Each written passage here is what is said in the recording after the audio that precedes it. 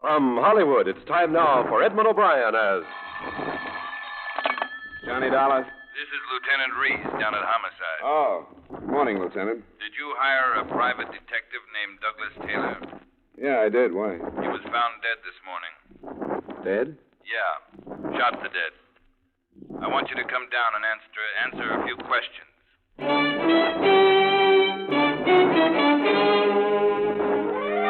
Edmond O'Brien in another adventure of the man with the action-packed expense account, America's fabulous freelance insurance investigator. Yours truly, Johnny Dollar.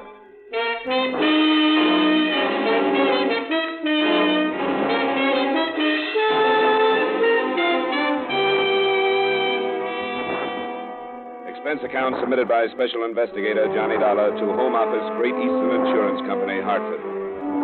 I don't know how much responsibility you'll want to take for these expenses, but I hope you realize that a large share of them were incurred in an effort to protect the company. The following is an accounting of expenditures during my investigation of the Douglas Taylor matter. Expense account item 1, $1.20, cab fare from my apartment to Hartford Police Headquarters, Homicide Division. Yes, sir? My name is Dollar, Lieutenant Reese. Oh, yeah, second door there. He's waiting. Just go right in. Thanks. Lieutenant Reese? Yeah. You Dollar? That's right. Thanks for coming down. Well, I can't say it's a pleasure, Lieutenant. I'm sorry to hear about Taylor. What happened? We don't know yet. Where did it happen? We aren't sure of that either. He was found out by the freight yards, but chances are he was shot someplace else and dumped there. How did you happen to land on me? His wife came down to identify him this morning. She told us he was working for you. Well, I might as well get this off my chest now, Lieutenant. You won't like it any better if I save it. I can't answer any questions about what Taylor and I were working on. Not now. Why not?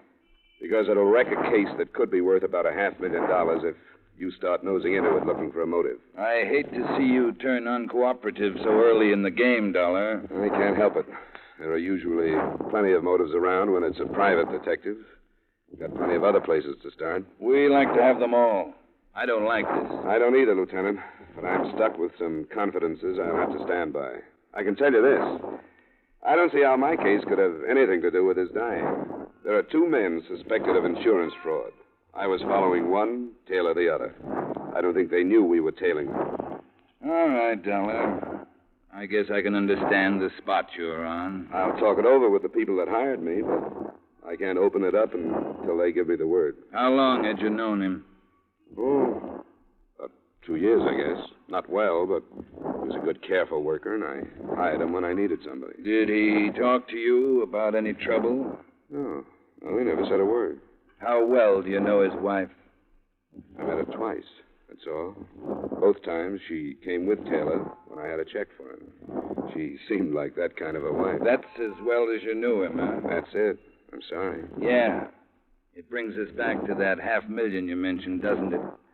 That's enough to hold you on, you know. I knew that when I told you. It's up to you. Beat it. If you ever need some help from us, I hope I'm on hand to turn you down.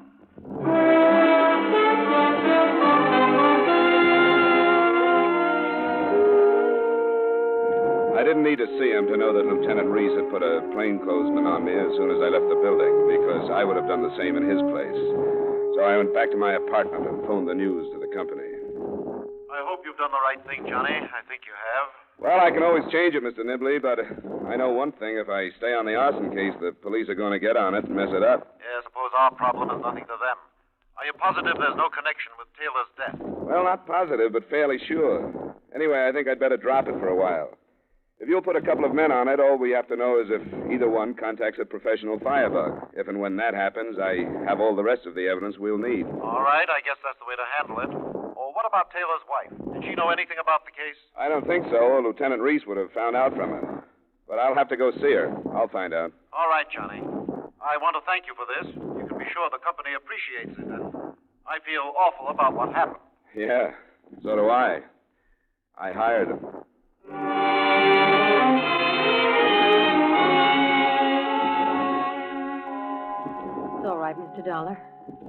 glad you came over. Doug spoke obvious so often.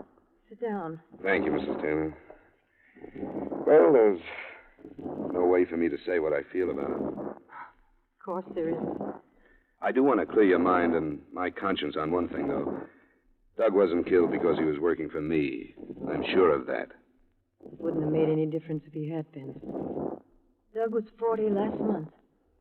He was 21 when I married him in New York. He was on the force there for 12 years before he opened his office here.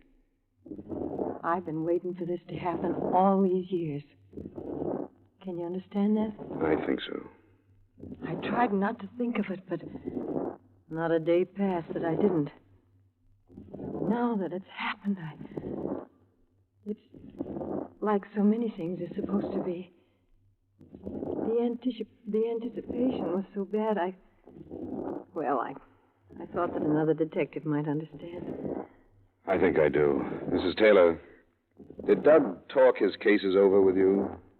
No, not for a long time. You knew he was working for me. Yes, he mentioned it, but that's all. He liked you a great deal. He didn't speak of any trouble or the chance of any? No. I suppose it's my fault that he didn't. He knew I worried too much as it was, and he never told me anything. Do you know if there would be any specific reason for his being killed? I mean, outside of his work. What do you mean? Well, it'll sound like a rotten thing to ask, but was there anyone else in his life? You mean a woman? Yeah. I don't think so. If there was, I didn't know about it. You don't sound quite sure. I'm not. I did suspect him. That was one of the things that kept gnawing at me all those years. But I never found out anything. I hope you're telling me everything, Mrs. Taylor. I am. That's the way it was, being married to him. I was alone so much, I know I thought about things too much, but I couldn't help it. Yeah. Who were some of his friends, Mrs. Taylor? I don't remember that he ever mentioned any to me. We had a few friends here in the neighborhood.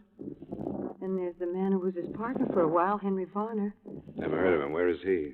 He's a house detective at the Hotel Millard. How close were they? Well, they were good friends. They hunted and fished. Oh. Have the police been here? No, Do I have to talk to them? I don't think it would be wise to try not to. You want me to let him in? No. No, I'll let him in. Hello, Mrs. Taylor. Do you feel up to answering some questions now? Yes. Yes, I'm all right. Thanks. I'll try not to take any more of it. Lieutenant Reese? Got everything taken care of? What does that mean? Did you get her story rehearsed? Climb off, Lieutenant. I don't play that way. What's this man doing here, Mrs. Taylor? Why, my husband was working for Mr. Dollar when he was killed, so he came to see me. Has he been asking you questions? Yes. What kind? Look, Lieutenant, Never mind, Dollar. What kind of questions, Mrs. Taylor? About Doug being killed. Did he tell you how to answer police questions? No. That never came up. Dollar, how much information on this insurance case did Taylor have in his office?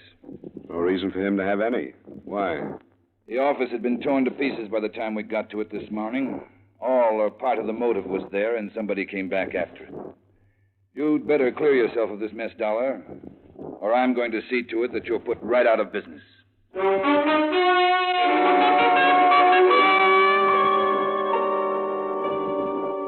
I had to wait until 7 that evening before I could get to Henry Varner, the hotel detective Mrs. Taylor had spoken of. He was the slight dark type with a hairline mustache and too much aftershave powder. The kind of house dick that usually causes the feminine guests the kind of trouble they're paid to stop. Yeah, I had a little deal cooked up this afternoon. The kind where you don't leave a phone number where you can be reached, if you know what I mean. Yeah. Yeah, what a doll. Hey, what's behind this Doug Taylor mess anyway? I haven't read the evening papers. Hasn't broken yet. His wife told me you and Doug were good friends. Oh, yeah. We used to be partners for a while. We used to get out of town once in a while. Hunting and fishing? Yeah, that was a pitch. When did you see him last? Let's get out of the lobby and go in the office, John.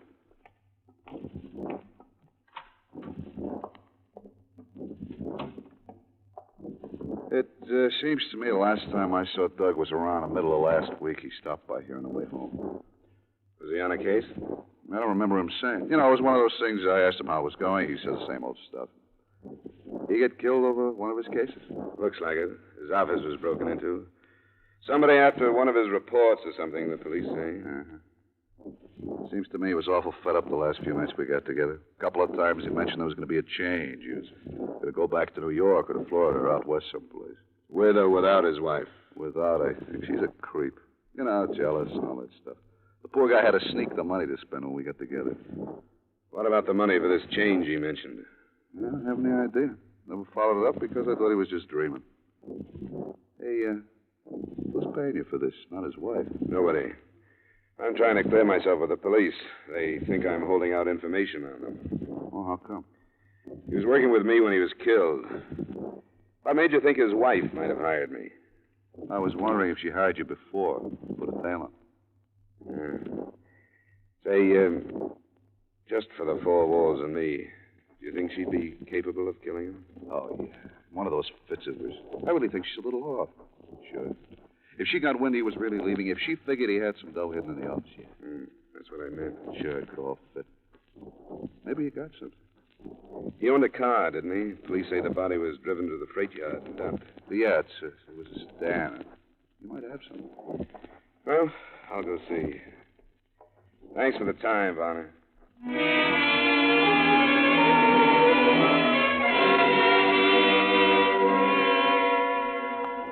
It was dark by the time I got across town again and back to the Taylor duplex.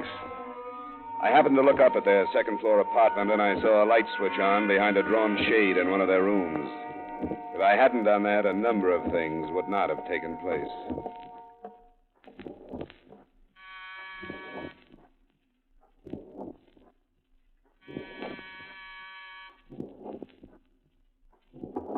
Mrs. Taylor? Mrs. Taylor, it's Johnny Dollar. Come on, I know you're in there. Let me in. All right. Hey, what's this? Come in here, I'll kill you. Yeah, sure. Don't get close to me. Move right across the room. Where's Mrs. Taylor? She's in the bedroom. Maybe she's dead. I don't know. I hit her. She wouldn't be quiet, and I hit her with a gun. And I'll kill you, too, if I have to. I don't care how many anymore. Why'd you kill Taylor? Because he was too filthy to stay alive, too dirty, rotten to live. Don't you try to follow me, or I'll kill you, too, and I mean it. Nothing means anything anymore. What are you fighting? What'd you come after? Don't you try to follow me. Hey, come here. Hey, come here. I had no intention of stepping out into the hall right then. He was young and obviously out of his head from fear. I hoped the shots he fired would alert the plainclothesman that I thought was still sticking to me, but he wasn't there. If I tried to lose him, it probably would have taken a week. But as I learned later, a split-second set of circumstances caused him to miss me when I left the hotel. And Douglas Taylor's killer simply disappeared into the night.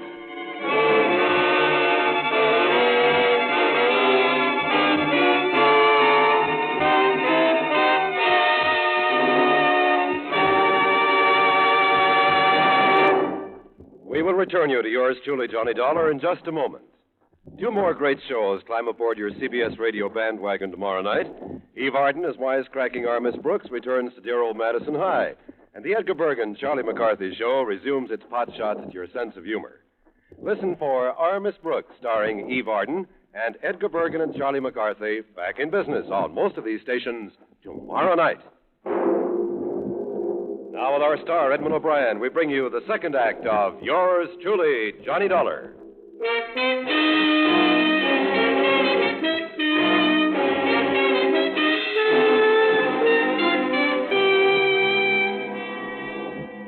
Mrs. Taylor had been knocked unconscious, but hadn't been seriously harmed. I phoned Lieutenant Reese, argued some tenants into going back to their dinners, and then did what I could for her. He was crazy. He said he'd kill me. Yeah, it's all right. It's all right now. When I screamed, he came at me. I knew he was going to kill me. I knew it. I knew that was the last thing I'd ever see. His face is a gun going. Take it easy, Miss Taylor. Take it easy. He's gone, and you're all right now. Oh, I can't explain. I knew I was dying. And I tried to hang on, and I couldn't. Here. Can you drink some more of this? Yes. I'll try. You saw him, didn't you? Yeah, I saw him. Who was he? Hadn't you ever seen him before? No, never. He was crazy. He told me that he killed Doug, and he killed me, too. What else did he say? I couldn't understand. Something about how Doug had ruined 2 lives, and I wished he could kill him again. Then I screamed, and he came. What he said mean anything to you? No. I didn't understand any of it. I wanted to ask him why he came here. Yeah, he was looking for something. Tore the place to pieces. Must be the same one that broke into Doug's office. I don't understand any of it. Oh, I'm so scared. He was going to kill me. Please, Mrs. Neal. Come on. Try to relax. Get hold of yourself. Police are on their way, and they'll want to talk to you. I'll wait for them in the living room.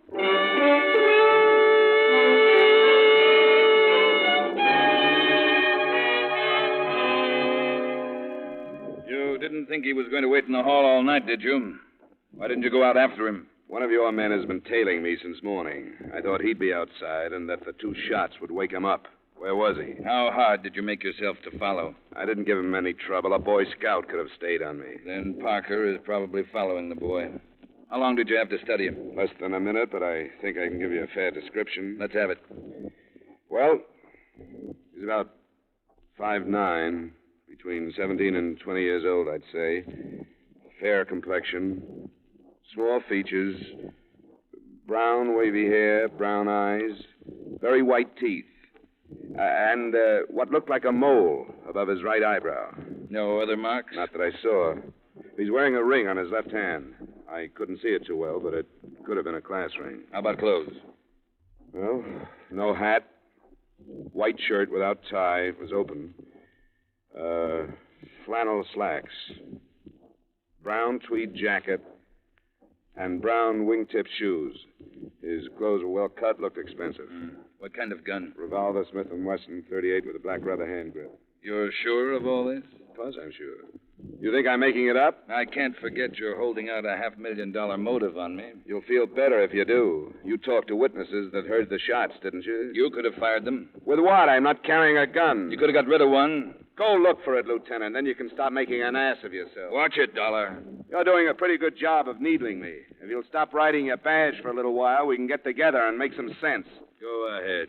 Doesn't it seem obvious that Taylor had something on this kid? Something big enough to be his motive? There must be a record of it.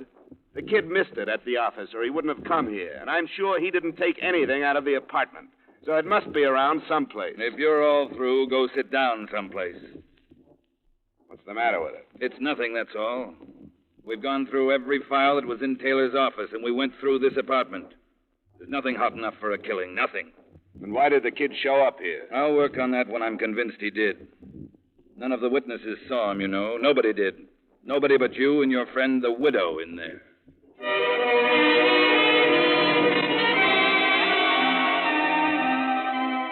It turned out to be a long night. Looking back at it now, I can see how the lieutenant felt justified in pushing around somebody who wouldn't cooperate. But that night it was tough, including a paraffin test that he called inconclusive because I could have been wearing a glove when I fired the 2 shots and then gotten rid of it. But finally, at about 1:15 in the morning, he got tired of it and he let me go home.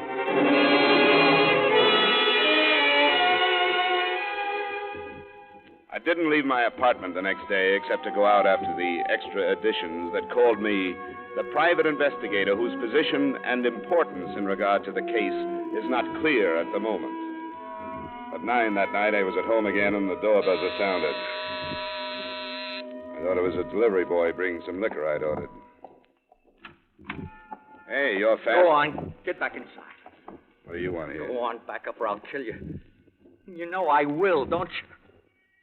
You look crazy enough to. But it'd be stupid. You'd never get out of this apartment building. What's the matter with you anyway? What do you want? You were in with Douglas Taylor, weren't you? What do you mean? He told us about you. When did he tell you? Said he brought somebody else in for protection. He said we'd never find out who it was. But I did find out, didn't I? You're pretty mixed up about something, aren't you? Oh, don't lie to me. If you'd only stopped when he told us you were going to, none of this would have happened. But you didn't. He kept coming back. We told him to have to stop some way. We couldn't pay anymore. We got nothing left. Now, wait a minute. Now, you wait. Now, he had a file on me, and I gotta have it. And if you don't give it to me, I'll kill you. We've gotta have it. I haven't got it. Ah, that's what he said, and it didn't do any good.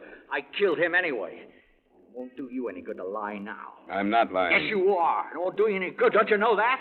You're way wrong. Now, listen to me. No, I won't. You told me that you killed Taylor because he lied to you, didn't you? Yes, I did. And I believe you. I believe that you'd kill anybody who you thought was lying to you. And I will. I know you would. Now, listen. Since I know that if I had a choice of telling you the truth and saving my life or lying when I knew you'd kill me, wouldn't I tell you the truth? Well... Huh? If I had your file or whatever it is, wouldn't I give it to you to save my life? All right, then give it. I don't have it.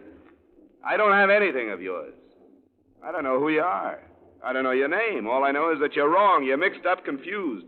You think I'm someone I'm not. Oh, Taylor told me about you. What did he say to make you so sure that he meant me? You came to his apartment. You were the only one, and you were in the paper. If I was mixed up in anything with Taylor, I wouldn't have come to the apartment. I would have stayed as far away as I could. Don't you see how wrong you are? You've got everything wrong. But you knew him. A lot of people knew him. I hired him once in a while, that's all. I don't know what you're talking about. You can believe that. Well, and I gotta go. Where? You don't know where to go, do you? Oh, I shouldn't have come. If I'd been able to think, I wouldn't have come. But I don't think anymore. I just do things. My life's all winding up, and it goes faster and faster, and I can't stop it. And, Douglas Taylor did all this to you? No, not all of it. Part of it I did myself.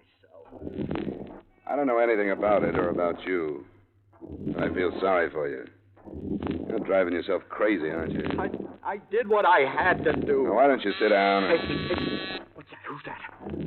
Don't try to answer it. I won't. It's just a boy bringing some liquor inside the door. You're lying. It's the police, they're coming in. No, it isn't the police. He just put the liquor down against the door. See? Now he's gone. I don't believe you. Why would the police come here? Because they're looking for me. Not in my apartment. You can believe that. See? There's nobody there anymore. The police would be breaking in by now. Yeah, it was a delivery boy. Sure it was. You got nothing to be afraid of. I don't think anymore. You're a nervous wreck. You know why? Yeah, I know. Because you're fighting something you know you can never beat. I've been doing that all right. Don't you know you'd be 100 times better off if you gave yourself up to Taylor's killing? No, I can't do that. Why not? I can't. I gotta get away. You'll never get away from this. Then I'll die. Taylor was black. What did he have on you? How did you know that? There'll be a lot of it these days. Be as bad off as you think if you... This isn't even important anymore. Go. What is important like this, huh? A family? What makes you think Because it sticks out all over you. A father with a fur collar on his overcoat and a mother who belongs to every civic club in town. All right, and a sister engaged to a lawyer. That's why I can't give myself up and have our name all over the papers. That's why I gotta find that file Taylor had and get rid of it and then get away. I've almost ruined the family now. Dad's been bled dry, keeping Taylor from turning my name in. And now they don't have to pay anymore. What do they think about his being dead? Well, they asked me, and I told them I didn't do it. I think they believe me. That's all right. Anyway, it's better now than it has been for the last 2 years. That long? Yeah, 2 years. It started when Dad got a feeling about what I was doing. He hired Taylor to find out, and when he finished his job, that's what he threw at us. Hey, wait a minute. Where you going now? Wait a minute. I'm going to get a light, if that's okay. I live here, you know. Oh, I gotta go. I don't know why I've talked like this. You wanted someone to talk to.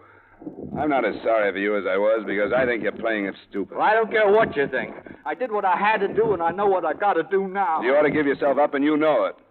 Now, I'm through talking sense. If you want to blow it all up your way, go ahead. I know what I have to do. There's nothing you can do. Now, look. I want you to come down to the ground floor with me. All right, we'll use the stairway. And you know that I'll kill you if I have to. I've gathered that, yes. Well, anytime you want to leave.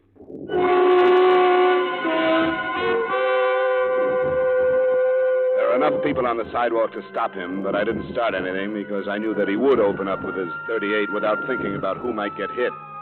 He had the fear-crazed look in his eyes again as he left me just outside the entrance and started across the street. I realized what was going to happen before he did. Either he had been spotted and followed, or my building had been staked out. It didn't make any difference. When the police officers saw us together, it was all they needed. Hey, you! Stay where you are! What do you want? We're police. We want to talk to you. What about? Make it a break! Hold it! Hold it! All right, Parker! Marlin! Stop him!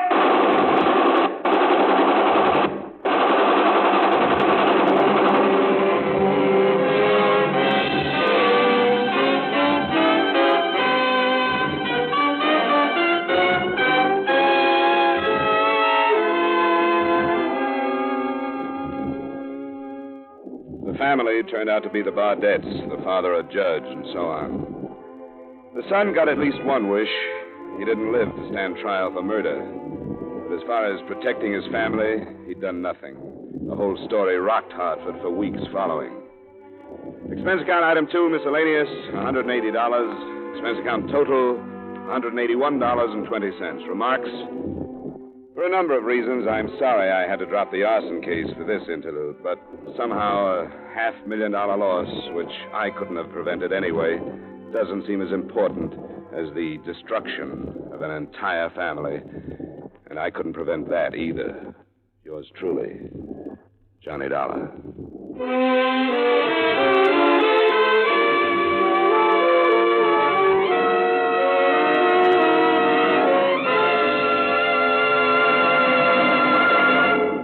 Yours truly, Johnny Dollar, stars Edmond O'Brien in the title role and is written by Gil Dowd with music by Wilbur Hatch. Edmond O'Brien will soon be seen starring in the Paramount picture Silver City. Featured in tonight's cast were Ray Hartman, Joseph Kearns, Edgar Barrier, Jeanette Nolan, and Hy Averback. Yours truly, Johnny Dollar, is produced and directed by Jaime Del Valle.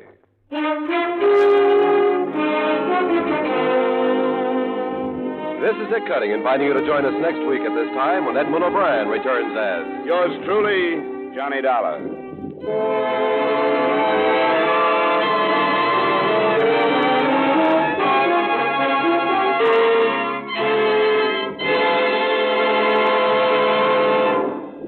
Uncle Sam gave 36 million pounds of U.S. farm surplus eggs and milk to save the Yugoslavs, but somebody had to pay the freight. CARE undertook to raise it from the American people, and at $5.35 per 300-pound package, the people gave. 3 million Yugoslav mothers and children have already received the CARE eggs and milk, but with a month to go before winter closes down the program, 1 million remain to be reached. You can reach 100 with only $5.35. Mail it to your local CARE office, or to CARE Los Angeles, or CARE New York.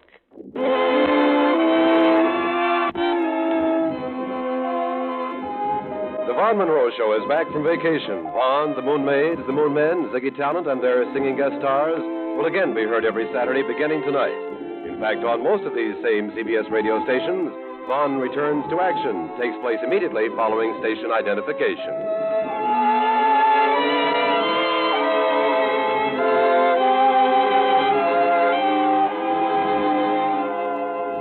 And remember, the Frankie Lane Show is your date with slick syncopation every Sunday afternoon on the CBS Radio Network.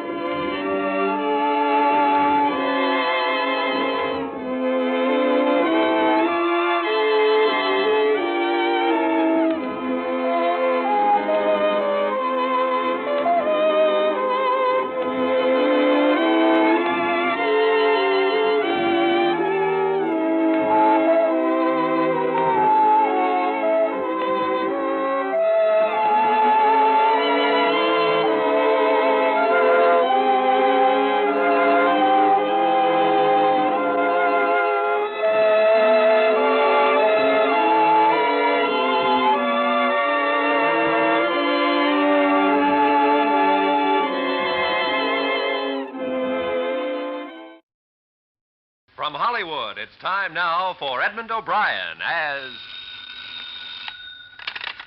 Johnny Dollar. This is Bill Hudson, Johnny. Grant Industrial Assurance. Remember? How could I forget? Whose assembly line busted down this time? It's steel, Johnny. Cornell Steel, Pittsburgh. Lots of so-called accidental deaths from the open hearth furnaces. Frankly, it smacks of murder to me. Could be hot work. I'll bring my sweatshirt. When's the next plane for Smokeville?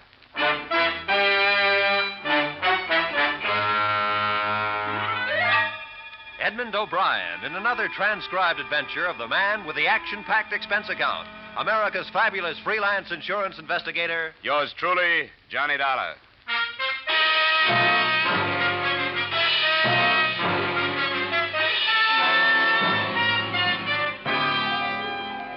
Expense account submitted by Special Investigator Johnny Dollar to Great Industrial Assurance Corporation of America, Hartford, Connecticut. The following is an accounting of my expenditures during investigation of the dead first helpers.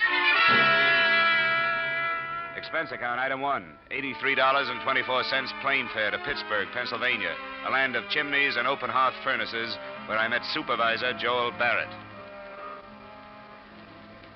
5 men in a single month, Mr. Dollar. All of them first helpers. What's a first helper? Well, it goes like this. The melter foreman is in charge of a number of furnaces. The first helper is in charge of an individual furnace. Under him are the second helpers and the cinder snaps. I see.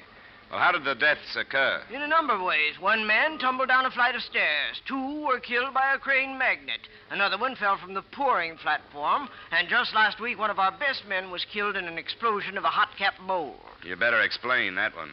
Certain types of steel have to be capped after they've been poured from the ladle to the ingot, you see. Sometimes the pressure is so great inside of them that when the pourers shoot water on the cap to seal it, the cap flies off and sprays a man with molten steel. I've seen it happen only once, Mr. Dollar. That's enough for me. Any connection between these deaths? How do you mean? I mean any common denominator, anything that could provide a motive for murder. None that I know of, except for the fact that all the men had been with us for a long time, 15 or 20 years. Just the boys who know their way around, eh? That's what's so strange, Mr. Dollar. None of them have ever been found to ignore safety regulations. Uh-huh.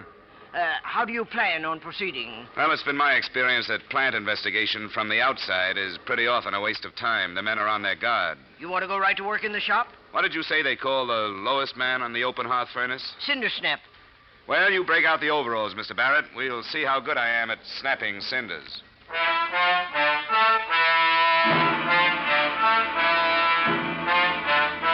Expense account, item 2, 25 cents for work cap. Every other item of equipment provided by the company. Expense account, item 3, $1 for blister salve and adhesive tape for hands after first 8 hours of work. Expense account, item 4, 75 cents for liniment for back after second 8 hours of work. Expense account, item 5, $10 first union fees, United Steelworkers CIO. Footnote, the 4th day on the job is the hardest. Dollar! Yeah! Silicon! What? Silicon! The wheelbarrow! Come on! Right! Move! Dollar! Yeah? Get on the rod! They're tapping 12! Rod? Get on the rod! Right! Dollar! Yeah! Where's the silicon? Well, I gotta get on the rod! Well, get to the rod, the silicon, and we're banging it! You're what? Hurry up! Dollar, get on the rod! Get on the rod!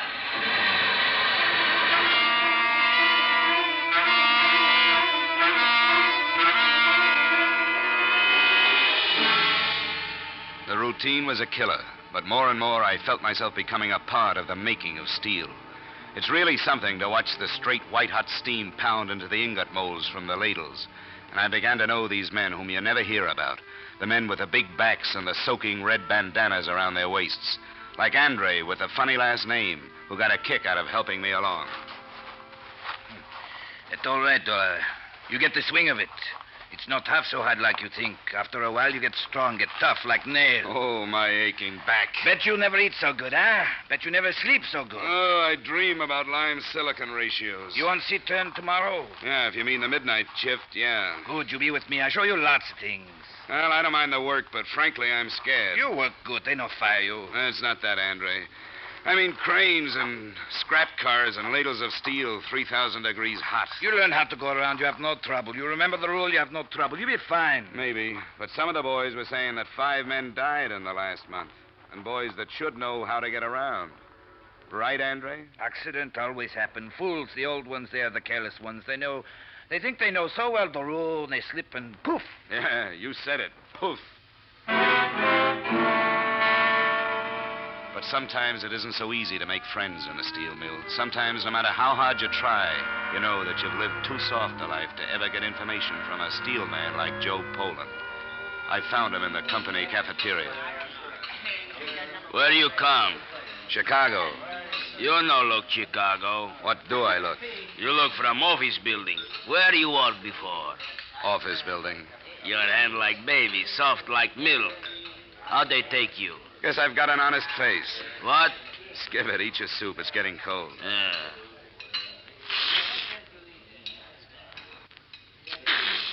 Kirk Brody. What you say? Nothing. Just Kirk Brody. Kirk Brody. How you know Kirk Brody? He dead when you come. I know. Killed by a hot cap mold. Kirk Brody friend. I like him. Work good. Who was working with him, Joe? Masaloni. Glad it wasn't me. I'd hate to have that on my conscience. You nosy. You maybe work for Barrett. Barrett. I don't like. Finish your soup, Joe. It's getting cold. Yeah.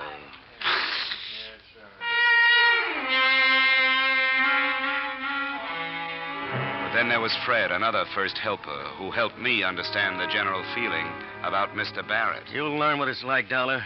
You married? Not yet. Well, if you were married and maybe had a couple of kids, you'd find out. You'd lie awake at night and you'd wonder, will it be me? Will I get that blue slip tomorrow? What if something happened to me? Would she get anything from the insurance? Things like that. How long you been here? 5 years. And tomorrow they can say, that's all, friend. And where are you? You sound like you know your way around, Fred. What's your idea on these accidents? Accidents? There's no such thing as an accident, Dollar. People who want to live cross the street with the light. It's the same way in steel. Like Kirk Brody, killed last week.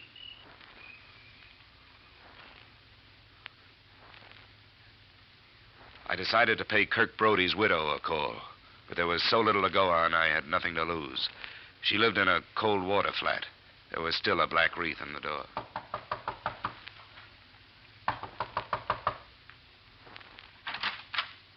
Yes? Mrs. Brody? That's right. I wonder if I could see you for a moment. I'm with Cornell Steel. Come in. Won't you sit down? Thanks. My name is Dollar. I'm investigating the accidents that occurred in the open hearths, Mrs. Brody. I'm sorry to trouble you about it, but there are some things I have to know. Kirk was the last one. It happened 3 weeks ago, is that right? Yeah. 3 weeks ago, Tuesday. On the accident report, it said he was killed when a hot cap blew off a mold. I knew it would happen, Mr. Dollar. I knew it would happen. It was as if I could have stopped it. Oh, Kirk was always careful, always. Only that day when he left the house, I had a feeling something was going to happen. I said, Kirk, please be careful. He smiled. It was the last I saw. I won't trouble you any further, Mrs. Brody. Oh, no. I want to tell you what's happening, Mr. Dollar. I'll tell you what it is. It was this way with Kirk. It's this way with the others. It's their jobs. They're scared for their jobs. If you want to investigate, you want to investigate Barrett. He's the one to investigate.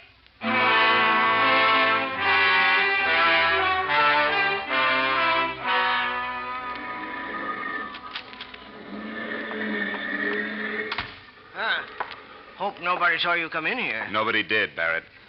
What'd you find out? Well, nothing you could call factual, but there's some kind of tension in the shop. Something's going on. Well, production is holding its own. No, they work all right. But it's like they're frightened of something. I want to look at your employment records. Well, sure thing. Right in that file drawer. Thanks. You know, it certainly is odd, Dollar. Every one of the men killed was alone at the time. No witnesses at all. Oh, really? That's something you neglected to tell me on my first visit here, Mr. Barrett. Slipped my mind. Yeah, it seems several other things slipped your mind. What do you mean? Well, like a little communication I found on the bulletin board in the locker room. What communication? To the effect that due to various conditions beyond our control, layoffs will be necessary in some cases, and men will be laid off consistent with their seniority. But now, what possible connection could that have with the 5 deaths? You had the answer to that question, but I had to find it out on my own. I don't call that active cooperation, Mr. Barrett. What's that, The five men were killed in order of seniority. The killer, whoever he is, obviously is scared to death of losing his job. According to your files, the next man slated for accidental death is another first helper, Mike Birdy. Now, you knew all that. Why didn't you speak up? Well, I don't know. It never hit me as particularly important. You know Cornell Steel isn't laying off anybody right now. Maybe you're trying to scare the men into more work. And I doubt if that's company policy, Mr. Barrett. You have your job to do, Dollar. That's to find this killer. I have my job to do. That's to boost production. Is that all right with you? Perfectly all right. And I'll take my job any day.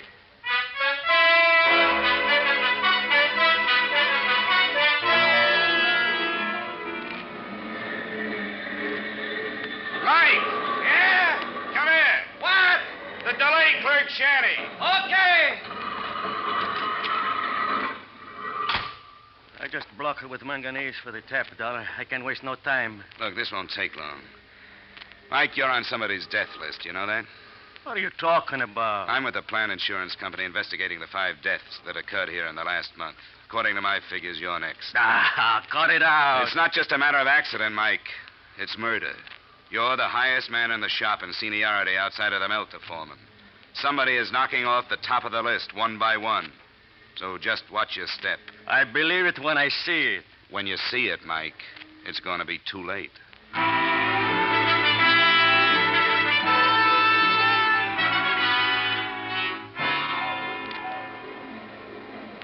That night, toward the end of the shift, must have been about 6 in the morning, Mike was cleaning cinders from the furnace floor on the tap hole side. I was making it my business to keep an eye on him. He was sweeping the cinders off the platform down into the empty ladle pit 30 feet below. As a first helper, it wasn't his job, but Mike was like that.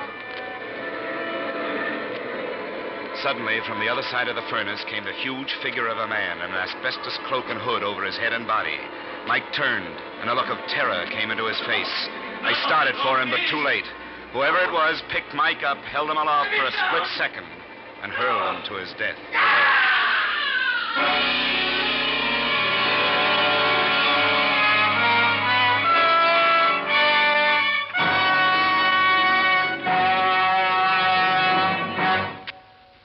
In just a moment, we'll return to the second act of yours truly, Johnny Dollar. But first, to politely paraphrase history, George burns while Gracie fiddles. And the result is, of course, the laugh riot heard every Wednesday evening over most of these same CBS stations.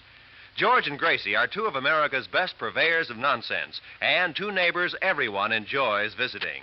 You can never tell what Gracie has up her sleeve, but you can always bet it'll get George into trouble. Be sure not to miss the Burns and Allen Show this Wednesday and every Wednesday at that spot on your dial marked CBS. And now, with our star, Edmond O'Brien, we return to the second act of yours truly, Johnny Dollar.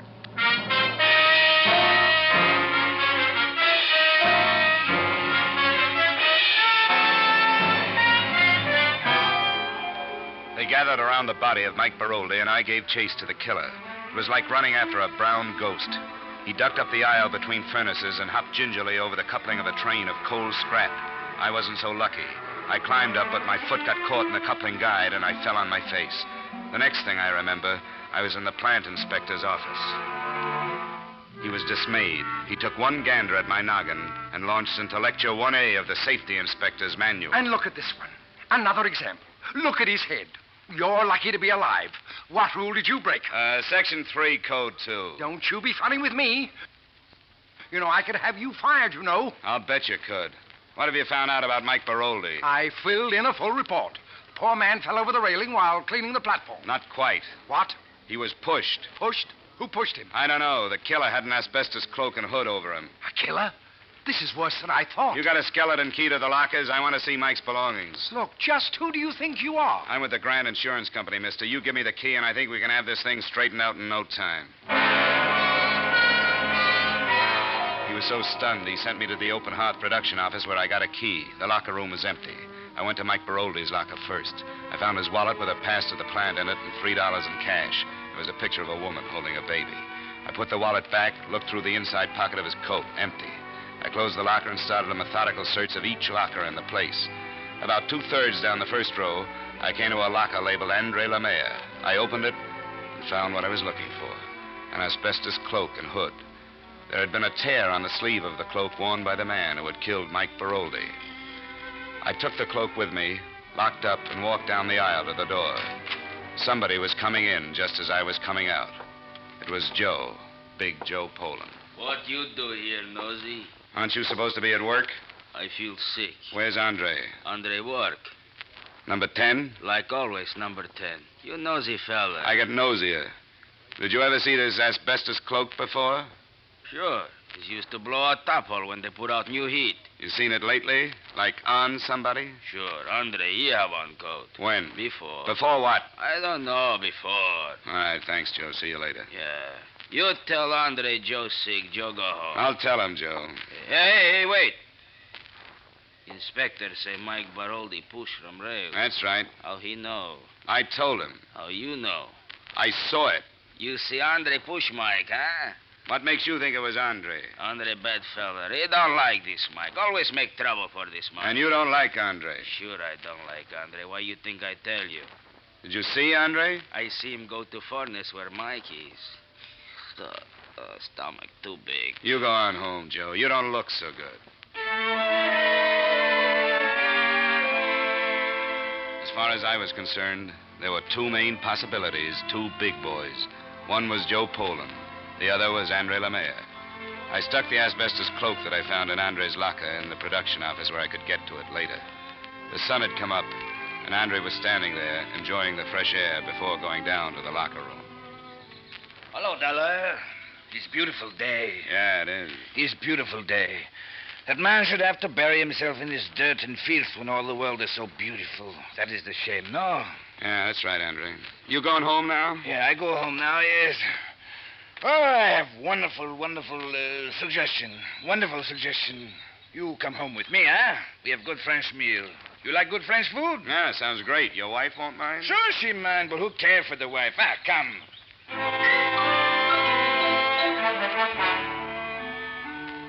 What's your name, monsieur? Johnny Dollar. Funny name. Ah, you have no sense. Woman, you do not tell a man he has funny name. Oh, I'm sorry, monsieur. Oh, think nothing of it. You work at mill? That's right. You'll make a wonderful worker. A very good man because he think, he use his head.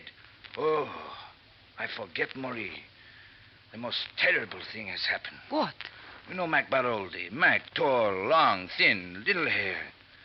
Well, Mike is pushed from rail and killed. Oh, no. Kill. Oh, terrible, terrible. You see it, no, Dollar? Yeah, I saw it. Somebody do it. Somebody. They catch him, boy. Andre, I think it's about time I let you in on a little secret. I'm with an insurance company. I'm investigating these murders. Huh? I found an asbestos cloak in your locker today. I have no asbestos cloak. I saw him. I killed Andre. The killer wore this cloak. The cloak was in your locker. Maybe you'd better take it from there. You say I killed Mike? You tell me this? I take you to my house. You say terrible things to me like this. You lie to me. You say you are friends of mine. You leave. You leave. Leave! Well, there goes some nice French cooking.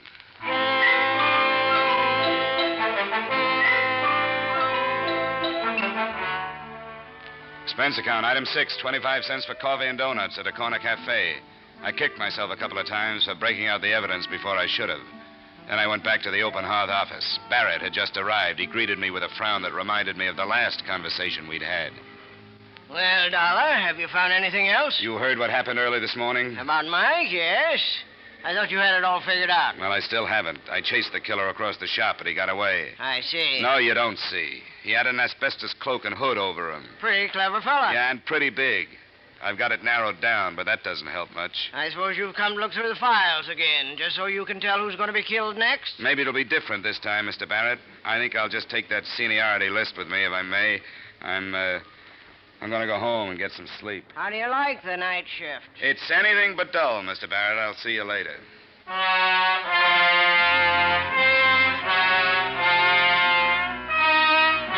Expense account, item 7, $1 even, cab fare to boarding house, to which a surprised taxi driver chauffeured his first overalled customer in what must have been years. Did I study the list in the cab? I did not. I grabbed a little sleep. The driver shook me awake. I paid him, went upstairs, and flopped in the cot. Then I opened the paper. The next name on the list was none other than Andre Lemaire.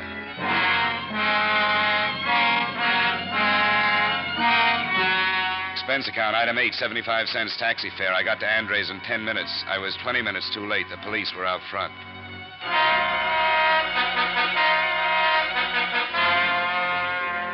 Dead. He's dead. They killed him. Who killed him, Mrs. LeMaire? Killed him. Killed. Who? Who, Mrs. LeMaire? The man. The big man. He killed him. Sergeant, take care of him. I'm sorry, Mrs. LeMaire.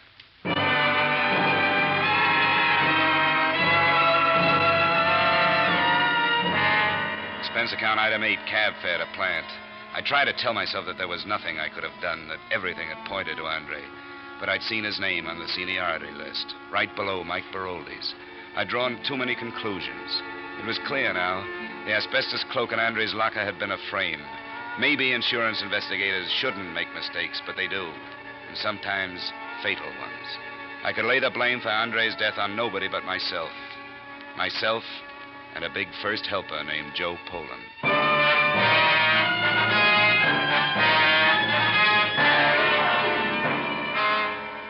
Where's Poland, Barrett? Why, I don't know. He got sick. We sent him home. What's his address? I have it right here in my book. Well, bring it with you. You and I are paying a visit to Joe Poland.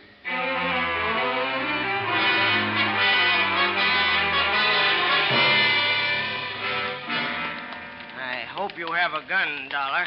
Just in case. A knock. You better stand back.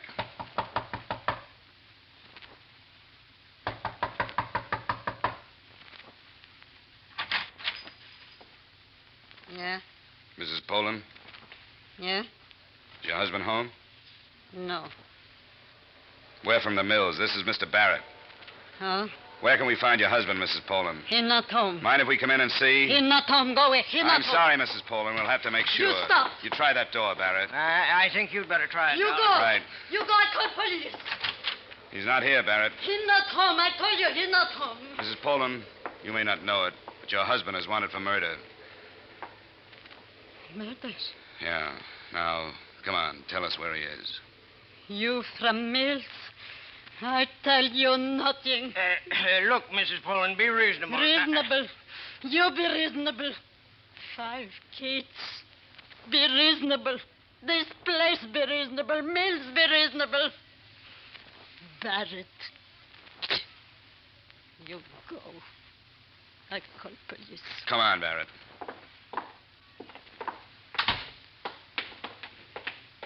You must have a peculiar theory of management, Barrett. I've been in dozens of plants, and I've never seen anybody loved like you are. What do you do to them? My theory of management is very simple. Men work better when the pressure's on. There it is, cruel but true. I have the top production result in the plant. You can't beat that. How did you ever get off a bookkeeper's stool and into a mill? How did you ever get to be a supervisor? I'd like to meet the man that hired you. I give you 10 days as a supervisor in the steel mills, Dollar. You'd change your opinions fast. Men are no different now than they ever were. Give them an inch, they take a mile. Give them 5 minutes off, they take an hour. Let them out of your sight for a minute, and they're playing cards in a corner. You know, men are more than figures on a production chart. Could that be why you lost a lot of good first helpers, Barrett? One maniac runs loose, and you condemn the whole method. Sorry, Dollar. You've got a lot to learn about the practical management. You'd better just stick to investigation. And from the way you've messed this case up, I'd say you were the one who had a lot to learn in his field.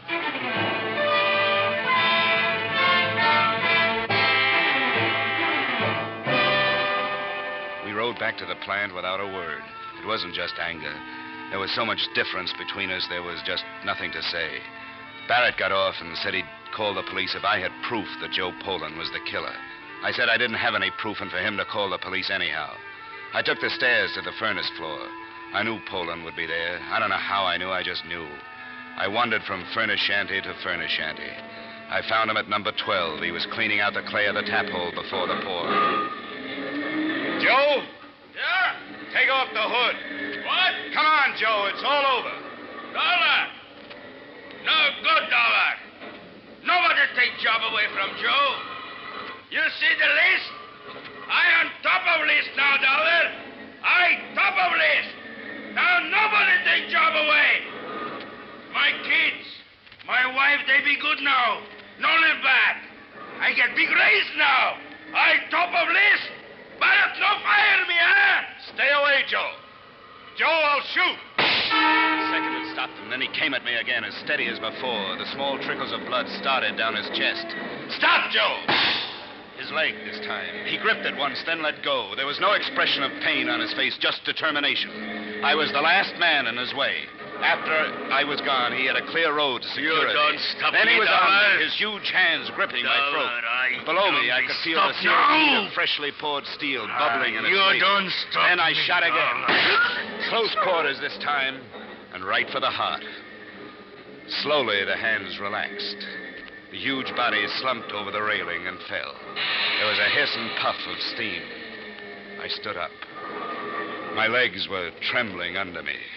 I looked down, shielding my face. There was nothing to see. The slag had covered over.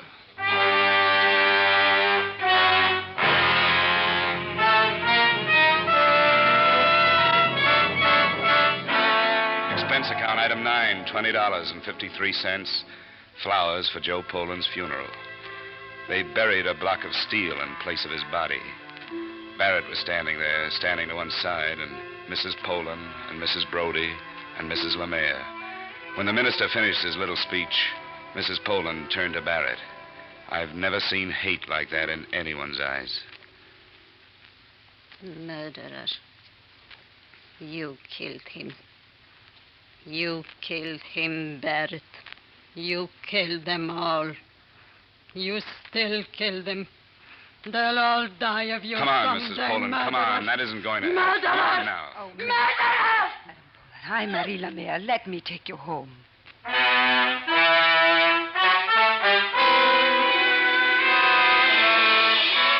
So Mrs. Poland went home with the woman whose husband Joe had killed. And I wondered, who are the murderers, and where does murder start? Though I don't like to see anyone lose his job, I like petty Simon Legree's even less. So I'm pleased to report that Joel Barrett has been replaced as supervisor. I finally concluded that if you trace a murder far enough, you get right back to every one of us.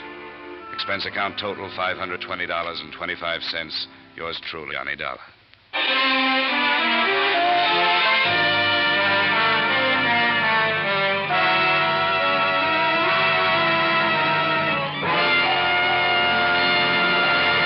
Yours truly, Johnny Dollar, stars Edmond O'Brien and was written by Gil Dowd and David Ellis, with music composed and conducted by Leith Stevens. Edmond O'Brien can currently be seen starring in the Harry M. Popkin United Artists production, DOA. Featured in our cast were Joe Forte, Junius Matthews, Jack Petruzzi, Raymond Burr, Jack Crucian, Kay Stewart, and Peggy Weber. Yours truly, Johnny Dollar, is produced and directed by Jaime Del Valle. Join us again next week when, from Hollywood, Edmond O'Brien will return in another transcribed adventure of... Yours truly, Johnny Dollar.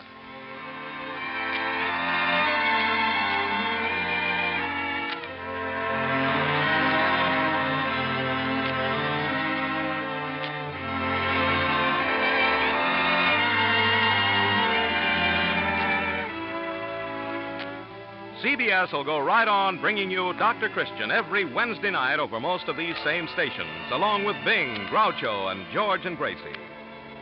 Stay tuned now for The Adventures of Philip Marlowe, which follows immediately over most of these same CBS stations.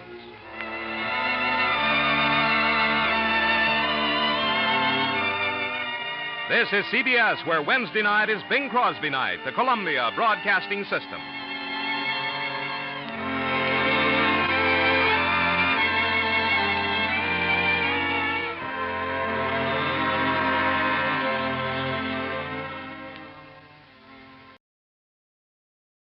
From Hollywood, it's time now for Edmond O'Brien as... Johnny Dollar. This is Doug Strand over at Bay State Bonding and Liability. I've got a big bonding case for you up in Boston. Well, I just started to work on a case here in Hartford, also bonded. But okay, what's the picture? Huh? How'd you know it was a picture? How did I know what was a picture? The one I'm calling about, an oil painting. Insured for $250,000. It's just been stolen.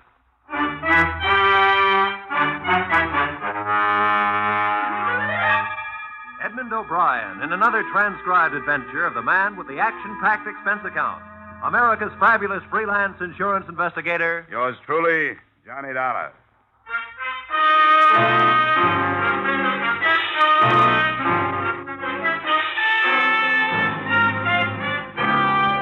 Expense account submitted by Special Investigator Johnny Dollar to Bay State Bonding and Liability Company, Hartford, Connecticut. The following is an accounting of my expenditures during investigation of a missing masterpiece, an investigation that took place in Boston, but turned out to be no tea party. Expense account, item 1, $8, mileage, Hartford to Beantown on the Charles. First stop, the Modern Art Gallery, a modest made-over brownstone in a modest business neighborhood.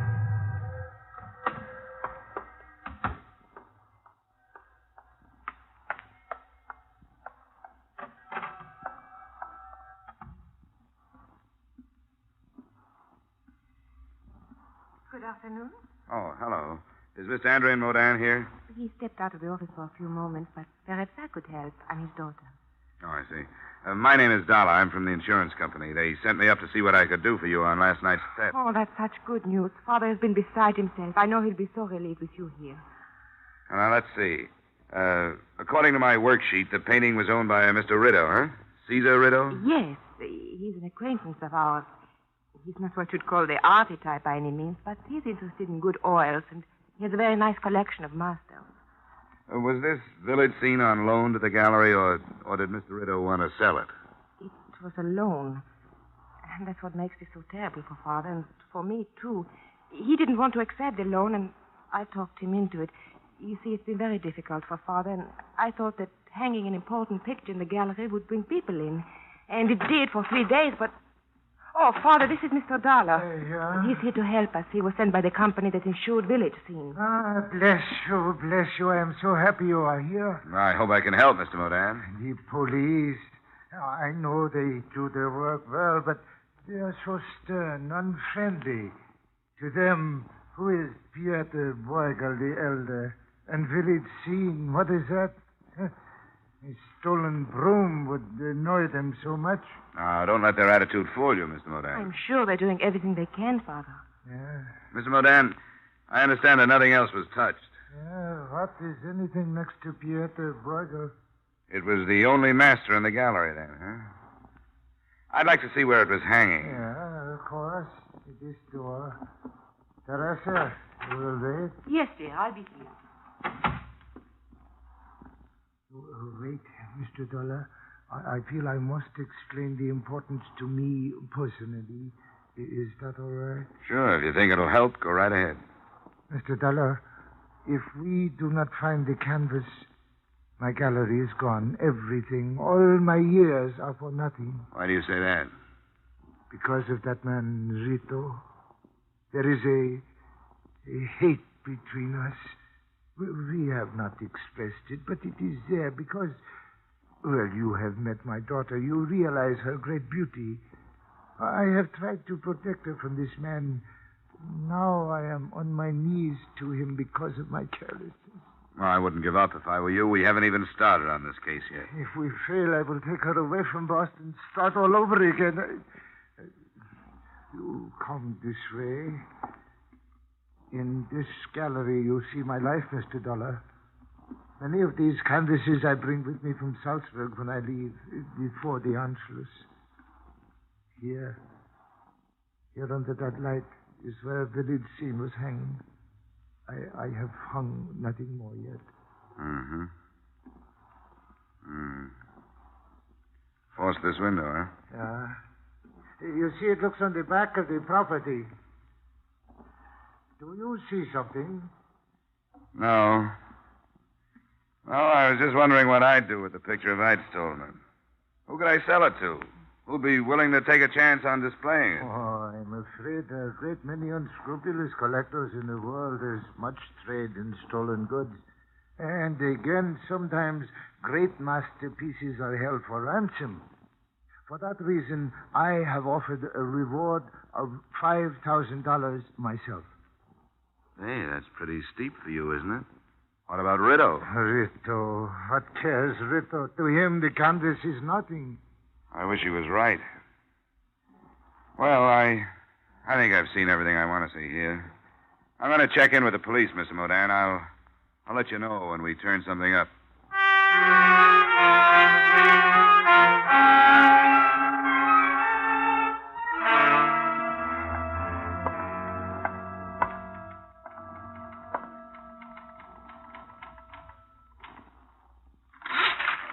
What is it?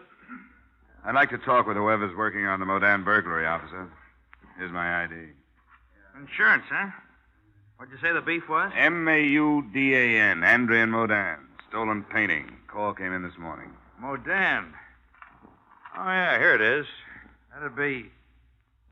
Hey. Estimated value of $250,000. Yeah. A picture? Yeah. And I'll bet you the artist was lucky if he got a month's rent out of it. The price has gone up $100,000 every century he's been dead. Oh, one of them old-timers. You can have him. I don't understand him. Your man is Sergeant Hines, through that door, first office to the left. I'll buzz him. You're on the way. Thanks.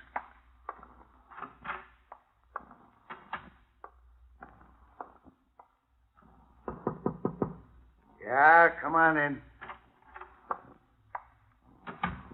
How are you, Dollar?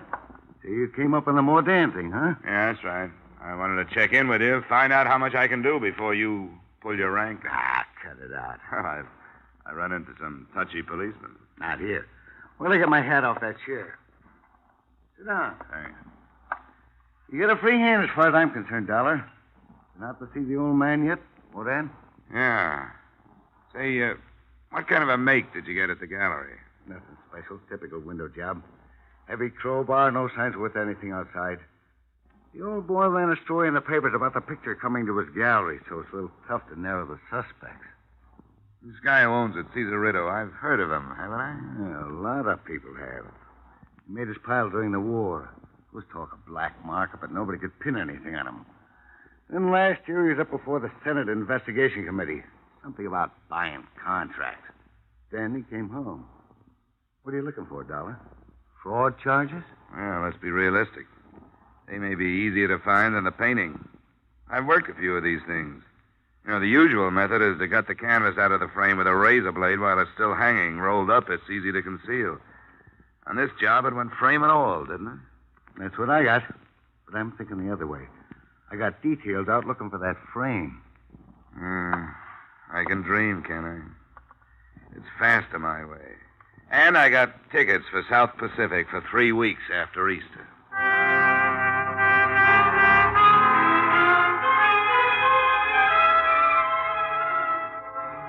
I did some spade work on Caesar Rideau that afternoon before I went to his address. His current position was that of wholesale liquor distributor for a number of distillers that managed to keep their prices high and their quality low. His financial condition was healthy, but you don't have to be broke to be able to use $250,000. I found Rideau's residence halfway up the shady side of Beacon Hill. He hadn't made the top, but he was climbing. There was a coat of arms on the wrought iron gate and a butler, complete with cummerbund, inside the front entrance. But the class stopped there. Charles, that's that clown from the dress shop. Give him to me. When I get through with him, you can shovel him out. It's a gentleman to see Mr. Rideau, madam. Oh. Go finish the silver. I'll talk to him. Yes, madam. Hello, my name is Dollar. That's very clever, but it doesn't help. Could you be the sick friend he's been sitting up with lately? The insurance company told him I was coming up when he reported the theft of his painting. Ah, Rideau's folly, huh? You Mrs. Rideau? Not yet. I'm holding out to be a June bride. Come on in the bar, Mr. Dollar. You and me are interested in the same situation. My name is Lily Swanson. I don't know anything about art, but I got a few ideas about who's supposed to be modeling as a sap. You want a drink? No, thanks. Don't let me stop you. I had one here somewhere. Oh, here it is. Well, did you meet the museum piece? You mean Teresa Modan? Yeah, I met her. If you want to make a quick buck, take out a policy on her life. To me, she's poison. Oh, that's hard to believe. What do you mean by that? I was just looking at you. You don't have anything to worry about. Haven't you heard sometimes beauty is only skin deep? I want to tell you about Caesar Rideau. He's a climber. I've been good enough for him for a long time, but now he wants refinement. Doing specialties in burlesque houses, that's one thing you don't develop. Maybe I'd better have that drink. Yeah, help yourself. Don't get me wrong. I'm not building up to a sob story. But it's just like him waking up one morning with a big interest in art and money enough to carry it off. The right people were impressed. Now he wants that dame, and he's willing to gamble a few $100,000 if it'll help. That's why he put that picture in that fire trap. Where do you think it is now? How should I know? The point is, he doesn't care where it is. He's protected. Another point is that I'm getting paid to care a lot where it is. Well, I can't help you there. But he's got to be taught that he can't walk over people without getting hurt himself. I'm afraid I can't help you there. Then that dame, Teresa. If you think she's worth it, tell her. He's not good enough for her. She'll get hurt. He's got no more feeling for her than he has for a new suit. He'll wear her for a while. When he gets bored, he'll go shopping for a new pattern. If she's a nice kid, she ought to be told. That's quite a pitch, Lily. Caesar. I don't mind strangers hearing things like that, but the servants might have been listening. Discipline, you know. I don't care. Wait till I write my memoirs. You're one of the rottenest mashers I've ever known, and I've known a few. Go fix your face. Sure. On the way, I might as well fix yours. I didn't hear enough of it to find out who you are. Name's Dollar, insurance company. Oh, yeah. Tell me, you made any progress? Yeah, general progress. I've learned that Bay State Bonding and Liability hired an investigator on the wrong end of this case.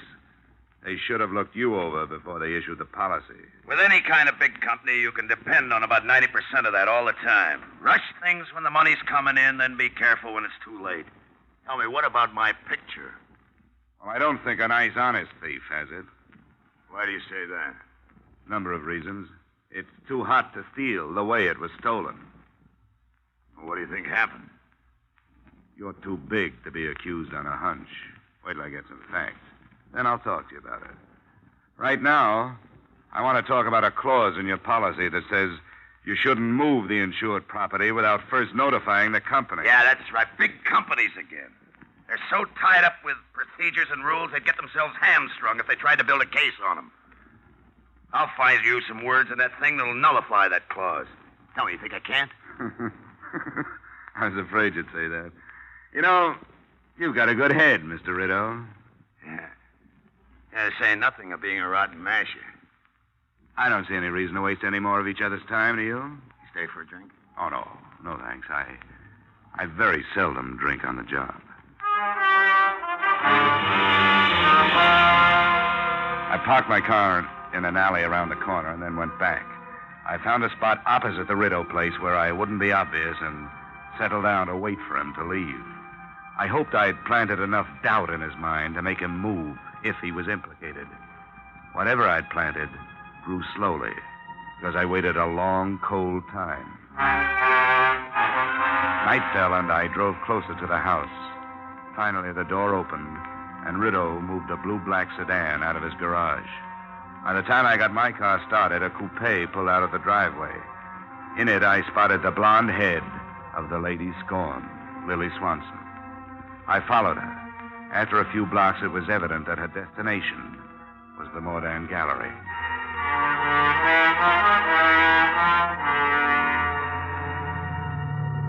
I pulled up at the rear of the building. I could see a dim light burning on the ground floor. I started toward a window. But before I got to it, it happened at another one.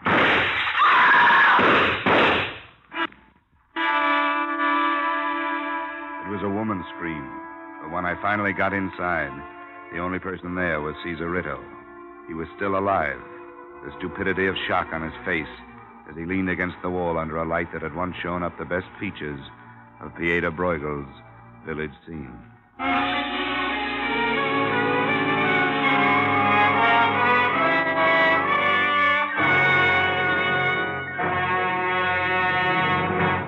In just a moment, we will return to the second act of yours truly, Johnny Dollar. But first, Wednesday nights on CBS bring you Groucho Marx, Bing Crosby, and Burns and Allen. An hour and a half of radio's top entertainment for the whole family.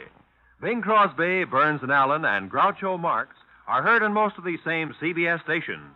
So make this wonderful Wednesday a steady date with CBS. And now, with our star, Edmond O'Brien, we return to the second act of Yours Truly, Johnny Dollar.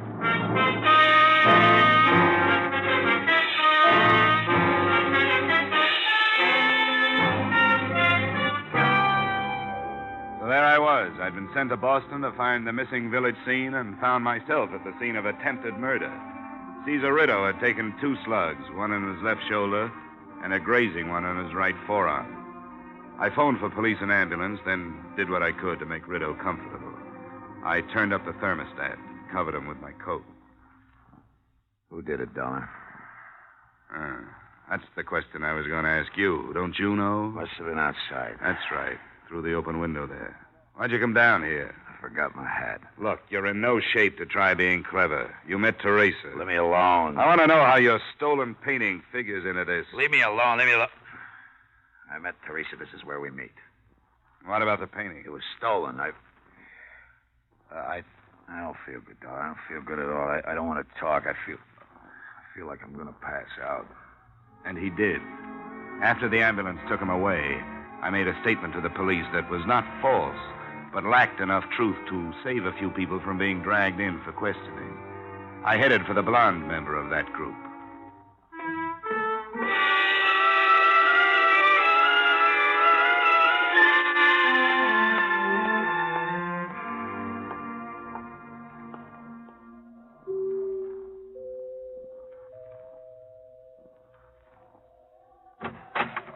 Oh, it's you. What do you want? Just a few words. I used up all I had earlier today. Yeah, but we got new things to talk about Such now. as? Well, the police might want more from me on that art gallery shooting. All right. Is he dead? No. Did you know I was there, or were you just guessing? I wasn't guessing. I followed you from here. Oh, I suppose that earns you a drink. Come on. Thanks. Up yourself. You said the police were there. Yeah, I had to call them. I didn't mention your being there. Why not? Because I wanted to get to you before they hauled you in. I didn't shoot him. I followed him there, but I didn't shoot him. Somebody did. There were 2 women there and me, and I didn't do it. Why did you follow him? Because I heard him phone that Teresa and tell her to meet him. I wanted to find out what was going on, but I didn't. I changed my mind. I didn't even stop. I was afraid I might do something crazy if I saw them together. I'd like to believe you. It's the truth. Maybe. I hope it is, because I'd like to link the shooting up with the painting. If I can't, you're going to be in bad trouble. You're pretty smart, aren't you? Things just worked out this way. You think Caesar did something with that painting for the insurance money, and you want me to help you prove it to save my own skin? No, gorgeous, no. To save the company $250,000. You'll never die of softening of the heart, will you? All right, what comes first? I want to hear everything you know about this deal. And while you're telling me, I want you to help me go through this house from cupola to basement.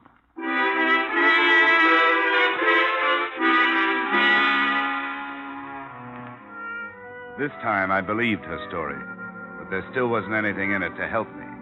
The search of the house paid off the same way. No painting, no leads, nothing. At 11 p.m. I left, looked up the Modan home address, and bearded the other point of the triangle in her den. It's terribly late, Mr. Dollar. It's after 11. Your father here? He's upstairs in his studio. Wouldn't tomorrow morning be better? Maybe for you, but not for me. I don't want to give you all that time to get your story straight. Story straight? Why'd you meet Rideau at the gallery tonight? Don't say that's any of your affair. A girl has a right to meet her fiancé when and where she wishes. Fiancé? Yes. They're to be married as soon as possible. You were with him when he was shot. Why did you leave him? Because I was terrified. Caesar told me to go. He thought she was trying to kill me. Did he say it was Lily, or is this your idea? Of course it was she. Who else would it be? Mr. Dollar, this situation is unpleasant enough without these insinuations from you that I don't even understand. It means nothing to you. It is a matter for the police. You have no right to meddle in our lives. You were sent here to look for village scene. That's what I'm doing. Why are you marrying that self-styled dictator? Because I love him. Well, that won't stay down. Nobody but Caesar Rideau could love Caesar Rideau. Right. It's because I'm tired of being a poor man's daughter. I want to get away. I finally decided what I want out of marriage. What he can give me. He's going to be a big man, a wealthy one. And I'm going to be his wife. Teresa. I'm sorry you heard that, Mr. Modern. Oh, Teresa. Stay out of this, Father. I've made up my mind. Go to bed. Go to bed with those words in my ear. My daughter, what has happened? What has that man done to you? Be quiet, Father. Teresa, wait. We will not be poor always. Go. Don't talk to me. How can this be? Suddenly, she is no longer Teresa.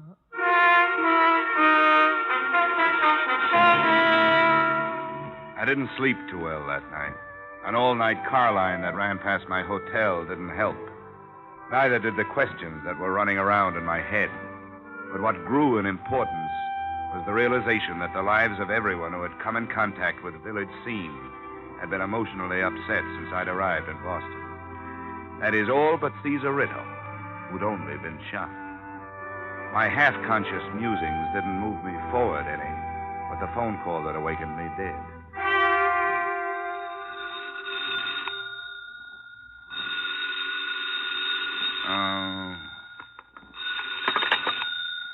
Yeah, hello. Dollar? Yeah, who is it? Sergeant Hines, burglary. Oh, how are you, Sergeant? What's new? That fraud case you were dreaming about, it won't work. Hey, come on. It's too early for that kind of stuff. Sorry. Couldn't resist it. The picture's been returned. What? The old man Mordan didn't know where to reach you. He called us. It was returned for the reward he posted. Have you seen it? No, but if he's not worried, I'm not. I've got a lot of other burglaries. Okay. Thanks for calling. I'll go right out there.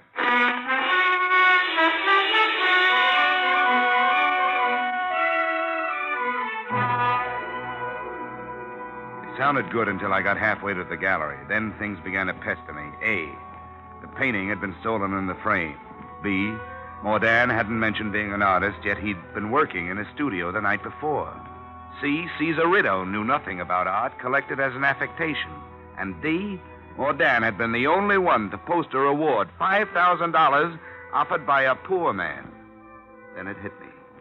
He knew he wouldn't have to pay it. He'd posted the reward to divert suspicion. My hunch was that he had put the picture on ice himself. When I got to Mordan's gallery, the copy Mordan had made of Village Scene was there. But also, hanging next to it, was the original. You are surprised, Mr. Dollar. Yeah, doubly, Mr. Mordan. My copy is quite excellent. Do you agree? Well, I'm not an expert, Mordan. It is very good, I think. I am pleased with it. The most important work of my career.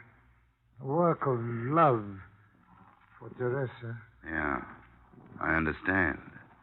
She was an ambitious girl, always. Oh, that is not a fault. She is like her mother, born for good things. I could not give them to her. Caesar Ritto could. He's soon coming for his canvas. Well, no crime has been committed, except theoretically. You copied the original, meant to sell it, but you didn't. Maybe Ritto won't press charges. Perhaps not. When he came the first time into our life, I knew.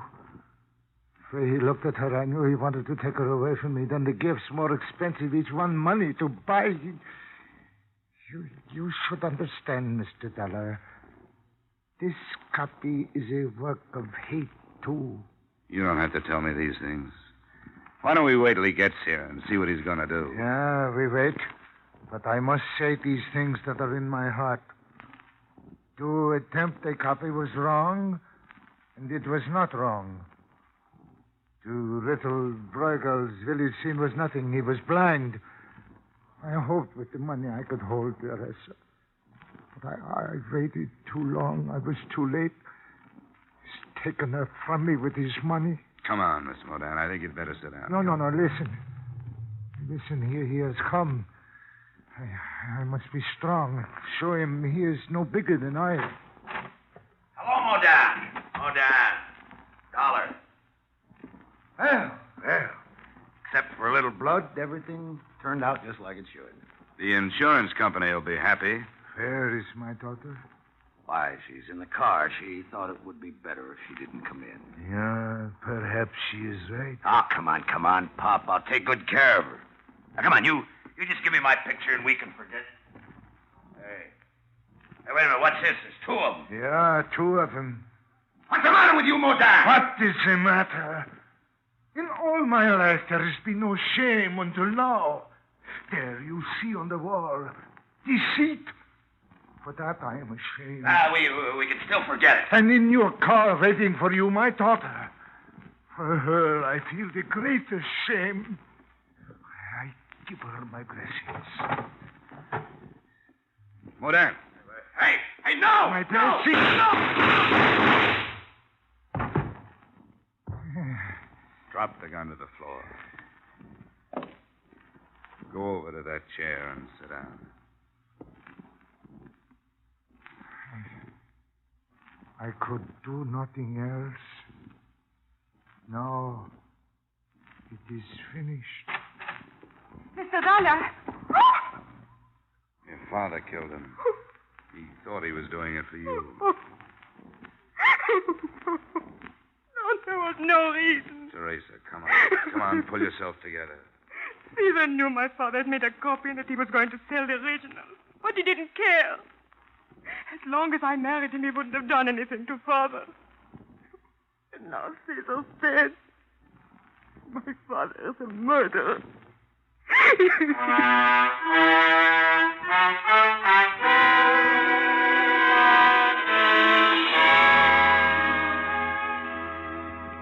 There wasn't much left for me to do in Boston. I made the statement that caused Andre and Modern to be booked for murder.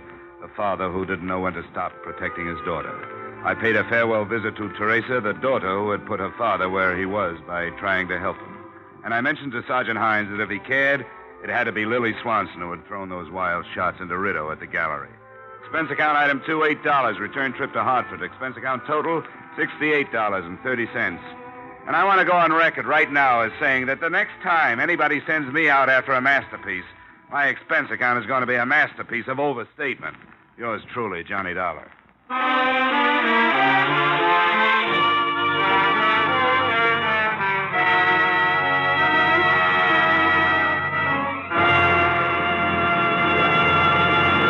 Yours truly, Johnny Dollar, stars Edmond O'Brien in the title role and was written by Gil Dowd and Paul Dudley, with music composed and conducted by Leith Stevens.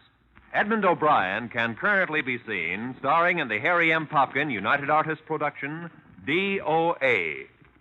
Featured in our cast were Charles McGraw, Walter Burke, Lillian Baeff, Robert Griffin, James Nusser, Joan Banks, and Tyler McVeigh. Yours truly, Johnny Dollar, is produced and directed by Jaime Del Valle.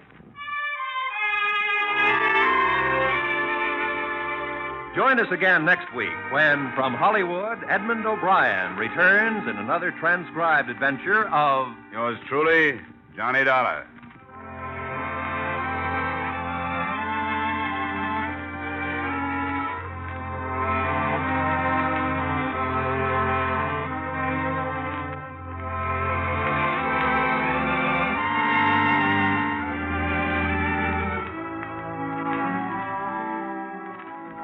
There's a man with a little black bag turns up on most of these CBS stations every Wednesday night. And out of it comes some of the most light-hearted and most moving stories on the air. The man? Why, it's Dr. Christian, of course. And tomorrow night's the night for another of his famous visits. Be sure to hear Dr. Christian starring Jean Hirschholz as the beloved small-town physician every Wednesday night. Now stay tuned for the adventures of Philip Marlowe, which follows immediately on most of these same CBS stations.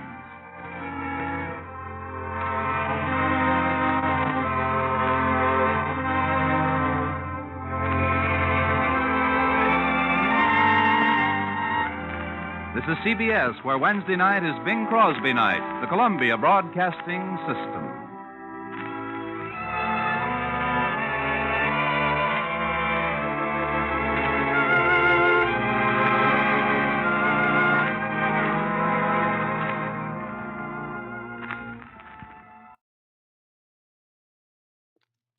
WBBM-FM, Chicago. The refreshing, delicious treat that gives you chewing enjoyment presents for your listening enjoyment Edmond O'Brien as... Johnny Dollar. This is Hamill. Did you call me? If you're Guy Hamill, the local coroner, I did. That's who I am. What do you want?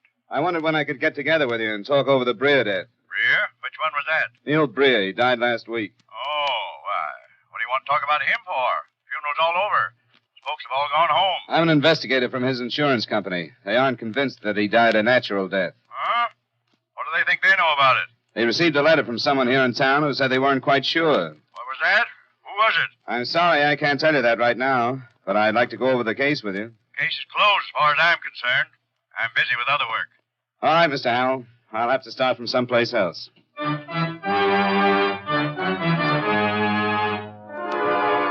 The makers of Wrigley's Spearmint Chewing Gum bring you Edmond O'Brien in a transcribed adventure of the man with the action-packed expense account, America's fabulous freelance insurance investigator. Yours truly, Johnny Dollar.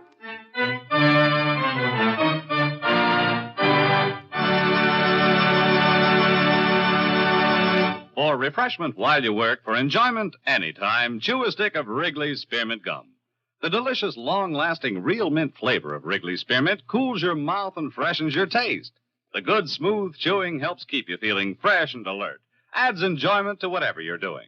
So, indoors, outdoors, at work or at play, enjoy chewing Wrigley's Spearmint Gum. Wrigley's Spearmint. Refreshing, delicious.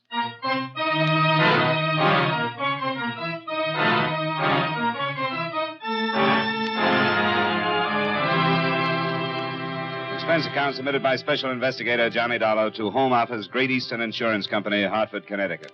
The following is an accounting of expenditures during my investigation of the Neal Breer matter. Expense account item 1, $235 airfare and incidentals between Hartford and my destination. In compliance with the company's request, I will not make that city and its state a matter of this record, and I will leave it up to the company to strike the true names of the people involved. My first personal contact was the man whose letter had set off the investigation, Dr. Henry Richards. We met in his office secretly that evening after his nurse had gone home. I'm sorry to admit, Mr. Dollar, that there have been moments when I regretted writing that letter. I have a wife and a son and a practice to think about. This is a small town, and I could be banished for stirring up a lot of unnecessary trouble. Both the company and I understand, Dr. Richards, and we want you to know that your letter and everything you tell me will be kept in strict confidence if Neal Breer's death was due to natural causes. If it wasn't, of course, the letter and my report will do you no harm. Yes, I see. You've nothing to worry about. I'll be the villain. As a matter of fact, I think I am one already. I talked to your coroner. Hamill? You told him why you were here? Yes. The only way for me to handle this is to stay out in the open with him and everyone else. If I make a fool of myself, I'll take a late train out of town. You told him you received a letter? Yes, but not from whom? You're sure he doesn't suspect me? He didn't sound like he did. There's no reason for him to, is there? You issued the death certificate, didn't you? Yes, I did. Tell me about Breer. How old was he? He was 26. He was taken seriously ill at work. Where did he work? He was part owner of a service station. I was called there that morning. He was in a coma when I arrived, but Bircher described his convulsions to me. Bircher was his business partner? Yes, Wesley Bircher. He described the convulsions quite clearly. It sounded as though they were the result of a violent heart attack. I want you to understand, Mr. Dollar, a heart condition could have caused the symptoms he described and his condition when I got there. I called for an ambulance, but he was dead before it arrived. Do you know his medical history, Dr. Richards? Yes, I do. He's been coming to me for a number of years. I was the attendant physician at the high school during his junior and senior years.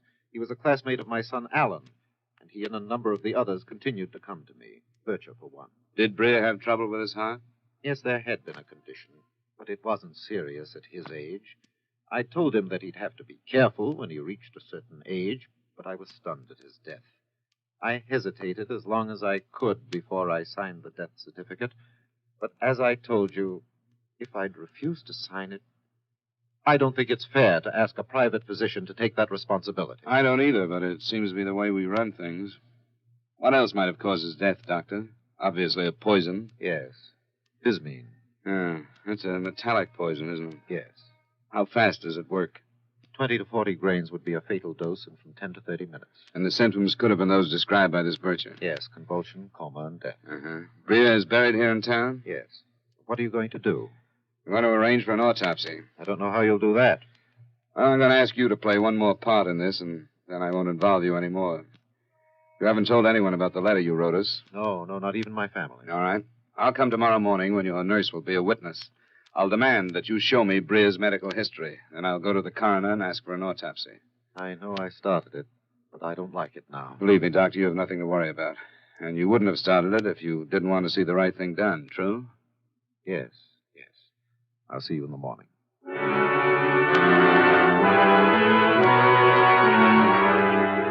I made my appearance at the doctor's office the next morning, was unpleasantly efficient with his nurse, went through Breer's medical history, and proceeded to the coroner's office.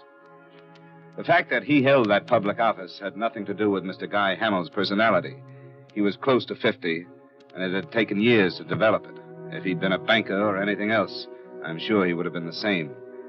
I caught him as he came out of his office. I told you yesterday I was busy with other business. I know, but I hoped you might spare just a minute or two. Why didn't you call for an appointment? That's what I was doing yesterday when you told me you were too busy. Well, I am. Why don't you come back tomorrow sometime? It would be faster to go to the state police, Mr. Hamill. Well, why don't you do that then? I want to play fair with you. I don't want to go over your head unless I have to. I'll keep you from your lunch only a minute or two. Well, all right. Come on. You've got a lot of nerve, you know, saying these things to me. Maybe you're right. But I'm being paid to say them and a lot more. Right now, I'm going to ask you to have Breer's body exhumed, have an autopsy performed. So, you're an investigator from an insurance company in Hartford. Well, I think it's time you brushed up on municipal law.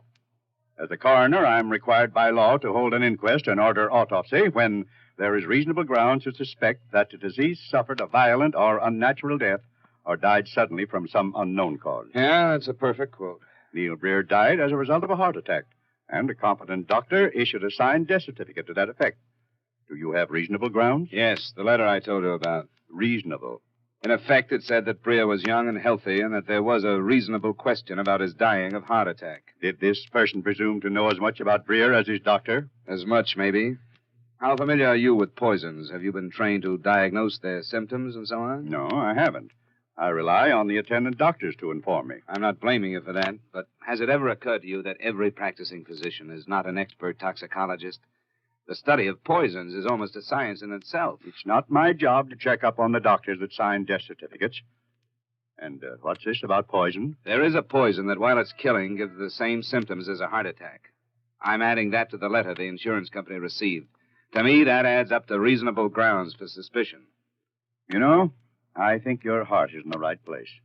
I don't go for this poppycock, but I can see how you'd get upset. It's not me. It's the insurance company that doesn't like even the possibility that murder or suicide can be committed and charged off to death by natural causes, simply because a doctor signs a death certificate. Now, do I get my autopsy? The case is closed, no matter what you say or think. It's the law. Do you think Breer survivors will feel the same way, his father and widow? I don't know. You can go ahead. If his survivors demand an autopsy, and I don't think they're fools enough to, then I'll accept that as reasonable suspicion, and I'll order an autopsy. That's good enough. And if you talk them into it, you're going to be held responsible as far as I'm concerned. Now, I'd like to eat my lunch, if you don't mind.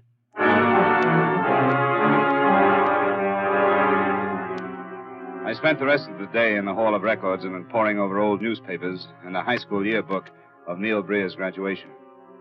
By that evening, I had a fair picture of the boy's background. He'd been a hard-working student, a good athlete.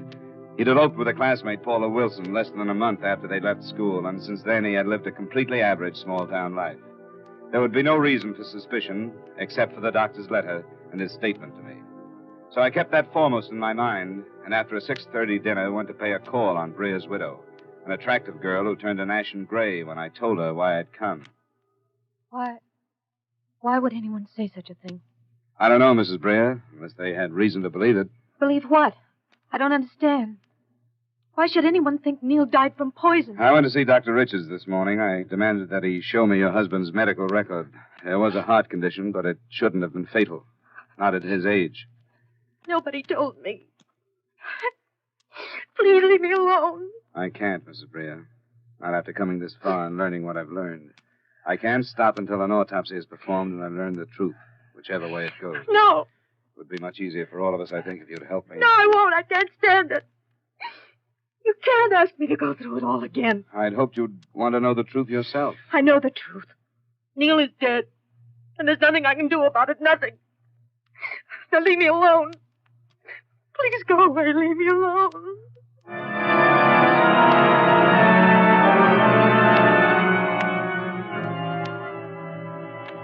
Neal Breer's father ran a small grocery store with living quarters above. At first meeting, I hoped for more cooperation from him. He evidently had a calmer acceptance of death. You should have come to me first. I could have told you about Paula. Grief ain't honest after a person's dead. When a person's alive and suffering, then it's honest. But after a person's dead, you ain't really feeling grief for them, you're feeling it for yourself. Oh, I suppose you've got a point, Mr. Breer. I made up my mind to that after Neal's mother died. Some people think it's cruel, I suppose. But at a time like that, the big problem ain't dying, it's living on. Mr. Breer, after what I've told you, will you request an autopsy? No, I won't. Well, don't you want to be sure why your son died? I'm satisfied. He had heart trouble. We all knew it. I described a possible poison to you. There'd be no way for Neal to get it. Oh, I know about insurance, too. I don't like what's behind what you're saying, and I'm not going to take no part in bringing up things that are finished. What do you think is behind what I'm saying? I know about Neal's new insurance policy, and I know about suicide clauses. You think my son took his own life, and I tell you he didn't. You're wrong, Mr. Breer. It would be stupid to infer anything like that, not knowing the cause of death. And that's all I want to know. What made your son die? I told you I'm satisfied how he died. He's beyond this world now, and I won't have him brought back.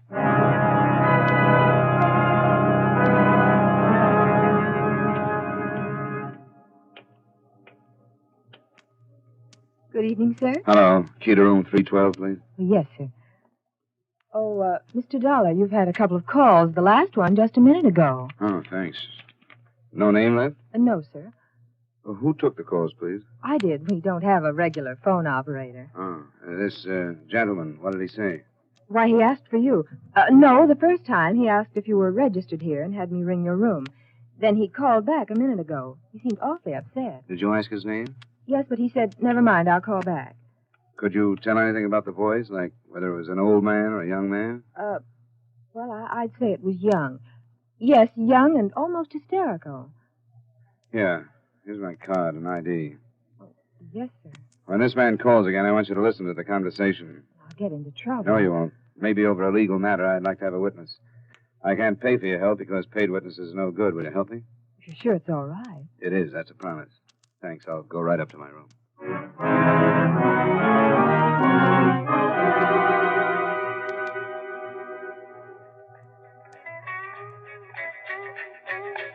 More music in just a moment. But now I'd like to say this to the young women between the ages 18 to 34. If you've been wondering how you can help out in America's fight for freedom and liberty, investigate the many important jobs now open in the Women's Army Corps. It is again an important part of our team for defense. Get complete information at your local Army recruiting station. And now back to the music. Here's a request from a certain party over on Oak Street who signed her note, Restless. She wants to dedicate this. Johnny Dollar. You don't know who this is, Mr. Dollar, but you've got to listen to me. You've got to stop what you're doing and leave town. Why? Because there's no reason for you to be here. You're hurting people. You're trying to cause a lot of trouble that there's no reason for. You've got to stop. Who are you? It doesn't make any difference. You've got to stop, that's all. There's no reason for you to be here. The fact that you call like this and won't give me your name makes me wonder if there isn't more reason than I thought. You've got to stop. I don't want you to hurt these people. I'm warning you. Warning me? Yes, I'm warning you. If you don't stop, you're going to be hurt. Hello? Hello? He broke the connection, sir. That was the same man? Oh, yes, sir, it was. And you heard him warn me? I heard him all right. Good. Now, will you get me the home phone number of Coroner Guy Hamill?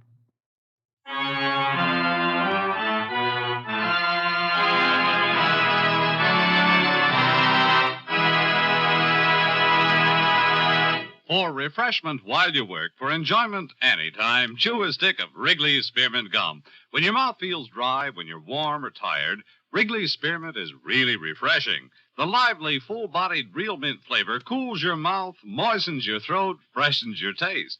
And the chewing itself gives you a little lift, helps you feel your best and do your best. So for chewing enjoyment plus pleasant refreshment, chew delicious Wrigley's Spearmint Gum. And now with our star, Edmond O'Brien, we bring you the second act of yours truly, Johnny Dollar.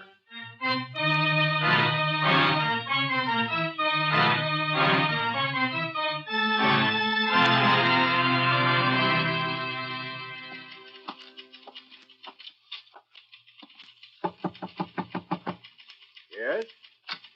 Dollar, Mr. Hamill. Oh, yes. Come on in. Well, I suppose you feel perky this morning. Better than I felt yesterday afternoon, I can tell you that. And I suppose you've got it right. The toxicologist's on his way from the state capitol. The body will be ready for him and his helpers when they get here. I hope you understand that I couldn't do anything but what I did. Sure I do. All I have to go by is the death certificate. But something like that phone call to you comes up, and then I can move. I suppose you never thought of it, but your position and that of a big share of the coroners in the country is pretty much the same as the position of the insurance companies. Hmm? Well, all they've got to go on is the certificate, too. Doctor signs one, the company meets the claim. Nobody will ever know how many poisonings have been chalked off to natural causes. Not because the doctor isn't sincere as a rule, but because he hasn't had the training to rate the responsibility of making the decision. Well, it's 9:30. Those men from the Capitol should be here in an hour or less. I guess I'd better see that things are ready for them. You want to be on hand? No, thanks, Coroner. I'll leave my name and number with the clerk if you'll have them phone me when they're through, huh?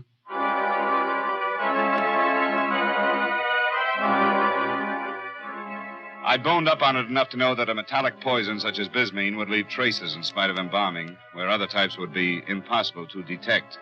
I also knew approximately the tests and analyses they would have to make, and I didn't think it would take experts very long. It didn't. At 2 o'clock that afternoon, the results were phoned me.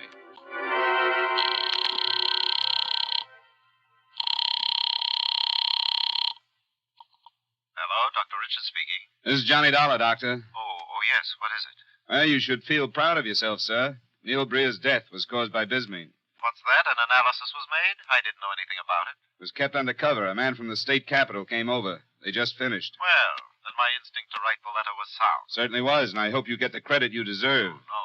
But at least you and I can meet in public. How about dinner tonight? I'd like to, but I can't promise. Actually, this case has just started for me. Of course, I should have thought of that.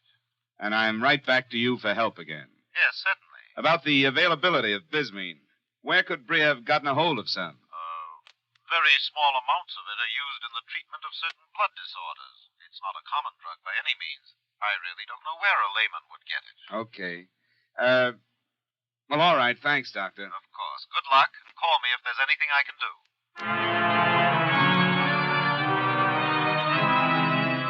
The inquest was not to be held until the following morning, but I asked for and got permission to start my investigation before the formal pronouncement of the jury. We all knew what it would be. Death self-inflicted, or by the hand of person or persons unknown. The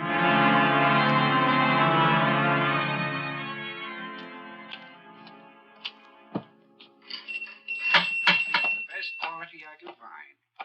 Yes, Mrs. Kelly. Sam's late to work today, but when he gets here, I'll send it right over. Yes, thank you. Hello, Mr. Breer. Well, Mr. Dollar, you did it, didn't you? I'm sorry, but at this point, I'm hardly the one to blame, am I? I blame you for tearing up our lives again. It was better before, no matter what. Sometimes ignorance is more merciful than knowing things. I'm afraid I can't agree with that. Well, don't make no difference. We know, and we'll have to take the things that come with it. You mentioned suicide yesterday, Mr. Breer.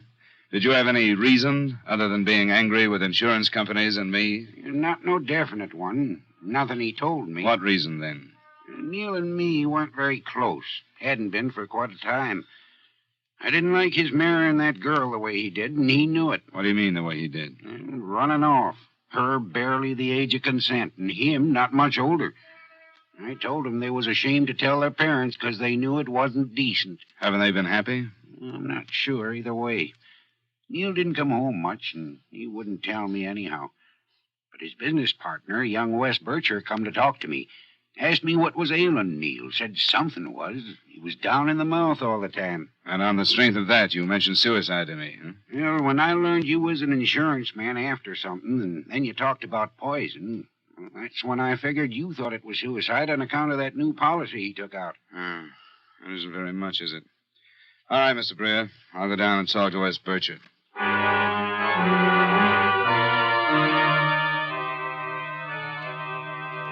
Mr. Breer's talking about. Oh, sure. I went out to see him. I drop by the store and buy a pack of cigarettes once in a while. When did this happen about Neal, anyway? This thing about poison? Just today, they exhumed his body and made some tests. Good. I just can't believe it. And His dad talking about suicide. Nothing seems to make sense to me. And you don't think he was depressed about his marriage? Well, not depressed exactly. What then? What I said to his dad was that Neal didn't seem to be interested in anything anymore. We used to go hunting and fishing. He loved it. But the past year, maybe less, well, he just lost interest.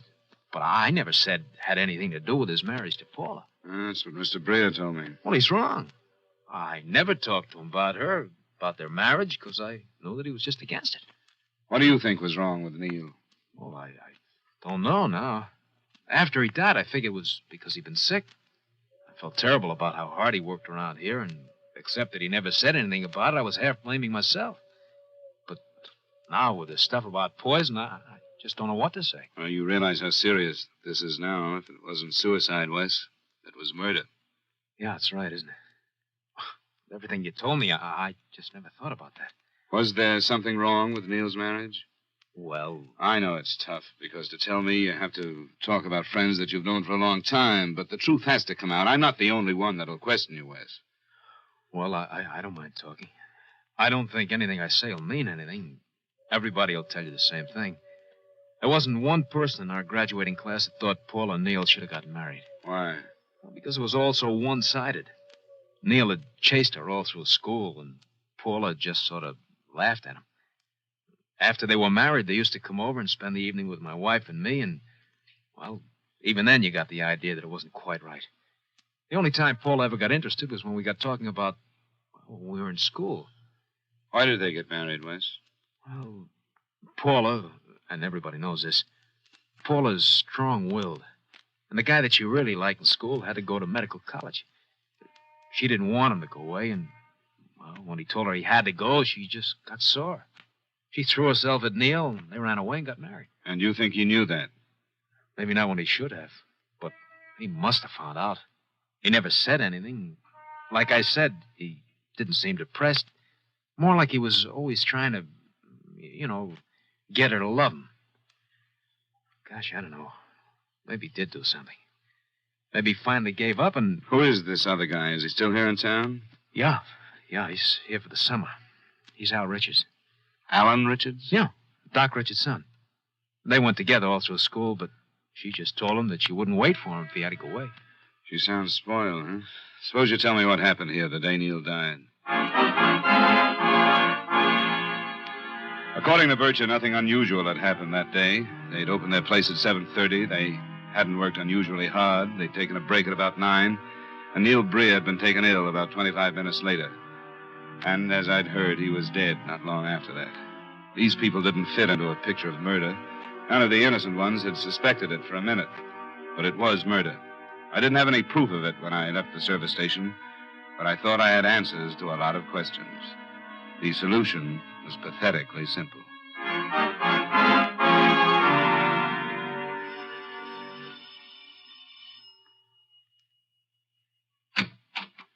Hello, Mrs. Breer. Afraid I'll have to bother you again. What do you want? Haven't you caused enough trouble? The trouble started before I came here. I come in? All right.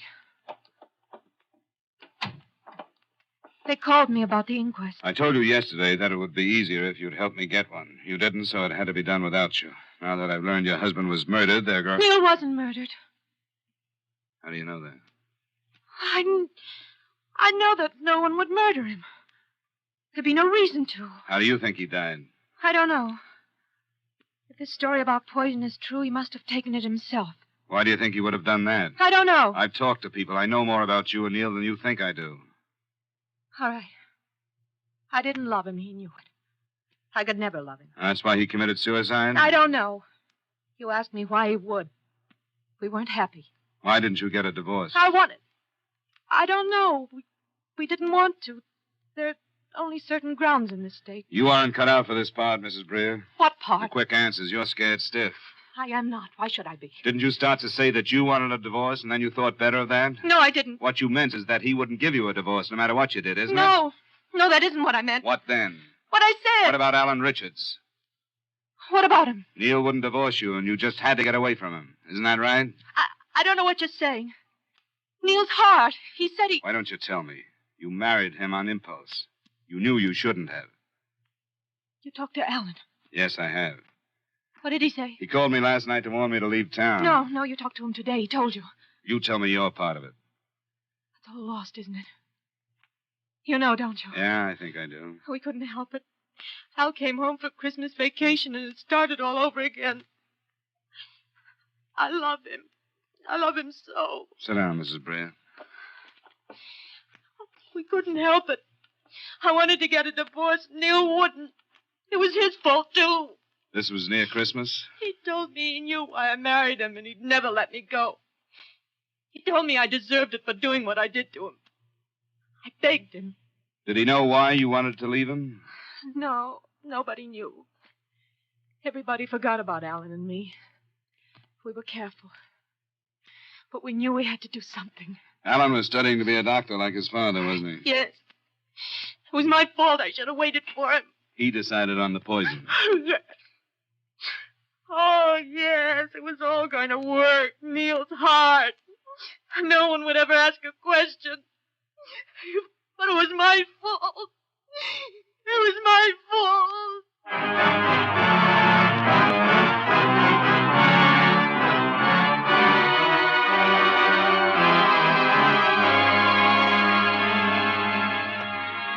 The rest of it I gave to the police. The fact that the uncommon poison was available to a medical student. It was administered by way of a vacuum bottle of coffee. After that, I left town. Expense account item 2, miscellaneous, $86.70. Item 3, same as item 1, transportation back to Hartford. Expense account total, $556.70. Remarks? I hope the company will understand my not going back to Dr. Richards. A doctor in doubt about a death certificate calling on the interested insurance company for confidential help is a splendid idea. But in this case, the doctor's son was an accomplice to murder. Yours truly, Johnny Dollar.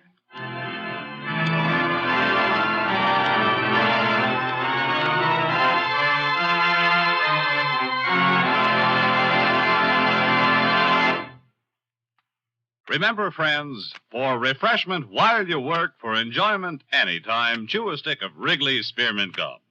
There's lots of lively real mint flavor in it to cool your mouth, freshen your taste, and sweeten your breath. And chewing Wrigley's Spearmint helps keep you fresh and alert. You feel better, work better, get more fun out of doing things. So, indoors, outdoors, at work or at play, always keep delicious Wrigley's Spearmint Chewing Gum handy. For refreshment while you work, for enjoyment anytime, chew a stick of Wrigley's Spearmint Gum.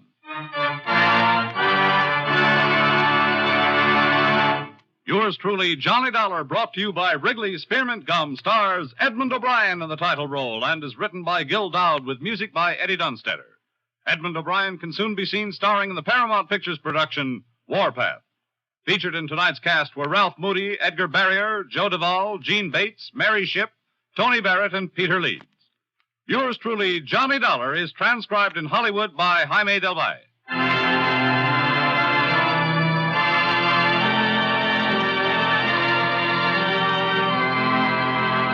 The makers of Wrigley's Spearmint Chewing Gum hope you've enjoyed tonight's story of Johnny Dollar and that you're enjoying delicious Wrigley's Spearmint Gum every day. We invite you to join us next week at the same time when, from Hollywood, Edmond O'Brien returns in another adventure of yours truly, Johnny Dollar.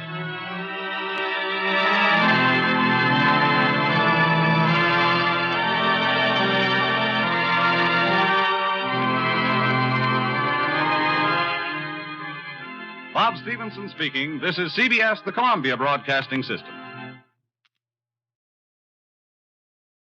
From Hollywood, it's time now for Edmond O'Brien as Johnny Dollar. Harry Polden, shipper's indemnity. Johnny, how soon can you get to Buffalo? 6 hours by train. Take a plane.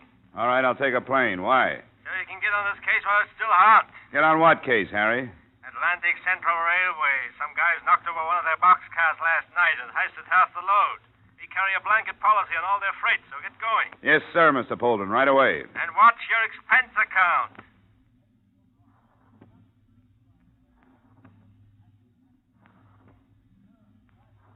Edmond O'Brien in another transcribed adventure of the man with the action-packed expense account, America's fabulous freelance insurance investigator, Yours truly, Johnny Dollar.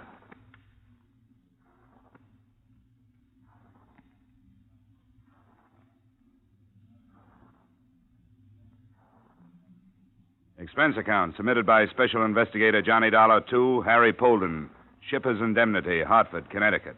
The following is an account of expenditures incurred during investigation of Atlantic Central Railway's claim regarding missing freight, or the story of the 1008.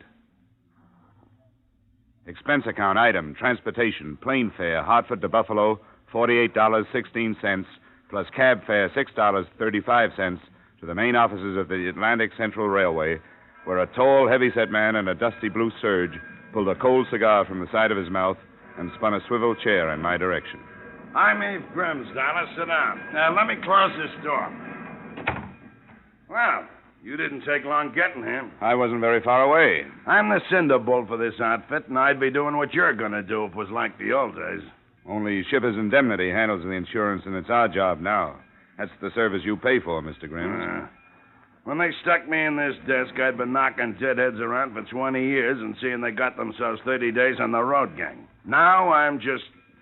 I guess they figure I'm too old. Well, maybe you can give me a hand on this. Well, I'd like to, John. I need some action. You want to tell me about it, Mr. Grimm? You bet. Atlantic Central hustled 6 gully jumpers a day up to Rochester. 5 hours after the 1008 leaves here last night, she jerks up at Batavia so the clowns can water her down. That's when the Donegan notices one of her brownies is busted open and half the jig is gone. So, right away, he wang-doodles a copper buster up the line. Are you getting this? I think so. Translated, you mean the brakeman at Batavia found the boxcar had been broken into and half the cargo stolen, and he phoned ahead to the telegraph office. That's it. All sorts of stuff on the car. Don't know what all's gone yet. It was a make-up, any kind of freight, you know. I got the poodles over in the bullpen looking up the invoices to see exactly what's missing. It'll take a while. Good, that'll help. Who was in charge of the loading here? Andy Matson. Been with us 13 years. He inspected it and sealed it down himself. I talked to him already, but call him in if you like. Well, I might want to see him later. What about the brakeman in Batavia? A gandy dancer, Skeeter Minkowski. Nah, he couldn't have done it. That highball only lingered there long enough to get water. Can't unload a brownie in 3 minutes. Take more like 3 hours. What other stops did she make? 1. 6 minutes at the junction, 15 miles outside of here, waiting for a hot-shot passenger to get by. And all in all, the train stopped 10 minutes at the most, huh? Not long enough to unload a kiddie car. Engineer named Roper claims he spotted a dame in a red dress hanging around the yards yesterday afternoon. And the boys at the roundhouse say the same dame was in asking questions about trains leaving. Said she was from a newspaper. She give a name? Ruth Smith. I checked. No newspaper in town got any Ruth Smith working for him. Well, she's our tipster. Let's get somebody out to look for her. Already got somebody out doing that. Good. Now, along the route up to Rochester, between here and Batavia, there must be a highway running parallel to the track somewhere, huh? And whoever cracked into that boxcar had to get aboard at the junction, then toss the stuff from the moving train and jump off somewhere this side of Batavia. And there had to be a truck following along on the road to pick up the stuff in the dark. You been out there yet, Mr. Grimm? No. Kind of thought I'd wait around, see what sort of bulwarkers the insurance companies are turning out these days. I like you, Dolly. You're all right. You figured how it was done fast. Other guys that are hemmed and hawed around asking train crews questions I already asked. Well, what's next? Find out who did it. Kind of frisky, ain't you? I like that, too. Hey, have you got a car I can borrow, Mr. Grimm? I got a Jeep and a chauffeur to go with it. Who's the chauffeur? Me. You said you might want me to help you. I bought the thing from Army surplus. I want to see if I got a bargain.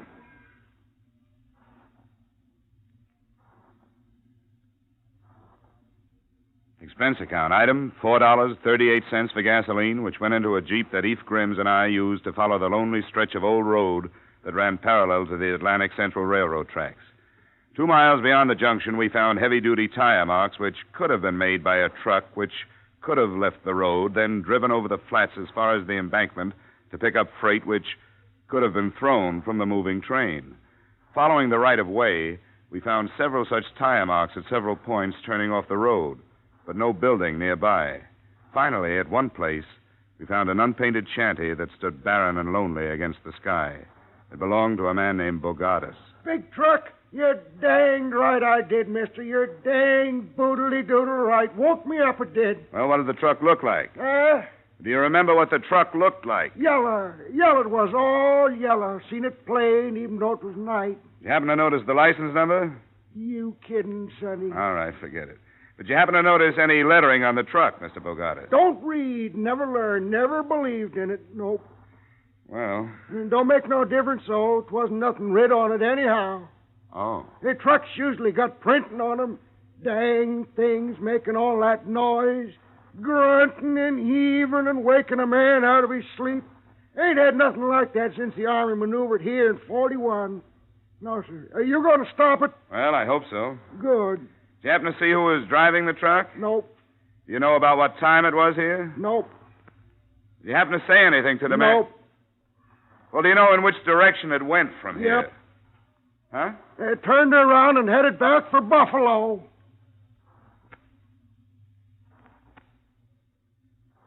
Which is exactly what we did, back to Buffalo, where we began to look with the help of the police for a big yellow truck with no lettering on it. We tried garages, trucking concerns, and any place big enough to hide such a truck. It wasn't an easy job, but it turned up.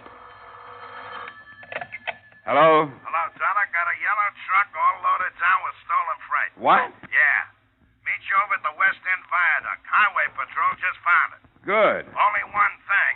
It's wrecked.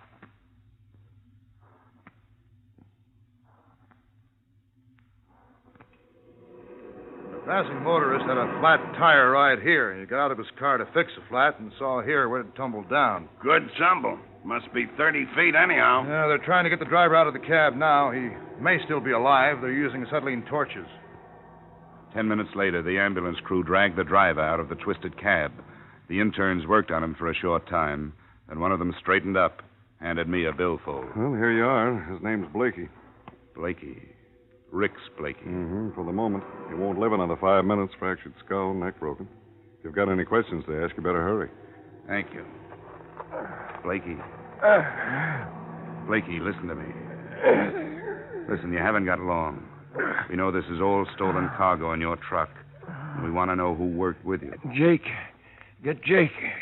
Jake? Jake who? Jake. Jake slugged me. Put it in gear and rolled me over the side of the road. Get him, Mr. Cop. Get him for doing this to me.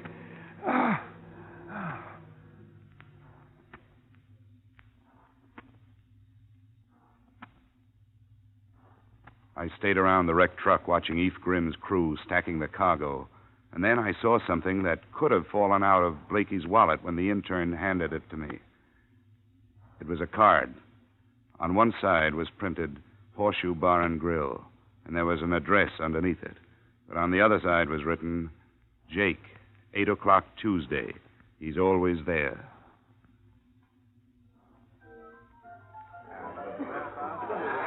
The Horseshoe Bar and Grill was short on lights and even shorter on drinks. After a couple, I signaled the bartender. Yeah? Another one? Uh-huh. Sure. Name trouble, pal? I'm here to see Jake.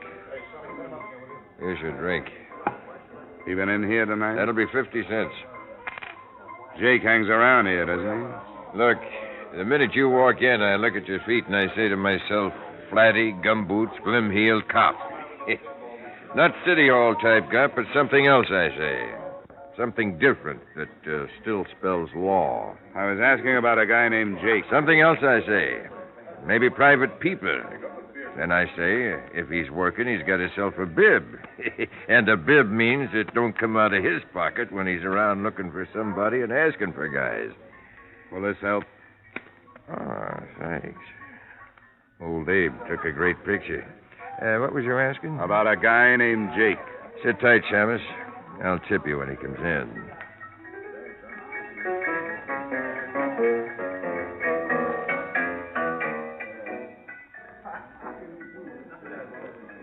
An hour went by, and about the time I was wondering if I was going to be able to write that $5 off on the expense account, the bartender slipped out from behind the bar and went through a door in the back marked private. I finished my drink and strolled after him. He was just hanging up the phone as I walked in. Oh. There's a lot of customers waiting to be served out front. Yeah, I want to get right back to... Wait a minute. Huh? Haven't we got some unfinished business? Well, yes and no. I come back here to slip myself a quick smoke, and the phone is ringing. You'll never guess who it is. Jake. What's his last name? How do I know? Across the bar, a guy's just Jake or Sam around. Anyhow, Jake says he ain't coming by tonight. He called you up to tell you that? No. You see, Jake says he lost his glasses when he was here last night. He was calling to ask if I found them. Did you? No. But Jake says that if I do find them, I can send them over to the Embassy Hotel. That's where he is. Room 210. Embassy Hotel. Where's that from here? 2 blocks north. Thanks. Sure. Sure, anytime. Anytime you got an expense account.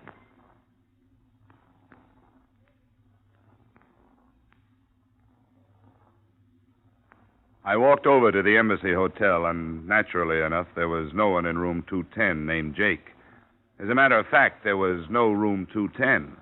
But when I stepped outside and started back for the Horseshoe Bar and Grill, a pair of wide shoulders and a coat collar fell in step beside me. He shoved something against my back. Let you and me kind of turn in here. I'd blast you right here, and you know it. In the alley. I want you should meet a friend of mine. Jake? How'd you guess? Okay, hold it. Here he is, Jake. A tall, thick figure with an odor of fine cologne around it stepped from the shadows. His hat was down and his collar was up. He stood very close in front of me and asked, "Why do you want me? Who are you?" "I'll ask you first. All right. Frisk him, Trench. See who he is."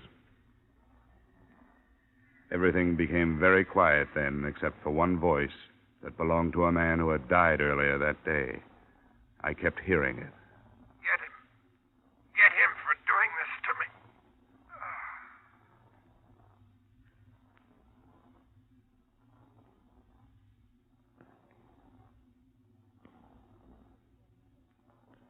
In just a moment, we'll return to the second act of yours truly, Johnny Dollar. But first, this Wednesday night and every Wednesday night over most of these same CBS stations, you're invited to hear the Bing Crosby Show.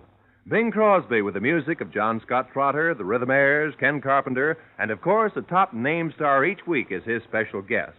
Here's the show designed for the whole family, a pleasant and diverting mixture of music and merriment, guided by the one and only Bing Crosby.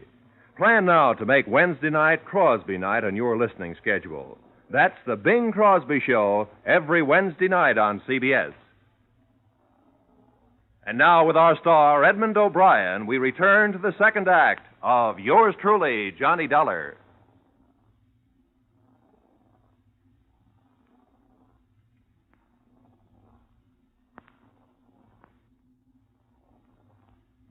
I was lying in a dirty alley with my face up against a cold brick wall, and something warm was dripping down the back of my neck.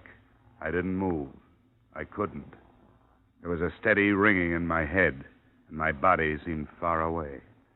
I struggled to my feet and headed for the man who had led me into this.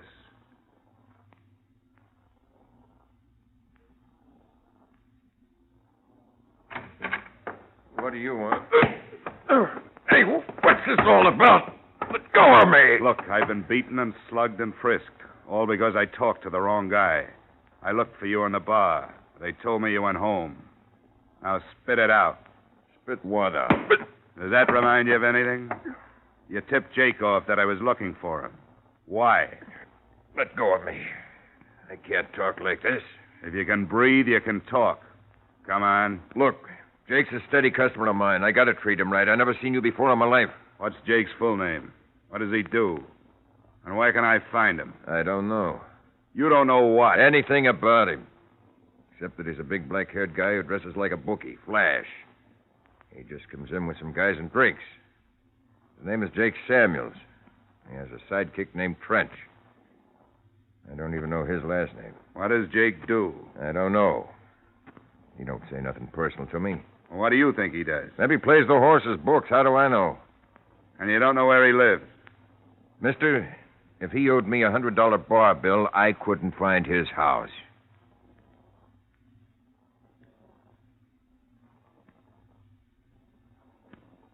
It was late and my head hurt, and I wanted to lie down somewhere. So I made for the Imperial Hotel Eve Grimes had recommended. I took a shower and polished off the drinks they sent up. Then I felt well enough to call Grimes again. But before I lifted the phone, he walked into my room with some interesting information. Sorry you got beat up, Johnny. It's all right. I'm covered with accident insurance, you know. I wish I could help you with this Jake Samuels fella, but I never heard of him. Thanks anyway, Eve, but I'll run him down sooner or later. I do have something that might help, Johnny. Yeah?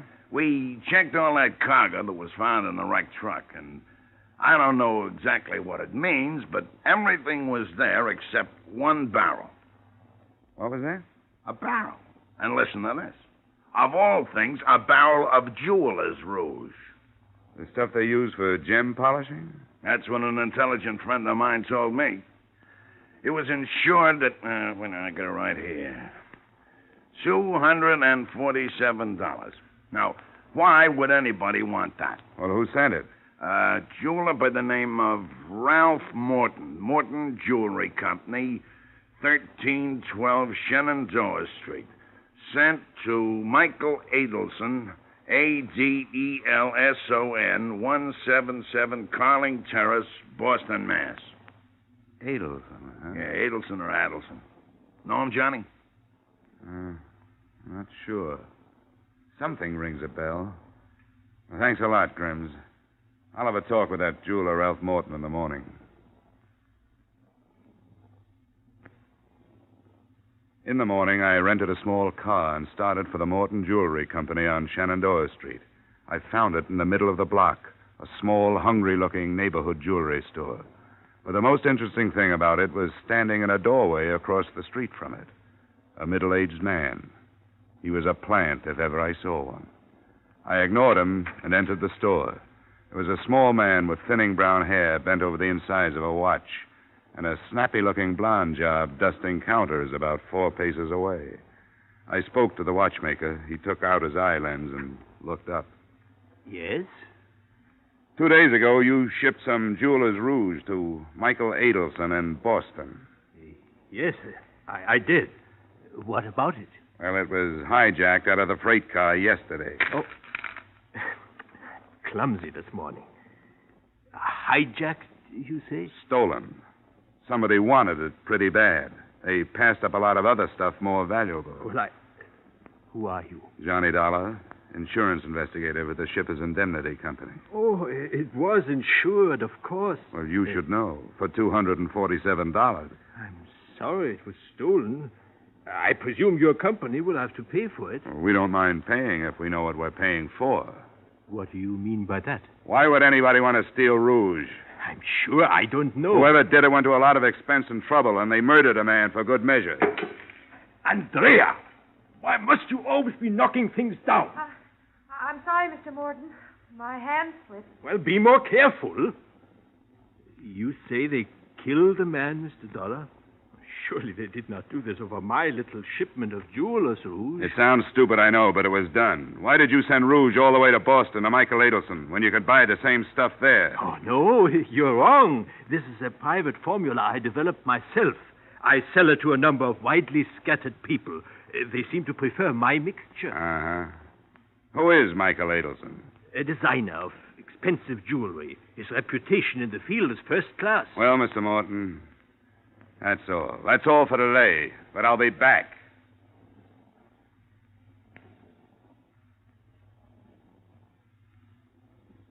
All the time I was in there, the blonde Miss Phillips kept her blue eyes and her pink ears focused on me. My common sense spoke to my vanity and told it to play dead. She was interested in more than my profile. Outside, I spotted the plant across the street. I thought he was growing in the doorway until I approached him.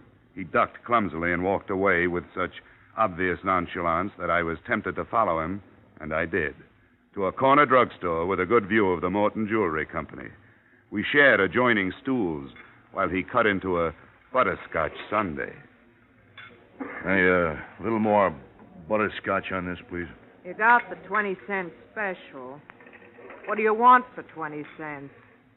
Butterscotch? Okay.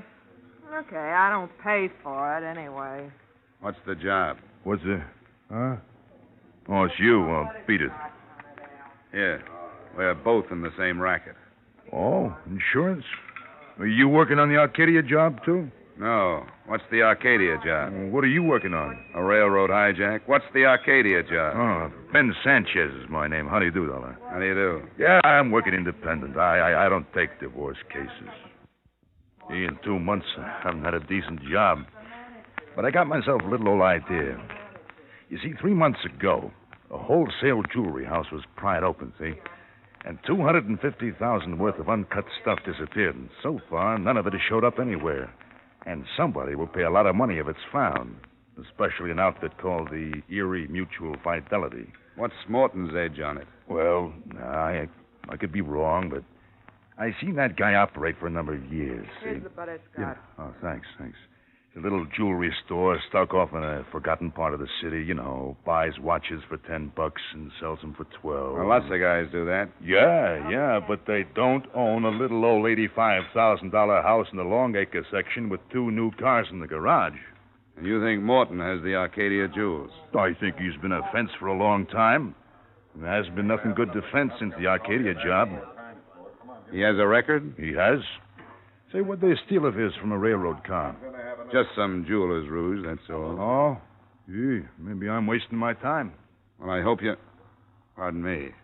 A blonde came out of the jewelry store with a coat and hat on and climbed in an automobile parked down the street. I made for my You Drive It model and followed her.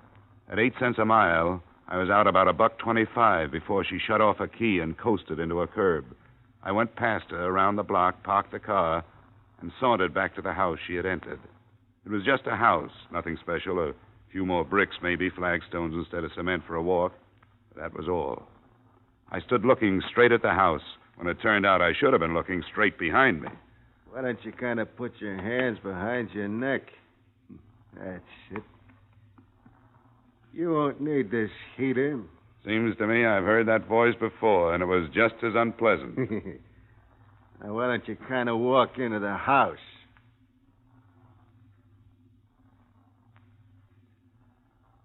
I would have been amused to know that I kind of wanted... Sorry. He would have been amused to know that I kind of wanted to get into that house as much as he kind of wanted me to. We went up the walk, arm in arm. He opened the door and graciously allowed me to enter first. The living room was empty, but I could hear voices plainly in the next room. Line. That stuff was worth more than you've ever seen before. Oh, shut up. I took a long time looking for 2 guys. Oh, what a lousy couple of chiselers I got stuck with. Hey, it's me, Trench. There's I got nobody a you can visitor. trust in this world. Hey, it's me. We stood there, Trench beaming and me frowning, and they came into the room. The guy was big, black-haired, and overdressed, the way the bartender had tagged him. It was Jake Samuels, all right, and hanging on his elbow, giving him a hot ear, was the jeweler's dame. Samuels wasn't in too good a frame of mind. I'll blast it all over town. And you won't be able to touch me, because I got protection. Now, will you shut up? I got to talk with a friend. Johnny Dollar, Jake. Yes. Welcome to my house. Just the same, it's too bad you had to come. This isn't exactly the day we're receiving. Well, I work weekends, and this is the only time I could make it. Jake will do the talking. What is it you want to see me about? Last night and the night before. Oh, you mean when we roughed you up? That and the Atlantic Central job and Rick's Blakey, whom you killed at the wheel of his truck. Then there's the little matter of your blonde girlfriend here. I saw her in Morton's jewelry shop. She couldn't possibly be the phony reporter who was hanging around the railroad yards. Or, could she? Jake, this guy really knows. Shut up. Is that all you can say? Yeah, is that all you can say? Shut up. Well, listen here. Shut up. I won't. You owe me $45,000. What are you talking in front of him for? What do I care about him? That's your worry. $5,000 for $300,000 worth of jewelry. Go on now, get out of here. Take what you got and consider it lucky. We took all the risk, now beat it. All right, I'll beat it. When I come back, you're going to wish you were dead, Jake Samuel. Go on, you cheap... When she reached the door, she pulled a gun from somewhere, spun, and Trench got both slugs. He dropped groaning to the floor, and I kicked his gun into a corner. Jake Samuels stood frozen to the rug, looking at the barrel of the automatic she held. The next one's going to be for you, Jake. You going crazy or something? Put down that gun. Go on. Say shut up to me now. Go on, say it. You yellow two-bit woman beater. Andrea, you're making a big mistake. Now, am I going to get my $45,000 or not? But I don't have that much in the house. Well, then call somebody and get it. Or come up with some jewelry. Yes, tomorrow. Tomorrow, I promise. Not tomorrow. Today, now. Miss Phillips. I'm talking to him. Don't you get any ideas? Look, there's only one way for you to get out of this, and that's to kill everybody in this room. If you leave me alive, I'll track you down. That's what I get paid for. If you... Can the lecture. I know what I'm doing. If you leave Trench or Jake alive, they'll get you, too. You bet we will. Oh, I'm so scared. Come on, Jake. The money. Right now, you've only got a petty crime against you. Do any more, and it'll be murder. You'll last a month, if that long. What are you getting at? Give me these two guys. Are you kidding? Turn them over to me, and I'll go the limit in helping you. I'll forget the $5,000 you got from them. The most you can get is a year in the county. $5,000 clear is good dough. What happens to them? They're wanted for murder. I'll say in my report, you turn them over to me. Maybe you won't get anything. Are you level? Of course he isn't, Andrea. I'm as level as a guy can get. Come on. Give me the gun, Miss Phillips. I don't know. It's that or a murder rap. Come on. Stay away from me. It's freedom or murder. Which one do you want? Give me the gun. Here. Here, take it. I didn't want to do this anyway from the start. This isn't living. This is dying every day. You're lucky. You found it out in time, Miss Phillips. You know, except for the guy in the gas station, nobody ever called me Miss Phillips.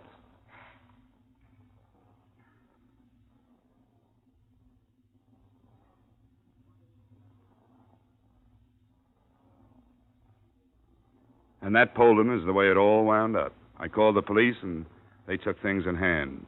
The jewels, of course, were buried in the barrel of the Jeweler's Rouge, and Miss Phillips, knowing that Morton was unloading them in Boston, sold the information to Jake and Friend for $50,000, which she didn't get.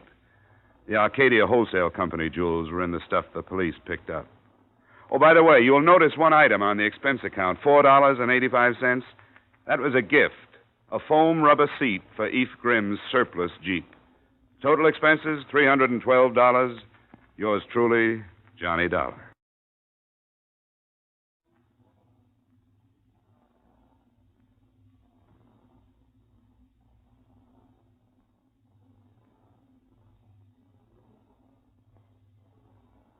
Yours truly, Johnny Dollar, stars Edmond O'Brien in the title role and was written by E. Jack Newman and John Michael Hayes, with music composed and conducted by Leith Stevens.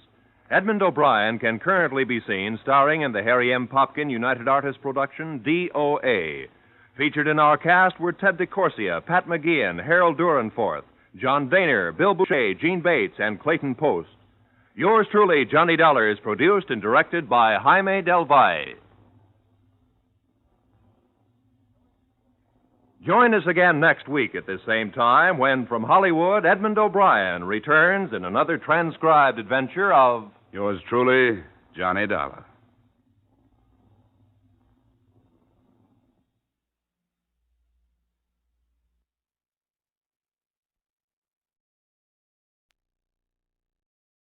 From Hollywood, it's time now for Edmond O'Brien as... Johnny Dollar. Philip Martin, Johnny, I've got a job for you. Fine. What is it? Mr. Carl Baskerville is insured with us. I've heard the name. Retired, wealthy. That's the best way. His brother is the beneficiary. Baskerville called us a little while ago and said he wanted the money to go to a charity in case of his death. What made him change his mind? He thinks his brother's out to kill him. Oh, that's charming. What do you want me to do? He's insured for $500,000, Johnny. You just made me a bodyguard. At least until we found out how true Baskerville's story is. We did some checking. 6 years ago, he sent his brother William to prison for absconding with company funds. William was released from state prison a week ago. Oh, yeah. That's where I've heard the name. I remember the case. Now, it's a strange setup. Sends his brother to jail, names him as beneficiary, wants it changed because he says his brother's going to kill him. Cain and Abel really started something, didn't they?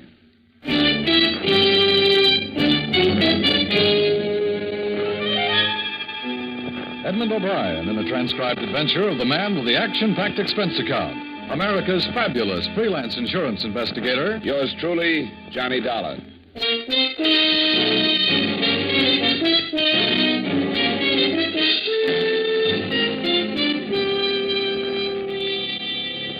Expense account submitted by Special Investigator Johnny Dollar to Home Office, Columbia All Risk Insurance Company, Hartford, Connecticut. The following is an accounting of expenditures during my investigation of the Baskerville matter. Expense account item 1, 3887, train fare and incidentals between Hartford and New York, after receiving from you the necessary information concerning Mr. Carl Baskerville. Expense account item 2, 750, cab fare between Grand Central and Baskerville's home on Long Island. The house was set back from the road, hidden by tall trees, and surrounded by several acres of well-kept lawns and gardens. I walked up the long gravel path to the front door and knocked. I lit a cigarette and waited. The afternoon sun was warm on the back of my neck, and the air smelled of wet grass and bright flowers. Yes? I turned around to see the biggest man since Goliath. He was close to 7 feet and must have weighed in at about 280. He was nice-looking and wearing a well-cut blue suit, probably made from the best part of a tent. Can I do something for you? Bend over. I'm getting a stiff neck. I'm Johnny Dollar. I'm here representing... Oh, yes, Columbia All Risk. They called and said you were on your way. Come in. I'm Mr. Baskerville's personal secretary. Mr. Baskerville is expecting you. The big man led the way through the big house, through the big French doors that opened on the big garden. Carl Baskerville was sitting in a chair, feeding the birds. He was reaching his late 50s with the sour look of a man that didn't want to. As he tossed the breadcrumbs out on the gravel walk, a big diamond on his little finger flashed in the sun. Mr. Baskerville. Oh, Collins. Who's that with you? The man from the insurance company. Pull up a chair and sit down, young man. Thanks.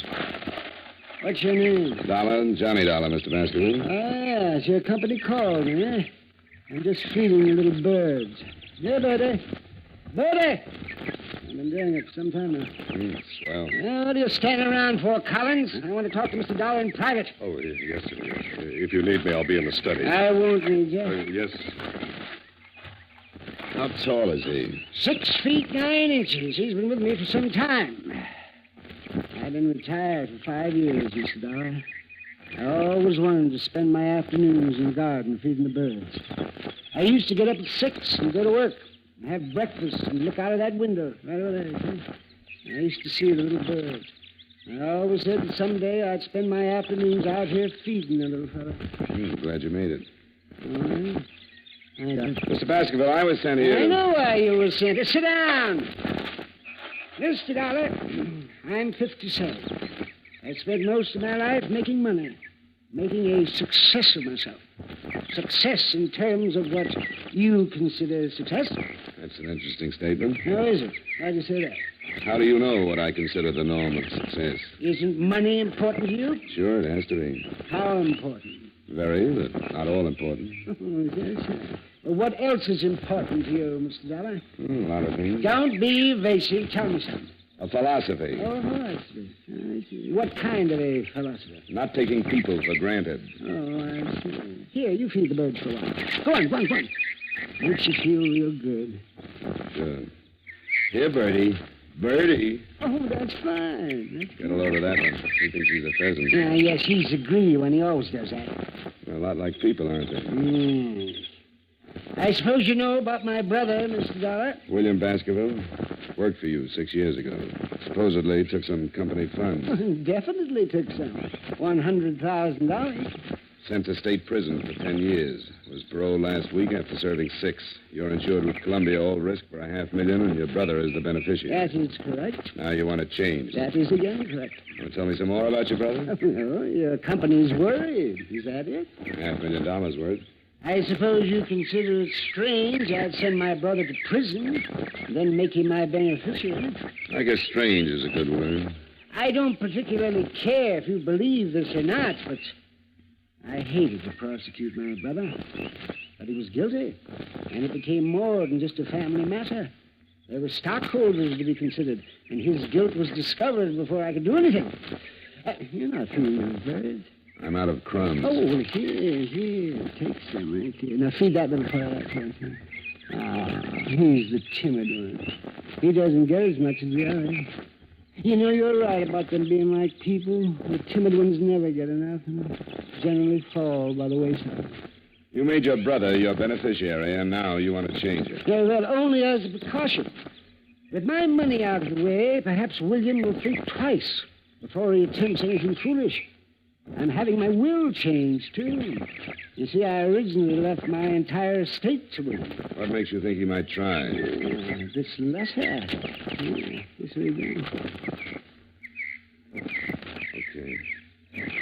I spent 5 years hating you, but I learned a trade.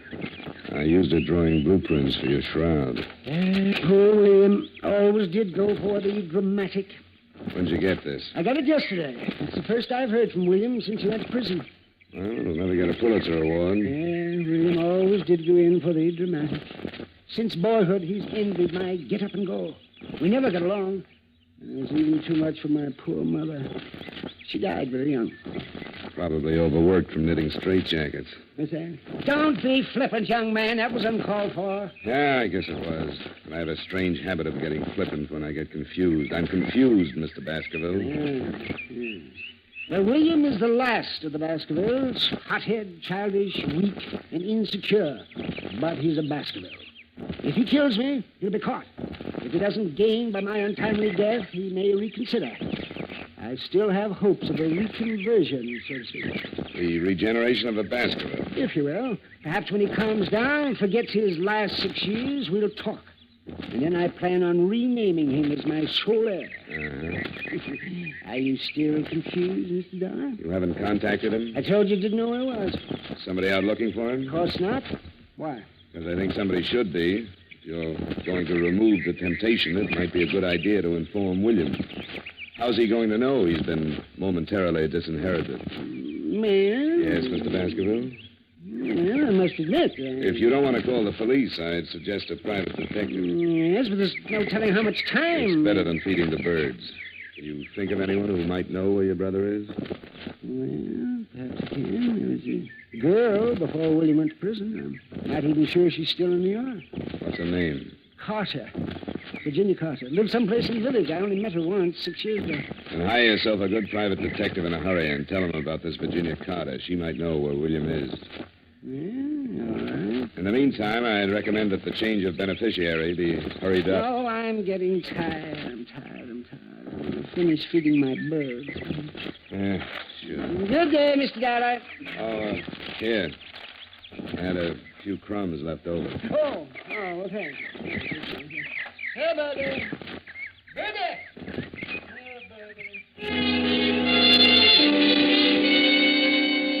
I left him sitting with his friends. He'd have one good deed to take along with him. I went back through the French doors and started back through the house. I got as far as the hallway.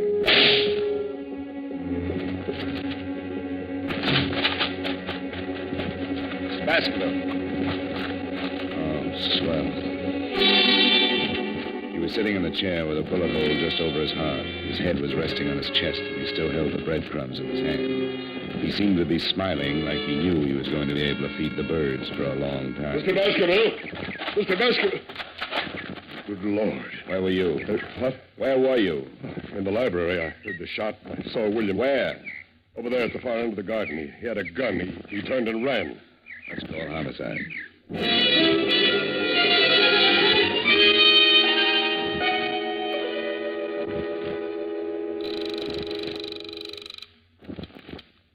Renner's homicide. Lieutenant, this is Johnny Dollar.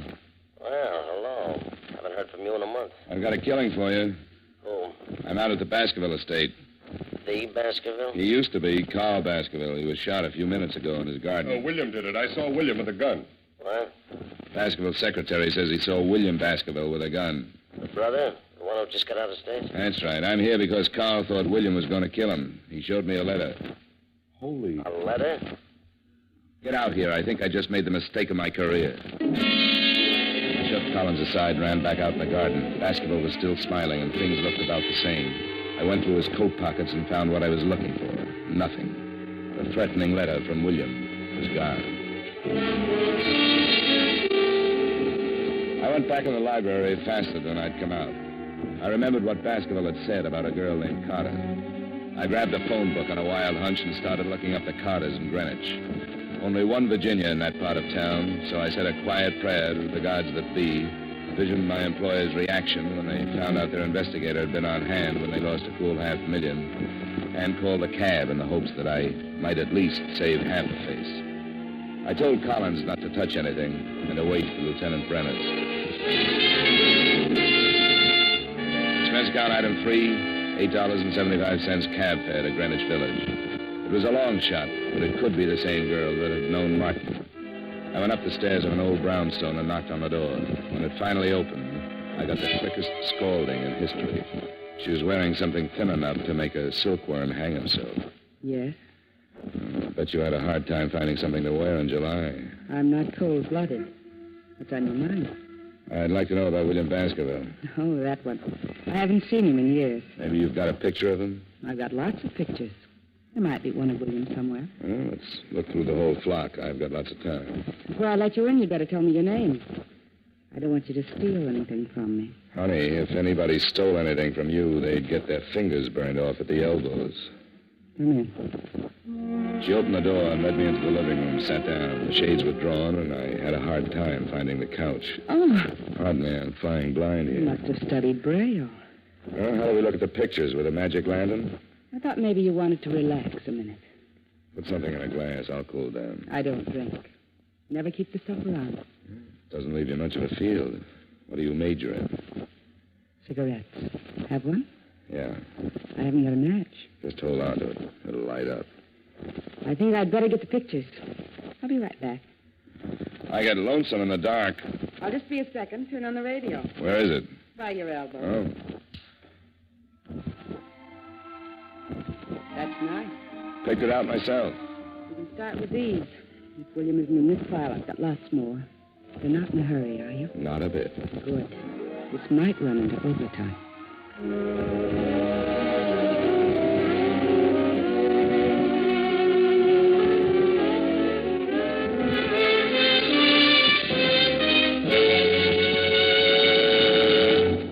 We will return you to yours truly, Johnny Dollar, in just a moment. Saddle up the sofa and ride off to adventure with CBS Radio every Saturday night.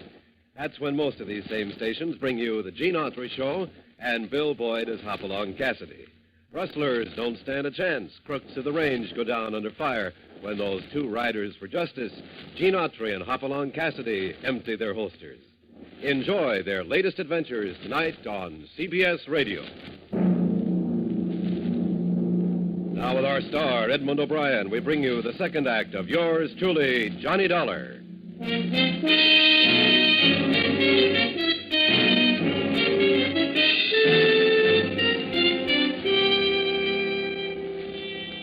Virginia Carter wasn't worried about working late. There was only one trouble with the job. It was tough keeping my mind on two things at once. It was like trying to read a mail order catalog in front of a blast furnace. She sat close to me and handed me one picture at a time, describing each guy in the photographs. I've seen draft boards with smaller clientele. Several times she stopped and looked at one of the pictures, smiled, and passed the guy to me. I was going to mention an old snapshot I had of myself when she tapped one of the collection with a polished fingernail. William Baskerville. Here he is. Figured to be sooner or later. How long ago was this taken? Well, I couldn't say exactly, but I'd guess about 6 years. You should keep a file. William was a nice guy, had money. Showed me a good time. What else do you know about him? He has a brother with a checking account at Fort Knox. William have any unusual habits? A few. They wouldn't help you find him. Well... Oh, I remember something. He used to play the saxophone. Hobby? No, not exactly. He played around town with several small bands. He used to pick me up after work, and we'd go to a dive someplace, and he'd sit in. He loved it. He was a nut on jazz. You make money at it? I guess so. before he went to work for his brother. I don't think his brother liked him playing sax. Okay, honey, thanks. I'll stop around again sometime. Take a look at your parlor. Must been a nice soft web. All right if I take William with me? Not if you bring a picture back to yourself. Maybe I'll just bring a camera. You can take it yourself. Good. That's why I keep the room so dark. I hated to leave, but my hair was already curly enough. She had given me one lead. William was a musician of sorts, and sometimes he made money at it. I started across the street to catch another cab, and I was halfway there when I heard the car. It was an old trick. You drive by fast, open your door, and if anyone is in the way, he winds up with a face full of automobile. I ducked in a hurry.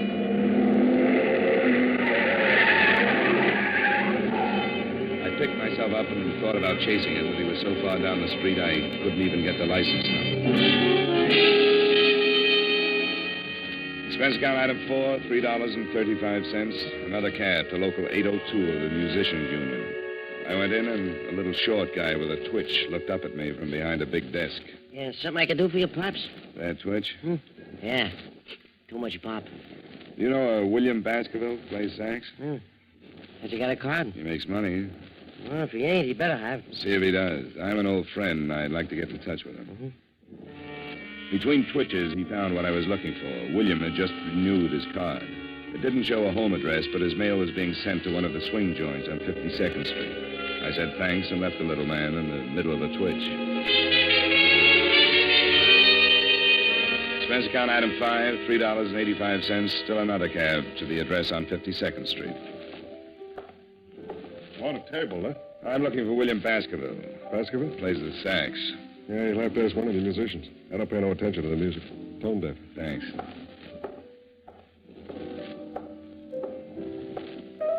Can I bother you for a minute? No, but you can talk to me. Move and lean on the piano. Know William Baskerville? Sure. He blows here. Where is he? He's off tonight. He got a phone call and took off. Why? I want to find him. He took off. He left rehearsal and just took off. Was he headed someplace? Sure. Everybody's headed someplace. You can't go nowhere without heading someplace. I never quite looked at it that way. What time did he leave? About 4:30. What do you want Willie for? I got a message for him. You a cop? What makes you think so? I don't think so. I was just asking. I just thought maybe, not for sure. What? What do you mean, what? How do you feel? Oh, the end. Sometime when I got the patience, I'll tell you all about it, but don't bug me now, though. Here's 5. Come down and tell me where William Baskerville lives. I'll take the 5, but I'm staying right where I am. I like you. I may cry. You're putting me on now. And you've got my 5. 5? Oh, yeah. What did it buy you? An address. Crazy.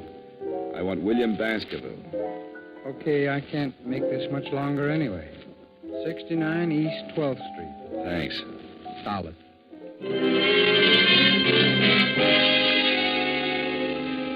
Expense account item 6, cab number 4, 75 cents to the home of Brother Baskerville. I climbed the stairs of a beat-up building and stopped at a door on the 3rd floor. According to the landlord, Brother Baskerville's room was on the other side. I tried my knuckles again and put my ear to the door. I couldn't figure it out at first. It was a strange sound, the light scraping like a rope over wood. I tried the door. I'd been right on both counts. It was rope and it was rubbing on wood. Because Brother Baskerville was making the sound effects, but he was doing it the hard way. He was on one end of the rope, hanging by his neck. He was turning slowly like a weather vane in a soft breeze. A chair was tipped over at his feet, and there was a phone on a table. I crossed to it and was about to call Lieutenant Brenner's when I looked at the dead man again, and my stomach jumped up and kicked my mind into high gear. I walked back to him and picked up the chair. What I saw threw the suicide theory right out of the window. If he had used the chair to stand on, he would have still needed a ladder just to tie the rope to the rafters. I've seen a couple of guys that hang themselves, but never one that jumped 4 feet in the air to do it. I shoved the chair under him just to make sure. He cleared it by a good foot.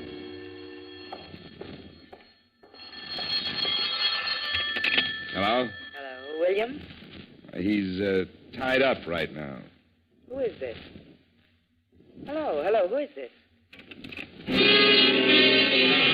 sometimes you get lucky.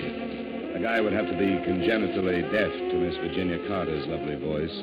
She'd been lying when she told me she didn't know where William lived, and I just have a natural aversion to lying women, especially when they're mixed up in a murder. You guessed it. Expense account item 7, cab fare, $1.55 back to Greenwich in Virginia Carter's darkroom.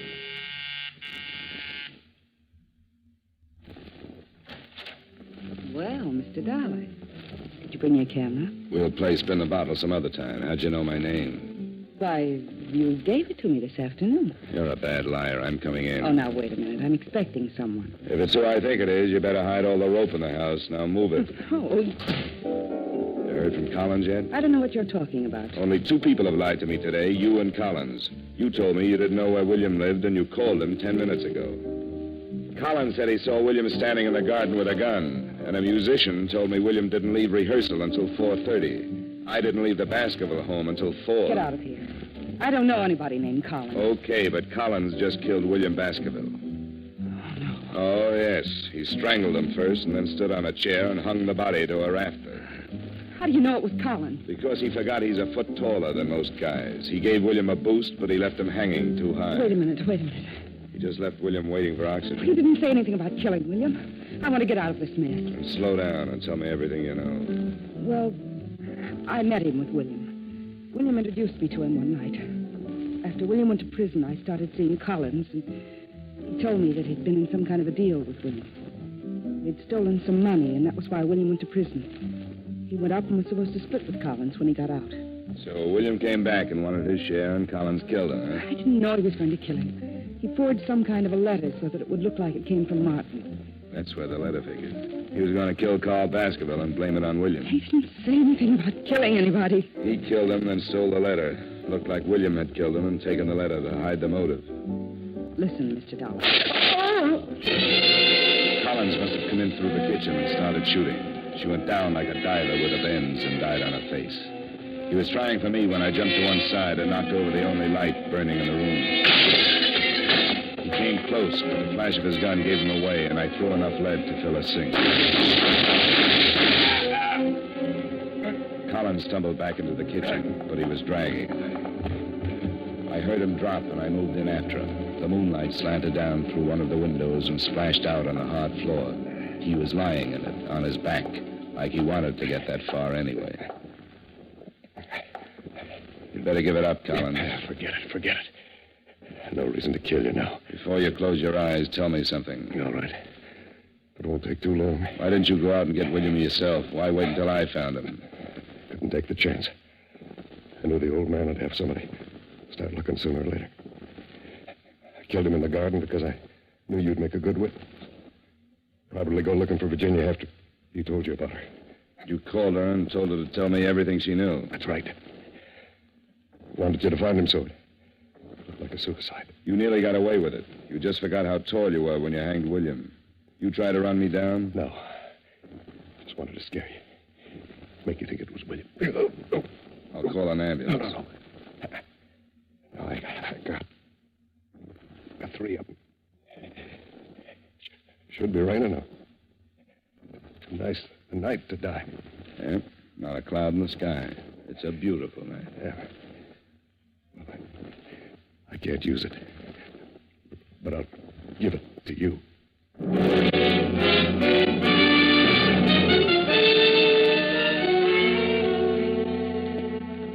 I called Brenner's, and he came over with his boys and cleaned it up. Virginia, the girl with the Rogues Gallery, was dead, and Collins wasn't long catching up. It was pretty simple. Collins and young Baskerville had taken $100,000 from the brothers' company, and William was caught. He did 6 years, knowing that when he got out, there would be $50,000 waiting. In the meantime, Collins had his girl, and enough time to think that $100,000 was better if it wasn't split in the middle. Collins framed William with a letter and then started killing.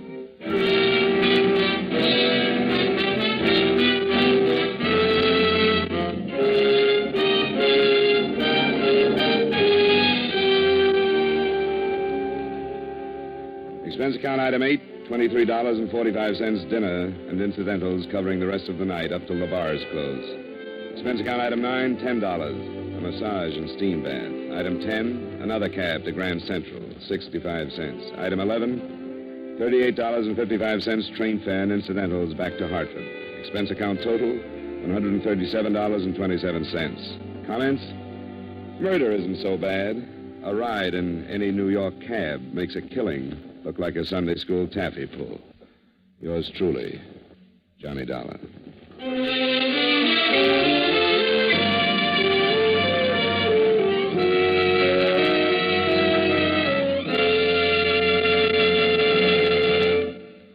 Yours truly, Johnny Dollar, stars Edmond O'Brien in the title role and was written by Blake Edwards with music by Wilbur Hatch. Edmond O'Brien can soon be seen starring in the Paramount Pictures Technicolor production, Silver City. Featured in tonight's cast were Stacey Harris, Bill Boucher, Howard McNear, Sidney Miller, and Virginia Gregg. Yours truly, Johnny Dollar, is transcribed in Hollywood by Jaime Del Valle.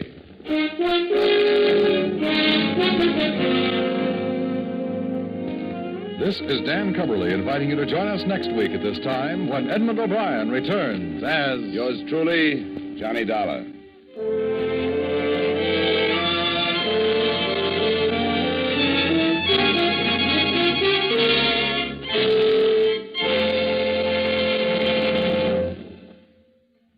This is Edmond O'Brien again. I'd like to speak to you for a moment about one of the most important duties of American citizens. Today, every American has an opportunity to share in our common defense effort. And right now, this opportunity has become a duty for all of us. The armed forces of the United States need blood, our blood. The Korean campaign has gravely depleted the supply on hand, and this must be replenished if we are to afford our servicemen the protection they are giving us. No matter what your age, sex, or station in life, you can contribute to American defense by donating a pint of your blood to the men of your Army, Navy, Air Force, or Marines. Call your local blood donor center or Red Cross chapter today for an appointment. Remember, your donation of blood may save the life of a wounded serviceman. Give your blood today to save a life tomorrow.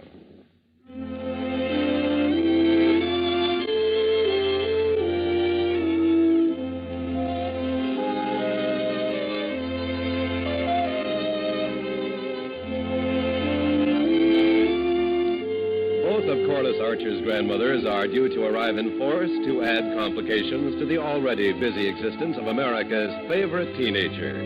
This invasion of grandmothers is scheduled for tomorrow evening when you meet Corliss Archer on most of these same CBS radio stations. Listen for the family fun with Corliss and all her friends tomorrow night. Stay tuned now for the Vaughn Monroe Show, which follows immediately over most of these same stations.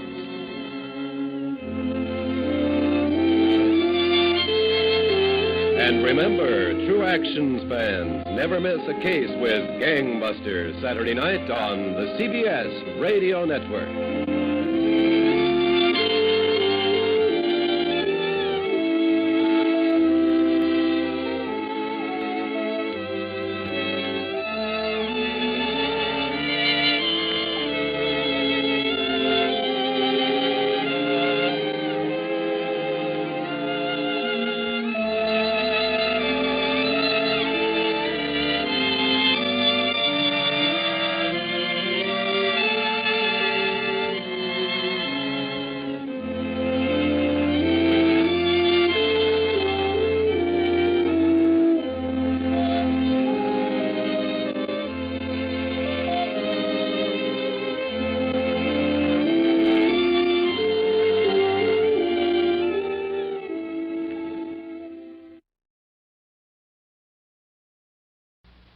From Hollywood, it's time now for Edmond O'Brien as...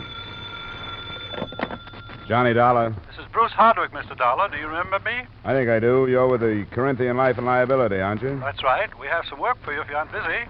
I'm not. Shoot. Good. Our New York office got a call from the police this morning. They had investigated some trouble on the east side and found one of our policies at the scene and wanted to find out what the company knew about the man it covered, which was very little. Well, what kind of trouble was it? Nobody seems to know. All the signs of murder, I understand, but no body. Will you go down and see what you can make of it?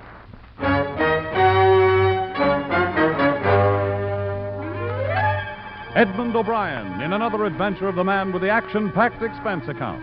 America's fabulous freelance insurance investigator. Yours truly, Johnny Dollar.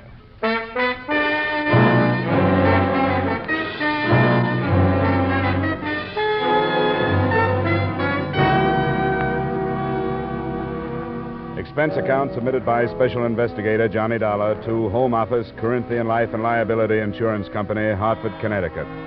The following is an accounting of expenditures during my investigation of the Richard Splain matter. Expense account item 1, $35 trip from Hartford to the scene of the crime. A part of Manhattan where the citizens have been conditioned to sleeping through screams, gunshot, and even the odors. I was met by a homicide sergeant, and the tenement flat he took me to lived up to its first description. It did bear all the signs of murder, except a body.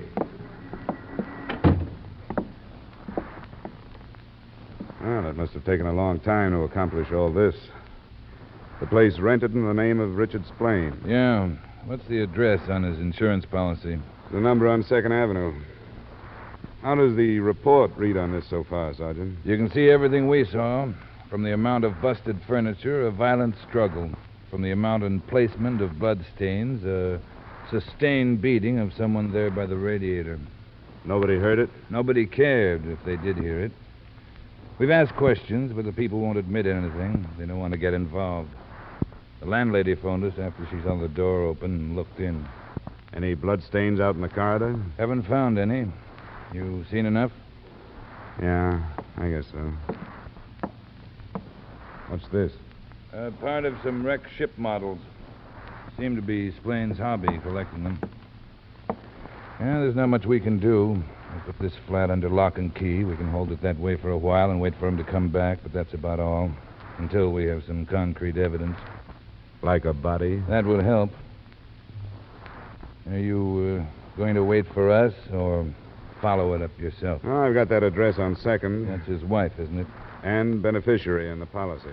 Well, you can't do much with her until she makes a missing persons report or something, and she hasn't. Yeah. Well, I get anything from her, I'll let you know.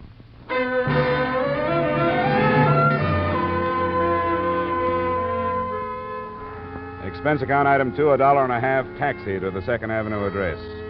Mrs. Splain was a rather dumpy blonde with tousled hair and half-applied lipstick. She obviously didn't want me to come in. Well, it's not that I don't want to help any way I could, Mr. Dollar, but I haven't seen much of Dick lately. We split up, you know. No, I didn't. Who came in here, Clara? Oh, it's something about Dick. Dick. Well, what about him? I'm sick of you getting bothered over that bum. Oh, now, Mark, hold your temper. This man is from the insurance. Mr. Dollar, this is Mr. Bond. How are you? Okay. What's insurance got to do with this? Splain had a policy on his life. Mrs. Splain is the beneficiary. I guess I never told you, Mark. I almost forgot about it myself. It isn't very much. $35,000. How did you learn about what happened? Well, the police phoned me. Wanted to know if he was here. I told them the same as I told you. Well, I don't even know if Dick was in or out. What do you mean, in or out? In port or at sea. Oh. He worked on a boat. In his policy, he listed his occupation as a carpenter. Well, he used to be. But since the war, he's been a ship's carpenter. He's away all the time. That's one of the reasons I dumped him. That wasn't the worst. Mark, you talk to Mr. Dollar while I go on and put the rest in my mouth. Oh. I feel like I'm not half dressed. Well, what do you want to know about him? Whether he's dead or alive. You think he'd call Mrs. Splain if he was hurt and in trouble? No. I know for sure he wouldn't. When they quit, they meant it. Has there been a divorce? Not yet. It costs money. She hasn't got any. I haven't. And if Splain has, he's not letting loose. Would you happen to know if there's somebody he would turn to? The police checked the hospitals without finding him. No, I don't know where he'd go. Hey, what makes you so sure Splain's the one that got messed up? Maybe he went to work on somebody else. That's what I was thinking. One thing I can tell you from experience. Dick can take care of himself. And he's mean. But honest, that's the very best I can do. Okay. Thanks. Here, I put my hotel room number on my card in case you want to phone. And I'll let you know if anything develops.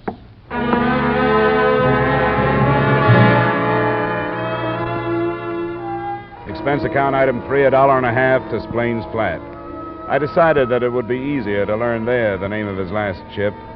And with that, I hoped to find someone who was closer to him than his wife. Sergeant Burns was no longer there, but a lie or two got a pass key from the landlady, and I went in. The top drawer of a battered bureau produced not only what I was looking for, but more. The name of the ship was the Tangier, and an envelope that contained a seaman's papers also contained a small address book with enough names and addresses to keep at least one investigator happy. I started to jot them down, but got no more than halfway through.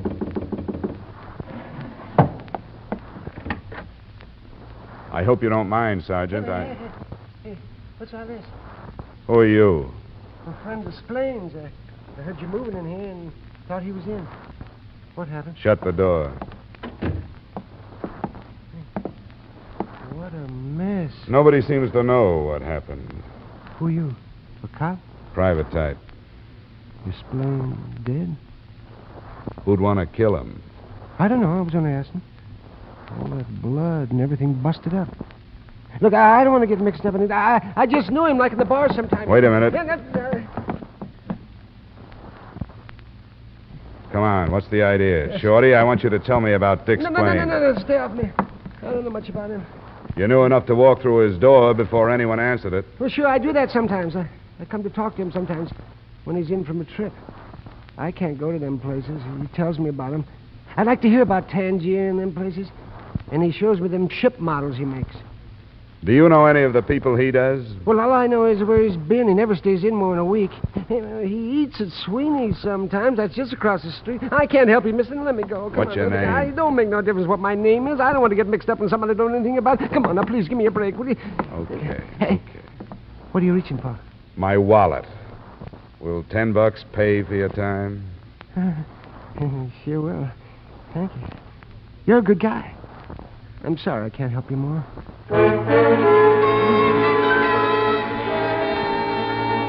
Expense account item 4, $10 peace offering. I had a feeling I'd paid for lies with it and covered the possible loss by tailing the rabbity little man to an address a few blocks away. His name turned out to be Paul Krell. What was left of the afternoon was spent on routine legwork, and at 6 I was on the phone in my hotel room.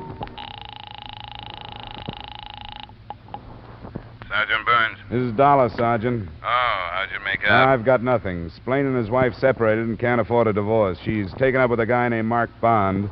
But they both say they haven't seen or heard from Splain for a long time. Yeah, a lot of people don't know anything about that guy. Yeah. It seems he's a ship carpenter. I got the name of his ship and went aboard. He's been with it for a couple of years, same one, plies between here and North African ports. Those people don't know much about any of their crewmates' shore life, so I didn't get much. Few names I can check tomorrow. What's the ship? The Tangier, white flag line, Pier 80 on the East River. Have you run into anything? I'm still waiting. Well, you've got my hotel. Yeah, thanks for calling, Dollar. Something may turn up tonight. If it does, I'll phone you first thing in the morning.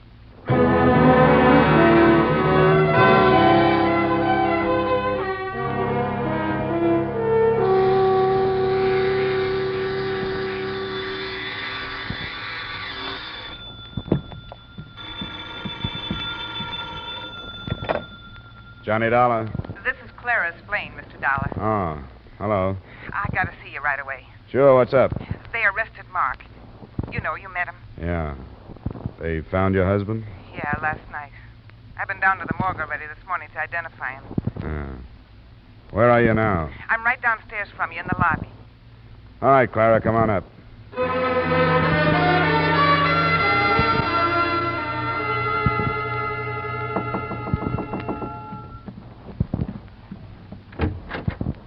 Come on in. What'd you tell him about us, Mark and me? Nothing that would put the heat on Mark by itself. If they're holding him, they must know more. I think he's lying myself. He couldn't prove where he was when the police said my husband died. Are you sure you didn't mention that $35,000 policy to Mark? I don't think I ever did. No, I'm sure of it. Why did you come here? What do you want me to do? I'm trying to get up my nerve, Mr. Dollar. The real reason that I left Dick was because I found out something awful that he was doing. Such as? He built little boats, models, and they were hollow.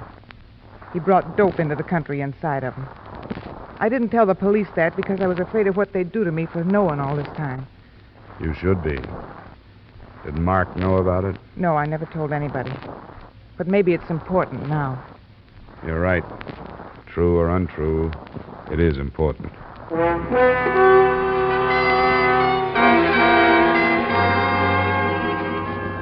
On the way back to the Splain flat, I lined up the things that bore out her story. 1, the remains of the ship models in his rec room.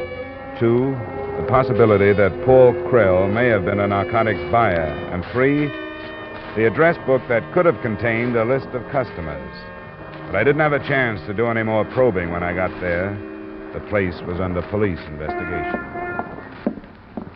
That's far enough, mister. Nobody goes inside. Sergeant Burns up there? What of it? Well, I've been working with him on this. My name is Dollar, insurance investigator. All right. I'll pick you up. Thanks. What's all the activity? Uncover something? Just another body. What? Yeah. First, not enough. Now, too many. Who can figure these things? I could figure it when I got to Splain's door. Now, the evidence I'd tampered with concerned 2 murders. The body of Paul Krell lay beaten to death in the middle of the wrecked room.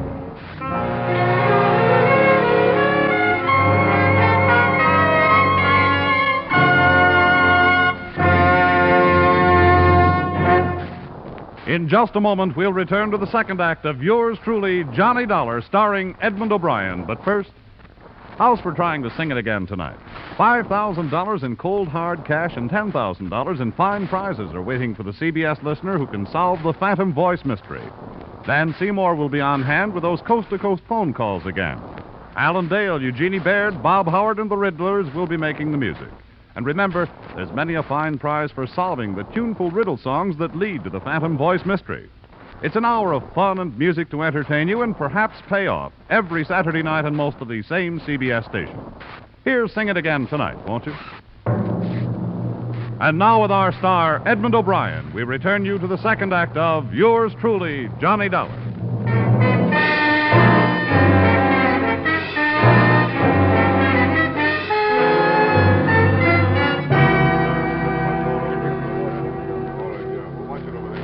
Sergeant Burns. Yeah? The guy says he knows you. Wants to come in. Keep him out. Oh, Dollar. How does this happen, you're showing up here? I got tired waiting for your call. You were going to phone this morning if anything broke. Oh, I was, huh? What kind of cooperation is this? I gave you everything I got yesterday. Almost, huh? The landlady tells me you came back here yesterday. You know, it's things like that that lose licenses for guys like you. Climb down, Sergeant. You gave me the nod to go ahead without waiting for the police. Not to mess around with evidence. I'm on the verge of putting you away 48 hours for questioning. Don't talk me into it if you don't want to go. Stay out of my hair. Okay, Sergeant. I guess we've put our cards on the table. What'd you come back here for yesterday? To get the name of Splain's ship. I figured it would be easier to get it here than by making the rounds of the hiring halls. I told you what I got out of it, a few names. Come here. There's only one change when we came back here to find this body. The top drawer of the bureau was standing open. This envelope was torn with this stuff dumped on the top. Did you do this? No. Hey, don't touch that. Keep your hands where they belong. We're dusting that stuff for prints. Sorry. I guess I'd better get out of here, Sergeant, before you and I lock horns. You're beginning to make sense, Dollar. I thought I was, too, at least hoped so. The notebook from which I'd copied the list of names and addresses wasn't among the other articles dumped on the bureau top. But Sergeant Burns' threat to hold me for 48 hours made it easy to keep my mouth shut about it and about my having met Krell.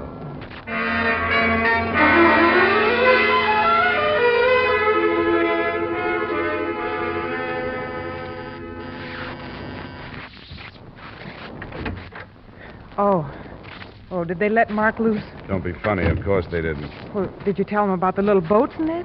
I thought it was better not to. There's been another murder at your husband's place. Who? Little guy named Paul Krell. That name mean anything to you? I never heard it before. What's it all about? A lot of people are wondering. Where was Mark Bond last night? They don't think he did that one, too. I didn't ask. But I know how their minds work. They'll accuse Mark of going back to cover tracks. Where was he? He was right here with me. Any witnesses to prove that? There's me. I know he was here, don't I? Under $35,000 circumstances, that's hardly enough. How do I know this narcotics tale of yours is true? I don't get it. Why would I admit it if it wasn't true? It's liable to get me in a lot of trouble, isn't it? It could throw up a whale of a smokescreen for Mark, too. All right, I'll show you something. I got one hid in the closet. It's in here someplace. Yeah, here. This one he called a frigate. First, you have to set it on something. Yeah, then you twist this thing, a mast, I think. Yeah, this part opens up. Let me see that. That's pretty. Dick was always good with his hands. This is the only thing of his I got. Well, maybe a chemist can prove whether or not it carried narcotics. I can't. But assuming that was the case, who did he sell to? I don't know. I didn't want that kind of money, and the minute I found out one night, I told him to get out and never mention it again. That's too bad. If he was cutting in on a combination, that might account for his death. But if he was playing ball with them, it's something else. Which brings us right back to your boy, Mark. Have you thought of that? I know he didn't do it. If I thought he did, would I look you up? I'm taking the other approach. If he was innocent, why would you bother tossing me this model ship bone to chew on?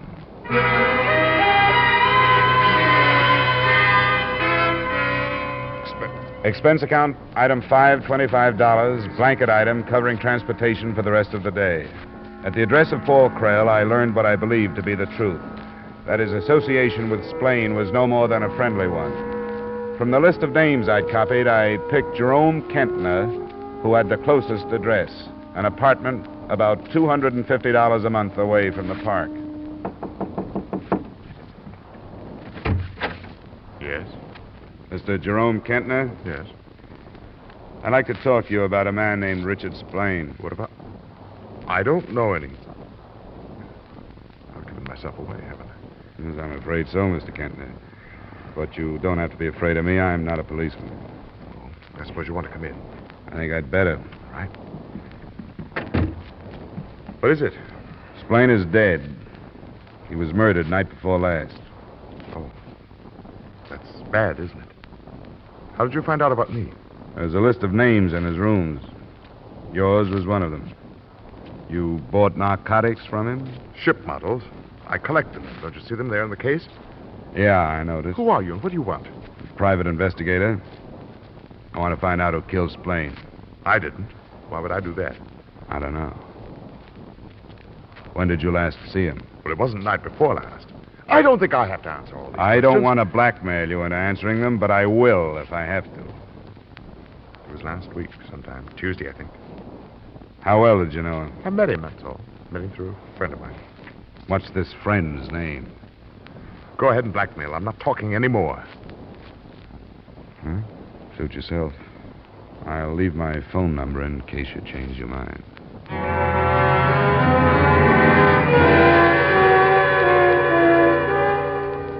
The next two stops yielded nothing. The names were either conveniently or coincidentally out of town. The next, Miss Francine Wells, an address on 82nd Street.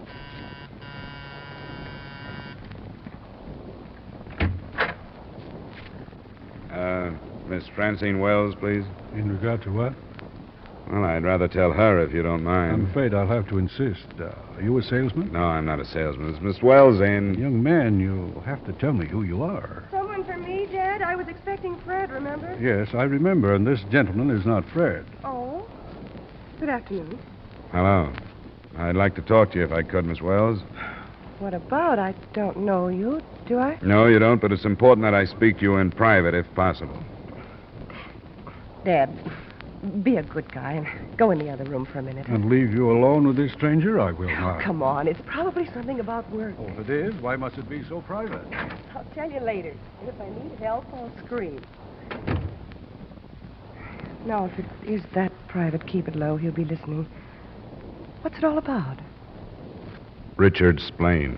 Who? Richard Splain. Who did you ask for here?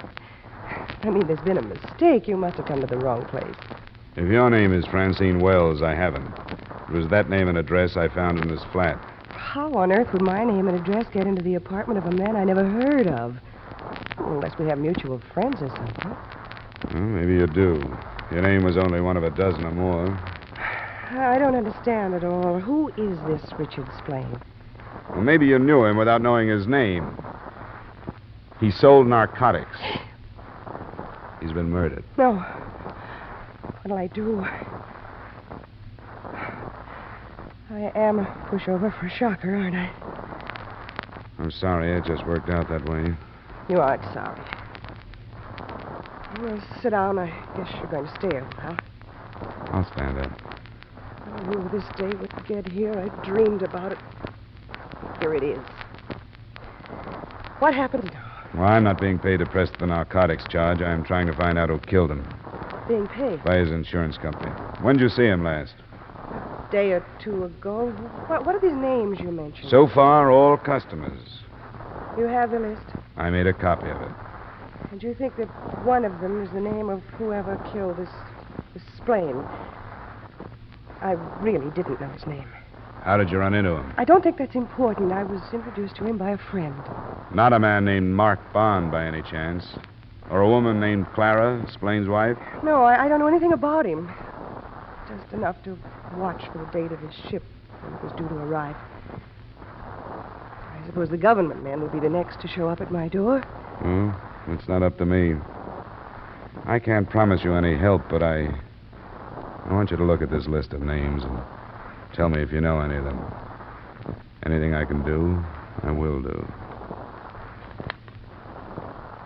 No, I don't know any of them. I feel sorry for them. I don't want to sound as if I feel sorry for myself. I don't. I was going to say I thought he deserved to be killed, but it's not his fault any more than it's the fault of... Oh, what difference does it make? I want to leave my card with you in case there's something you haven't told me. I'll jot down my hotel.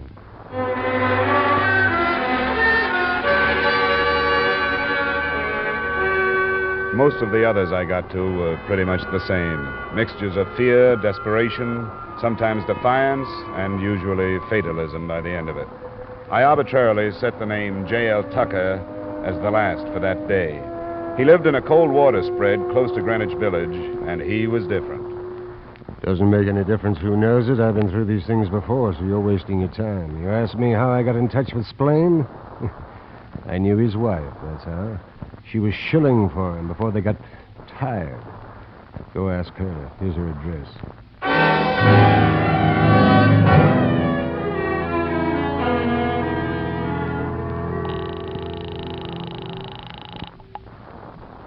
Hello? Dollar. I just left a man named Tucker. He said he knew you. I thought I'd better call. Oh, Tucker.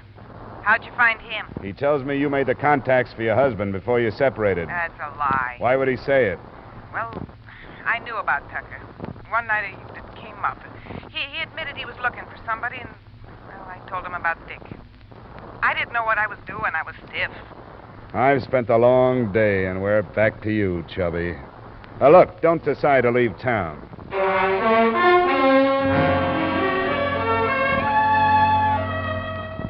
Expense account item 6, $4 dinner at my hotel. Item 7, same amount, a few brandies at the bar. I had the idea I'd spend a lot of energy for nothing until the elevator dropped me at my floor, and I turned the corner toward my room. It's all right. You left your card with me. You must have expected something. I left my card a lot of places. I didn't expect you, Miss Wells. You don't seem to have had any other takes. Come on in. Well? You said if there was anything else I wanted to tell you. Yeah? Well, there is. It goes a long way back. I don't know how these things happen to some people and not others. I was no angel, but I was all right. Come on. Come on, sit down over here. I've always told myself that some people get bitten by rattlesnakes and others don't. But it's not the same. It was in school after a party. Neither one of us had any sense. He got it from somebody. Who was this? In Pennsylvania. His name was Phil. I don't know. I came home, never saw him again. But that was the start of it. It was only 2 years ago. I knew it would end. Kept wondering how. Now it has ended. What are you trying to tell me? I killed Richard Splain. That's what I'm trying to tell you. Why? Because I went to him without any money, and he laughed at me. I don't know what happened to me. I picked up something and started to hit him. I hit him. Why didn't you tell me this before? Because I thought I could go through with it. But I can't. If it happened this time, I don't want to go on anymore. I went to him without any money, and I picked up the first thing I touched and started to beat him. What was that? I don't even remember. An andiron? Yes, I think that's what it was. And Paul Krell, you killed him too? Yes. I don't know. Yes, I did. I must have. And I don't care. I don't care. Well, that was a good try, but it won't work. This wasn't a woman's killing, no matter how desperate she was. You want me to go? Or do you want to stay here? Please. Please, I did it. I did it. Isn't that enough? Haven't I done enough? Yeah? Yeah, I'm afraid you have.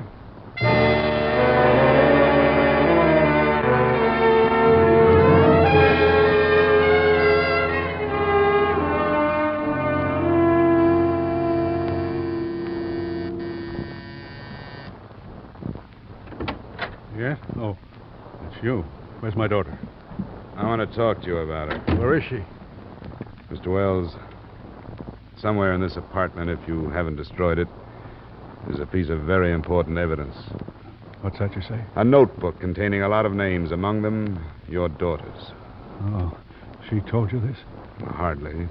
She was trying to protect you. She confessed to killing Richard Splain. They haven't arrested her. Not yet. She was lying, you know that. I'm afraid I do, Mr. Wells. I'm glad. I told her about it after I heard you leave. Are you married?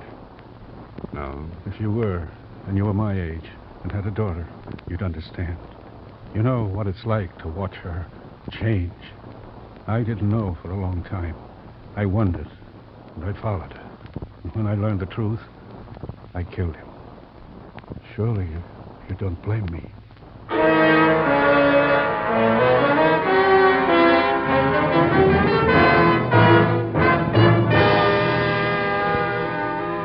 I turned Wells over to the police, not Sergeant Burns, and heard him explain his second killing, that of Paul Krell, who had arrived as Wells was looking for any trace his daughter might have left at Splain's.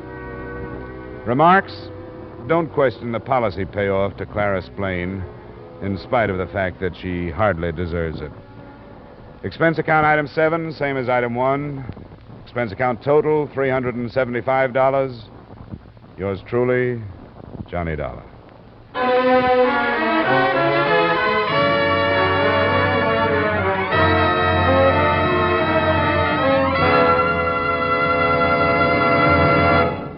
Yours truly, Johnny Dollar, stars Edmond O'Brien in the title role and is written by Gil Dowd with music conducted by Wilbur Hatch. Edmond O'Brien may soon be seen in the Paramount Pictures production Warpath. Featured in tonight's cast were Herb Butterfield, Raymond Burr, Joe Gilbert, Bill Boucher, Howard McNear, Barry Kroger, and Mary Lansing. Yours truly, Johnny Dollar, is produced and directed by Jaime Del Valle.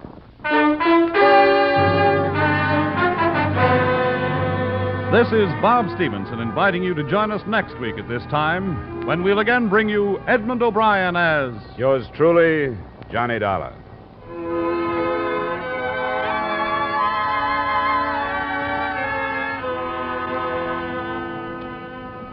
Have you met the Coopers, Liz and George? They're the young married couple who keep things humming and keep you laughing in that hilarious domestic comedy, My Favorite Husband, broadcast every Saturday night over most of these same CBS stations. So tune in every Saturday night to My Favorite Husband. And now stay tuned for Vaughn Monroe's Caravan, which follows immediately over most of these same Columbia stations. This is CBS, the Star's address, the Columbia Broadcasting System.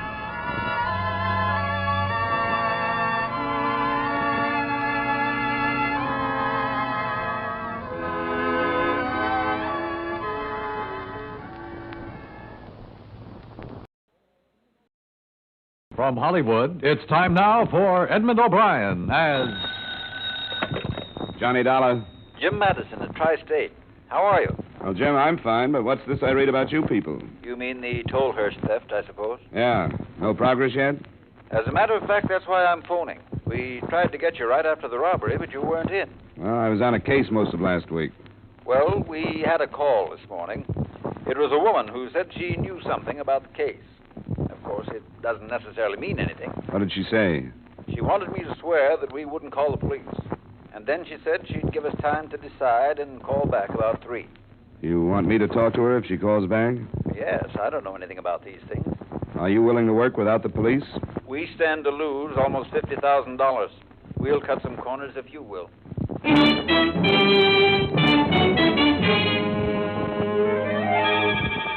Edmond O'Brien in a transcribed adventure of the man with the action-packed expense account. America's fabulous freelance insurance investigator. Yours truly, Johnny Dollar.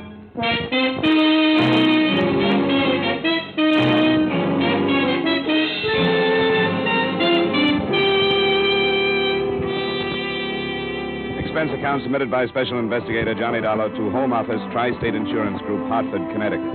The following is an accounting of expenditures during my investigation of the Tolhurst theft matter. I note here the accepted report of the robbery because, as will be seen, both the police and the press missed a number of details. The Tolhurst fur shop was entered at closing time Saturday evening by 3 disguised men who, at gunpoint, relieved Mr. Tolhurst of almost $50,000. Answering a radio alarm, the police spotted the getaway cars that left Hartford, and later, south of town, after a running gunfight with another squad car, it was abandoned by the 4 men who were seen to split up and who escaped into some wooded terrain. That's where it stood. Expense account item 1, $1.50 cab fare from my apartment to the Tri-State offices where your Mr. Madison was waiting for me a little before 3 p.m. The second call from his alleged informer came at 2 minutes after. Yes? Yes, put her on. Hello? Well, I'm glad you did. I have someone here that I want you to talk to. No. He's not from the police. He's a representative of the company. Just a second. Here she is, darling. Okay. Hello? I don't like this. How do I know you're not from the police? Well, I guess you can't be sure. All I can do is give you our word. And if you do want to talk to us, you'll have to take it. The other man didn't say he was going to have somebody else. He decided he'd rather do it this way. Now, listen for a second. To us, the recovery of the money is more important than having anybody arrested. If we can recover it more easily without going to the police, we're willing to do it. Doesn't that make sense? Maybe. The police will have to come into it sometime. I know that. But also, I know I'm right. I've got my own reasons for calling like this, and I know I'm right. I'll take your word for it. And we'll keep it. Now, what is it that you know? I know where one of the men is hiding. Oh? Which one? He's in a hotel in Boston. He's not using his real name, and I can't tell you what it is. You mean you know what it is and can't tell us? I'm a friend of his. That's why I'm calling. He's got to give himself up and get clear of it.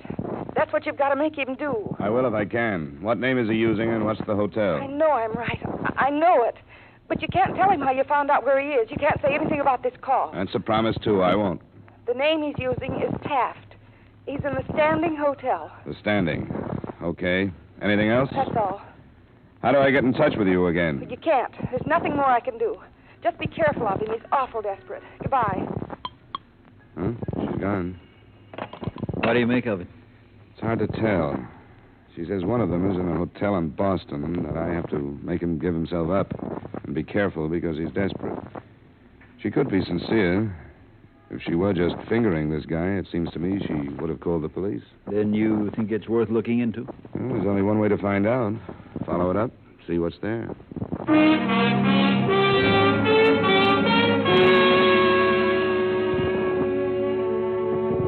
Expense account item 2, $32.50, car rental and mileage between Hartford and Boston. On the way, I try to figure ways and means of making an appointment with a hunted armed thug, if that's what he was going to turn out to be. I found the Standing Hotel on the fringe of the commercial and waterfront section, and a man named Walter Taft was registered there. I staked out his corridor and saw him leave his room at about 7:30 that evening. He came back an hour later. When he put his key into the lock, I was strolling toward him, and when he opened the door, I was behind him. Can you hold it a second? What do you want? I want to talk to you. I don't know. You haven't got time. I'm interested in a man who's registered here under a phony name, Taft. That's my name. Is there anything wrong with it? Well, if it's your real name, then I'm wrong. Have you got anything that says it is? Well, I don't see how it's any of your business, but sure, go on in. Thanks.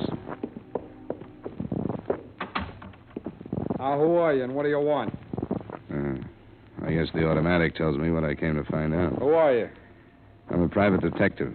The insurance company that stands to lose on the Tolhurst job hired me. That's a lie. You'd have brought the cops if you were. I got a wallet in my hip pocket. There's a license. Don't reach for it. Just turn around. Sure. You're really jumpy, aren't you?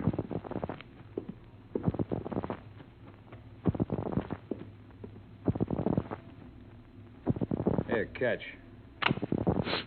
You don't expect me to swallow this, do you? You were hired by Alan Les. All right, so you found me. Now, what do you think you're going to do with me? You having trouble with your friend? I said, what do you think you're going to do with me? It's going to help if you can convince yourself I'm telling the truth. We want to recover the money, and if you'll help us to do it, we'll try to see that you get a break. That's a laugh. How would an insurance company find out where I was? Sometimes they get a tip when the police don't. They can pay for information. The police can't. Now, where would they get a tip from? Somebody here in the hotel that figured something was wrong with you. There are fair descriptions out on you and your buddies for size and color and clothes. Somebody could have spotted you. I can't buy it. It happened, and the tip was right. You might do yourself a lot of good going to the police by yourself. Either you're off your nut or you think I am. Come on, start backing up. What for? Because I'm leaving. Go on, get started. If you were thinking straight, you'd talk it over. You're mixed up in a double cross, so you can't believe anything. That's far enough. Who told you about a double cross? You did. You said you thought I was hired by Alan Les. They were in the job with you, weren't they? All right, turn around. Open the closet door. Turn around.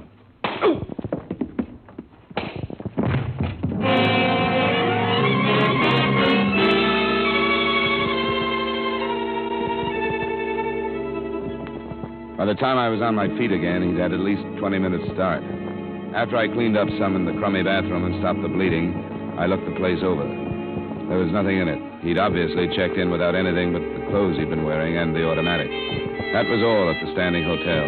I drove back to Hartford and phoned Mr. Madison at home. I'm sorry, Johnny. Are you all right? Yeah, I'm not complaining, just telling you what happened. I guess I asked for it, bullying in like that, but I couldn't think of another way to get to him alone and get to the point in a hurry. Well, do you think you should have called the police?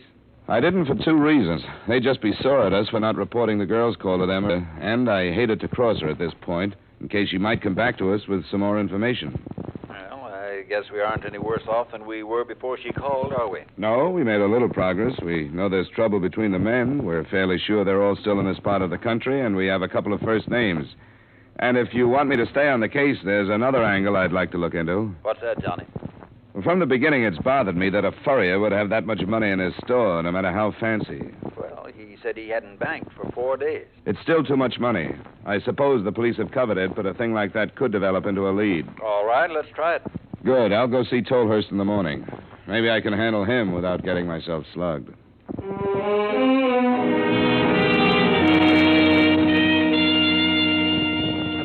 Of course. I'm at your service. Thanks, Mr. Tolhurst. I know you've answered a lot of questions already. Yes, I have. So I won't drag you through the details of the actual theft again. Well, thank you for that. Thank you. Now, the amount of money you lost, almost $50,000. That question again. Why did I have that much in my shop? I have answered that question every possible way without smearing my own good name. The police have driven me mad. I'd like to have the answers, too. Very well. Don't most of your customers purchase with checks, Mr. Tolhurst, or on credit? No, they do not. I'd think that they would. Because you don't understand. The fur business, even more than the jewelry business, is concerned with making beautiful women more beautiful. Don't you agree? Sure I do. Well, I hope this doesn't come as a shock to you that there are many, many more wealthy husbands than there are beautiful wives. As opposed to women, that is. So, who would you expect these wealthy husbands to buy the furs for? Yeah, I see what you mean. Cash purchases, too, huh? Precisely. If wifey doesn't get the coat, she better not run across a check paying for one. The fur would fly, you might say. But almost $50,000 in 1 week, that's a lot of intrigue. One sable was worth $35,000. And if the name of the purchaser became known, it could literally endanger the national security. I really mean that. It would be discussed from the floor of the Senate. What can I do? There's no record at all of these sales? Barely enough to keep my books legal. I've rather specialized in this cash and carry trade. If I was strapped to the rack, I couldn't name these men. I'm helpless. I think the insurance company might be able to fight your claim because of the stand you're taking. Had you thought of that? Oh, no, I hadn't. Well, it makes no difference. I'm completely helpless. Unless a member of the board or somebody is an old customer of mine. And that is possible, you know.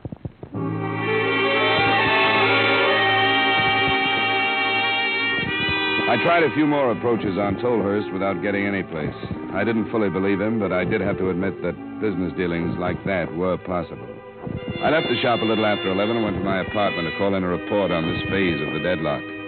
My phone was ringing when I got there.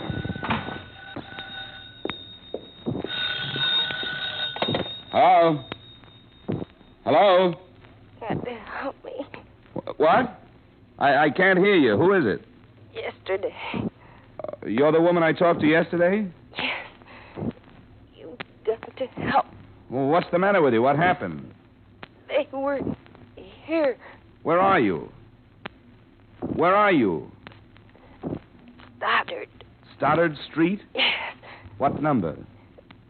5860. 5860. An apartment number? Number 12. All right, I'll be there in 10 minutes.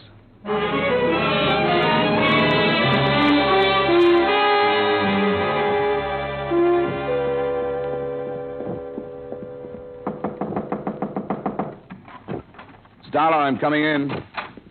They went after Fred. You've got to go help him. Now, wait a minute. Who are you talking about? The men called Al and Les? I don't know them. First, they said I had the money and they beat me. One of them held my mouth so I couldn't scream, and the other one hit me. Do you know where the money is? No, they wouldn't believe me. Then they made me tell them where Fred is. Fred is the man I saw last night at the Standing Hotel? Yes. I can't keep quiet for him anymore. His name is Fred Sorrell. And he's holding out the money? That's what they said. They said they'd kill him if they had to. They look for him at the Standing. They won't find him. He left there last night. I know. He called. I tried to lie that he was still there, but they phoned and found out he wasn't. Then they started in again until I told them. He moved to an auto court, and that's where they're going. Where is it? I'm not sure. Between here and Boston. But I think it's in this state. It's called the Oak Springs Motel. I tried to warn him. But whoever answered hung up because they couldn't hear what I was saying. I couldn't talk. What's your name? Virginia Cowley. Well, how do you fit into this? How much do you know about the robbery? Nothing. I didn't know about it until afterwards. Fred's car was here. He came to get it and said everything had gone wrong and he was in bad trouble. Yeah, now we all are. You should have told the police, and I should have. Promise I know. I'm going to call them now and hope I can fight my way clear of this mess. Where's the telephone?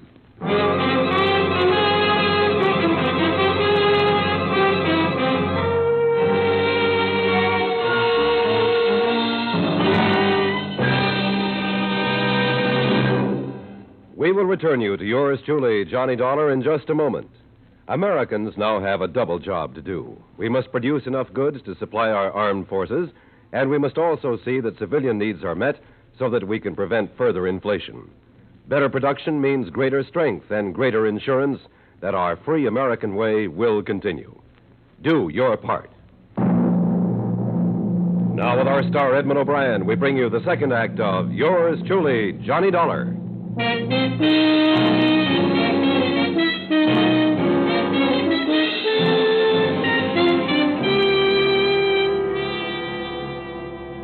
In an attempt to help what was left of my position with the police, the first thing I told them about was the possibility of nailing the 300 men together, but that backfired, too.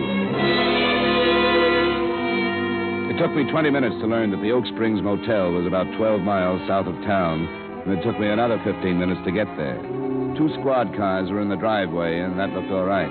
But when I got to the cottage where Lieutenant Crockett and the other officers were, things looked all wrong. The bodies of 2 men lay on the floor. Neither one was Fred Sorrell. Who are you? My name is Dollar, Lieutenant. Oh, yeah. Sorrell did this? Seems to be some confusion about the name. The cottage was rented by an A.J. White. Sorrell was hiding out under a couple of aliases. Too bad we didn't have that information. I didn't know who he was until a half hour ago when I called you. They were already dead a half hour ago. Is there some reason you couldn't have found out 20 minutes before that? Yeah, I didn't happen to be any place this Collie woman could get a hold of me. She's the one you just got around to turning in? That's right. It's the first time I'd even seen her. First time I knew where she lived. First time I knew anything about her. I've done the same thing before, and it's worked out. This time it didn't. What do you mean? An anonymous call. She said she had information about the Tolhurst robbery that she couldn't give to you. She gave it to me in confidence, and I played it that way. You still playing it that way? No, I'll give you everything I've got, which still isn't much. Let's go back to town, then, where we can get a real statement. Henderson, take over here, will you? I'm going back to the office. Okay.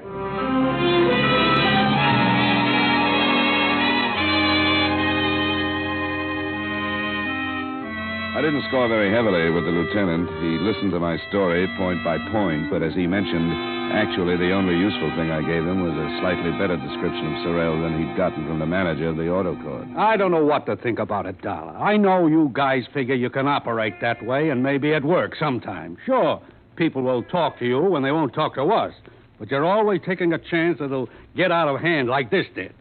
This one was out of hand from the beginning. And it's turned into murder now. You aren't blaming me for that, are you? No, but I want you to leave the case alone from here on. Stay away from the Cowley woman. Stay away from everything. Does that mean I can go now? Yeah. It might be a good idea if you went home and brushed up on a little police work. You're really digging it in, aren't you, Lieutenant? You got it coming. Go on now. I got to get back on this thing.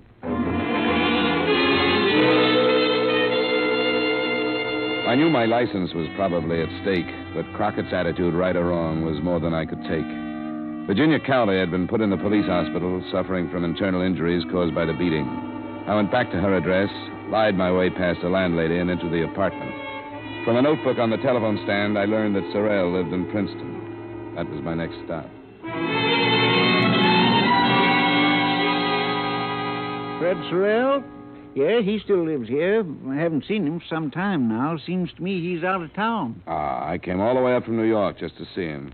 You suppose I could get into his place, leave a note or something? Well, why don't you just go up and see if the other fellow's there? Name a Hacker. Oh, a roommate? Yeah, you could leave a note with him. Oh, good. How do I get there? Second floor, rear. Number's 210.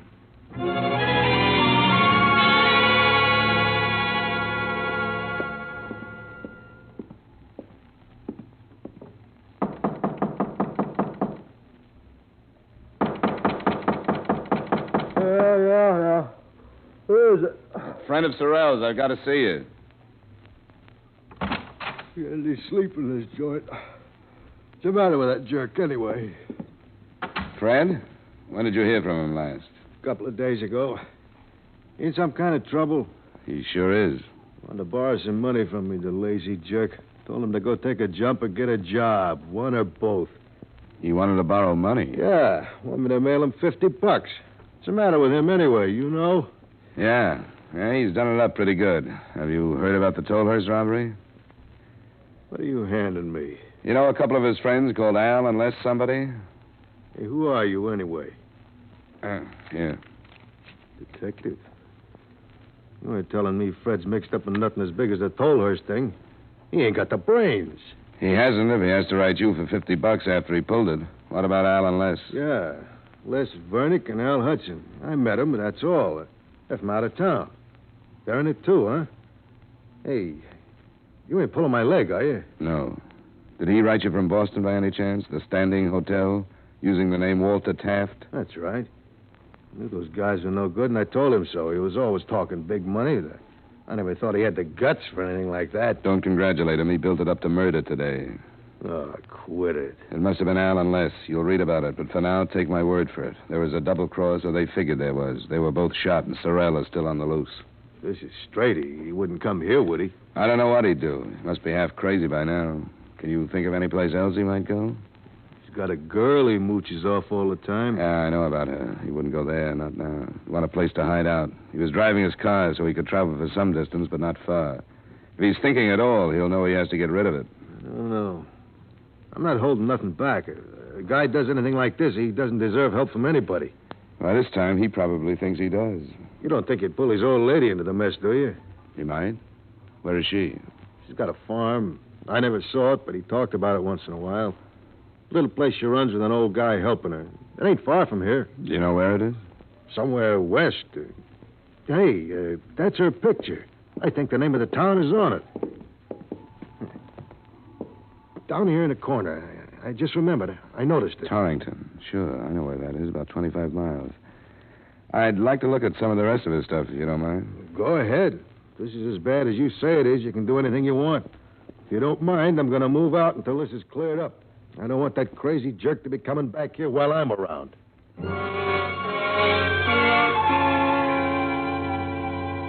Nothing in Sorrell's things gave a hint as to where he'd be likely to go, but to stay on the move more than for any other reason, I decided to cover the farm. And to stay on the safe side, I stopped by my apartment to pick up a pocket gun.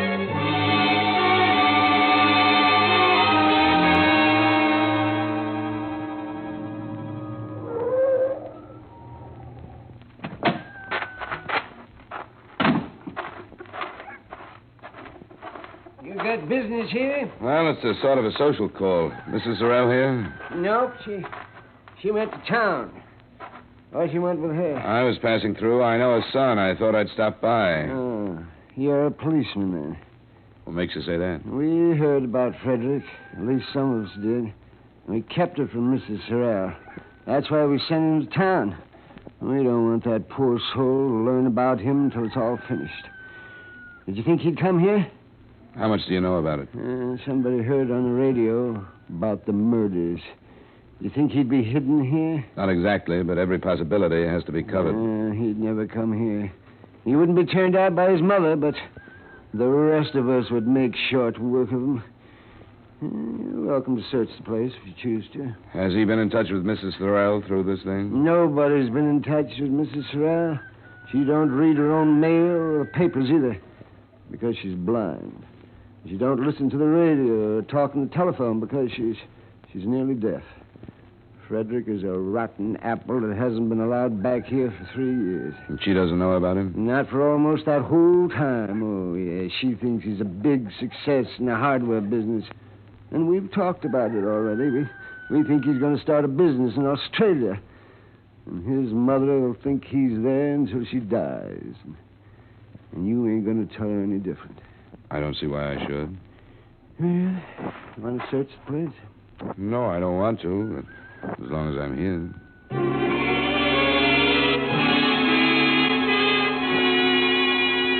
Sorrell wasn't there, and by the time I left, I was made to feel like a criminal myself for looking the place over. By the time I got back to Hartford, the extras were out saying, widespread search fails to uncover killer. And something that had been bothering me came to mind again. Why, with a $50,000 haul, hadn't Sorrell gotten out of New England? A few more questions fell into line, too. How could an amateur like Sorrell escape a full-fledged police search? And why would he even think of a double cross on his first job? And finally, why, after running out of Boston, would he have come back to an auto court 12 miles south of Hartford? I covered the final point and learned that the Oak Springs Motel was within a few miles of the point where he and the other two men had abandoned their car and taken off on foot. I thought I told you to stay away from this case. You can't take away my right to make a living, Lieutenant. I found his car. Isn't that worth anything? How do I know what it's worth? It's something you haven't done with all your roadblocks. I'm 5 minutes away from his car, and I think he'll come back to it as soon as it starts to get dark. Can't you take a chance on it and have a few men out there? All my men are busy. I'll see what I can do. It's less than an hour till dark. I hope you make it.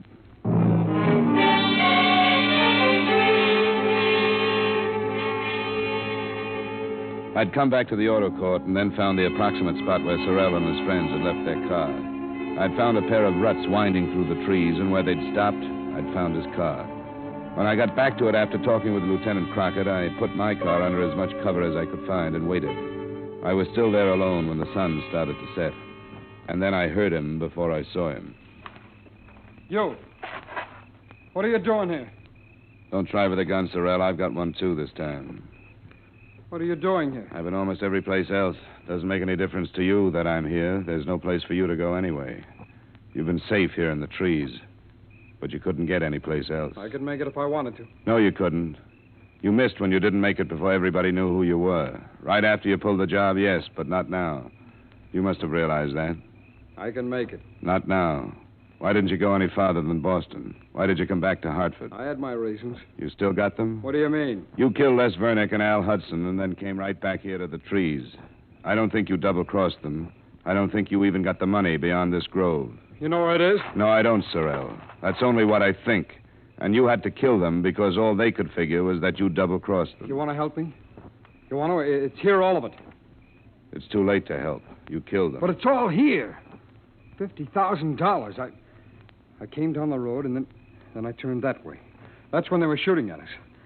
I was carrying the money, but I was excited. Alan Les went that way, and I came this way. I'm sure it was here. Yeah, I remember that big tree. I went past it. I'm sure. You could find $200,000, and it wouldn't do you any good. Yes, it would. You can buy anything with money, and it's all here. I know it was here because I ran on this road, and then this is where the road ends. Then I went past that tree. If I can just remember how far I went. Because I put it down, and I covered it over with some leaves. If I just saw them, I'm sure I'd remember. Sorrell. I know where it is. Hey, what are you... I want your gun, Sorrell. Get away from me! Get away! Quit it! No! It's all here. It's all here, and I'm going to get it. Now get away from me! Get away, you! All right, Get away! All right!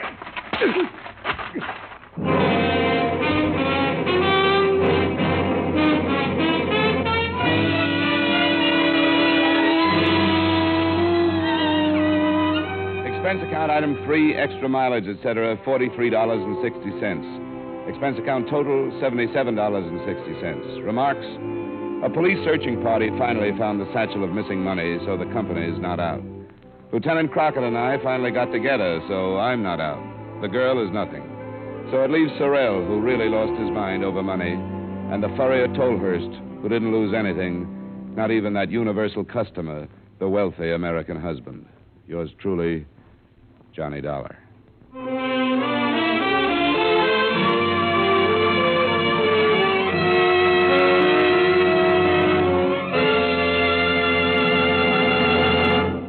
Yours truly, Johnny Dollar, stars Edmond O'Brien in the title role and is written by Gil Dowd with music by Wilbur Hatch. Edmond O'Brien can soon be seen starring in the Paramount Pictures Technicolor production Silver City. Featured in tonight's cast were Parley Bear, Virginia Gregg, Stacey Harris, Bob Sweeney, Herb Butterfield, Clayton Post, and Howard McNear. Yours truly, Johnny Dollar, is transcribed in Hollywood by Jaime Del Valle.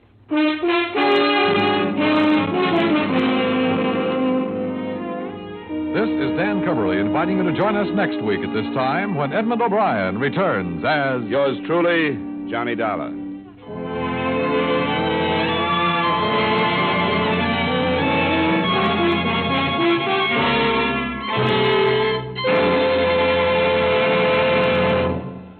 The faith of its people is a nation's greatest strength. You can show your faith in freedom, and you can help keep America free by investing regularly in United States defense bonds. Remember, peace is for the strong, security for those who earn it. Start now investing in peace and security by investing in defense bonds. Buy an extra bond now. Buy United States defense bonds.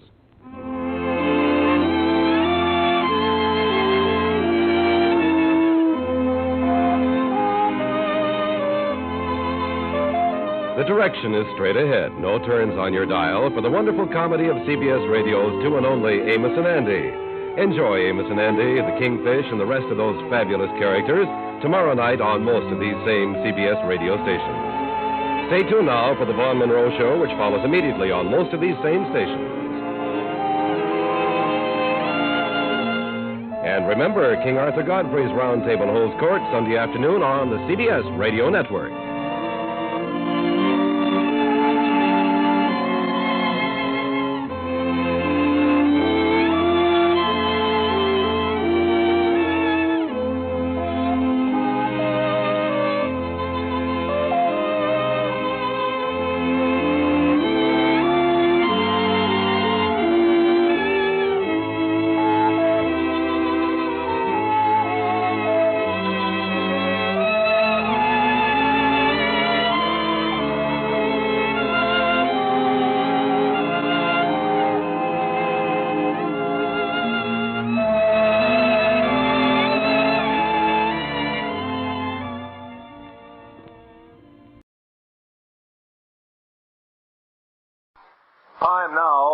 for Edmond O'Brien as...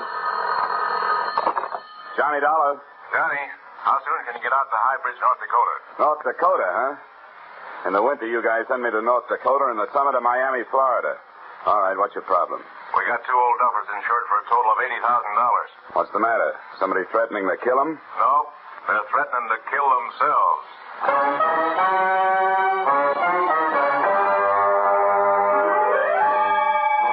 Edmond O'Brien in another of the adventures of the man with the action-packed expense account, America's fabulous freelance insurance investigator, Johnny Dollar.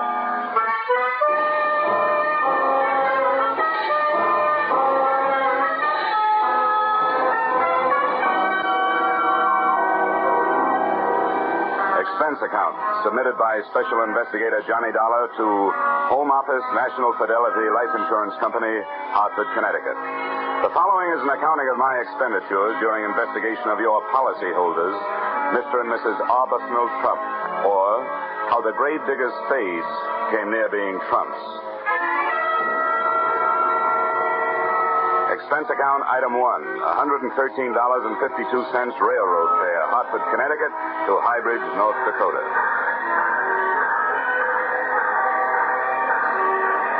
As I walked towards the station in High Bridge, the wind whipped white shawls of snow out of the night and around me like a Spanish dancer, and the raw cold had my teeth acting like castanets. Inside the shack, I found a pot-bellied stove surrounded by a pot-bellied station master. Hello? Oh, hello. You are our only customer? Well, I'm the only one got off the train. Can I find a taxi around here? Yep. As soon as my son gets the mail and freight tucked away, he'll take you. Only won't be any taxi cab. You drive it wherever you're going in the Pong. By the way, where are you going? To the Trump residence. You know it? Yep, I know it. You one of the family? No, just business. Oh. Well...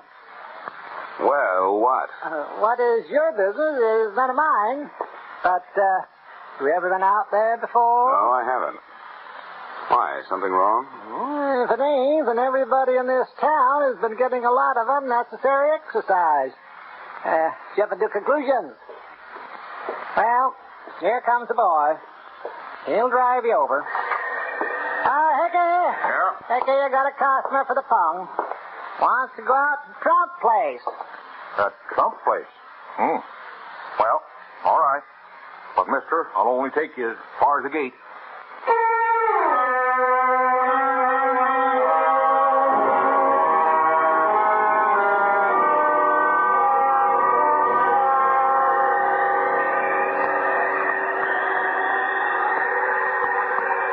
You say this your first visit, huh? That right, Mr. Dollar? Yep, that's right. Hey, how much more we got to go? Oh, about another mile. You cold? Cold? Ooh, I'm freezing. Well, slap your arms around. Keep up circulation.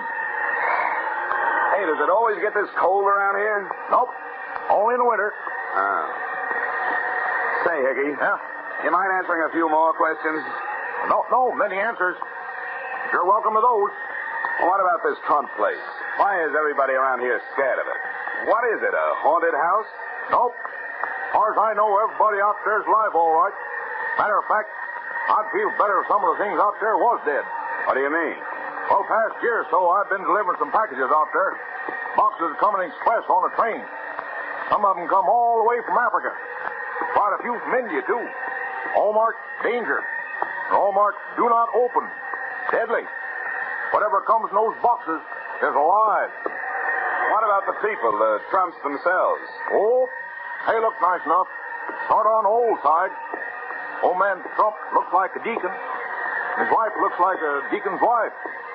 But they never seem to come to town, let alone church. Hey, that's funny. What's so funny? Well, look, they're on the road. Race auto tracks. Only one place to go out this way. Same place we're going. To the Trump house. I don't see anything wrong with that. Those folks never have no visitors. Now, it looks like they're having a lot. Hey, maybe they're having guests for dinner. That's right. Maybe they are having guests in for dinner. I didn't say in for dinner. I said maybe they're having guests for dinner. Oh, that's some funny joke, that is. Yeah. Well, here we are, right around the next bend. Good. Now, I'll tell you what, Hickey. When I get ready for you to drive me back, I'll give you a call on the telephone, huh? Well, that'll be a good trick if you can do it. What do you mean? They don't have no telephone.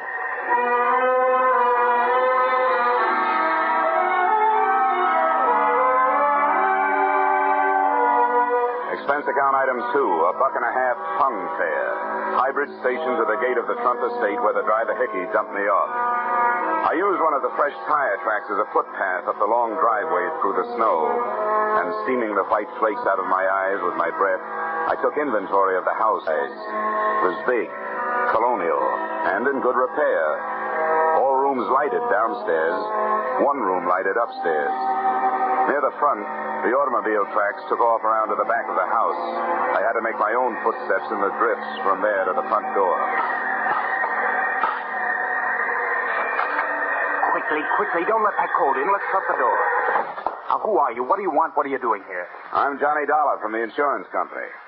As to what I want to say Mr. and Mrs. Trump. As to what I'm doing here, I'm just the victim of a bad choice of careers early in life. Well, all right. Take a seat over there. I'll go check with Mr. and Mrs. Trump. But don't bother taking your coat off yet. So this is Northern hospitality.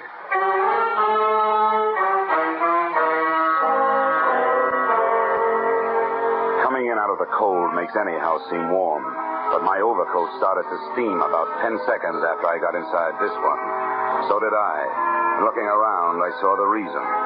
There were potted orchids growing all over the hallway, and orchids grow only in tropical warmth. Despite the invitation not to, I took off my overcoat and waited. After 10 more minutes, I felt like slipping out of my suit, a decision I didn't have time to make. They're just finishing dinner, Mr. Dollar. They suggest you join them for coffee. Follow me. Thanks.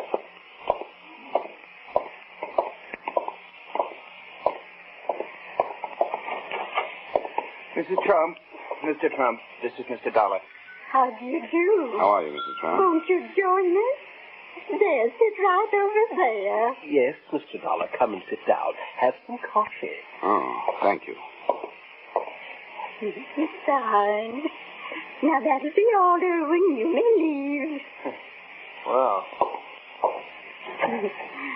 Fine. Now, sugar and cream, Mr. Dollar? No, thank you, Mrs. Trump. This will be all right, just the way it is. Well, Mr. Dollar, I assume you brought the necessary papers? Yes, I did. They're in my pocket, all ready for your signature. Good. We'll sign them right away. Well, I was hoping you wouldn't sign them, at least until I've had a chance to talk to you about it. Talk to us?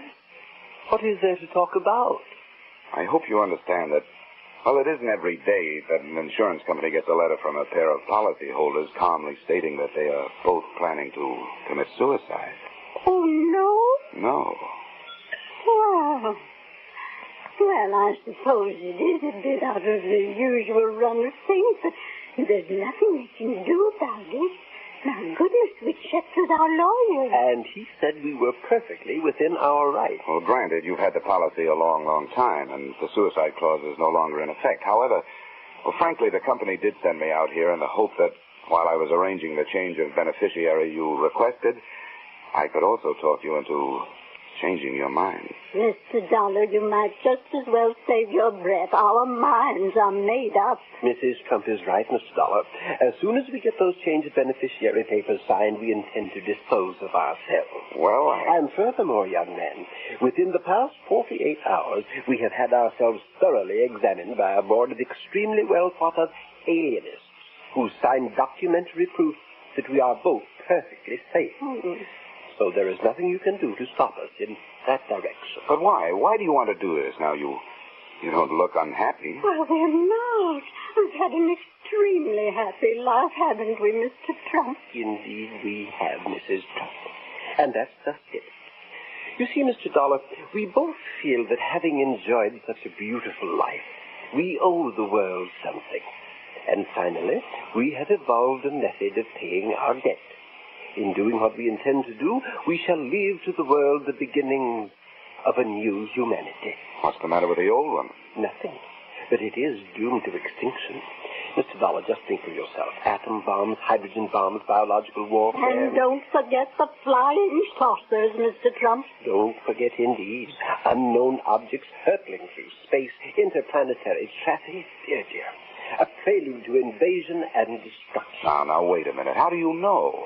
Who told you? Mr. Dollar, Mr. Trump knows these things. He was a professor for many years, and he reads all the time. He knows all that. Would you mind pouring me some of that coffee, Mrs. Trump? Not at all. There. Thank you. Mr. Trump, granted we're all doomed for extinction, how's knocking yourself off going to help? If you just stick it out, you'll not only enjoy a bit more time alive, but you'll also be around to see the fireworks. You will notice, Mr. Dollar, that we are changing the beneficiary in our policies from our niece, Miss Hope Selden, to the young man who let you in here tonight, Mr. Irwin Harper.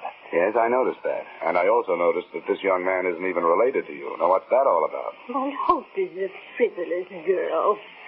She laughed at us when we tried to tell her what's happening.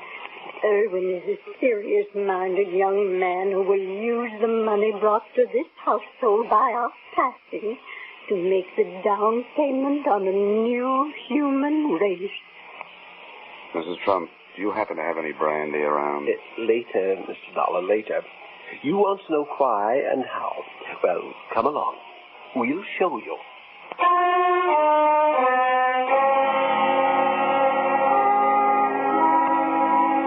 A nightmare is bad enough when you're asleep, but I was awake, and that's when they're really frightening. They took me down through the back of the house to a winding, half-lighted stairway into the belly of the black hole. The oppressive heat grew even more oppressive. More stairs, then tunnels, all the ceilings cement and lined with lead.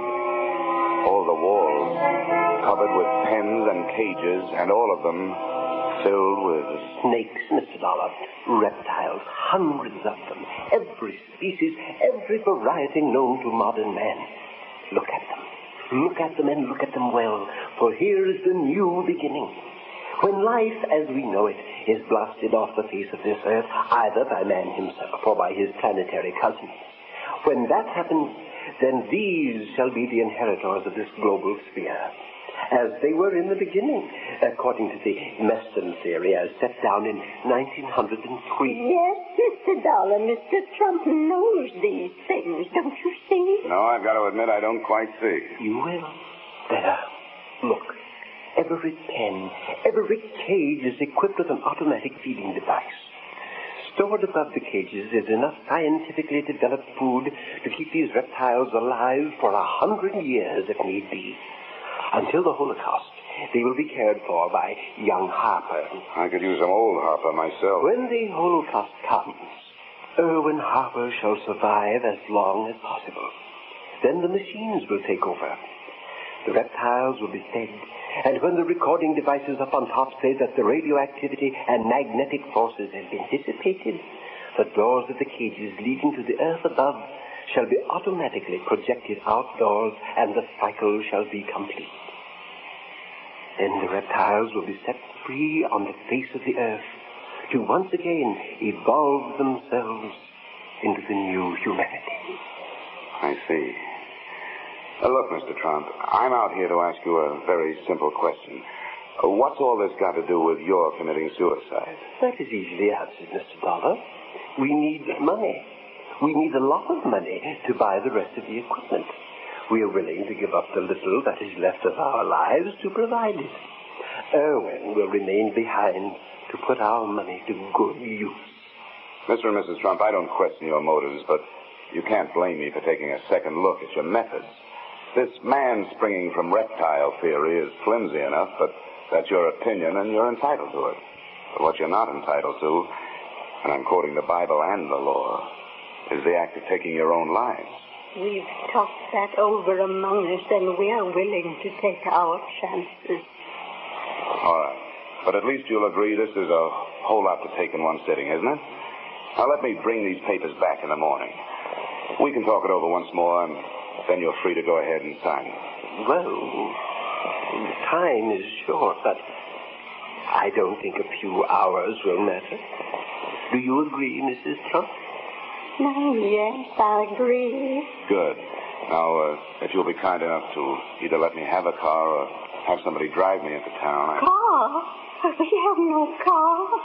We haven't had one for months, and we've borrowed them from the property. Hasn't been one past the gate for almost a year. Oh? Including tonight? Yes, of course, including tonight. You'll just have to stay here. Come now. We'll take you up to your room, Mr. Dollar. What you need is a good night's sleep.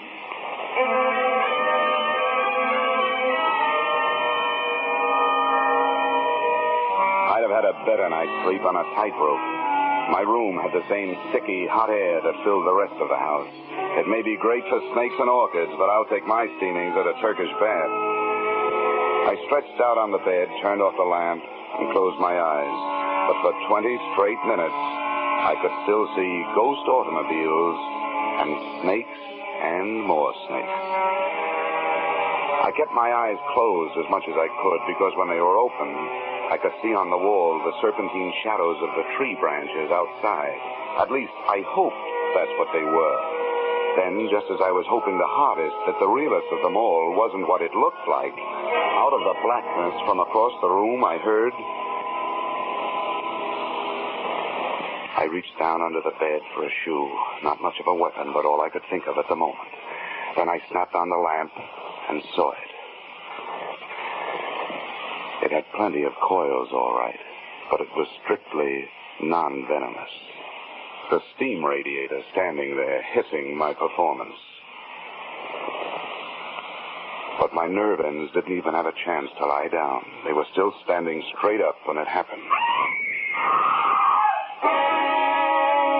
I was out of bed, across the room, and out into the hall in slightly more time than it takes to tell.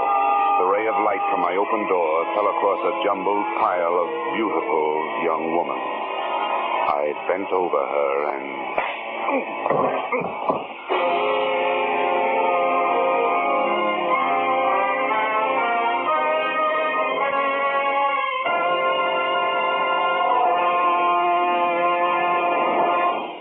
In just a moment, we will return to the second act of Johnny Dollar. But first... Now, with our star, Edmond O'Brien, we return to the second act of yours truly, Johnny Dollar.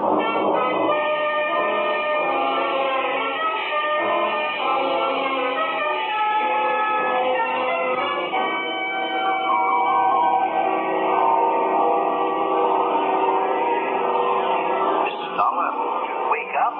You've been walking in your sleep. Yes, you should be more careful. Perhaps you need analysis. Perhaps you need analysis. Learn what the basic coma is. What did he say, Mrs. Trump? Sounded like he said, where is she? I'm right here, Mr. Dollar, right here taking care of you. Oh. Yeah, somebody's been taking care of me, all right. Oh. Well, where is she, huh? She's gone. What have you done with her? Come on now, where's the... Mr. Dollar, you better get hold of yourself. There is no girl here. Oh, no? Oh, look. Earlier tonight, you told me there was no automobile around here, but there was. I saw the tracks in the driveway with my own eyes. I walked in one of them. All right. Look out the window, Mrs. Trump. No, I don't see any tracks. Do you see any footprints? No, nothing, just snow. Okay. At least you know I walked up that driveway, right? And my footprints are covered up. So it's been snowing, the wind has been blowing, it's been drifting. Now I suppose you're going to tell me you didn't hear the girl scream. Come now, Mr. Dollar. You were having a nightmare. No girl scream. Well, if you didn't hear anything, what are you doing out here? What brought you? Young man, we have a right to be wherever in our own home we choose to be.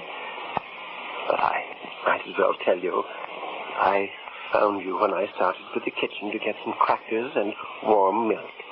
I found you lying here. Yeah, everyone's lying around here. Young man, that does it. Once we get those papers signed, I'm afraid we shall have to ask you to leave. That's all right with me. They're here in my room. Come on. The way some people stand in the way of the few of us who are making a genuine effort to sustain some kind of life on Yes, Mr. Trump, you're absolutely right. You'll find a pen there on the table. The papers are right here in my... Hey. Yes, Mr. Dollar? The papers are gone.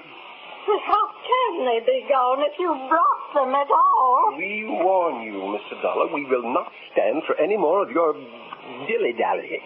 We want those papers, and now. We are determined to sign them immediately. Suddenly, that has become my fondest hope. Now, do us all a favor. Go back to bed and give me a chance to do a little walking in your sleep.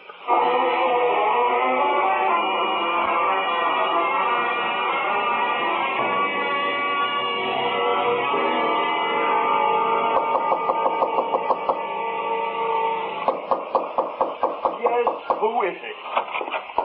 Dollar, what do you mean, barging in here? I'm looking for a girl, and I'll admit this is a very unlikely place to find her. I'll thank you to get out of my bedroom. You realize how suspicious you look just lying there in bed? What do you mean? Well, I mean that about 15 minutes ago, a woman screamed at the top of her lungs not 20 feet from here. Now, what's your story? That you didn't hear it? Or does it happen around here all the time? You're crazy. I didn't hear any woman scream, and I don't think you did. Okay, have it your way. I'm hearing things. But one thing I know, I'm not feeling things. See here? This lump on my head? That's for real. That doesn't interest me a bit. If I find out you put it there, it'll interest you. I'll not only put an egg on your skull, I'll make a whole omelet. In case you don't know it, you're looking at a citizen who's burned up. M-A-D. Mad.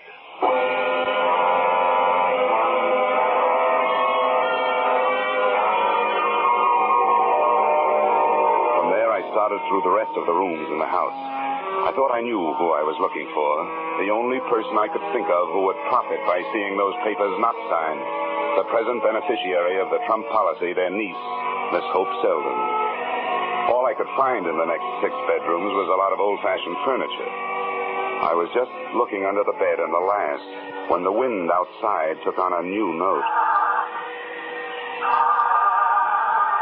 I ran back to my own room, flung open the window, and stuck my head out into the blizzard trying to get a look in the direction of the noise.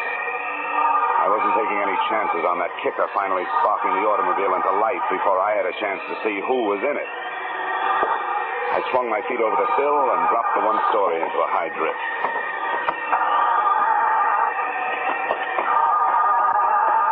Come on. Come on.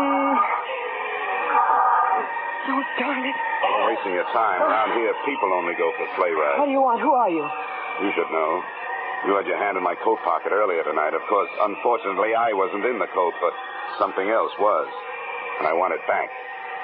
If I took anything out of your pocket, I had plenty of reason and plenty of right to do it. The only one I want taking things out of my pocket is the cleaner when he's spilling out the tobacco crumbs. Now, come on, give me those papers. No, just let me talk to you first. I want you to hear my side of things. Look, I'm freezing. If it takes more than 5 seconds for you to say what you gotta say, no dice. Well, then let's go back in the house. I know you'll believe me.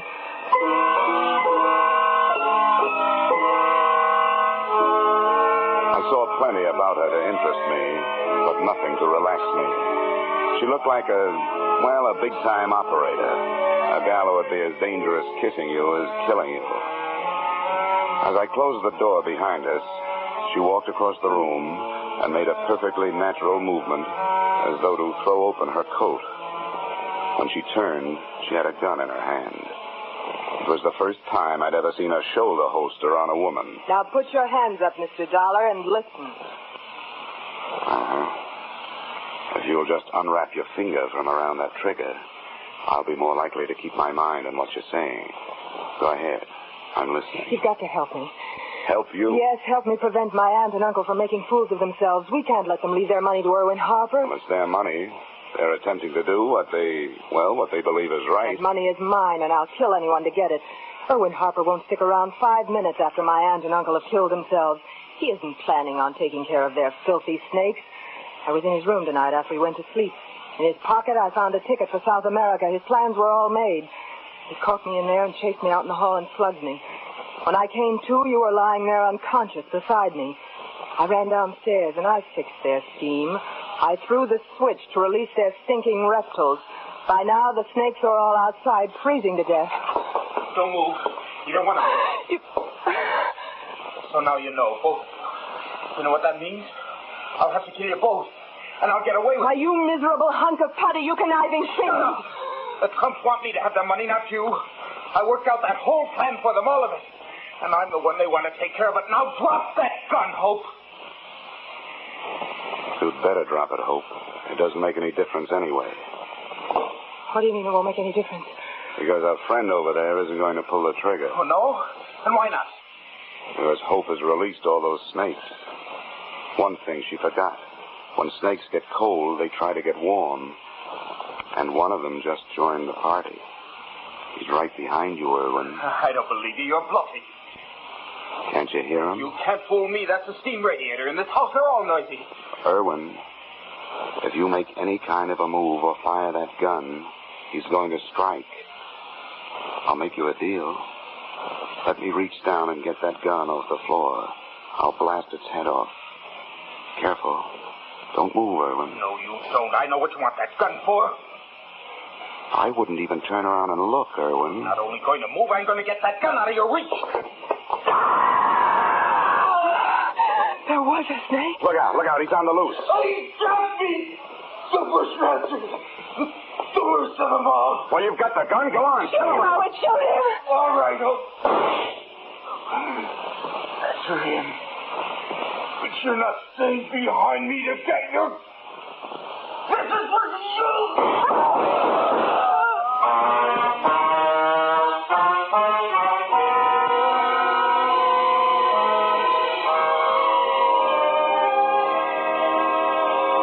Mr. and Mrs. Arbuthnel Trump were fresh out of beneficiaries, to say nothing of snakes. The only one that had found his way back into the warmth of the house was the one I'd mistaken for a steam radiator.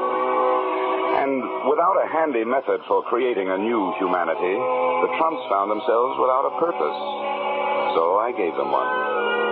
At my suggestion, and at the moment, Mr. T is hard at work in his home laboratory, attempting to develop a machine with which mankind will fight the flying saucer.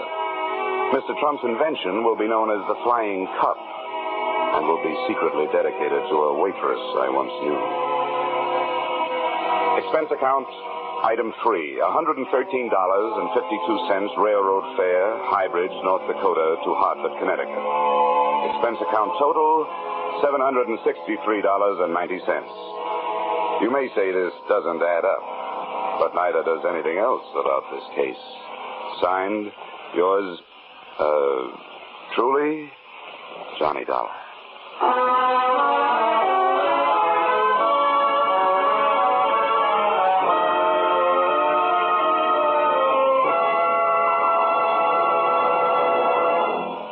Yours truly, Johnny Dollar, stars Edmond O'Brien in the title role and is written by Paul Dudley and Gil Dowd with music by Leif Stevens.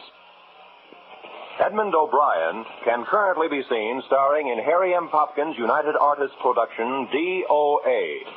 Featured in our cast were Peggy Weber, Harley Bear, Hugh Thomas, Dick Ryan, Jess Kirkpatrick, and Mary Shipp. Yours truly, Johnny Dollar, is produced and directed by Jaime Del Valle.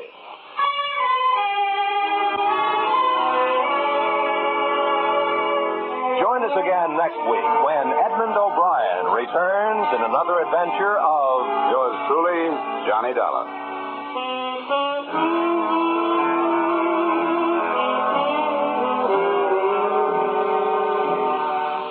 The Echo of Jesse James, a modern story of how police tracked down a couple of train robbers, will be brought to you on CBS's Gangbusters this Saturday night. The narrator will be the Superintendent of Metropolitan Police, Washington, D.C., and another Gangbusters wonderful cast will reenact this true story for you. Join us this Saturday night on most of these same CBS stations for Gangbusters drama, The Echo of Jesse James. This is Roy Rowan speaking. This is CBS, where yours truly, Johnny Dollar, meets adventure every Friday night. The Columbia Broadcasting System.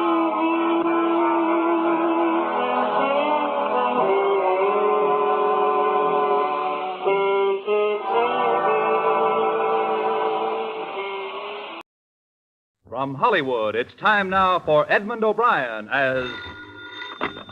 Johnny Dollar. This is Edward Whiteman, Mr. Dollar. I understand that Mr. Soderbury's death brought you here. Yes, thanks for calling back. I tried to locate the constable, Fred Remen, I believe his name is. Yes. I haven't found him, so I thought I'd talk with you. You were riding with Mr. Soderbury when he was killed, is that right? Yes, I was. I'll do everything I can to help you. And as a matter of fact, I just left Constable Remen. Oh? Where is he? I'd like to see him. He thinks he's found the place from which the shots were fired. The roof of Goodwin's store. I left him there less than 5 minutes ago. If you'll meet me in front of your hotel, I'll show you. Thanks, Mr. Whiteman. I'll be down right away.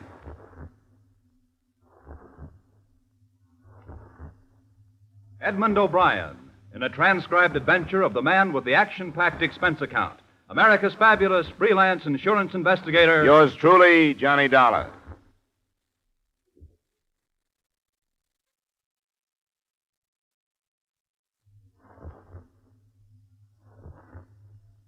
Expense account submitted by Special Investigator Johnny Dollar to Home Office, Britannia Life Insurance Company, Hartford, Connecticut. The following is an accounting of expenditures during my investigation of the Soderbury, Maine matter. Expense account item 1, $42.45, airfare, car rental, and incidentals between Hartford and Soderbury. I, for one, had never heard of the town, but I found it a few miles from Portland, Maine. First 2 church spires, and then the small group of companion buildings, all set against a peaceful New England background. The first thing I noticed when I drove onto its single business street was that some bunting, The first thing I noticed when I drove onto its single business street was that some bunting and a few American flags were still standing, reminders of the ceremony during which its leading citizen, Gordon Soderbury, had been murdered. His personal secretary and assistant, Edward Whiteman, gave me the details after I met him in front of my hotel. The ceremony? Oh, yes, you wouldn't have noticed entering town from the east. You didn't know about the factory? No, I hadn't heard. New one? No, Mr. Soderbury... No, Mr. Soderbury built it during the first year of World War II. He won some subcontracts from the shipbuilders and hoped to bring new wealth to the town. The ceremony was arranged this morning because it reopened. No, it could hardly have been called happy even before the tragedy. Oh? The town wasn't in favor of the factory? Definitely not. We cross over here. These people are settled in their ways. The factory changed things. Outside men came into work, married local girls, and took them away. The farmers in the section lost the free labor of their sons to wages and had to hire older men. I can see how it would upset a place like this. You think somebody could have been incensed enough over the reopening to have killed Mr. Soderbury? I have no idea. I thought I should mention the feeling of the town. He and I were in the first of 3 cars driving to the factory. We were in the rear seat. Suddenly, he stiffened. He made this sound that... Well, I couldn't describe it. I didn't know what had happened. I don't think I heard the shots. He slumped forward. It was all over. This is Goodwin's store here. Where was the car? As closely as I can recall, it was directly in front. Straight out from here. Of course, the chauffeur stopped as soon as he realized what had happened. That'd be about up there, near the wagon. It was a limousine, I hear. That's pretty close shooting. Were the windows up or down? And they were down. Open, that is. How do you get up on the roof of the store? Well, there's stairs in the rear. Fred! Oh, Constable, run! Yes? Who's that? Ed Whiteman. There's a man here who's been sent up from Connecticut to see you. Wants to ask you some questions. I have to go back to the office. All right. What can I do for you? Why did you pick this roof as the place where the shooting was done? Because Mr. Soderbury's auto was just in front. And none of the others, 3 or 4 doors either side, have stairs to them. That's good enough. Even resting a rifle barrel on the false front would be some pretty fancy shooting. There have been some fair riflemen in the section for a good number of years now, if you know your history. I've been proud of their shooting at some of the matches we've had, but I can't say I'm so proud now. Do you have any idea where to start? There's been a man in my mind. Ben Sutherland. He had a 16-year-old son killed by a bandsaw when the factory was open before. And now he's got another, young Ben. He'll reach 16 next week.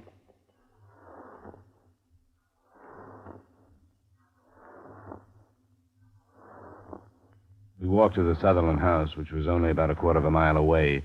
and Fred Remond gave me the background of the town. The Soderburys had been in control of the town and the surrounding country for more than 3 generations. Always they had been respected as thrifty, honest people, but never had they been well-liked. The death of 53-year-old Gordon Soderbury meant the last of the male lineage. The sole survivor was his sister, Beth, many years his junior. The constable didn't seem impressed when I told him that potentially she was some $60,000 richer in cash in view of Gordon's insurance policy.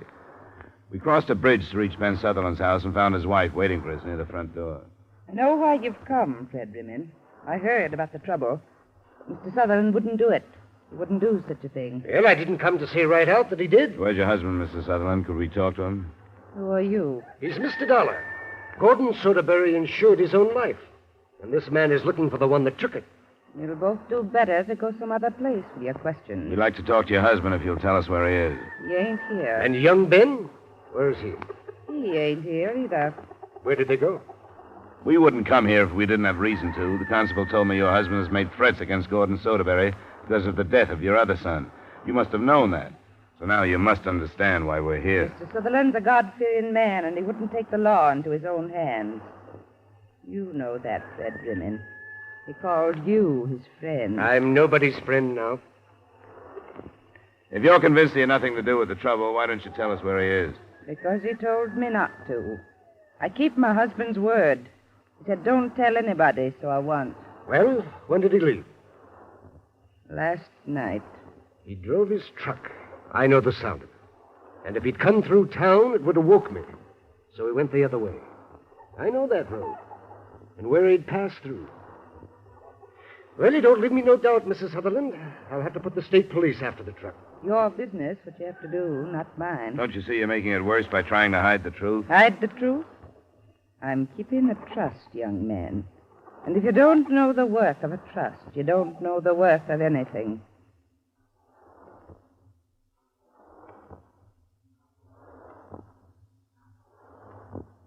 I went back with Constable Remond to his house where he lived alone and which doubled as an office. He phoned the description and license number of Sutherland's truck to his county superiors. And with the typical disinterest higher echelon seemed to maintain for lower echelon problems, they told him they wouldn't be able to take delivery of Soderbury's body until the following day. That left us with no better than a vague promise as to when we'd get such vital points as the caliber of the murder weapon, the entry angle of the fatal bullet, and the distance from which it was fired. Remond left me and went to talk with some of the townspeople, and that evening, soon after dusk, I went to the Soderbury home, hoping that his sister Beth would be in condition to receive me.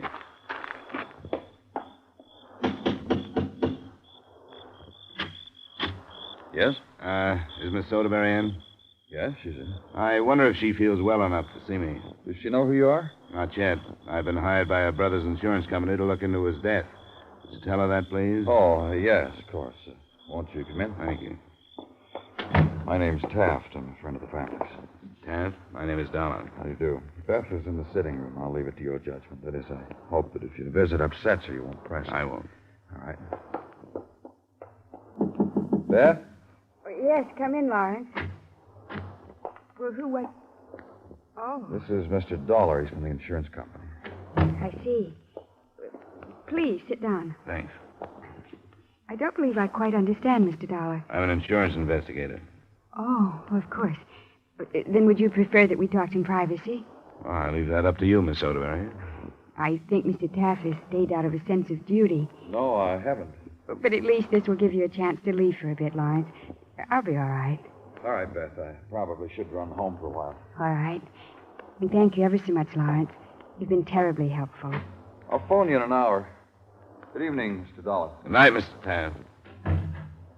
Now, Mr. Dollar, when did you arrive? About 3 this afternoon.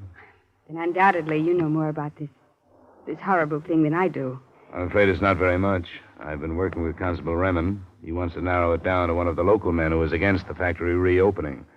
But from what I've learned, it refuses to be narrowed very much on that basis. Yes, I'm afraid you're quite right. My brother was not famous for making friends. I say that at the risk of sounding cold and unemotional. Emotion very seldom helps in my work. Which is ferreting out the truth. I think Gordon understood what he was doing. I'm sure he did. He knew that our people detest change. They simply can't cope with it. Yet he forced it on them in 1942. You feel yourself to be apart from your people, Miss Soderbury.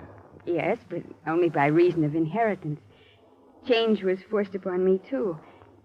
I was much younger than my brother. I was sent to school in England, but I came back and found it quite easy to forget and settle back into this tiny world. I suppose the whole town did during the years after the factory closed. Of course it did. There was one particular man, Ben Sutherland.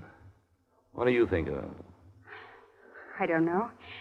I suppose his name is in everyone's mind tonight. The death of his son because of the hated factory, it had a violent reaction on him. And why not? He knew his son hadn't been born to stand in front of the machine that killed him. What does he say? He can't be located. He left town last night. He took young Ben with him. I hope it isn't he. He suffered enough.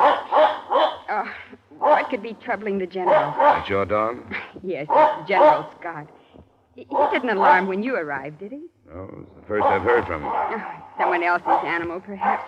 But that seldom happens. He's well able to fend for himself. He's a... By the time we got an oil lantern lit and I found the dog, he was moving silently toward the house, trailing what looked like a fractured front leg. I didn't know what to think when I told the surviving sister about it. She didn't seem frightened. But I couldn't help wondering whether her loyalty to her people wasn't misplaced, and whether the killer hadn't decided to eliminate all the Soderburys from the town that bore their name.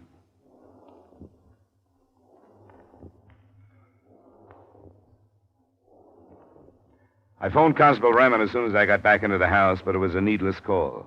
The sound of the shots in the quiet village had aroused everyone, and those who cared seemed to know right where to come. The first to arrive was Edward Whiteman, the dead man's assistant. Less than a minute later, the constable and Lawrence Taft. After we'd made another swing around the house without turning up anything, and after we'd satisfied ourselves that Beth Soderbury was well protected, Raymond and I started back toward my hotel.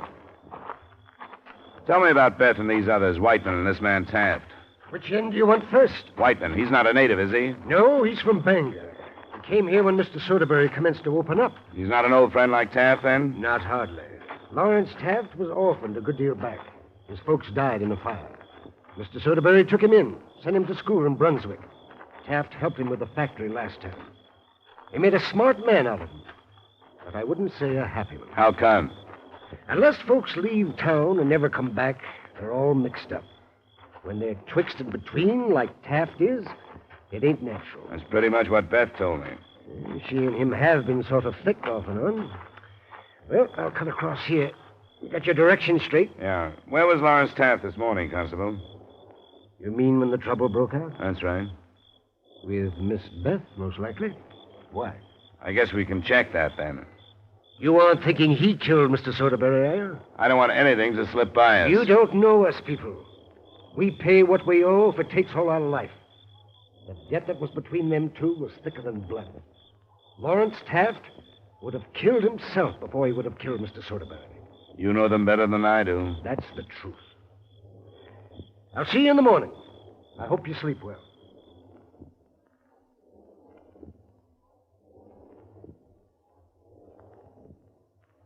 The next day, things moved along a little more according to the book.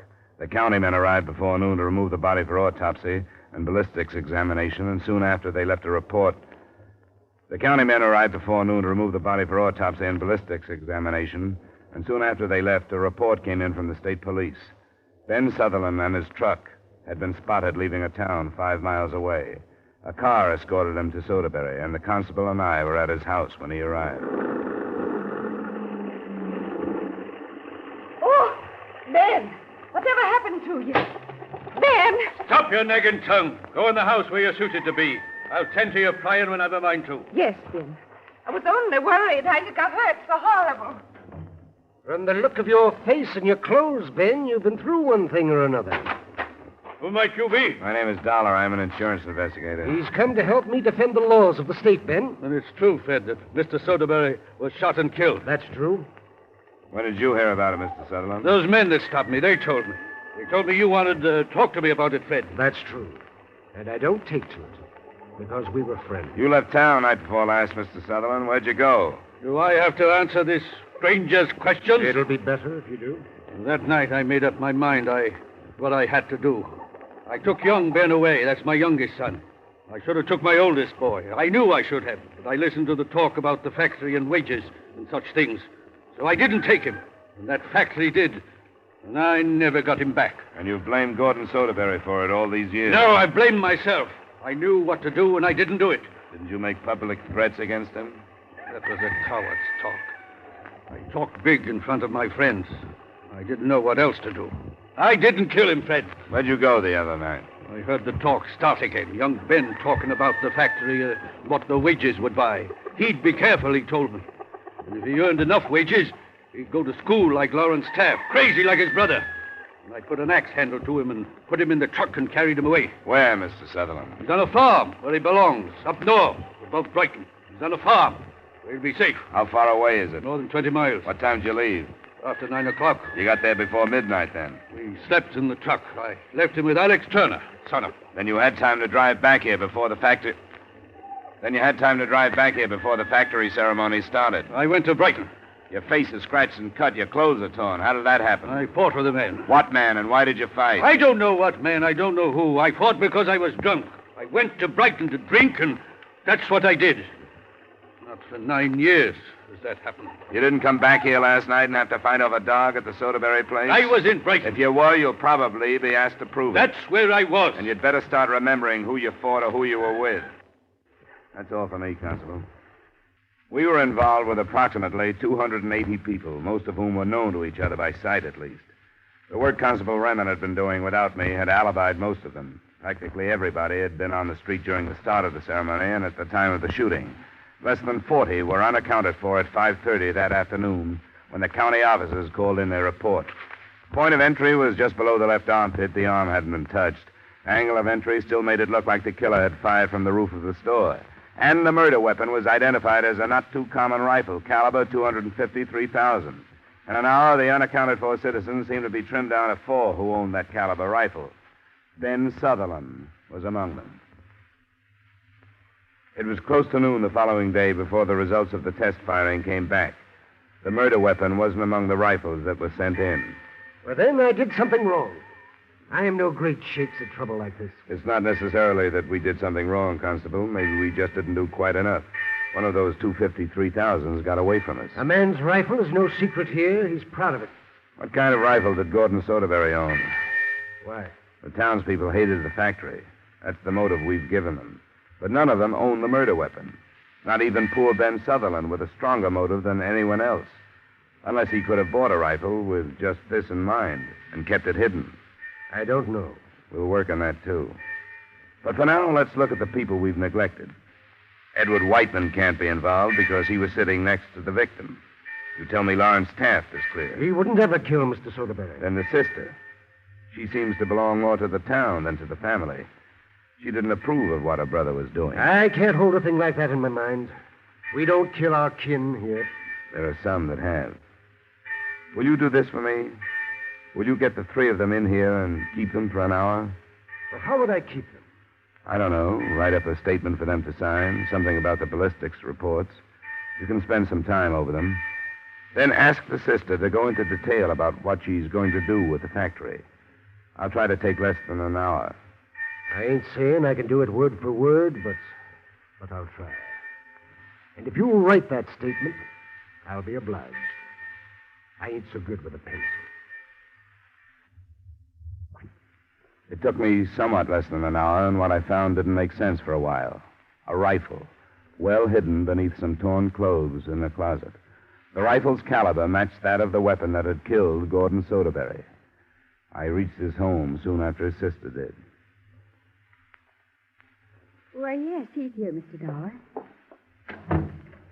How much do you know what lay behind the trouble the other morning? I beg your pardon? If you know who killed your brother, you'd better clear your skirts. 2 people are going to tear up any lies you tell. Mr. Dollar, if you know, please tell me. Lawrence Taft. Oh, no. No, he didn't. Why do you say that? You better say that first line again. Oh, no. No, he didn't. Why do you say that? We've pretty much cleared the whole town of the murder. You can't do that without having something left over. Oh, but you're wrong. Lawrence wouldn't kill my brother. That's what I've been told. But would you react the same way if Edward Whiteman was dead and I told you Taft had killed him? I'm sorry. I don't... Lawrence, come here. I'm here, Ben. But listen. It isn't true. It isn't true, is it? I heard what you said, Mr. Dollar. What reason would you have to say anything like that? I just left your house. In it, I found a rifle and some clothing that was torn by the dog last night when you evidently came back to overhear what I said to Beth. Lawrence. You didn't have any reason to kill Gordon Soderbury, did you? No, I didn't. But you hated Whiteman, didn't you? What reason would I... The factory, for one. You were important last time, but you were left out the other morning, isn't that right? Oh, always the factory. What difference did it make to you, Lawrence? Remen told me you people always paid your debts. Maybe that was it. That an outsider came in and forced him out so he couldn't prove himself. Maybe he was afraid Whiteman would force him out of your life, too. I don't know. Lawrence, you didn't think that I... Yes. You did try to kill Edward Whiteman, didn't you? Yes. And Gordon Soderbury was killed by mistake. Yes. Lawrence, no. I didn't mean to. I know I'm weak and I'm mixed up. And I don't know where I belong, but I knew he couldn't stay here. Whiteman was taking my place, and I knew people were laughing at me because I failed. I did try to kill him. Thought it was for you. I didn't know until later. Later I found out. Later, found out it was Gordon. It was dead. Gordon. I owe him everything.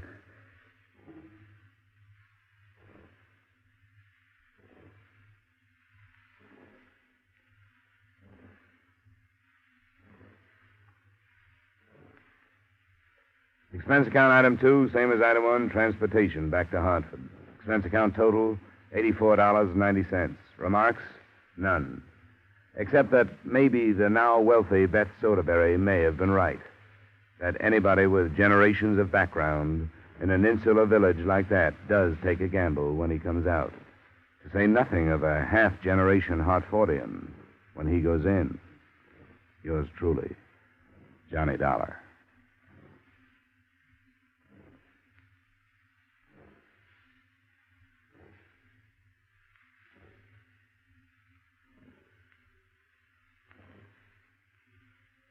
Yours truly, Johnny Dollar, stars Edmond O'Brien in the title role and is written by Gil Dowd with music by Wilbur Hatch. Edmond O'Brien can soon be seen in the Paramount Pictures production Warpath. Featured in tonight's cast were Robert North, Howard McNear, Virginia Gregg, Larry Thor, Sammy Hill, Herb Butterfield, and David Light. Yours truly, Johnny Dollar, was transcribed in Hollywood by Jaime Del Valle. This is Bob Lamont inviting you to join us next week at this time when Edmond O'Brien returns as... Yours truly, Johnny Dollar. Wrigley's Spearmint Chewing Gum, the refreshing, delicious treat that gives you chewing enjoyment, presents for your listening enjoyment Edmond O'Brien as... Johnny Dollar. My name's Mark Nelson. I came to Hartford to talk to you about a federal assignment. I'm from the Treasury Department, Bureau of Narcotics. We need an insurance investigator. For what? To go to London on a case that has us stopped here.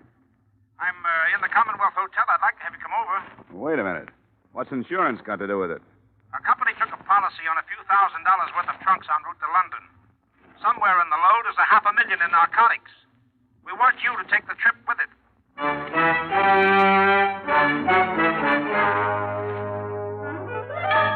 The makers of Wrigley's Spearmint Chewing Gum bring you Edmond O'Brien in another adventure of the man with the action-packed expense account. America's fabulous freelance insurance investigator. Yours truly, Johnny Dollar.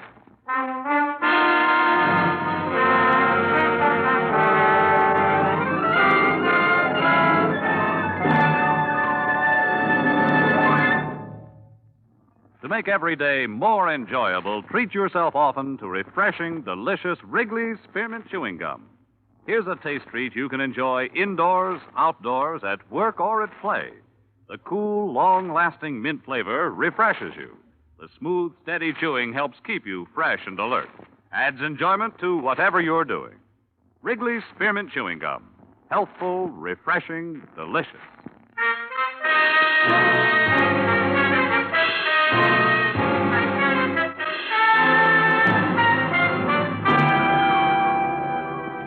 Expense Expense account submitted by Special Investigator Johnny Dollar to Treasury Department, Bureau of Narcotics, Washington, D.C. The following is an accounting of my expenditures during investigation of the London matter. Expense account item 1, $1.75, cab fare to Commonwealth Hotel. I'll give you the background as briefly as I can, Dollar. We allowed the entry of some narcotics from India into Seattle. We've been trying to break up a big ring in the Pacific Northwest. But the stuff didn't stay there. We followed it south into Beverly Hills. Have you ever heard of Dorothy Rivers and Broderick Green? The woman? I think so. I saw her in a couple of plays in New York, didn't I? Yes, that's the one. She's been out west for the past 2 years making movies. Green's her husband, a director. The narcotics went to them. Well, to their house, at least. Well, they must have servants. Yes, they did, but that doesn't do us any good. There were 4 of them, but 3 of them have been discharged. They all had a hand in packing the trunks for this London trip, so any one of them or all of them could have packed the narcotics. You're sure that's what happened? We know they went into the house, but nothing has come out but the trunks. And I searched the place myself just before I flew east. Why don't you want to stop it? We cabled Scotland Yard, and they told us there's been a big increase in contraband over there in the past couple of years. You think this could be part of a pattern? Well, it's possible. You see, because they need our dollars, British Customs make it a point to extend a lot of courtesies to these visiting film celebrities. The stars always arrive with a lot of belongings and usually with a servant or 2. In the case of Green and his wife, just 1. A confidential secretary, a Miss Miller, Lorraine Miller. She's traveling with the trunks. Now, I want you to get acquainted with her. Well, that shouldn't be too difficult. Who's the policy with? Standard Liability Company. $20,000 for a 2-week period. That's a short-term gamble. It'd pay the company to keep an eye on it. Couldn't you use that? Well, it would depend on how young and susceptible this Miller girl is. She's young, Dollar. I got close enough to appreciate that. Expense account item 2, $675 passage to England on the SS Morristown.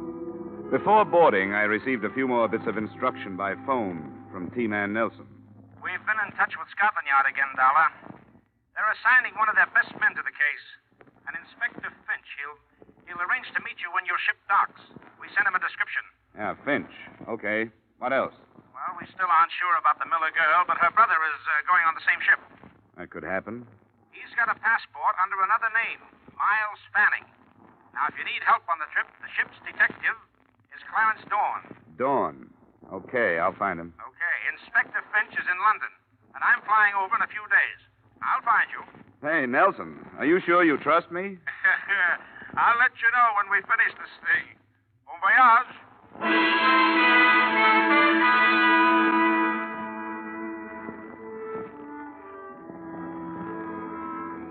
Expense account item 3, $8. Bar bill. I met Lorraine Miller in a small lounge on B-deck as we left New York Harbor. She struck me as being young, all right, but susceptible only when she wanted to be. She had a face that didn't need much makeup and auburn hair that didn't need much messing with. Her hazel eyes were wide-spaced and seemingly candid, but they didn't tell me whether or not she knew who I really was. It must be an exciting job. Travel a lot? Meet interesting people? Yes, I once met a pig named Rollo who had eaten a diamond bracelet. Really, Mr. Dollar? Hey, how long are you going to be in England? About a year, I guess. The Greens are going to make a picture with somebody's frozen pounds. It's a smart thing to do, you know. Everybody who is anybody has some frozen pounds. You don't like these people. If it shows, it's because of this martini before lunch. I'm glad you're here. So am I. You traveling alone? Yeah, but that's my line, isn't it? What do you have, a cabin or a suite? A cabin. Then it's my line. I have a suite. I'll go take a nap in the tub, and you meet me there at 5. There's a little bar, and I'll order some things, and we'll be able to get some music on the radio and have dinner there. Oh, I really shouldn't. Hidden away from the rest of the people. Sound of the ocean outside. You'll like it. If I could only be sure that Mother won't worry about it.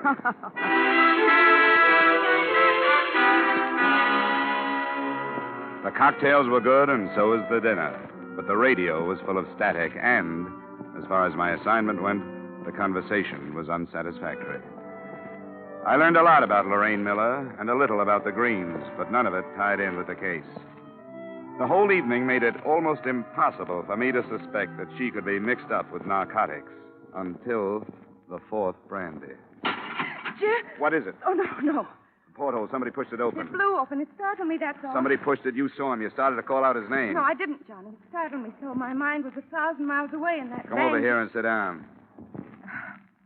I'm sorry, Johnny. That was ridiculous. Why don't you want to tell me who it was? I saw him, too. Now, who are you afraid of? Don't ask me any more, Johnny. But I want you to tell me. All right. You want to spoil everything with your stubborn prying? It was my ex-husband. He followed me before. Now, if you'll please leave. Johnny, I won't be able to see you again.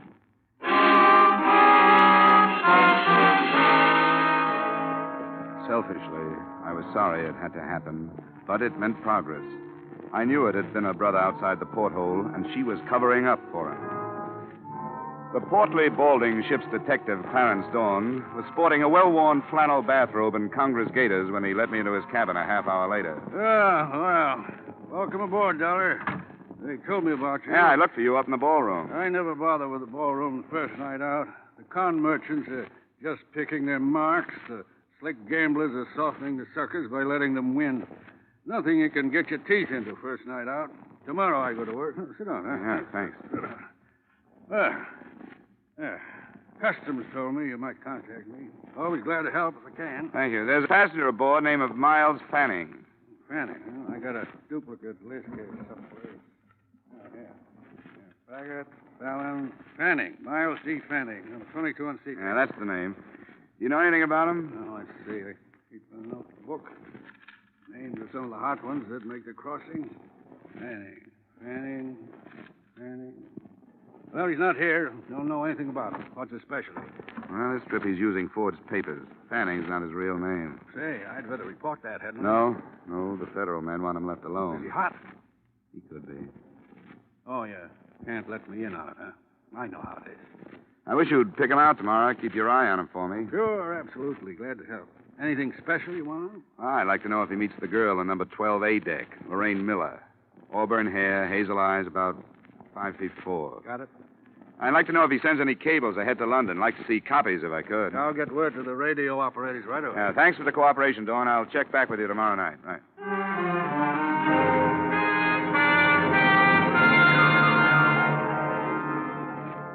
I checked back with him on the following 5 nights, and he had nothing to report. The days and evenings I spent as casually as I could, and never once saw the Miller girl. According to Dawn, she had her meals in a cabin and never left it. Her brother was pointed out to me, and I felt his eyes on me now and then, so I knew he recognized me. Then, the night before we were due to dock in Southampton, I was surprised in my cabin by an unmistakably feminine knock on the door.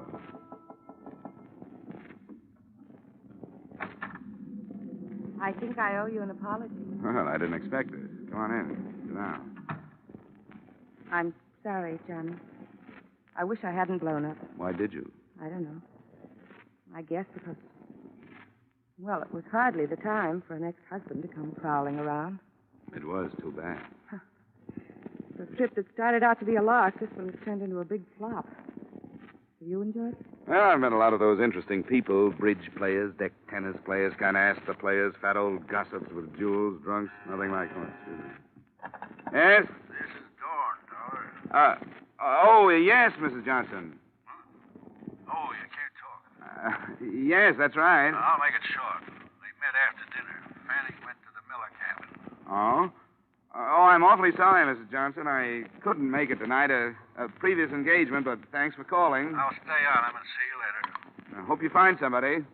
Night. That was one of them. Could I fill in a contract? Mr. Johnson is seasick. We can get together in London, can't we? Yeah, sounds fine. I think we can work it out. I hope so, Johnny. I really do. Now I have to go. I want to get everything packed tonight.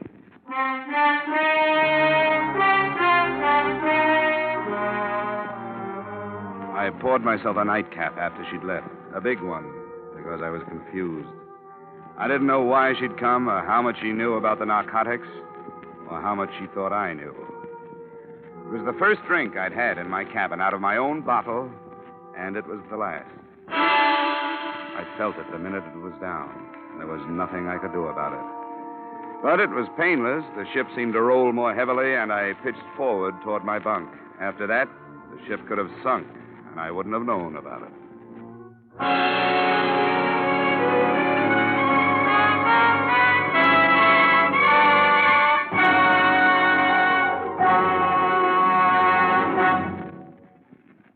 To make every day more enjoyable, treat yourself often to refreshing, delicious Wrigley's Spearmint Chewing Gum.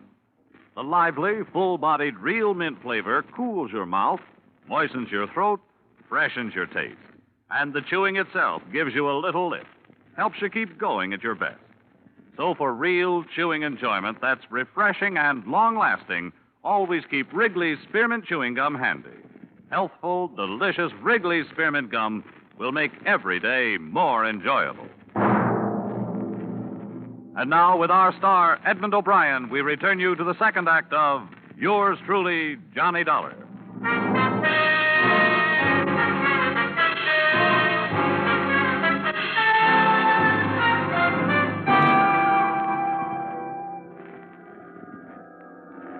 I don't know. Great shock to the system. Yes, it must be. Sinister amount of opiate. Amazing resistance. Well, we'll try. There. I don't dare give him any more stimulants, Inspector, but this should bring him round. Rather an unpleasant arrival, poor chap. Yes. That did the trick. Now I'll leave him to you, Inspector.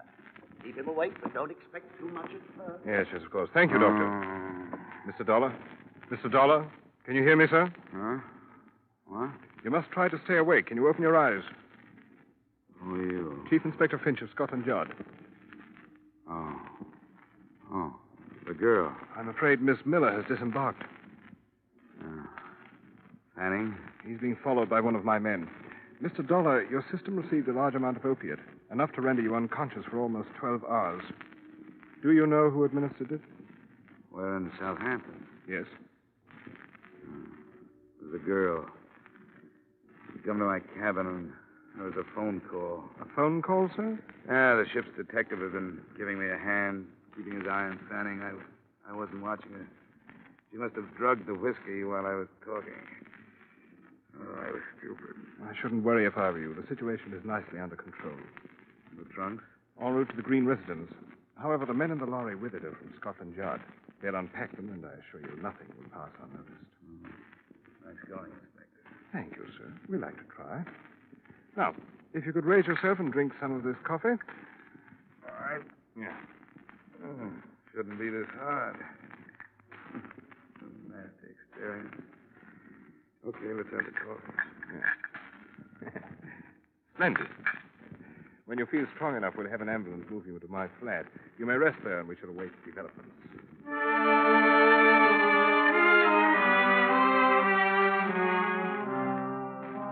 It took a lot of coffee and a lot of time. But by early afternoon, we were in the inspector's flat, waiting for word.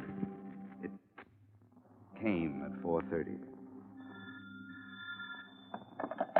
Yes? Mm-hmm. Huh? Are you quite positive? I see. Very well, Sergeant. Return to the yard. I'll phone you there if I need you. Mr. Dollar, is it possible that an error was committed on the other side, that the narcotics never left there? They didn't find them? No. After meticulous search. Oh, Treasury's not going to make a mistake like that with $500,000 worth. The narcotics left the States, all right. Perhaps they're still on the ship. May have got the wind up since you were aboard and discarded the original plan. I don't know. I suppose it's a thought. Right. I'll arrange for a search party at once. Inspector, who in London would be able to buy this amount of narcotics? That question had occurred to me. The answer shouldn't be too difficult to find. Perhaps you'd care to accompany me to my office while we try. We rather pride ourselves upon our efficiency.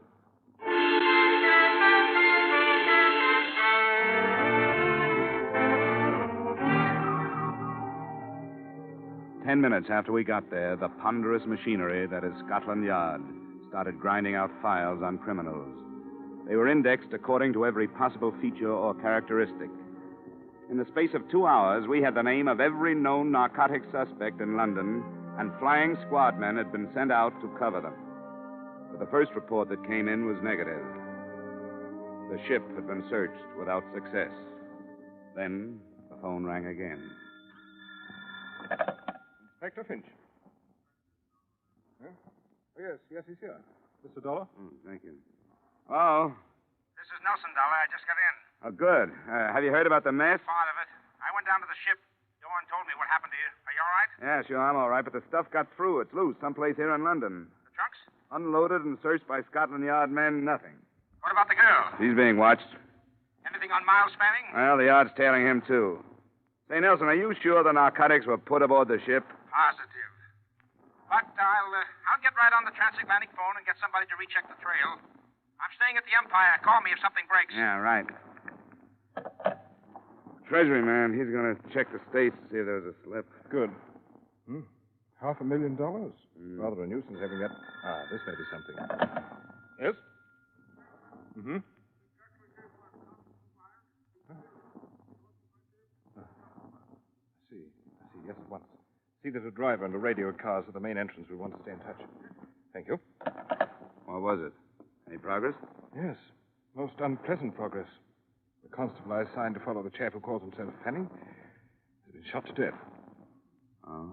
Progress lies in the fact that your ship detective fellow, Clarence Dawn, was killed at approximately the same time. Dawn? Yes. Do you have a pistol, Mr. Dollar? It's on the ship. We won't bother going there. I'll have two issued to us before we leave.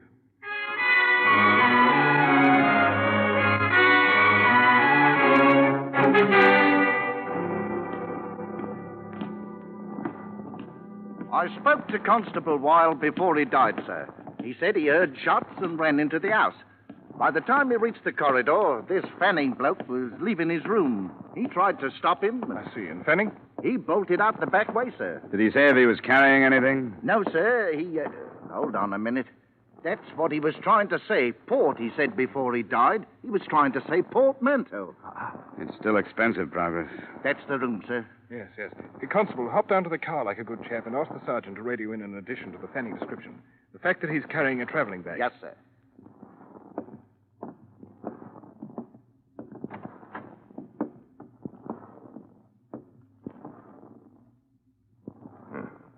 Is this Clarence Dawn? Yeah. And I guess the answer to a few things. Then Dawn carried the contraband here from the ship, quarreled with Fanning over division of the spoils, and was then shot by Fanning, wouldn't you say? Yes, that's exactly what I'd say. Then Fanning's our man. We'll have to find him. Right. Yeah, I'd like to go to the Green place, talk to the Miller girl, Inspector. Of course. Clarence Dawn.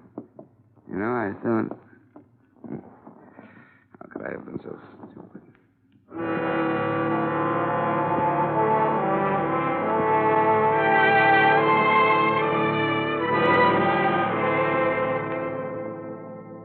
The Green residence was dark when we arrived, and there was no response to either the doorbell or our shouts.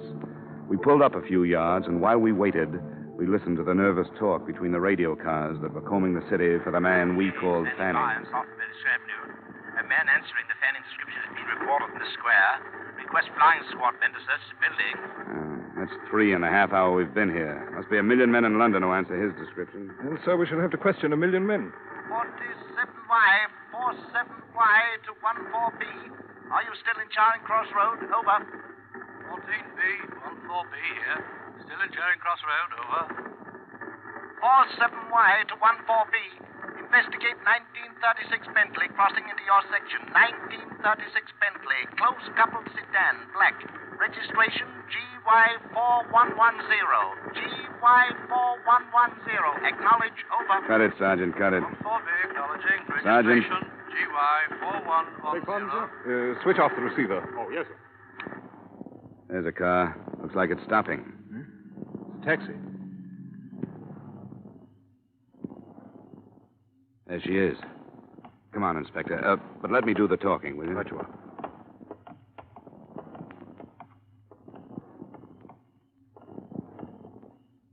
Lorraine? Who is it? Johnny. Johnny, where have you been? Ben. Where is he, Lorraine? What happened to you? I looked for you when we were docking. I came to your cabin and knocked. Stop it. Where is he, your brother? Johnny. Come on, where is he? What has he done this time? What'd you say? What has Jim done? You know what he's done. No, I don't. He wouldn't tell me. After everything that's happened, after you've lied to protect him, you're asking me to believe that you didn't know what he was doing? Yes, I'm asking you to believe me. You don't have to. I haven't known anything about Jim since the war. It wasn't my brother who came home. It was somebody else. Somebody to be ashamed of. A stranger I gave money to so he'd leave me alone. But he never did. It was the war. What has he done this time? Tell me, Lorraine. He knew you were coming to London? Yes. You saw him while you were getting ready to leave? He needed money. I hired him to help with the packing. Where is he, Lorraine? I've got a right to know what he's If done. you're telling the truth, it doesn't make any difference. The man's a criminal. He has to be taken. Now, I want you to tell me where he is. He's not my brother anymore, so it doesn't matter. He's going to Tangiers. How, on a ship or a plane? A ship. Which one? I don't know. He's leaving at 9 a.m. If he doesn't, he'll drag me into whatever it is. Accomplice, he said. But I don't care anymore. I don't care. Well, Mr. Dollar? What do you think of it, Inspector? I don't think she was lying. We've had the same trouble here in England. Young boys who found themselves fighting a war as children were no more than grown-up children when one day they were told they'd won it. I've seen them. They can't cope with our rather sorry victory, and they simply don't care.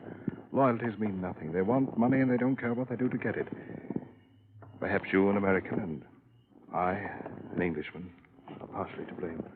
Yeah, I guess the war is still with us, Inspector. After you, sir. Thanks. Sergeant? Yes, sir. I want to know which ship is sailing for Tangier tomorrow morning at 9. Right, sir. When you find out where she's docked, ask the yard to contact Mr. Nelson at the Empire. The Hotel Empire. Yes, sir. In the meantime, Sergeant, you might drive towards Royal Albert Dock. Right you are, sir.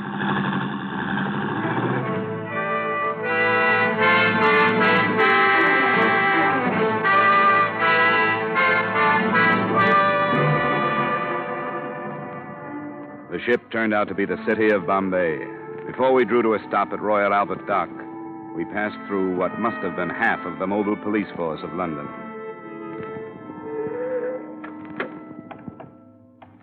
That must be Nelson's car. Yeah, there he is. Come along, Sergeant. We want you to stand guard at the gangway. Right, sir. Hello there, Dollar. I was beginning to wonder if you'd ever get here. It's only been 10 minutes, Nelson. This is Inspector Finch at Scotland Yard. Pleasure, sir. How do you do? Well, Mr. Dollar, Mr. Nelson, as you so quaintly put it on the other side, this is it? You're sure he's there? Oh, quite sure. Yeah, we got a radio report, and we hope they've cleared the ship of everybody else. Well, we might as well go. Right you are. I'm ready.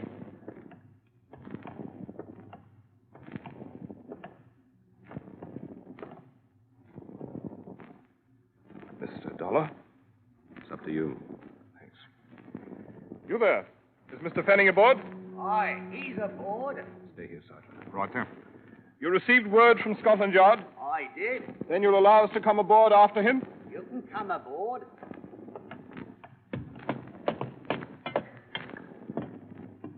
He knows you've come. He's got a gun. Where is he? He went forward on deck. Everything below is closed off. Very good. We can find him up this way? That's the way.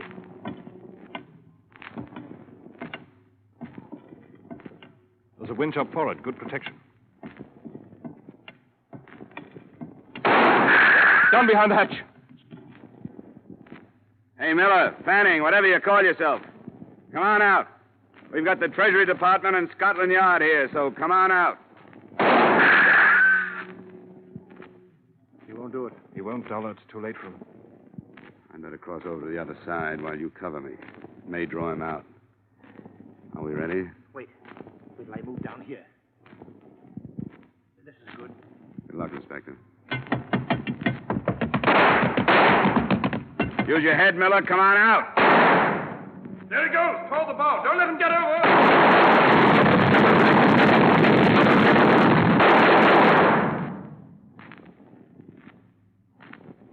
Inspector Finch? Yep. Nelson? Yes. Yes, you all right, Dollar? Yeah, what about him? He's dead, Dollar. search his cabin now.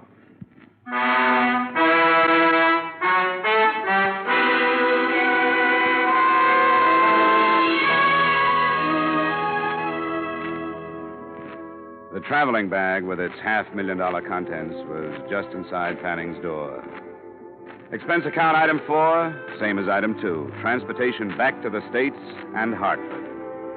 I saw Lorraine Miller once before I left. And I made her a promise I hope Inspector Finch will be able to keep. That only the name Fanning would make the official records in the front page, because the name Miller had already gotten more than it deserved. Expense account total, $1,580.20. Yours truly, Johnny Dollar.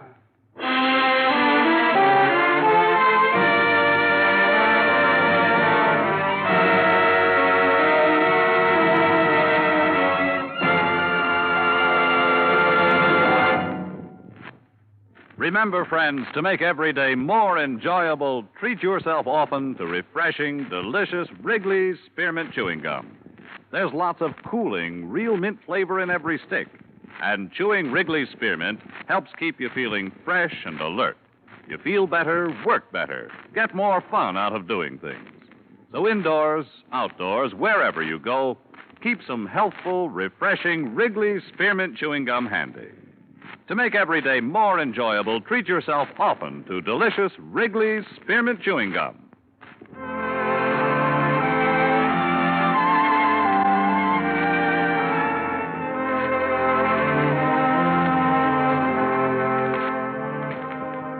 Yours truly, Johnny Dollar, brought to you by Wrigley's Spearmint Gum, stars Edmond O'Brien in the title role, and is written by Gil Dowd and David Ellis, with music composed and conducted by Leith Stevens. Edmond O'Brien can soon be seen starring in the Columbia Pictures production, 711 Ocean Drive. Featured in tonight's cast were Wally Mayer, Virginia Gregg, Herb Butterfield, Dana Herlihy, Tudor Owen, Ben Wright, and Alec Harford. Yours truly, Johnny Dollar, is produced and directed by Jaime Del Valle.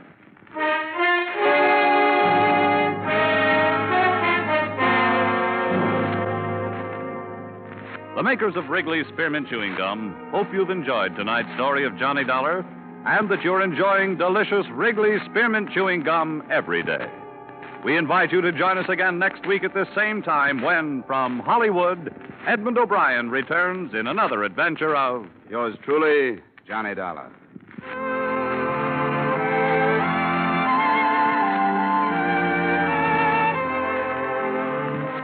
Bob Stevenson speaking. This is CBS, the Columbia Broadcasting System.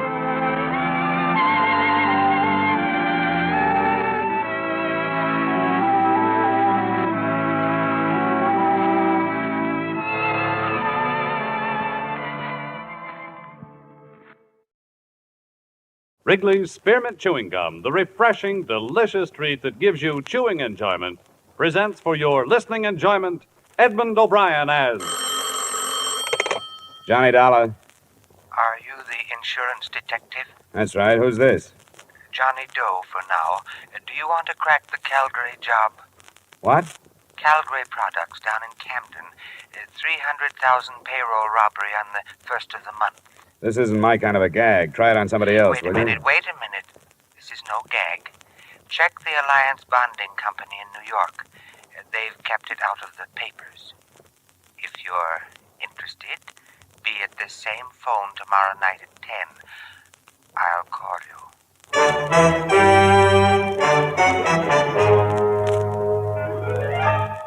The makers of Wrigley's Spearmint Chewing Gum bring you Edmond O'Brien in another adventure of the man with the action-packed expense account.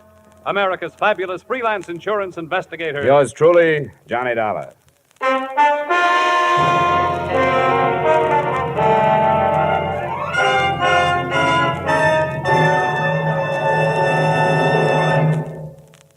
To make every day more enjoyable, treat yourself often to refreshing, delicious Wrigley's Spearmint Chewing Gum. Here's a taste treat you can enjoy indoors, outdoors, at work, or at play. The cool, long-lasting mint flavor refreshes you. The smooth, steady chewing helps keep you fresh and alert. Adds enjoyment to whatever you're doing. Wrigley's Spearmint Chewing Gum. Healthful, refreshing, delicious.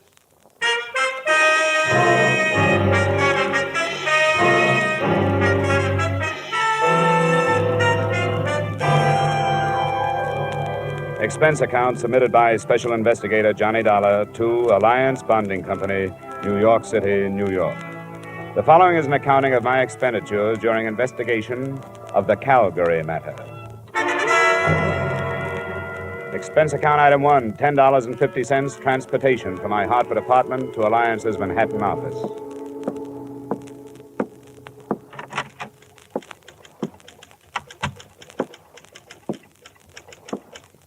Good afternoon, sir. Hello. I think Mr. Matthews is expecting me. The name is Dollar? Oh, yes, Mr. Dollar. That door. Just go right in. Thank you. Yes. All right, Al, that'll be fine. The first bout starts at 8, but we don't care if we miss that. All right, I'll see you then. Sorry, but you can't hurry a son, you know. That's all right. I'm Johnny Dollar, Mr. Matthews. Yes, so I thought. Sit down, won't you? Uh-huh. Yes, sir? I don't want to be interrupted for the next hour, Miss Mills. Yes, sir. Mr. Dollar, do you put any stock in that telephone call? Oh, I haven't any idea. I don't know anything about it. I've done a lot of thinking since you phoned me about it, and of course there's nothing for us to do except to follow it up. But I can't help wondering if this man isn't a crank of some kind. Well, that's what I thought, too, until you bore him out by telling me there'd been a robbery that had been held from the press. Why has it been kept a secret? Well, all concerned thought it was the best idea. And there's a possibility that the group involved is the same one that carried off the Brink robbery. But any publicity would only give away our hunch that the same gang pulled both jobs. What makes you think the Brink crowd might have pulled this one? Because of the way it was executed. Simple perfection. The knowledge the criminals had of our operations. You see, one of our armored cars was to deliver a cash deposit to the Barton Bank in Camden to cover the Calgary Products payroll.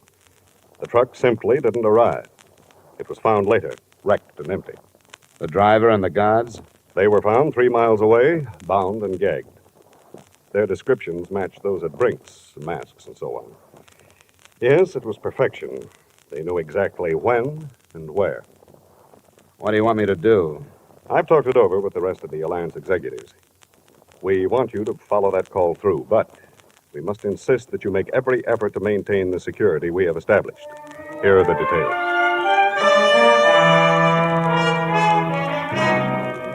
Expense account item 2, same as item 1, transportation back to Hartford. At 9:45 that night, I was in my apartment waiting for the promised call from John Doe. At 10:05, my phone rang. Johnny Dollar. Stanley, 3469. Yes? 1 moment, please. Philadelphia's calling. Philadelphia. Your call to Hartford is ready. Go ahead, please. Mr. Dollar, Yeah? what did you decide about the Calgary job? Well, what happened to the man I talked with last night? He didn't dare phone you tonight. He was afraid you'd be set up with the police to trace the call. I haven't talked to the police. Don't. If you do, it's all off. He doesn't want to be arrested. He wants to surrender to the New Jersey District Attorney's men. The guy I talked with last night? No, he wasn't involved with Calgary. It was a friend of his. Do you want to talk it over with him? Where? There's a room reserved in the name of Charles Randall at the Brantford Hotel in Bridgeport. Check into it between 7 and 8 tomorrow night.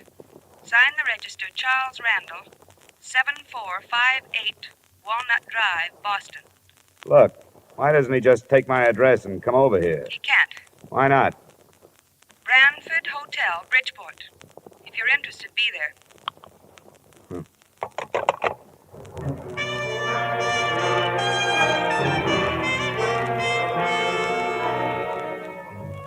Expense account item 3, $5 mileage to Bridgeport and the Brantford Hotel. It was a weathered frame building in the Harbor District. I felt conspicuous walking across the lobby to the desk because I was the only man in sight who was wearing a tie. I wondered, since I was so out of place, why that address had been picked for a meeting that I assumed was not supposed to attract attention. My room was in the rear on the ground floor. I'd no more than opened a single window to air the room of the traces left by its previous tenant when I was signaled to the door.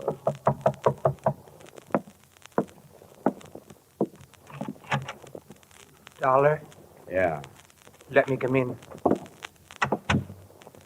You got a driver's license or something? Better than that. A private operative's license. Here you are. Thanks. I recognized your voice, but I thought I'd better make sure. Come on, we're going someplace else. Why? Because I'm not sure you weren't followed here. But I'll be sure we aren't going to be followed where we're going. I don't like it. It must be this way. You've got to believe me. He has to be careful. He doesn't want to get killed. What's the matter? The gang busting up? Come on. What started the trouble? Splitting the loot? Dollar. Don't bother with me. I can't tell you anything, because I don't know anything. Believe me, I'm only doing this to help him out. You don't have to come if you don't want to. Where do we go? You won't be coming back here. Don't leave anything but the keys to your car. Somebody will drive it out. Do you know where I parked it? It's the green coupe, isn't it? Yeah. He knows. Not through the lobby. There's a rear door. My car is parked just outside.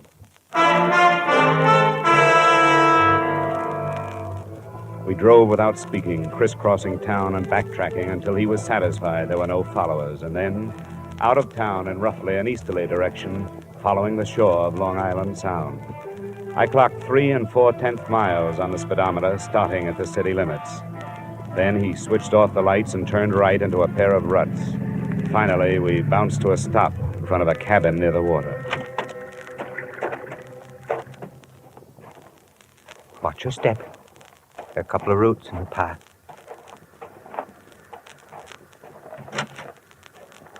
Did he come?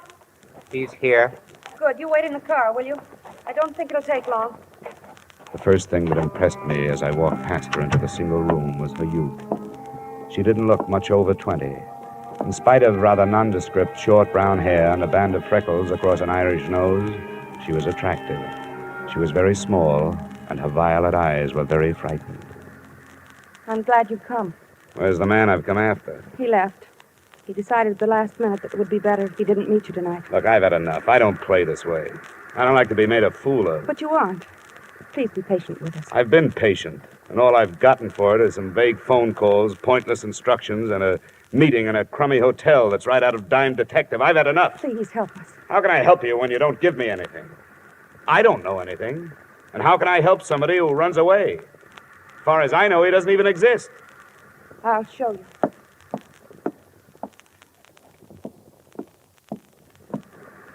Open it. His share of the Calgary money's in it. I just need you to take the wrappers off. I can take this with me? Yes. I don't get it. Does it matter?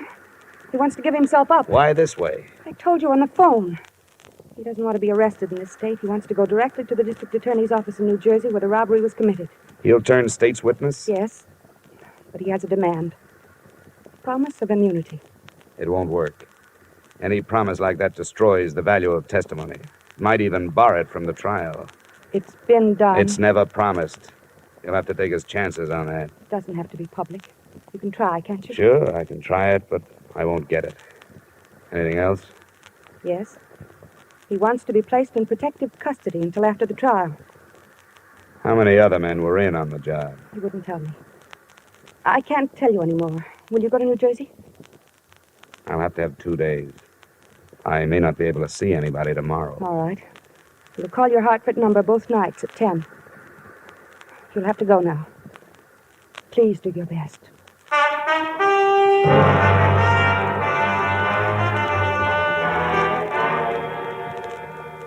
Don't be ridiculous, Dollar. That's one of the most impertinent requests I've heard since I took office. Nothing personal, Mr. Kreider. I was asked to make it, and I did. Well, would you see that he's placed under protective custody until after the trial? Why should I grant this criminal any favors? Well, if it means breaking the Calgary matter, it seems to me a favor or two would be worthwhile. We'll break it in due time. You know where he is? No, but I've been close. I may be able to bring him in if I can get you a word on a few of these things. Yeah, we'll see. Do you mind telling us where you've been operating? Now, you know I can't tell you that. These people are my clients now, more or less. I have to keep their confidences. Now, what's your answer? Answer? Definitely no immunity. Protective custody? All right. Yes, we'll assign a couple of men to guard him. Okay, Mr. Crichton. I'll see what I can do with that. You'll hear from me in a day or so.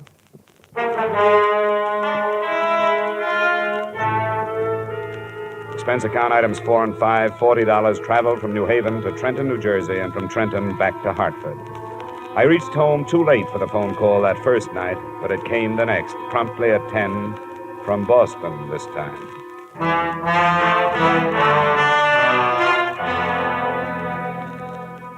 What happened, Dollar?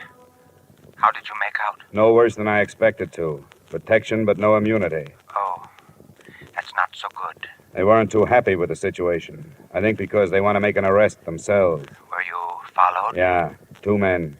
They're watching my building now. But I can lose them if you still want to negotiate. Can you come to Boston? Tonight? Yes, if you're sure you can shake the New Jersey men. Where do we meet? You're sure your line isn't tapped? They haven't had time, but they will if you don't quit stalling. Drive up through Springfield and Worcester. Just outside Boston, you'll pass through Auburndale.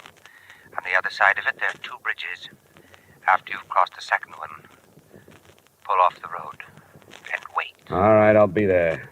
Well, let me tell you something. This is the last trip. Get your man off the dime. I can't spend the summer touring New England.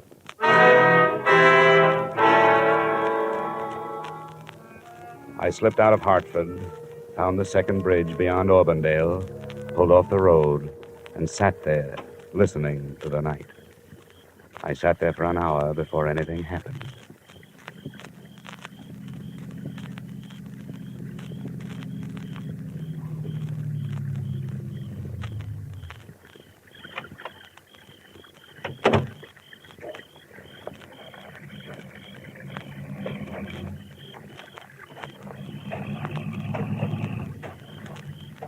My name is Gannett, Mr. Dollar. Oh? Are you the one? Yes, I'm the one. Get in. Thank you. Well, you've caused quite a stir, Gannett. Yes, so I understand. I've heard that crime pays only those who write about it and those who investigate. Are you armed? No, but satisfy yourself. The DA in Trenton? Then, by all means, the DA and friends will be at the cottage by the sound. Right after you have delivered me.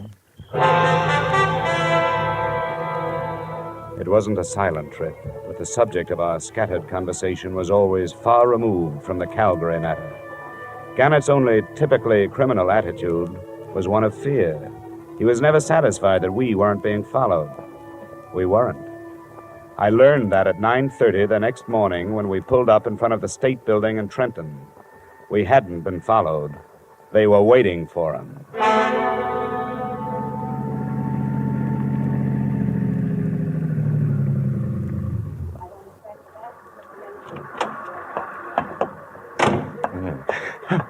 Al, no, don't.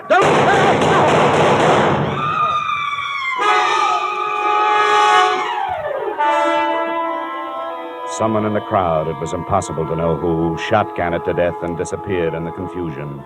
It was sudden and unexpected. More unexpected, I think, than learning after police identification that Gannett, admitted criminal, was also Arnold Gannett, LLD, professor of law at Russell University, New Haven, Connecticut.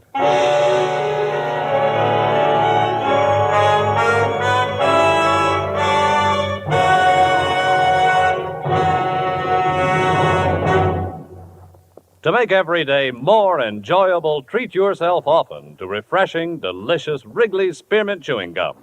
The lively, full-bodied, real mint flavor cools your mouth, moistens your throat, freshens your taste. And the chewing itself gives you a little lift, helps you keep going at your best. So for real chewing enjoyment that's refreshing and long-lasting, always keep Wrigley's Spearmint Chewing Gum handy. Healthful, delicious Wrigley's Spearmint Gum will make every day more enjoyable. And now, with our star, Edmond O'Brien, we return you to the second act of yours truly, Johnny Dollar.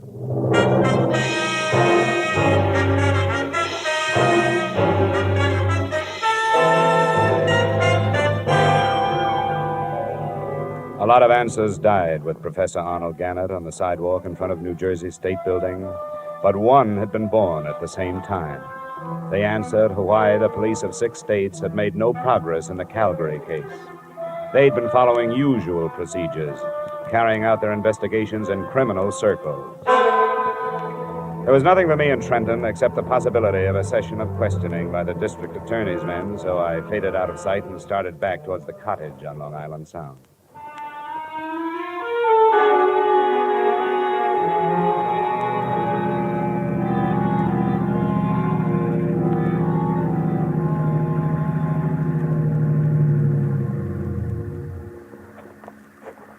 Hello?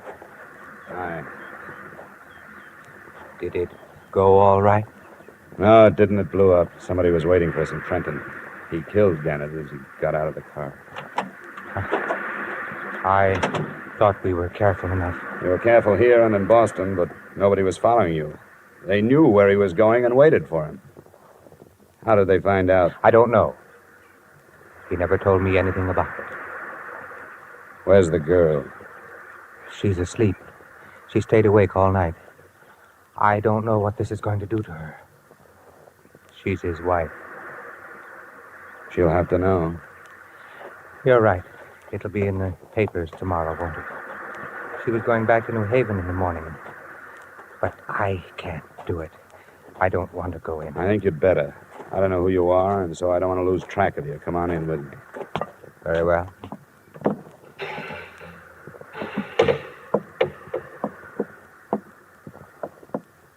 Mrs. Gannett? Mm-hmm. Mrs. Gannett? Oh, what is it? There's been trouble. Yes, there has. Where's Arnold? He's dead, Mrs. Gannett. No, He was killed before he could surrender. I want you to tell me who did it. I don't know. I don't know. I don't know.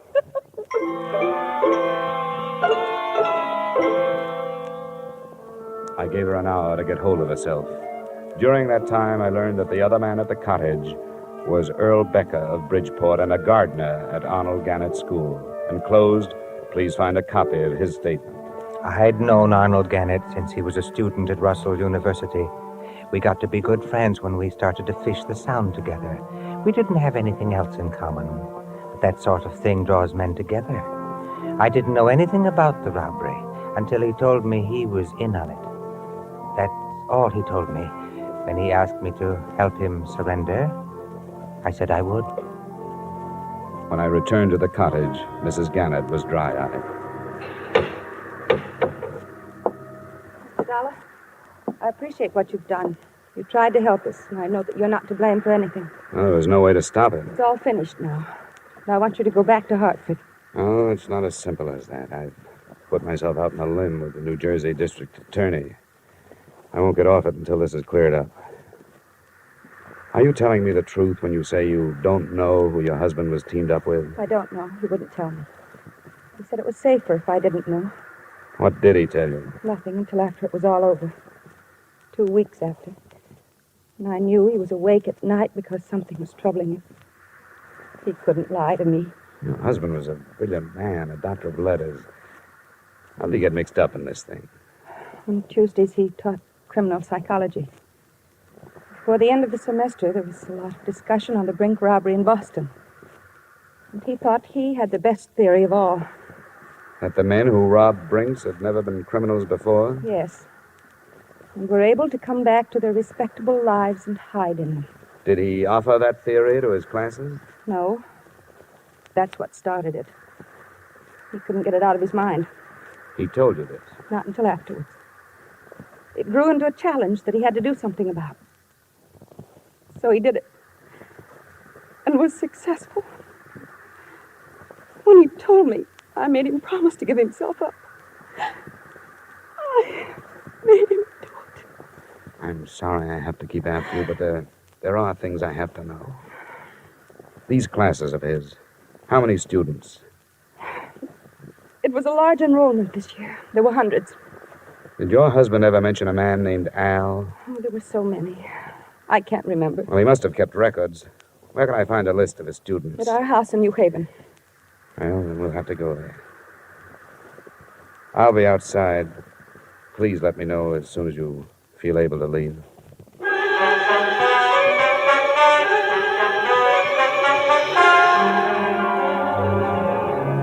By now, the time element had become important. I knew that before long, the police would be swarming into Gannett's house and make my search impossible.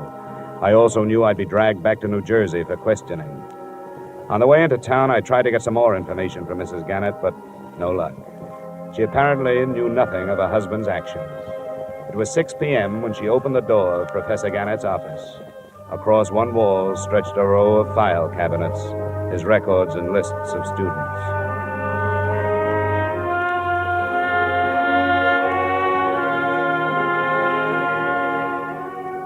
I never knew how many men's names start with the letters A and L. In an hour, Becker and I gathered from the 1949 and 50 enrollments some 100 names from Allen to Alvin. There aren't any more here. What do you do with a list like this? They live all over the country. Here's one from Arizona, Nebraska, Florida. I don't think we'll have to bother with them. You're dropping it? No. I think I found it. Which one? Hey, that car. Check the window, will you? See if it's police. Yes, it is. I can't talk to them now. Show me the back way out of here, will you? This leads to the hall. What shall we tell them? Well, don't lie yourself into a trap. Tell them I just left. You don't know where I was going.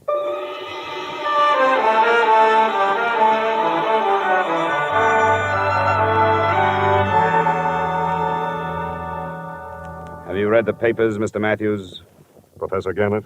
Yes, it's hard to believe. You knew him? Yes, I'd met him. I'm awfully sorry about this.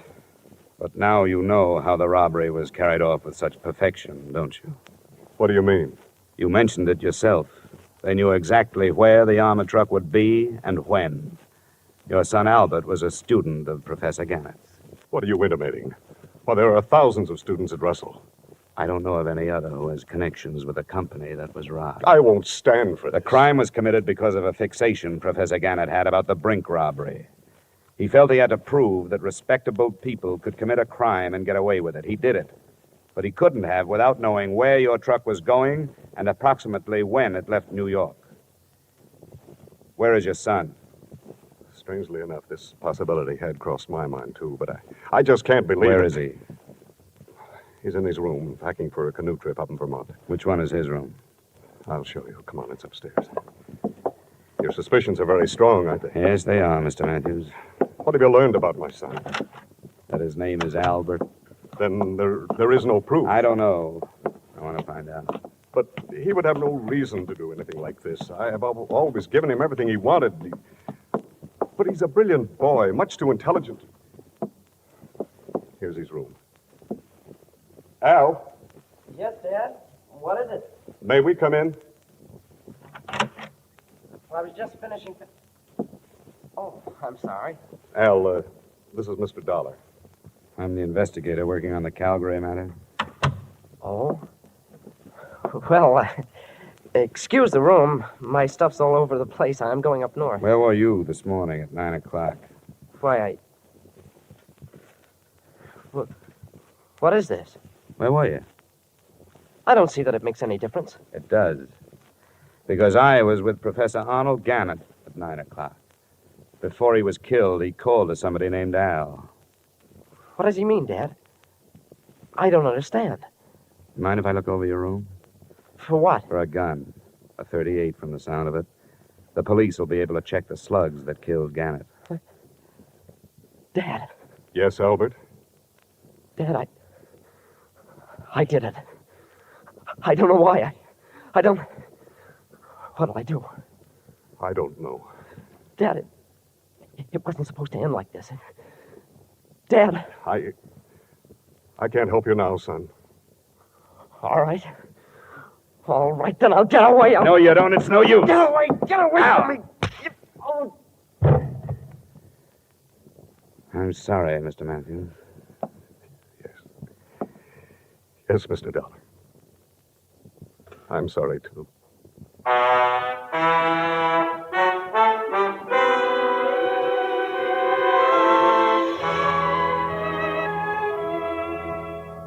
Albert Matthews' statement, by the time he had finished, involved two other law students. They, too, were from families that should have not included criminals.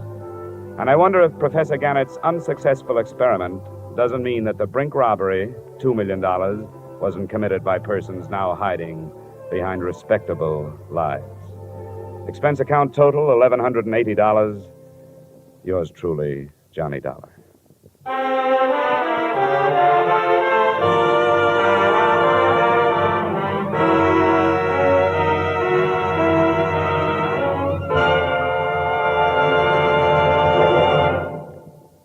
Remember, friends, to make every day more enjoyable, treat yourself often to refreshing, delicious Wrigley's Spearmint Chewing Gum.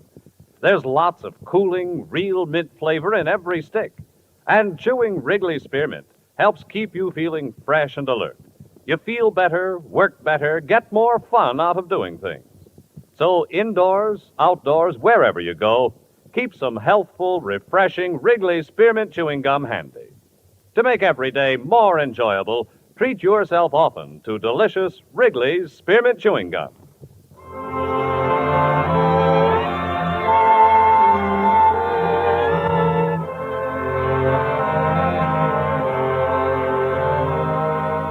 Yours truly, Johnny Dollar, brought to you by Wrigley's Spearmint Gum, stars Edmond O'Brien in the title role, and is written by Gil Dowd and David Ellis, with music composed and conducted by Leith Stevens. Edmond O'Brien can soon be seen starring in the Columbia Pictures production 711 Ocean Drive. Featured in tonight's cast were Ted Osborne, Florence Lake, Bill Boucher, Virginia Gregg, John Daner, and Terry Kilburn. Yours truly, Johnny Dollar, is produced and directed by Jaime Del Valle.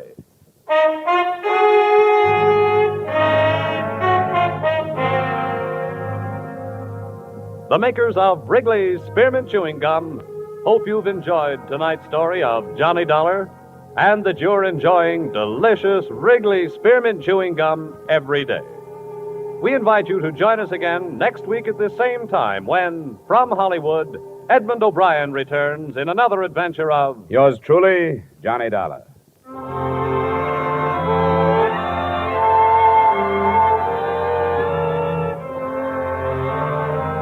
Bob Stevenson speaking. This is CBS, the Columbia Broadcasting System.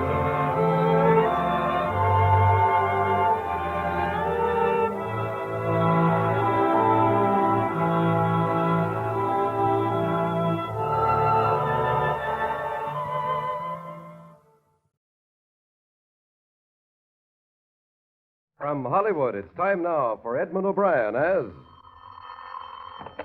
Johnny Dollar. Mr. Dollar, this is Miss Beale at the travel office calling back. I got your plane space all right. Oh, good. Wait till I get a pencil. Okay. You leave Idlewild tomorrow morning at 9 on National Flight 405, and you reach New Orleans tomorrow evening at 5:01. 5:01. Got it. You'll have to stay in New Orleans overnight, and the earliest flight I could get out of there is Pan American number 701 the next morning at 8. 8 o'clock. That'll put you in Managua at 5:50 that evening. And there's a train from there to San Juan del Sur. Oh, that part of it should be fun. The fare one way, including tax, is $216.55. Why don't you buy a round trip? Well, just habit, I guess, superstition. I don't like to presume I'm going to get back from any of these trips I make. That would really be asking for trouble.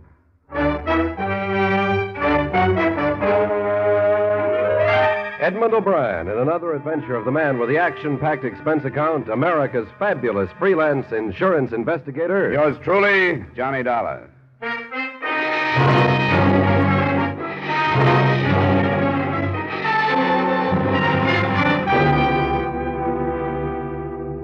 Expense account submitted by Special Investigator Johnny Dollar to Britannia Life Insurance Company, Hartford, Connecticut. The following is an accounting of expenditures during my investigation of the David Rockey matter. Expense account item 1, $4.50, transportation from Hartford to New York City. Item 2, $1.20 cab fare to the hiring hall of the National Maritime Union.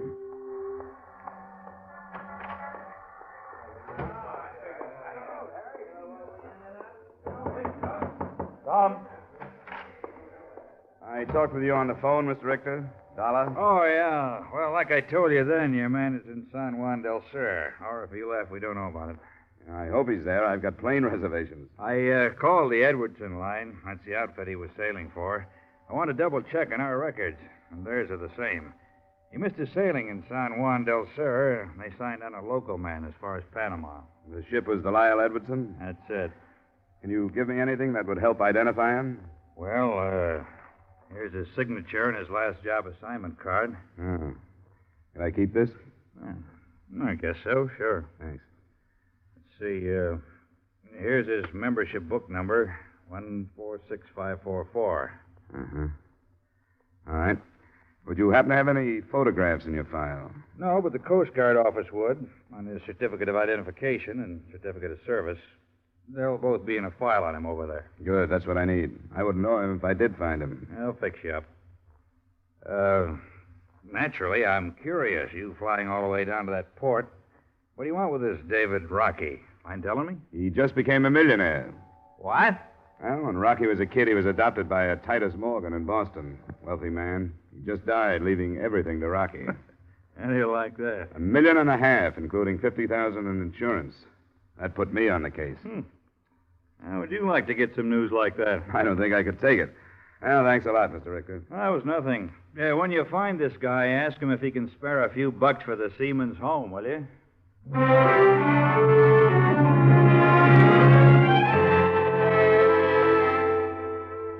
From the Coast Guard documents on David Rockey, I memorized his picture, and the next morning, I left New York. Expense account item 3, $297, fare and incidentals to Managua. Item 4, $35, a charter plane I finally arranged for the next day that put me in San Juan del Sur at 3 o'clock the next afternoon.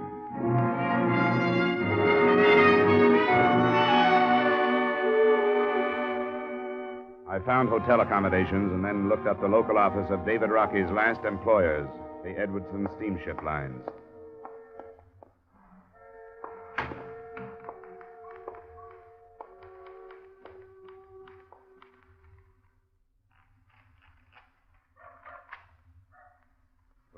Oh, good afternoon. Hello. My name is Dahl. I just arrived from Hartford, Connecticut.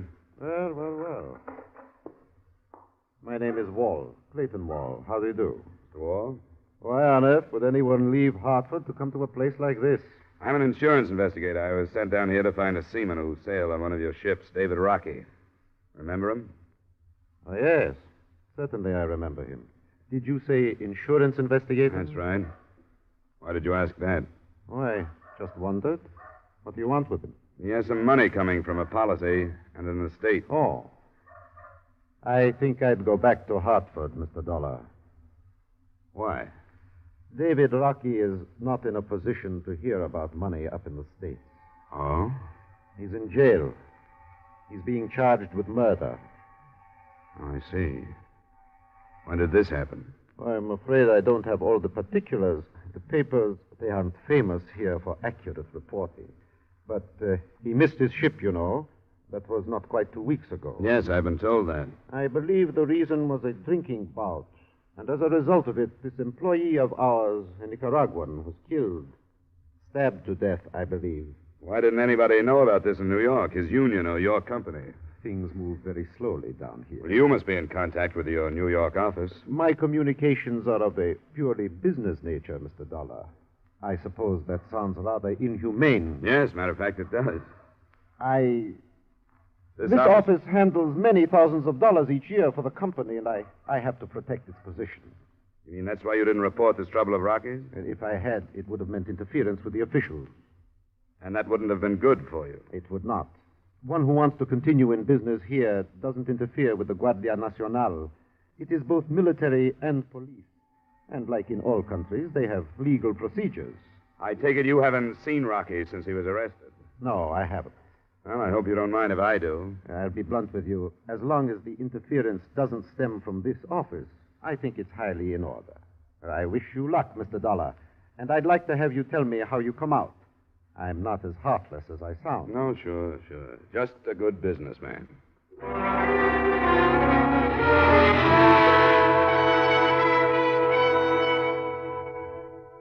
Before I tackled them, I learned what I could about the police setup in Nicaragua.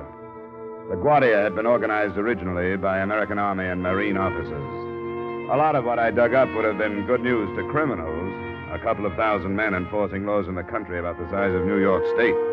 But at least it looked like I'd find somebody who could speak English. I did, but that was all there was in my favor. You cannot talk to him. He's a prisoner, and I will not have people talk to him. Why not, Sergeant? Why don't you want me to see him? It's for me to say. That is my order. You're an important man, I understand that, but there are some who are more important. What do you say? You're evidently used to dealing with people who are afraid of you. I don't have any reason to be afraid of you. Importance? I do not understand. And then fear? I'm here under the proper papers. They give me certain rights. David Rockey was under papers, too. He has rights. Does he have a lawyer? He does not want one. That's difficult to believe. You think I lie? I think you'd better let me go see him. No. He's a prisoner. Prisoner or not, he has a right to see me. I'll go to the American consul in Managua if I have to. You must know where he'll go, to your superior officers. You can't do this because of personal feelings, Sergeant. You stay 10 minutes, no more. Thanks. Maybe that'll be enough.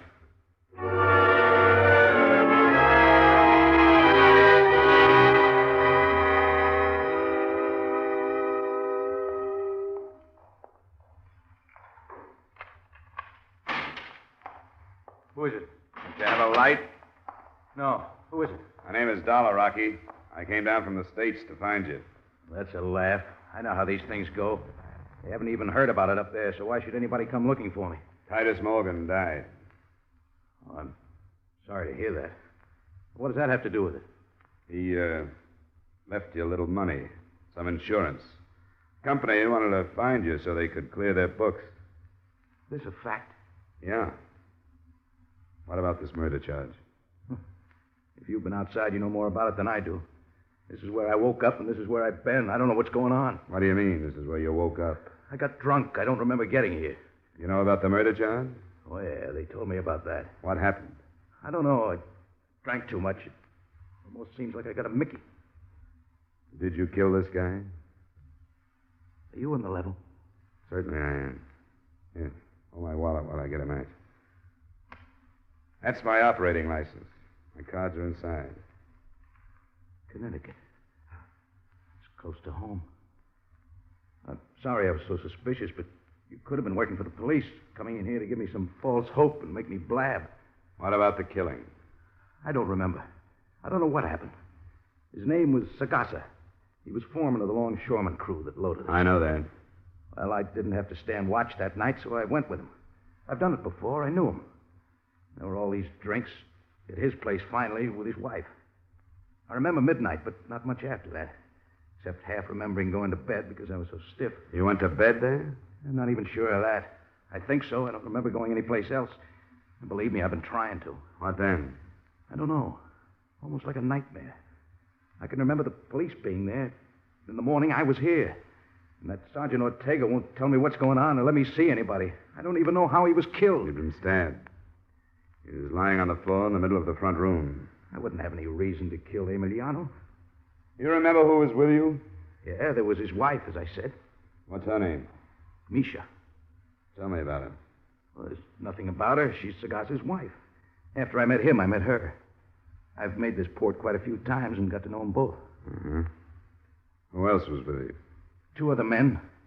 One was Dave Light. He was a crew member of the ship, so he's gone. The other is Chris Binstead. He's in charge of the warehouses here for the Edwards and Company. Then there was another girl, Alicia. I don't know where she came from. I'll find out.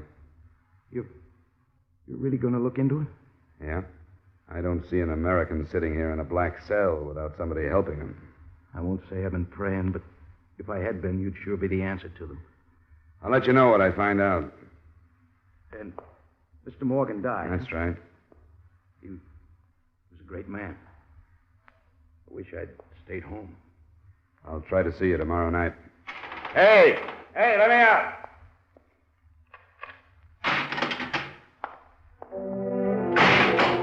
I couldn't see him. The cell was that dark. But when the door clanged shut behind me, I realized the irony of the situation.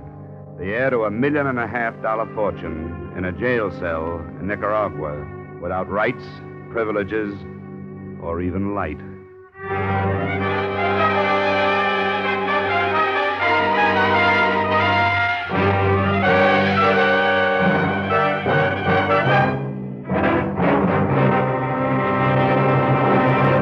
We will return you to the second act of yours truly, Johnny Dollar, in just a moment.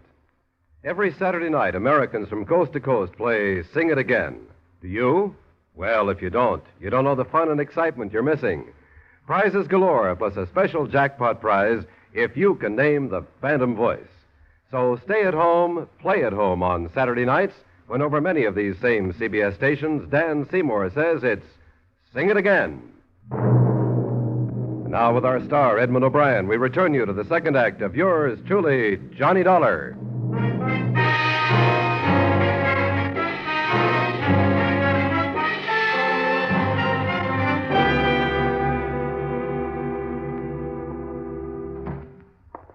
Now you saw the prisoner. Don't trouble me no more. He told me he wouldn't have any reason to kill the man, Sergeant. That's what he said. And that he doesn't remember killing him. That's what he said, too. And why? He says he was drunk, yes.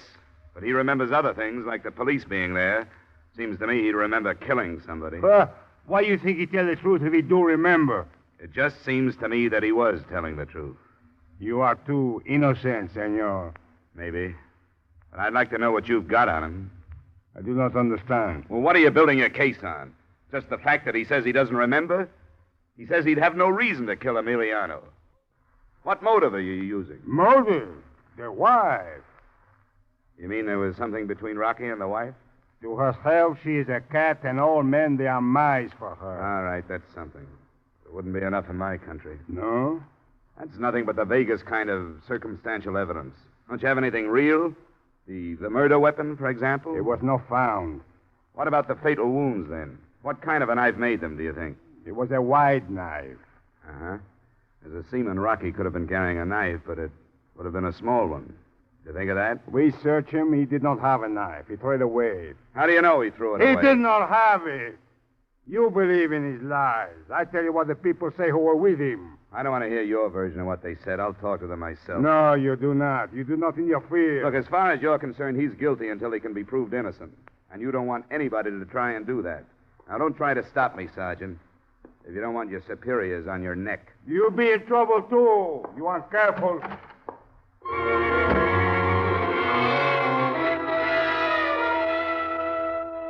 My first move was to get a cable off to Hartford advising the company of the situation and suggesting that the Titus Morgan estate send a lawyer to San Juan del Sur as quickly as possible. By then, it was 5 p.m. Through Clayton Wall in the Edwardson office, I found the address of the Sagasa widow, one in a section of houses that the company had improved for their employees. Mrs. Sagasa was an attractive, unusually fair-skinned woman of maybe 23 or 4, who was outside enjoying the moist wind of evening when I arrived. She, too, spoke English. The company taught me. I work there. Oh, it seems to be a good company. Does a lot for its San Juan people. Sometimes I think it is good. But then sometimes I think it would be better never to know any Americans. But they bring me many presents from America. David Rockey and who else? The other sailor from the ship, the one named David. Light? Yes, that one, too. And one called Robert. What did your husband say about all these presents? Didn't he mind?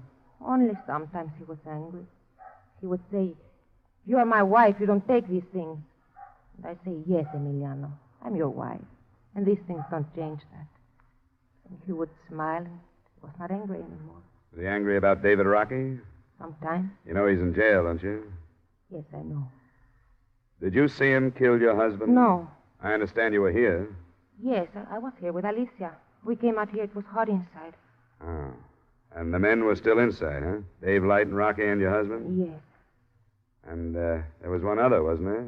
What was his name, Binstead? Yes, Chris Binstead. Did you hear anything from out here? Well, only talking. All of them talking? I think so. David Rockey thinks he remembers lying down while he was here. I think he stood up.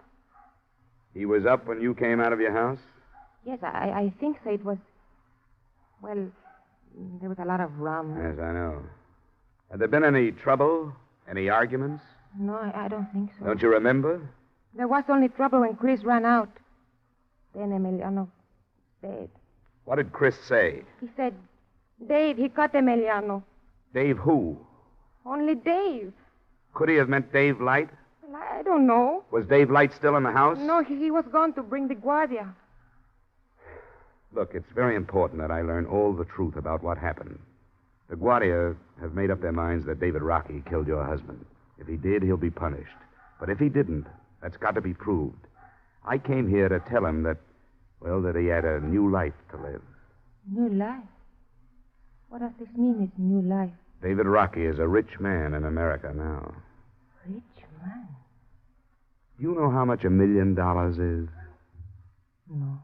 Well, it's more than you or your children or your grandchildren could ever spend here in San Juan. David Rockey has more than that now. He doesn't know. I came here to tell him about it. But when I found out about your husband, I didn't. Oh, no. He would surely curse God if you told him. You understand now why I have to learn the truth, don't you? Yes. All right. Then will you take me into your house and try to remember everything that happened before you and Alicia went outside?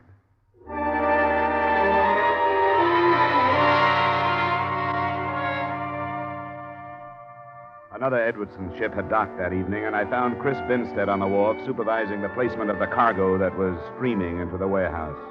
He didn't want to, but he turned his job over to a helper and led me up some stairs to his office in the loft of the building.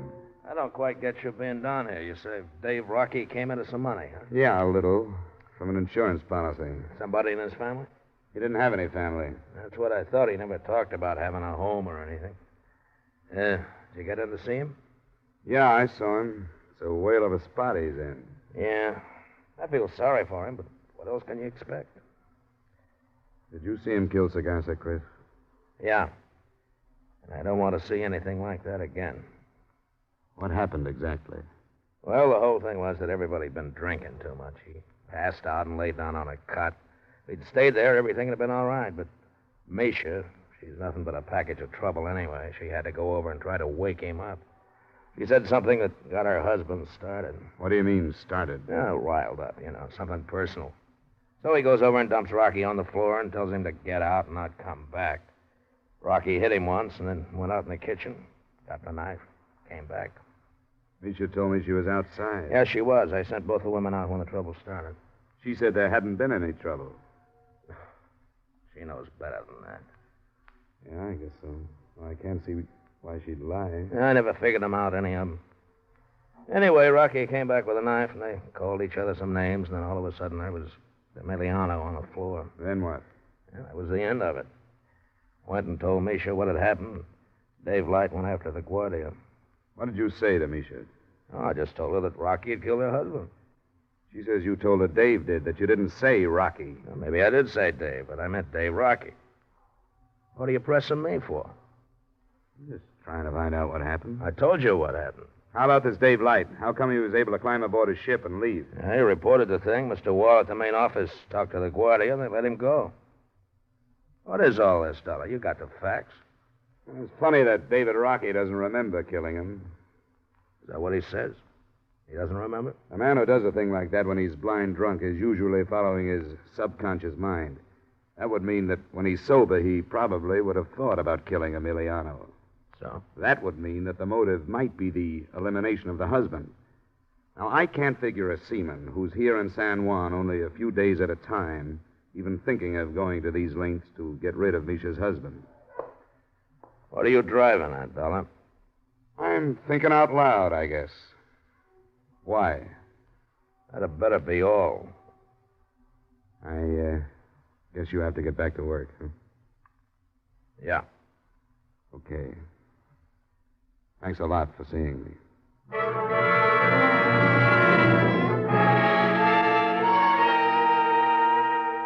It was coal black when I left and made my way on foot back to my hotel. A message was waiting for me at the desk. Please phone Mr. Clayton Wall. Oh, Mr. Dollar, I've been waiting for you to call. Yes, Mr. Wall, what is it?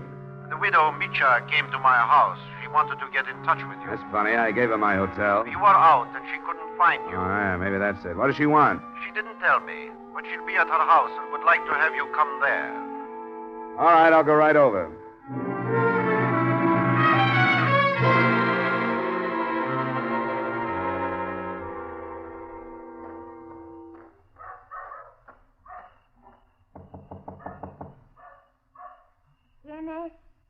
Dollar. Oh, you don't come before this? Well, I was busy asking questions. I saw Chris Binstead. What did he say? It's hard to tell the lies from the alcoholic confusion. I don't understand you. I don't understand it either, Misha. Well, why'd you want to see me? I found a knife Oh? Where? behind that chest? Yes. It's there. I didn't touch it. Why wasn't it found before? The guardia, they didn't look. How did you happen to find it? I don't know. After you leave, I started to think, and something told me, look there. Now tell me the truth, Misha. I tell the truth. You want to help David Rockey? If I can help. All right. Then don't say anything about finding the knife. Not to anybody. I don't tell. You didn't tell Mr. Wall? He asked me, but I don't tell. All right, leave it that way. Don't say anything to anybody.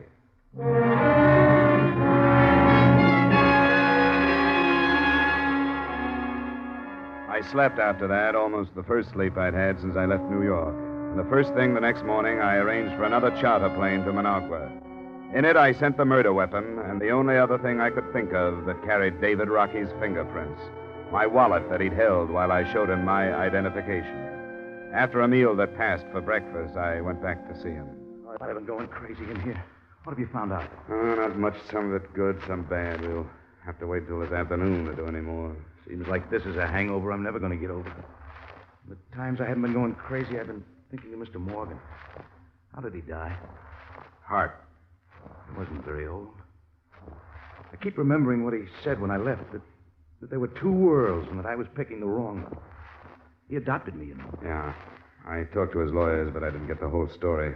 It doesn't make any difference, I guess, except that I could have made him a lot happier than I did. He had a son of his own that got killed in an auto accident when he was 14. The mother, too. I didn't know that. I was the same age, and I was supposed to take his son's place. Mr. Morgan found me in a state home, took me in. Gave me everything, put me through school, high school. Why did you leave him? Guess I'd lived too long in the other world or something. I always felt like an outsider. Then the war came along, and I went into the Merchant Marine. How old are you now, Rockey? 27. I went back after the war, but I wasn't cut out for it, I guess. Tuxedos and formal dinners and dames I didn't understand. The rest of the people who never seemed to say what they were thinking. Yeah, there are plenty of those. I tried because I knew Mr. Morgan wanted me to. There was just something rough in me that I couldn't hold down. And there were a couple of things with these stuffed shirts, fights. Finally, a few years back, I got up and left without saying anything to Mr. Morgan. I got no sermon to preach. I know it wasn't the way to do it. And he left me some insurance anyway. How do you like that guy? Have you been thinking about the Sagasa thing, Rockey? I've been trying. You can't remember any more? No. Does it look bad? I can't tell about these other people. I wouldn't have killed him. Misha's trouble, I know that, but I wouldn't have killed him. I didn't have any reason to. It's been my approach, but I haven't proved anything with it. You sit tight until I come back. Oh, here. Brought you some cigarettes.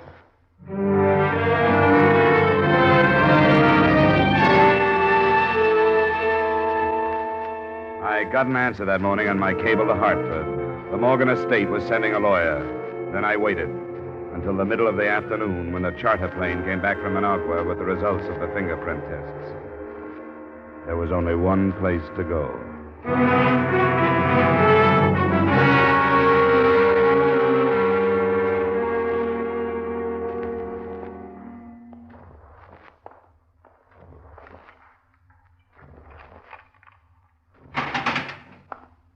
That's you, Mr. Dollar? Why didn't you give me a straight story at the beginning, Rockey? Oh, what do you mean? Why didn't you tell me you killed him? Did I kill him? You know you did. No, I swear I don't. I don't remember. You mean that, don't you? I don't remember, Mr. Dollar. I don't remember. Did I kill him? Didn't you ever think of getting Sagasa out of the way? Yeah. He was in the way. Did I kill him? I've been looking for evidence that would say you didn't. What I found says you did. What? Your fingerprints on the knife, and no other fingerprints at all. They couldn't have been faked. There was only one way to get them there. Oh, I'm sorry. So am I. I didn't mean to. I had no reason to. Why did I? Things happen, I guess. It could have happened to anybody who doesn't have any more sense than I do. I got nobody to blame. Nobody.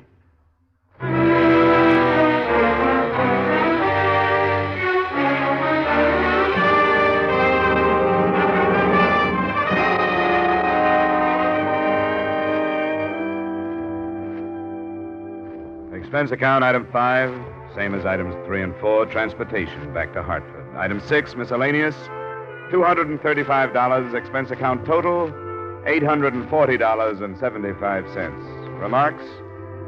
I'm sorry the mission wasn't more successful. The estate lawyer arrived before I left, and although he wasn't familiar with Nicaraguan courts, he felt that David Rockey had a chance on a second-degree murder plea. None of us knew what the terms would be. But we did know that $1.5 million was worth waiting for. Yours truly, Johnny Dollar.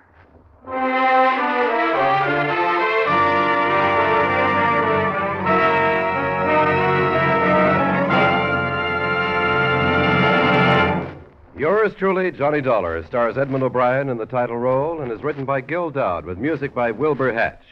Edmond O'Brien's latest picture is a Paramount Pictures production, The Redhead and the Cowboy. Featured in tonight's cast were Lillian Baeff, Bill Conrad, Tyler McVeigh, Edgar Barrier, Jay Novello, and Jack Moyles. Yours truly, Johnny Dollar, is produced and directed by Jaime Del Valle. This is Dick Cutting, inviting you to join us next week at this time when Edmond O'Brien returns as... Yours truly, Johnny Dollar.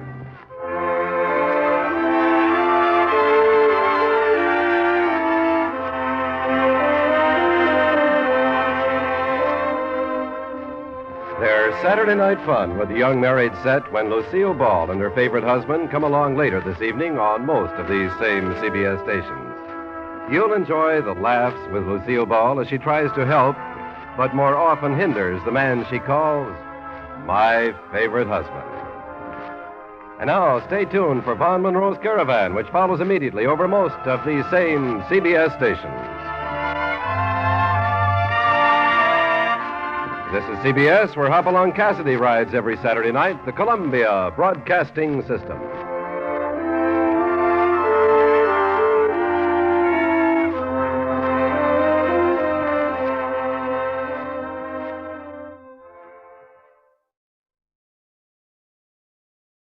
From Hollywood, it's time now for Edmond O'Brien as...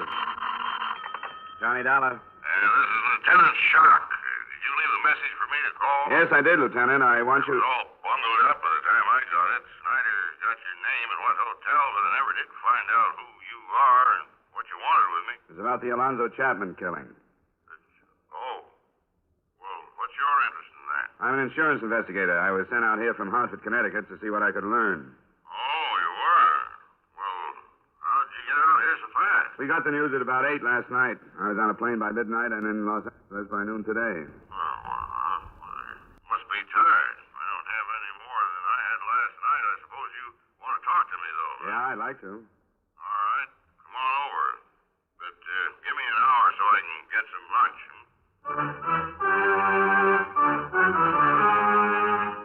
Edmond O'Brien in a transcribed adventure of the man with the action-packed expense account, America's fabulous freelance insurance investigator.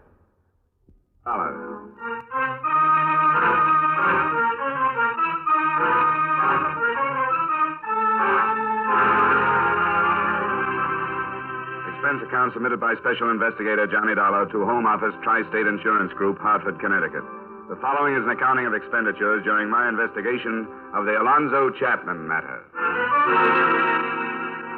Expense account item 1, $208.50, airfare and incidentals between Hartford, Connecticut, and Los Angeles, California. After a delay of about an hour or so, I was able to make an appointment with Lieutenant Jim Schock, the detective in charge of the case. I met him at about 2:15, and he brought me up to date. Chapman was registered at the Quincy Hotel. He met this girl in the hotel bar at about 7 last night. They left together about, got it, 7:45. Turned in the alley to get to the parking lot where her car was parked, and that's where he was shot, in the alley. Was it robbery? No. He was well heeled, too, over $300. Had in his coat pocket. What about this girl? We didn't hear about her. We did. Norma Sale. Picked up on a shoplifting charge last year. But she got a job and stayed out of trouble since. Pretty little thing. Born in Nebraska. She says she met an actor in a road company back there. He told her he'd introduce her to some important people in Hollywood, and maybe she could... Well, you know how it goes. Yeah, but I wonder if Chapman's wife is going to. She's on her way out here. How long had this girl known him? Well, she says she just met him last night. I think that's what she said. She was transferred to county jail this morning at 11:30 in material witness. I suppose you want to talk to her. Yeah, I'd like to. And so would I. Might as well go on over.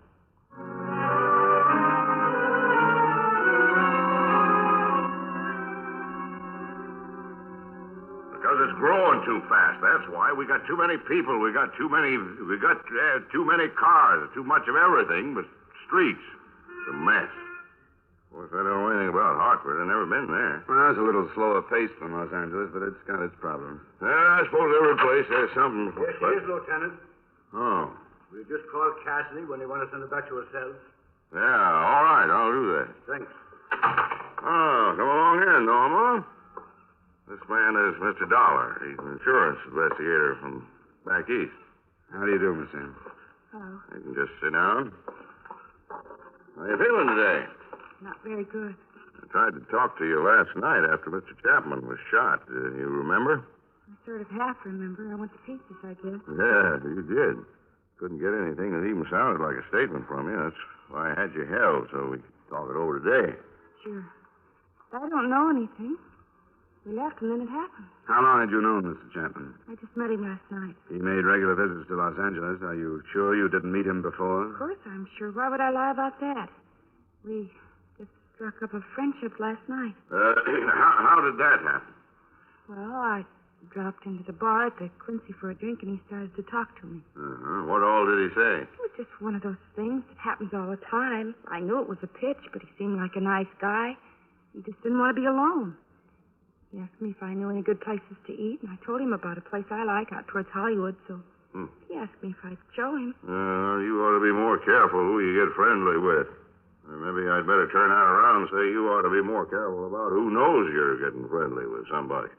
I guess I don't get you. We're looking for a reason somebody would want to kill Chapman. Maybe a man friend of yours? Well, it couldn't be anything like that. I don't have any steady boyfriends. No, that's not saying there isn't somebody who wants to be one, is it? There isn't anybody, and that's the truth. If it had been somebody I knew, I would have recognized him, wouldn't I? And it's possible that you might want to protect him if you did know him. I didn't know him. There isn't anybody who'd do anything like that. No, I can't hold with that, Norma. You're young, you're pretty. Why, I should think there'd be a bunch of young bucks after you. Boys from that store where you work, maybe. I tell you, there isn't. It's the truth. There isn't. If there was, I'd tell you. Well, maybe you would. We've got to find a reason that Chapman was killed. I don't know. It wasn't because he was with me. All right now, Norma. Don't get all upset again. You've got to remember some other things. I hope you aren't holding anything back, Norma. You know that we can learn the truth from other people. Sure I do. Ask the girls I work with. Ask Jeannie Stevens. She ought to know. She's lived with me for almost a year. All right, Norma. Now, when you and this Chapman decided on a place to go for dinner, you left the hotel. You started for your car in the parking lot, huh? Yes. You turned into the alley, which was a shorter trip than going around the corner, and this gunman was waiting there. It wasn't dark, was it? No, not quite. How far down the alley was this man? Well, it was not very good at measuring, but must have been about halfway to the parking lot. There's a big trash box there, behind one of the buildings. This man was waiting behind the box, and when you came by, he stepped out, fired 3 shots, and ran away. And it was light enough so that you could get a good look at him? Yes, it was darker in the alley, but I'd have recognized anybody I knew. Would you remember if you saw him again? I'm not sure. Maybe I would. Now, Norma, it's up to us to figure out how come this killer was waiting there, where he was. It beats me how he knew Chapman was going to pass by that box. I don't know. You can see how odd it looks, Norma. If he didn't know Chapman was coming that way, he must have known that you were. I don't know how it happened. I'm telling the truth. Maybe somebody heard us talking in the bar. Heard enough to know you and Chapman would go through the alley? Maybe somebody could have. I don't remember exactly how it went, but I told him where my car was parked. Yes, I said just down the alley, I remember. And then did you leave? No, not right away. We had another drink. Well, that'd take about 10 or 15 minutes, I suppose. Well, how about it, Dollar?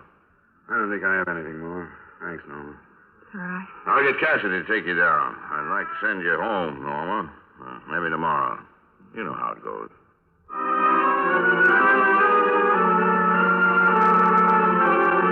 To both Lieutenant Shock and me, the jealousy motive was still first choice. As a matter of fact, at that point, it was the only choice. Nothing in Alonzo Chapman's room or among his effects gave a hint of a murder motive. The Cleveland police had been requested to send anything they had on him, and local men were at work checking his Los Angeles business associates and his movements. Shock left to question Norma Sale's roommate, and I went back to satisfy myself on the beginning of it all. I waited for the evening bartender at the Quincy Hotel. Now I'm not busy. We won't get crowded for another hour. How about last night? Were you crowded about 7:30? Oh, yes, well. If you'd asked me about anybody else in the place, I couldn't tell you a thing. But I remember this little blonde dame and this guy Chapman. I'm glad to hear that. Usually doesn't happen this way. Yeah, I suppose not, but I'll tell you how it was. You see, Chapman had been in a hotel for a few days, you know. Yeah, I got in Friday last week. Well, I'm not sure when I first met him, but he'd drop in for an early drink, like, 5:45, 5 o'clock.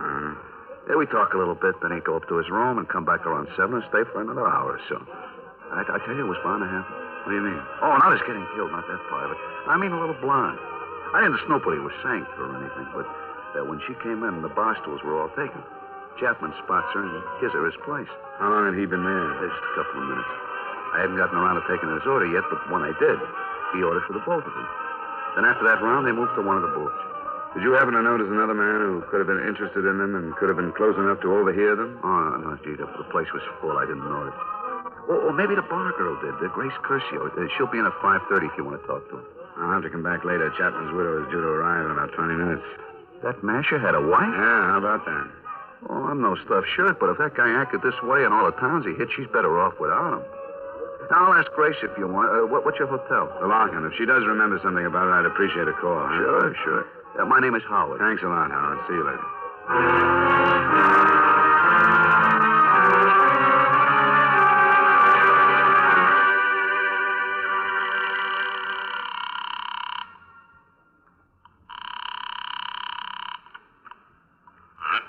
Lieutenant Shock. Lieutenant, this is Dollar. You got anything to report, Dollar? Nothing that does us any good. Mrs. Chapman just checked into the hotel. I'm in the lobby there now. How did you make out with Norma's roommate? Oh, just fine. She seems like a level-headed sort of girl. She says Norma hasn't gone with any one particular man for a year. That man's name was Clyde Mills. Served a 6-month sentence on some charge or other, not important what, but they're all washed up. She says he's not even in town, but we'll look for him anyway. Yeah, I'm going up to talk to the widow, if it's all right with you. Sure, go right ahead. Make a suspect out of her if you can. We need some. Could be.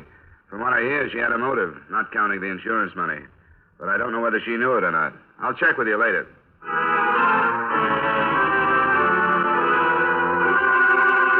Meeting Mrs. Chapman was quite a surprise to me. I naturally expected to find the widow approximately the same age as the dead man, something near 50.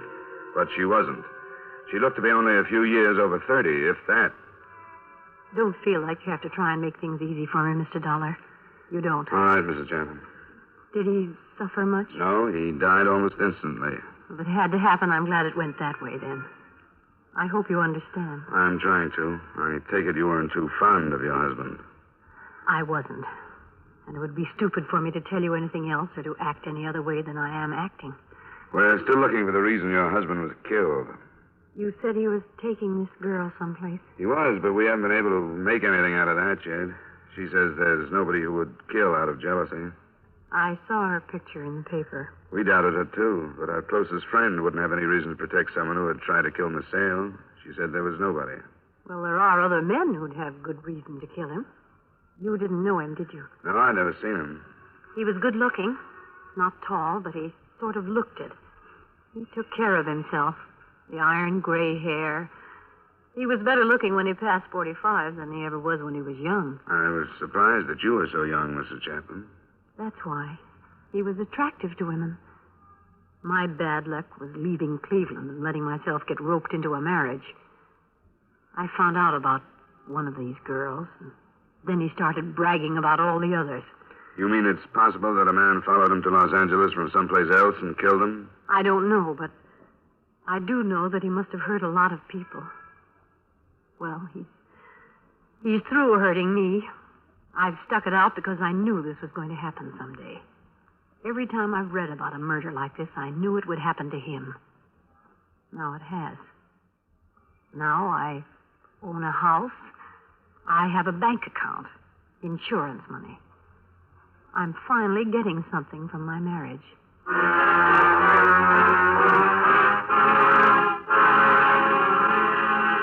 I tried to phone Lieutenant Shock a report on my meeting with the overly honest Mrs. Chapman, but he was out of his office getting the teletyped answer to the request he'd made for information from the Cleveland police. So I cabbed over to see him. No, I'm not saying that what Mrs. Chapman says isn't possible, but I don't want to go off half-cocked on a wild goose chase. I didn't think you'd like it. I don't either. Chapman came here from Fresno by train, so say it would have to be some guy from there. Don't see why he didn't. Well, say he didn't kill him in Fresno because he thought he wouldn't draw suspicion down here. How did this guy locate him? Chapman didn't reserve a room at the Quincy. He usually stayed someplace else, so he'd have to be followed. That's no good, Dollar. Why, you couldn't expect an inexperienced man from Fresno to do a job of tailing like that through Union Station from there to the Quincy and all this traffic? It's possible, I suppose. You going to check it, then? I guess so. Probably wouldn't be too hard to get a list of the people who got on that train at Fresno. Yeah. List is hard up for motives. Now we got them all over the country. He was old enough to know better. Lieutenant. What? Here's a follow-up on that stuff from Cleveland. Oh, thanks. Right. Well, this is darn nice of those boys. Get something? Say, Chapman phoned Cleveland that day. He checked in, didn't he? Yeah, it was Friday. Why? Look at this. Seems like his missus was seeing a lot of a man named Nicholson. He's known to have left Cleveland on Friday night, and he hasn't been seen since. Like this a whole lot better. Yeah, this could be what we wanted. A man with a motive who knew where Chapman was. You think it's time you met the honest widow?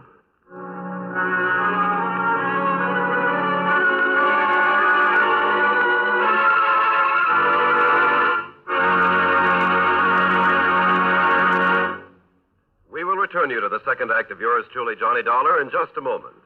Melody knows no boundary, neither does joy, as Russ Emery and Judy Lynn sing their hearts into yours, and Ray Block's orchestra and chorus offer the music that's great from the 48. It's the full-hour Ray Block music party every Friday night over most of these same CBS stations.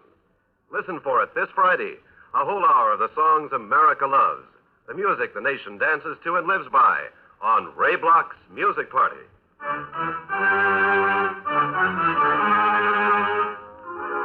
Now with our star, Edmond O'Brien, we return you to the second act of yours truly, Johnny Dollar.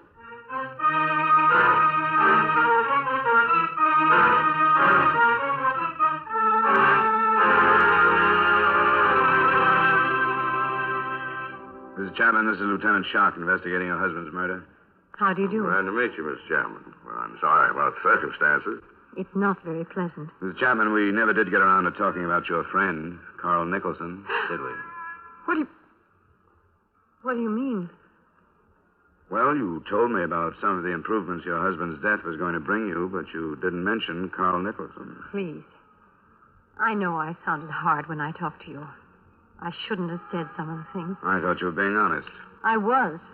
Too honest, I'm afraid. I don't think so. Mrs. Chapman, I've been in touch with the police back in your hometown. They found out somehow about this Carl Nicholson. First, they said you'd been seeing quite a lot of him, especially when your husband was out of town. Is that right? Yes, it's true. Yeah. What were your feelings toward Nicholson at that time? That is, prior to your husband's death. I'm fond of Carl. I never made any secret of that. He's my age. We have a lot of things in common. You know where he is?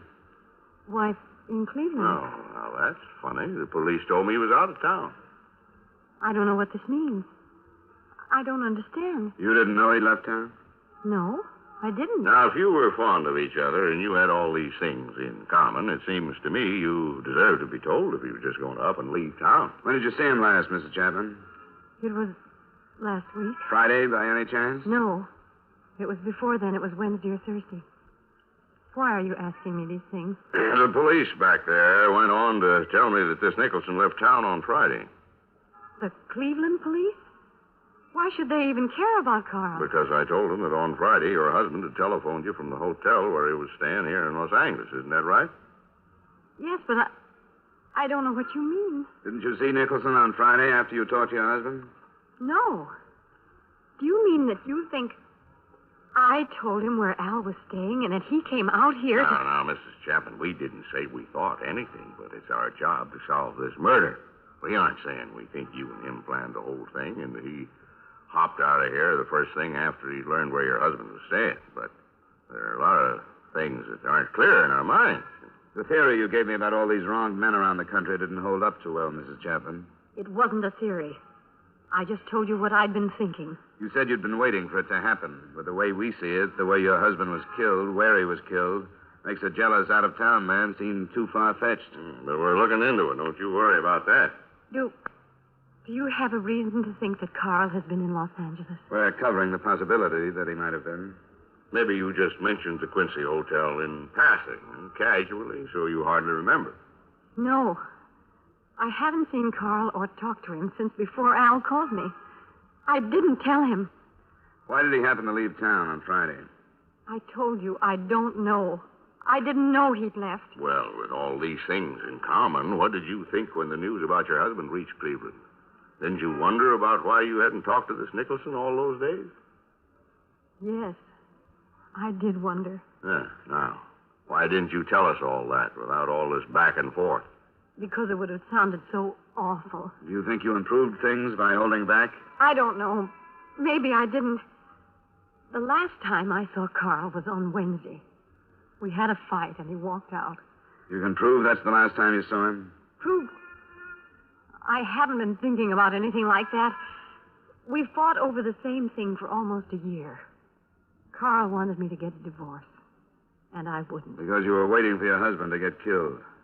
Did you ever tell Carl that? Yes. You tell him that during this fight on Wednesday?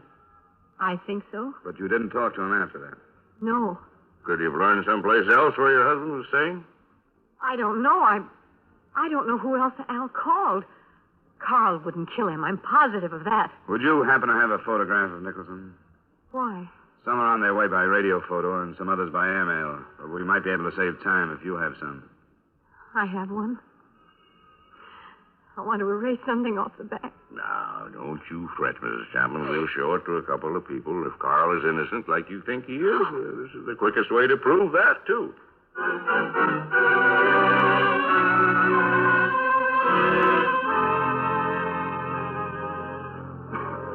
Gee, I'd sure like to help you. You know, if I'd seen a snap before... Sure. Don't say anything you're unsure of. What did the bar girl say? Almost the same thing you did. It was crowded and she wasn't sure. Oh, I'm awful sorry. That's all right. I'd rather have a careful witness like you than one that thinks he has to say something to live up to the title. Well, this guy could have been here and he couldn't have been. That's the best I can do. I'm sorry. Thanks, Howard. It's okay. I'll do better next time. I'll keep my eyes open from now on. Maybe I'll get on a force someday, huh, Lieutenant?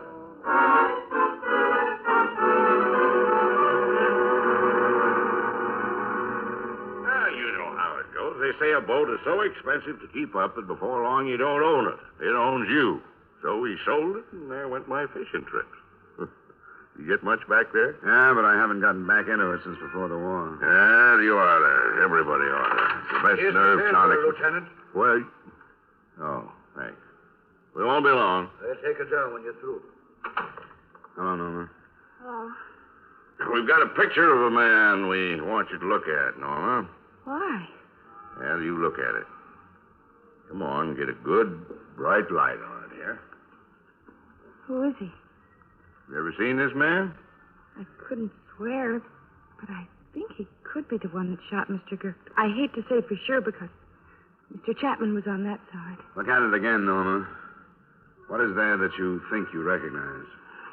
Maybe I'm wrong, but the way his hair, right here, the way some of it hangs down across his forehead. This man's about Dollar's height. Well, I'm not sure of that. He was kind of crouched. But you think you saw the hair? I don't even know why I think that, but when I close my eyes, it seems like I can see his face. Yeah, well, now you take a long look at it. Study it. We'll have some more pictures of this man tomorrow. And if you can be sure, why, then maybe we can let you look at him flesh and blood. What happened so fast? Just take your time and forget the lieutenant and me. If I could, I'd leave it so you could study it all night, but it's a piece of evidence, and therefore belongs to the state, so I can't leave it.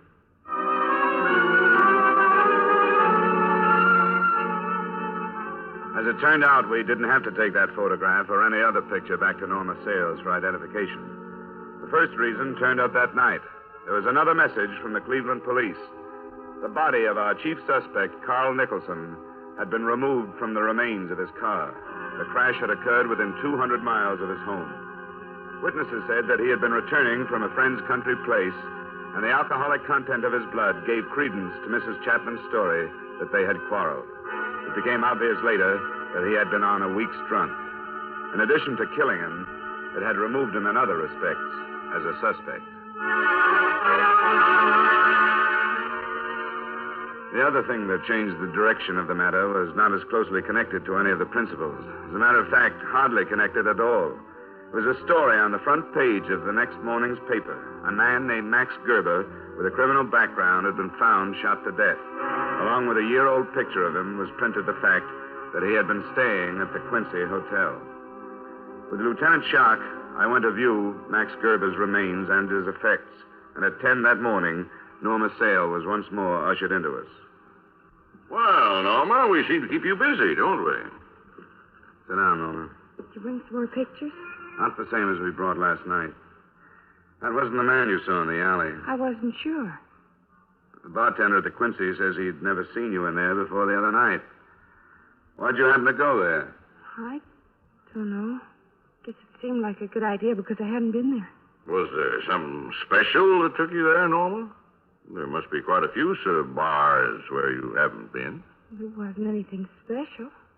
I think it's fair to tell you that we checked the store where you worked and found out that you left there at 3:30 that day. I didn't feel very good. You felt good enough to go to the Quincy. You felt good enough to let yourself get picked up by this man. I guess that's my business, isn't it? What I want to do and who I want to be with? Why, sure it is, Norma. Who did you want to be with? What do you mean? A man named Alonzo Chapman or a man named Max Gerber? I just went in, that's all, and I met this guy. You didn't go into that bar expecting to meet some special man, did you? No. Not even if you were paid to meet him? No, I don't know what you're talking about. That man that was killed. I mean, the one you were with. Did you know what he did for a living? He said he was a salesman. Well, that's what we're getting at. He was a salesman. We cut 2 pictures out of the paper, Norman. Here's one. This the man you met at the Quincy? Yes. You sure, Norma? Yes, I am. This man wasn't killed in the alley the other night. He's the man I was with. No, he isn't. This man was killed last night, Norma, right outside the Quincy Hotel. Here's the picture of the other man. They look alike, don't they? They're the same. I saw the suit Max Gerber was wearing. Even it was sort of the same as Chapman's. It was brown. But they're the same. I mean, it was Gerber. It was Gerber you were supposed to meet. It was Gerber. No, it wasn't, Norma. Yes, it was. All right. You were supposed to pick up Gerber in that bar, weren't you? I didn't know what they were going to do. But you did pick this man up and take him down that alley. They said he owed them some money, and that's all they wanted. Tell us how you found this man in the bar, Norma. They pointed him out in the lobby. He made a phone call, and then he went into the bar. I went in after him. Brown suit, gray hair? Yes. It was Alonzo Chapman you took out to get killed. No, it wasn't. Why should we tell you it was if it wasn't? You're lying to me. You're trying to trick me. No, they just made a mistake. They pointed him out. Then you made the mistake. No, I didn't. I didn't. I did what they said. They told me I had to, and I did. They sent me because I was blonde, and it was the right one. They didn't say they were going to kill him. He just owed them some money. That's all they wanted. That's all I wanted. I didn't want anybody to get killed. I was blonde, and I was young, and that's why they sent me. For money.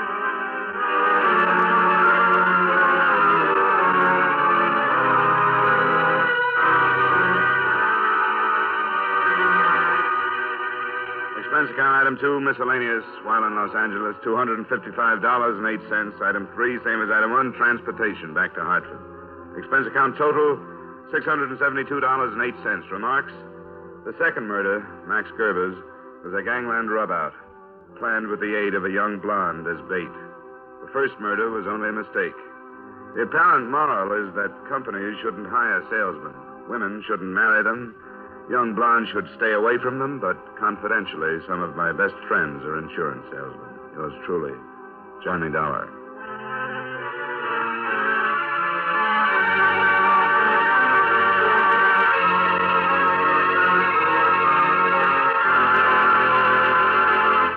Yours truly, Johnny Dollar, stars Edmond O'Brien in the title role and is written by Gil Dowd with music by Eddie Dunstetter. Edmond O'Brien can soon be seen in the Paramount Pictures production, Warpath.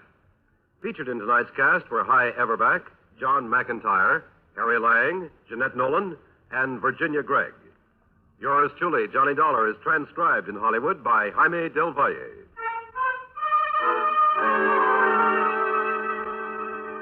Beginning next Wednesday, yours truly, Johnny Dollar, will be heard 1/2 hour later on most of these same stations. This is Dick Cutting inviting you to join us next week at 9:30 Eastern Daylight Saving Time when Edmond O'Brien returns as yours truly, Johnny Dollar.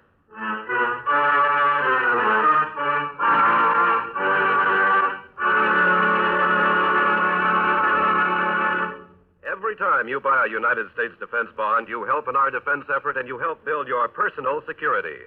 Yes, defense bonds are good for you and good for your country. Remember, defense is your job. Buy United States defense bonds.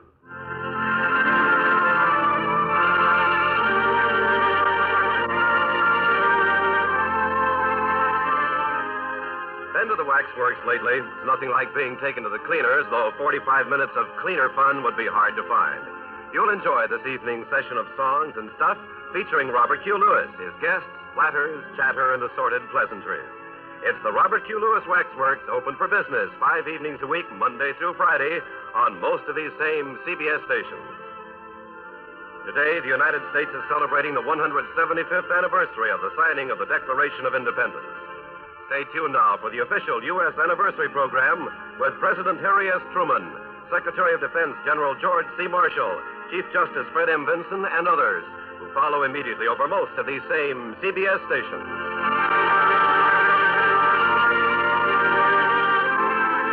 This is CBS, the Columbia Broadcasting System.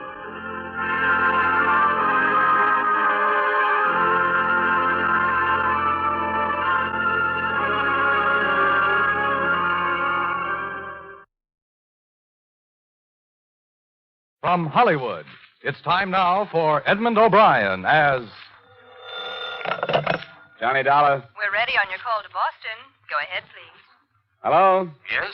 Mr. Semplin, this is Johnny Dollar. Johnny Dollar? I don't believe I remember you, Mr. Dollar. Well, we've never met. Your company hired me here in Hartford to investigate the Joan Sebastian death. Oh? It's odd that they didn't advise me. Well, they probably will. I called you to find out the name of the officer in charge of the case, if I could. It's Lieutenant DeRosa. DeRosa. Do you happen to know what their theory is, if any? Theory? I don't think they've arrived at a definite theory. Still a toss-up between murder and suicide, huh? Okay, Mr. Semplin. I'll be in touch.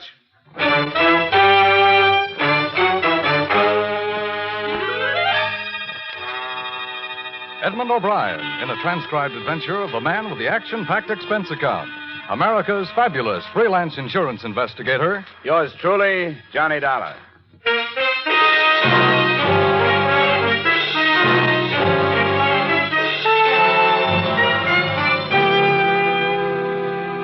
Expense account submitted by Special Investigator Johnny Dollar to Home Office, Corinthian Life Insurance Company, Hartford, Connecticut. The following is an accounting of expenditures during my investigation of the Joan Sebastian matter. Expense account item 1, $175 phone call to Boston, advising your manager there of my assignment. Item 2, $28 car rental and mileage from my Hartford apartment to police headquarters, Boston.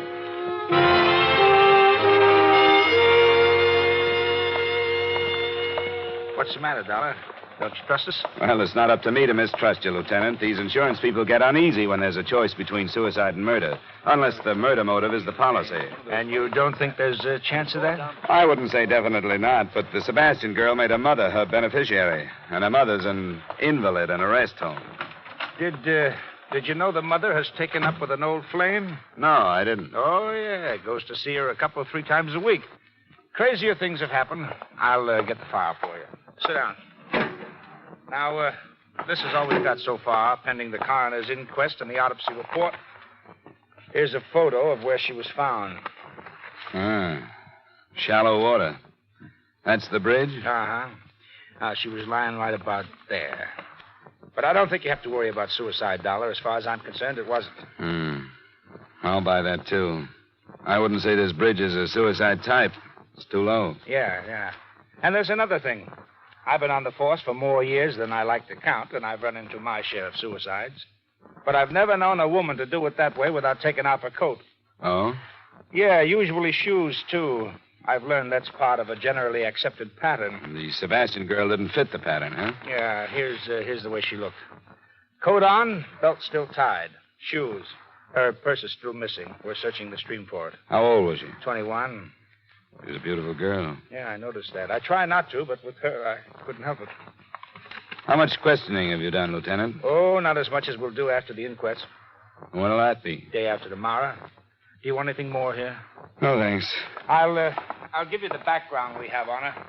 It's in my office. I won't bother you anymore, Lieutenant DeRosa. Besides, I like to dig up backgrounds myself. I know them better if I do. Thanks a lot for your cooperation.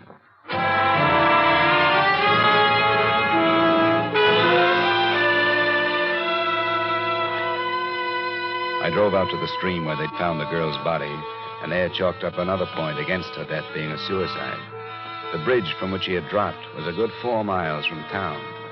On the assumption that she'd been brought there in a car, the placement of a body in regard to the 2 lanes on the bridge made it look as if the car was going toward Boston, not away from it. 5 minutes later, I was heading the same way.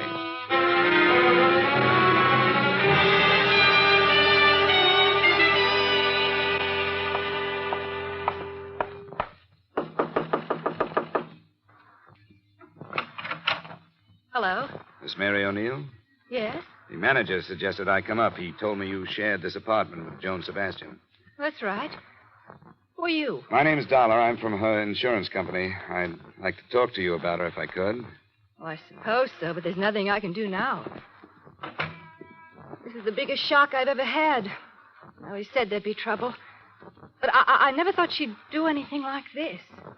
Maybe she didn't. What's that supposed to mean? Well, there are signs that say maybe she didn't commit suicide. There are? Do you think she had any reason to? Well, that's what I said. I never thought she would. Sit down. Any place. Thanks. Poor little Joan. What does it mean? I'm not sure. Did you say you expected trouble? Oh, yeah, I kept telling her. It was the way she went, like she couldn't live fast enough, like there wasn't time to get everything done. She'd been like that ever since she got rid... I mean, her mother went into that hospital. Joanie was all tied down taking care of her before. What could have caused the trouble? Well, I'm not saying she was wrong or anything, but... Well, there were too many men. I imagine that was easy for her. Sure was. Too easy. Do you mind telling me who they were? Well, I don't know. Only about one. Harold Corey. He's gone with her the longest. Harold Corey. Yes, he drives for the North American van lines. Sometimes he goes way out to the West Coast. And, well, while he was gone, Joanie didn't stay home and catch up on her reading, if you know what I mean. I think I do. She went out with a different guy almost every night. I didn't pry, but she never tell me who they were.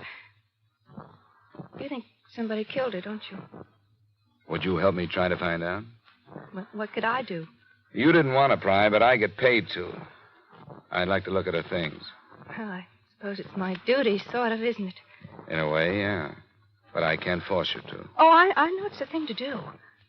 Some of her drawers are locked, but I'll show you what I can. I started on the locked dresser drawers. They gave up and opened after a brief struggle, but contained on the whole things that might normally be locked up because of their value. Imported perfumes, expensive lingerie, and some jewelry. The only thing that looked as if it might have been hidden for the sake of secrecy was under the jewel box. It was a gold key, a functional house-type key, but with meaning added because the head of the key was heart-shaped. It hung from a fine gold chain. Well, I never saw that before. Never saw the perfume before either, but I smelled it. That's a few $100 worth of scent. And the rest of it was Joan used to such expensive things? Well, not that I know about. Harold Corey sure couldn't shell out that kind of money. That heart-shaped key. It's cozy. I'd like to keep it if I could. Oh, I don't know about that. After all, it isn't mine. I might get into trouble. You won't, I promise you. I'm working with the police on this thing. I want to find out where it was made if I can and who ordered it. Oh, I get it. Sure, I wouldn't stop you from doing that, even if I could.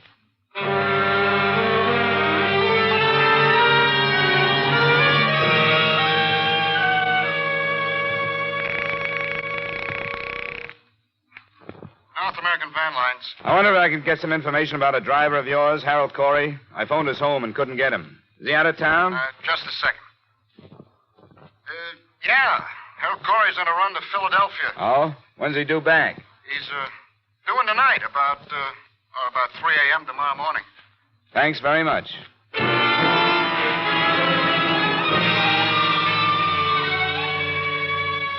Expense account item 3, $7, drinks and dinner after I checked into the Bristol Hotel. Item 4, a nickel, phone call to Joan Sebastian's employer.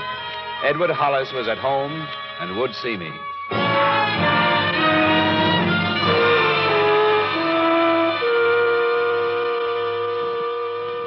Come into the living room, Mr. Dollar.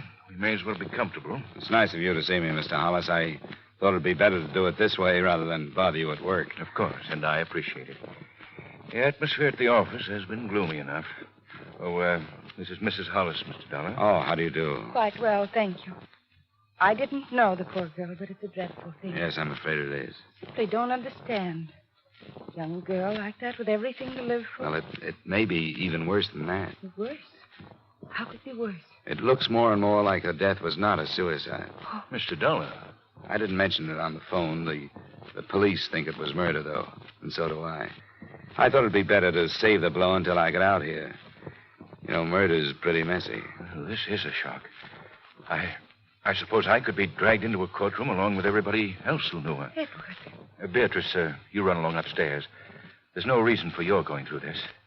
All right, Edward. I think I'd rather. Good night, Mr. Dollar. Good night. I'm sorry, but it couldn't be helped. Of course it couldn't. I understand.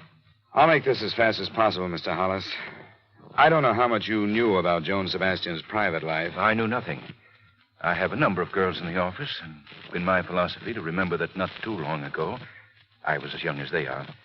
As long as they do their work well, I ask no questions. As a matter of fact, I have no right to. Sure. From what I've gathered, she was mixed up emotionally. She hadn't had much freedom because of an invalid mother she took care of. Well, I did know that. When the mother went to a hospital, Joan began to make up for lost time. She led her friends to believe that she ran around with a lot of men. But I don't believe that. Oh? I think it was one man. Would you give me the names of the girls she worked with? I'd like to talk to them and find out if something may have come out over lunch or cocktail. Yes, I'd rather my staff wasn't upset too much, but I'll tell you. You'll want to question them separately? That's right. And I could give you the names now, but if you'll phone me at the office in the morning, I'll give you their addresses and phone numbers.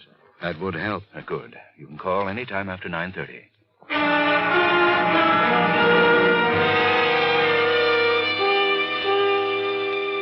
I called the next morning and got a list of 6 feminine names, which I pocketed for later reference. And at 10:30, I was at the home of Harold Corey, a ground-floor apartment on Hemingway Street. Yeah, who is it? My name is Dollar. Come later, will you? I don't want to talk to anybody right now. I'm an insurance investigator. I want to talk to you about Joan Sebastian.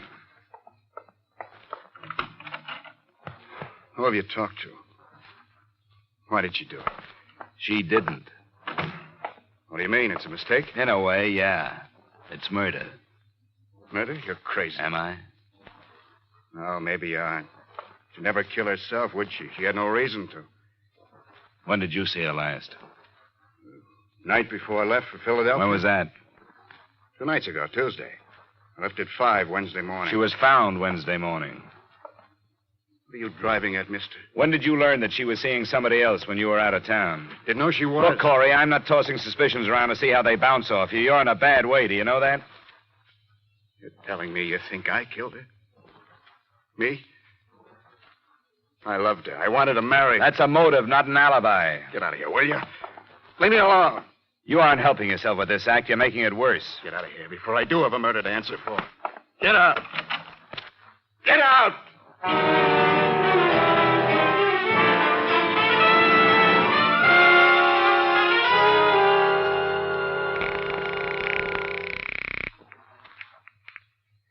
Lieutenant DeRosa. This is Dollar, Lieutenant. Hey, I've been kicking myself for not getting your hotel yesterday. Well, I didn't have one then, but I got a few things to pass along to you now. Well, if it's the Sebastian thing, save him. What do you mean? It's suicide after all. How come? Autopsy report. There was concussion from that drop from the bridge, but that wasn't the cause of death. Now, wait a minute. Cause of death was from carbon monoxide. It looks like she pulled the suicide where it would embarrass somebody, and they tossed her in the creek to get her out of the way. Hello? You still there, Dollar? Yeah, I'm still here. This is where I came in.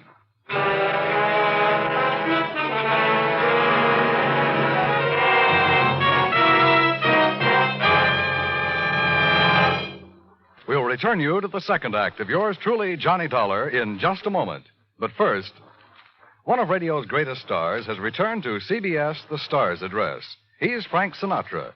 Frank will be here every Sunday afternoon for a full hour of songs, comedy, and commentary on popular music. The Frank Sinatra Show is a part of CBS's new lineup of entertainment on Sunday afternoons. Join CBS every Sunday afternoon, won't you?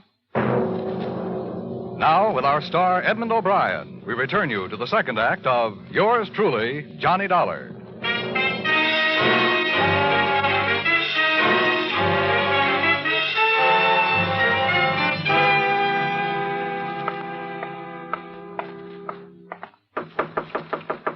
Come in. Desk sergeant said you were waiting for me. Oh, yeah. I told him you'd be showing up. Sit down, Dollar. You didn't seem to like the latest development. Well, I've been working from other directions. Give it to me again, will you? Well, here's the autopsy report. Death by asphyxia caused by carbon monoxide, agent unknown. Probably automobile engine exhaust. That's the most popular these days. Do you believe this, Lieutenant? I believe what's on the report. And how did you say she got into the river? I said maybe she committed suicide somewhere so that somebody would get involved. Maybe in the driveway of somebody who didn't want to get involved. To get rid of her, she was probably moved to the stream. What's the matter? Don't you like that? What else does the report say? Symptoms of severe concussion. I thought you'd be happy with this suicide evidence. The insurance company hired me to dig up facts. If it was suicide, all right. But if it wasn't, they want to know that, too. And I don't think it was. Why not? Well, from what I've learned, she wasn't the type. She liked to be alive, and she played it hard enough to leave some motives lying around. Jealousy, for one. That boyfriend of hers? Ah, you know about him, then. Yeah, Corey, isn't it? A truck driver? That's right. And then there's this. Look. What's this unlock? I wish I could tell you.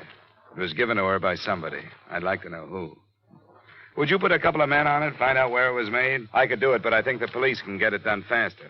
All right, Dollar. I'll stick my neck out that far. I'm under orders, you know that. I have to be assigned before I can investigate. Yeah, sure. But I'll take your story upstairs and see what the chief says. Let me know what else you find. I will. Say, do you have the address of the old flame you mentioned? The mother's friend? Still like to settle for fraud, would you? The desk sergeant will give you his address. His name's Paul Anderson.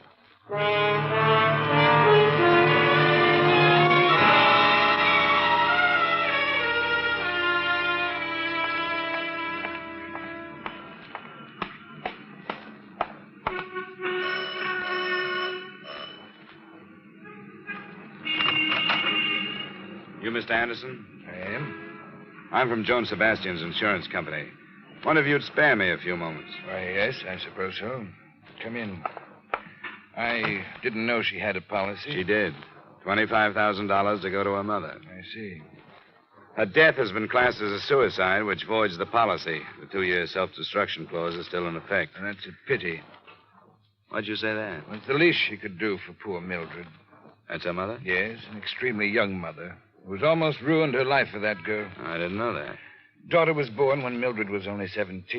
She was left to care for the child herself. I have helped as much as I could. How well did you know the girl after she grew up? Why, she was a friend of her mother's. Why do you ask? Which one did you know first? I don't see what this has to do with the You matter. don't have to answer. I don't want you to misunderstand. There's nothing to be hidden. I suppose it is unusual. I did meet Joan first. But when she took me to her house and I met her mother, I realized that Joan was, well, no more than a cheap little opportunist.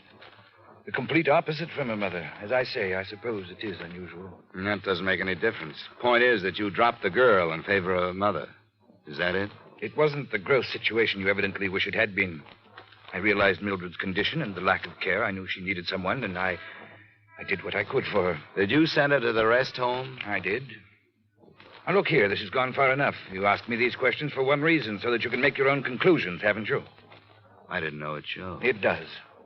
Think I sent Mildred to the home to get her out of the way, don't you? That is not the case. You can think what you like. Go ask Mildred if you care to. I won't bother her. Do you know anything about a gold key that Joan had? A gold key? No, I don't know anything about a gold key. I've known very little about Joan all these past months. I could have told you that she was headed toward a bad end a long time ago. Now she's reached it. There's no one to blame but herself.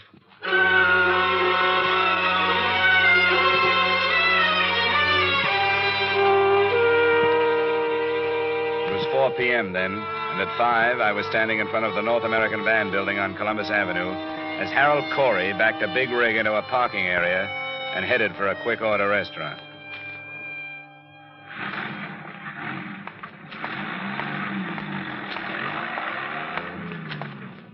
Hello, Corey.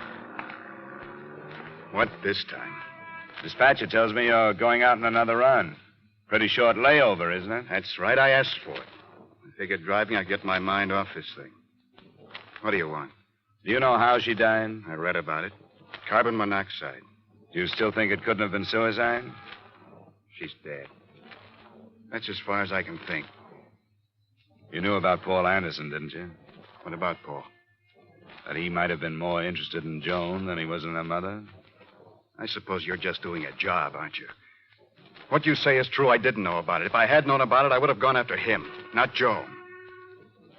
I can't take any more, mister. Look, I don't enjoy it either, Corey. Like you say, I'm just doing a job.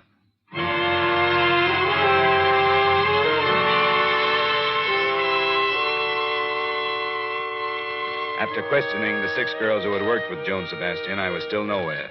None of them knew anything about her private life. But the next morning, the police located a goldsmith who said he remembered making the key.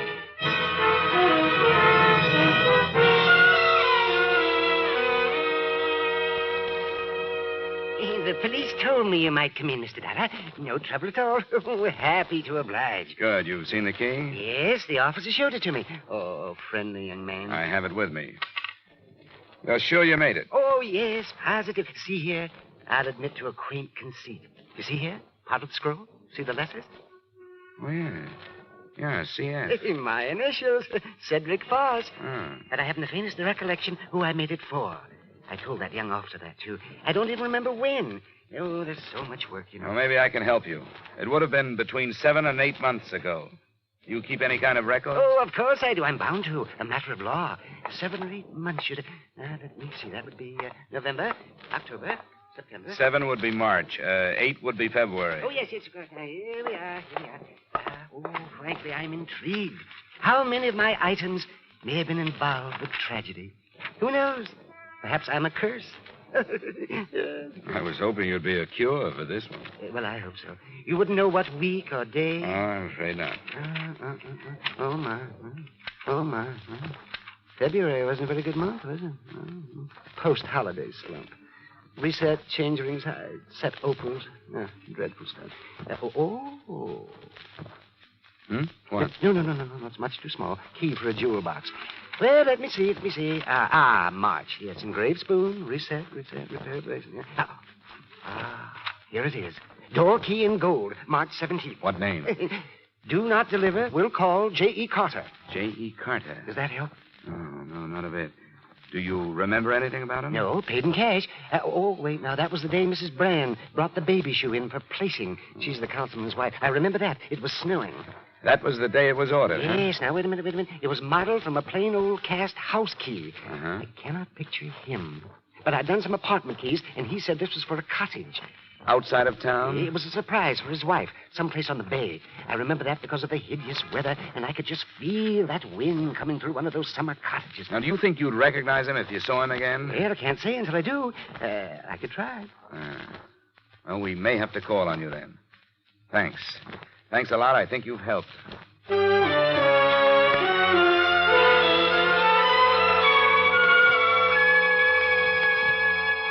How'd you make out with that fussy little man, Dollar? We found the day the key was ordered, and he remembered a few things because a councilman's wife came in the same day. Why? Well, the customer, Carter was the name he used, mentioned a cottage on the bay. Now, that's east, and the girl's body was found northwest of here. I think she was dumped from a car coming toward Boston from out there. So I think the cottage is in that direction. Deduction yet. Look, if I were going to dump a body, I wouldn't carry it across 2 traffic lanes, would you? I'm being paid to think about another case. I couldn't sell the murder pitch upstairs. But I tried, and I'll buck for a promotion if you're right and upstairs is wrong. I don't suppose you could earn that promotion by assigning some men to cover that section. Huh? Oh, not a chance. That's county. Division of responsibility. Yeah. Uh-huh. And I, for one, wouldn't be surprised to know how many people have died because of that division of responsibility.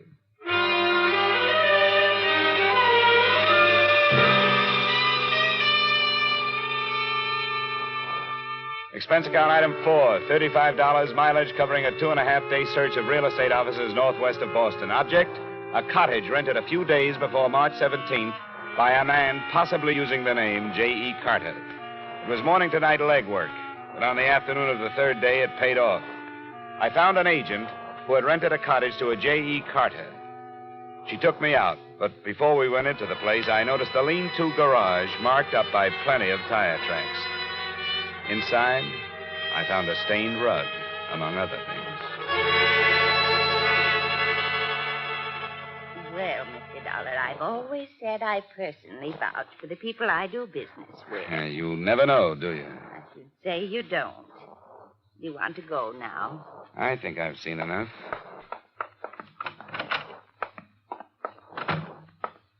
Let me lock it. I want to see if this key fits.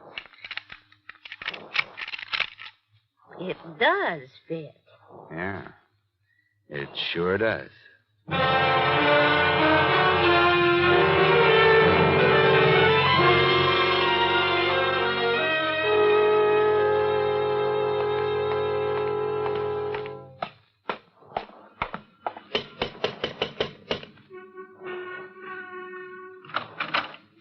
Oh, Mr. Dollar. Hello, Mr. Hollis.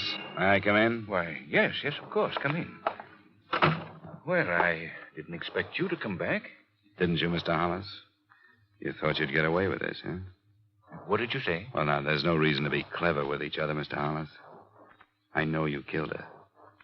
You rented a cottage out beyond Mystic River. You used the name J.E. Carter when you bought the gold key. I did that? I'm afraid you did. Come into the other room. Yes, you're right, I did. I became infatuated with her. If you'd known her, you'd understand. I realized last week that it had to stop, and I told her. She had been going with that young Corey boy. I told her that even if I was single and eligible to marry, I would advise her to hang on to him, someone her own age. That was last Tuesday night? Yes. She left the cottage, and I heard her drive off. Or at least I thought I did. When I went out, I learned what she had really done. She committed suicide in the car. You can hardly blame me for wanting to keep the secret. No, you've been reading the papers, Mr. Hollis. Suicide and all that. I've been inside your cottage. You didn't do a very good job of cleaning up the bloodstains. You're right, Mr. Dollar. There seems to be no longer any reason to attempt cleverness. I'll make my statement to the police. I'll drive you down. Thank you. How did you find out, Dollar? There was a Wall Street Journal there, addressed to you. Oh, I see. Edward? Now, Beatrice, go upstairs. No, Edward, I won't. I insist, Beatrice. What good would it do? Do what I've done because I lost you? Why should you ask me to go upstairs while I lose you again? I forbid you to say another word. Forbid, Edward. You have no right. I found them, Mr. Dollar. It took a long time, but I found them. She had taken him from me because she was beautiful. And I no longer am. I was waiting in the cottage, and when they came in, I struck her. Is this true, Mrs. Hollis? I killed her. And since there was nothing left, we carried her to the cot. Beatrice. Beatrice, what have I done? What have I done?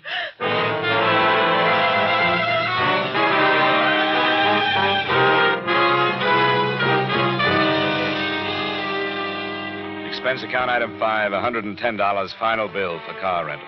Item 6, $85 miscellaneous. Expense account total, $356.75. Remarks? I don't know what sticklers the Massachusetts law courts are, but Joan Sebastian was not killed by the wronged wife. She was unconscious but alive when Hollis put her in his car trunk. She died there by carbon monoxide. Yours truly, Johnny Dollar.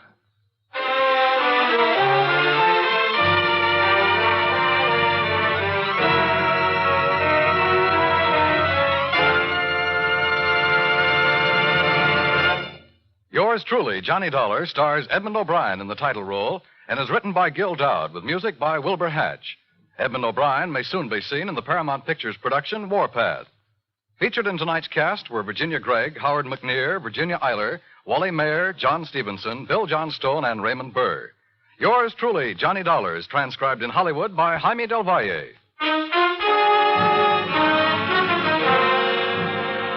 This is Dan Coverly inviting you to join us next week at this time when we will again bring you Edmond O'Brien as... Yours truly, Johnny Dollar.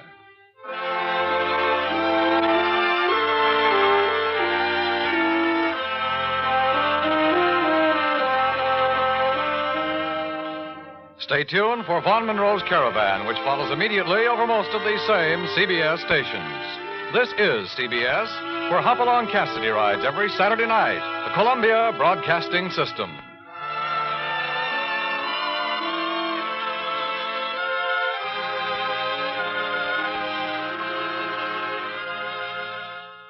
Time now for Edmond O'Brien as Johnny Dollar.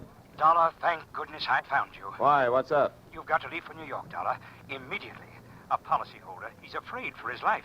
Here we go again. Who's he afraid of? Well, he wouldn't say over the telephone. All I know is, to us, he's worth $100,000 alive. Well, that makes it simple. He must be afraid of somebody to whom he's worth $100,000 dead.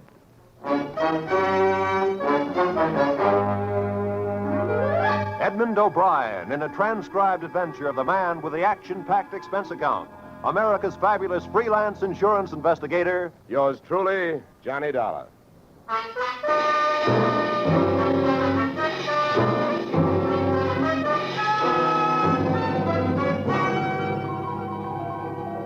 Expense account submitted by Special Investigator Johnny Dollar to Home Office, American Continental Life Insurance Company, Hartford, Connecticut. The following is an accounting of my expenditures fulfilling your assignment as a bodyguard. The body being that of your late policyholder, Robert W. Perry.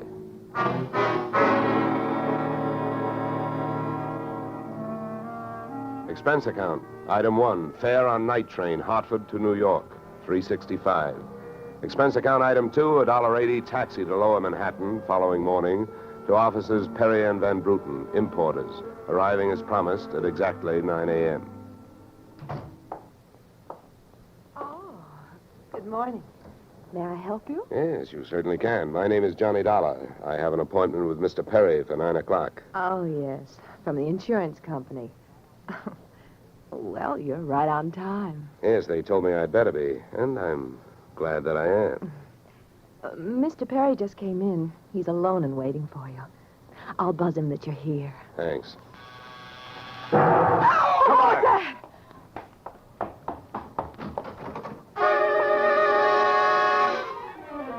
What was left of your policyholder, Mr. Perry, was just sliding out of a swivel chair as I hit the room.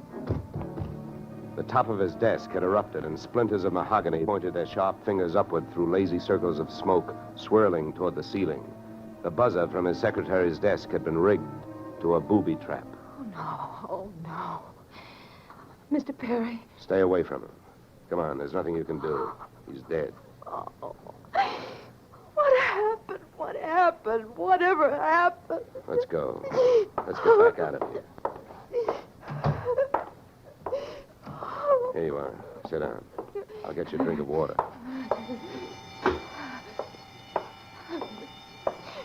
Come on, drink this.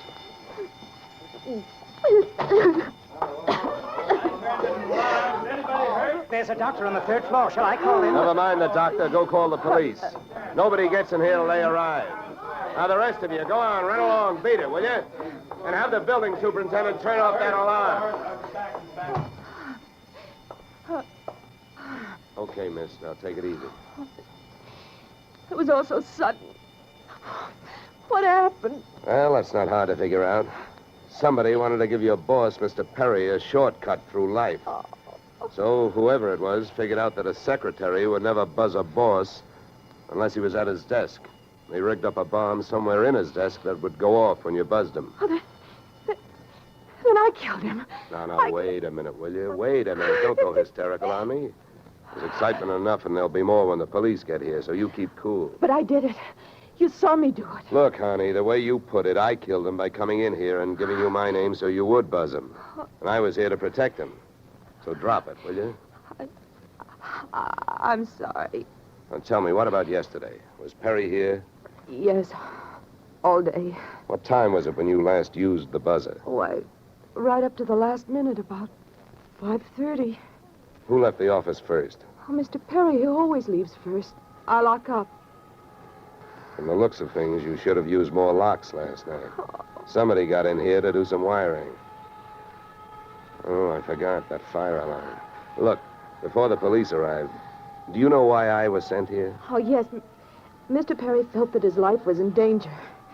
He thought that, well, with a $100,000 policy, the insurance company would do everything they could to help keep him alive.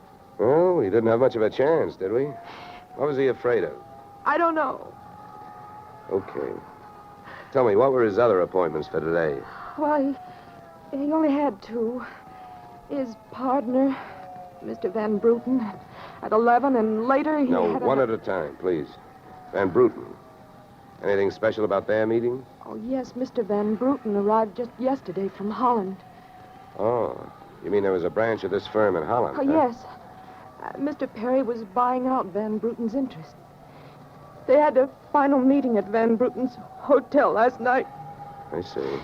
Van Bruten was coming by this morning to pick up his money. Cash? No, a cashier's check. The bank is to deliver it here at 10:30. Well, Perry's other appointment, who is that? Christine, his wife. Now she tells me. Christine, the beneficiary. Yes, she wouldn't have been the beneficiary in about another 2 weeks. They were getting a divorce.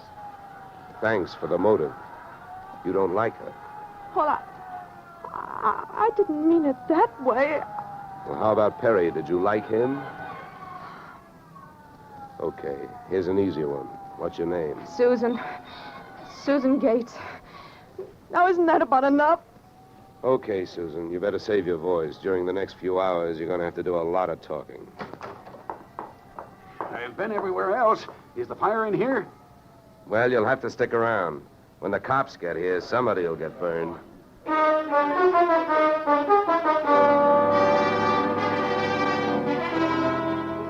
The firemen should have stuck around because the cops arrived in a blaze of glory. It was a very high-class investigation, 2 lieutenants. Finally, after about an hour, the police photographer ran out of flash bulbs, the office of the deceased ran out of fingerprints, and the lieutenants ran out of questions. So the on-the-scene phase of the investigation was closed. At about 5 minutes of 11, I left the police packing up their notebooks, their clues, and the body, and went into the outer office. Susan looked like she could use a big, broad shoulder to weep on, but unfortunately, I was wearing my light gray suit. About then, a dark blue suit and a deep green voice entered the room from the corridor. There. There's a fellow out here says he belongs here. His name is Van Bruten. What do you think? His name is on the door you just opened. Oh.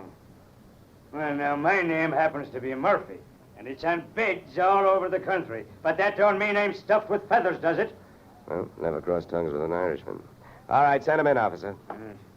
All right, you can go in. There's a policeman out there. There's trouble here? I am Bremer van Bruden. Where is Mr. Perry? What? He is waiting for me, no? No. But my appointment... He's not keeping any. He's dead. Dead? Oh, this is not possible. Last night I saw him. He was well. What happened? He was hit by a buzz bomb. A buzz bomb? Oh, please. You mean there was foul play? Yes, it was very foul. Oh, please. I may sit down. My first visit in all these years since before the war. It was to be so happy. But now tragedy like this. He was a good man, a good partner. I understand that as of last night, you were no longer partners. Yeah. I am glad you mentioned that. I realize, of course, that it is indelicate to speak of such things as money at a time like this, but that is why I am here, to receive my payment. Just because Perry got his, there's no reason for you not getting yours, huh? Oh, but you misunderstand me. I am deeply grieved, but, well, since the transaction was consummated, what is there to do? A delay would be a needless waste of money. I have already paid for passage back to Antwerp tomorrow. Your check is here, Mr. Van Bruggen. Oh. Here you are. Thank you. In all of my years of business, this is indeed the saddest moment. Yeah. Well, if I didn't have some work to do, I'd sit down with you, and we'd all have a good cry.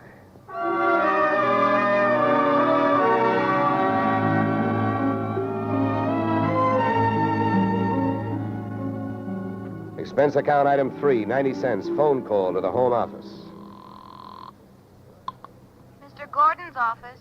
Look, honey, this is Johnny Dollar. I want to speak to Mr. Gordon. While I'm telling him what I've got to tell him, maybe you'd better sit there in his lap with some smelling salts. I'm not that type of a secretary. Besides, he doesn't have a lap. Hello, Dollar. How are you making out? Out? About $100,000. What's that? Yeah. You know, you should have sent me earlier. Somebody turned Mr. Perry into a firecracker just after I got here. He's dead. Oh, that's bad news. Big policy. Yeah, what I want to know is, shall I stay on the case? Well, certainly, Dollar, by all means. Is there a chance of proving suicide? There's a non-payment clause. Yeah, to make this one a suicide, there'd have to be a Santa Claus. Nobody could hate himself enough to do it this way. What are the fraud possibilities? Fair, there's an estranged wife. She's the beneficiary, but she wouldn't have been in a couple of weeks. Divorce coming up. I'll start with her. All right, Dollar. Good luck. But watch those expenses. Why, Gordon, I'm surprised. I think an insurance man would be the first to want to see a fellow live a little.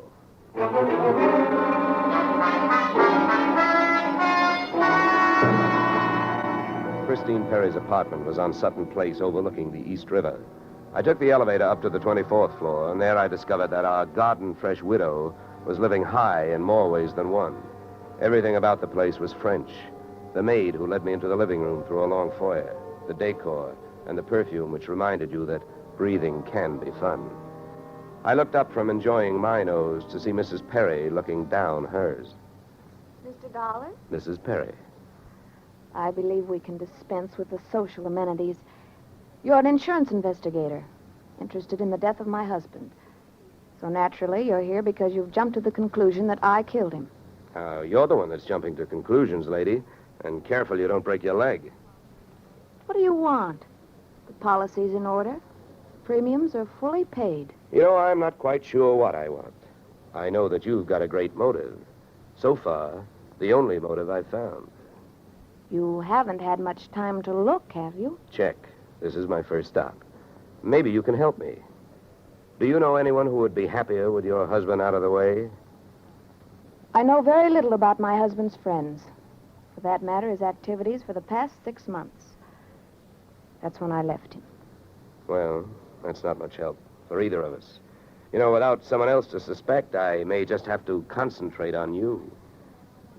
Mr. Dollar, I picked the men I want to concentrate on me. I hope you're as long on alibis as you are short on temper. Where were you last night? With a friend, Al Donovan. For a while, the same place my husband was. But I have witnesses to prove who was with him. Anybody at the Clover Club can tell you. Save me a trip. I can't afford the prices they get over there. Certainly. A pleasure.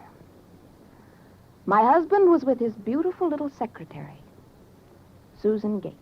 Well, I wouldn't be more surprised if your late husband walked through that door and said... All right, mister, that's enough. Al! Yeah.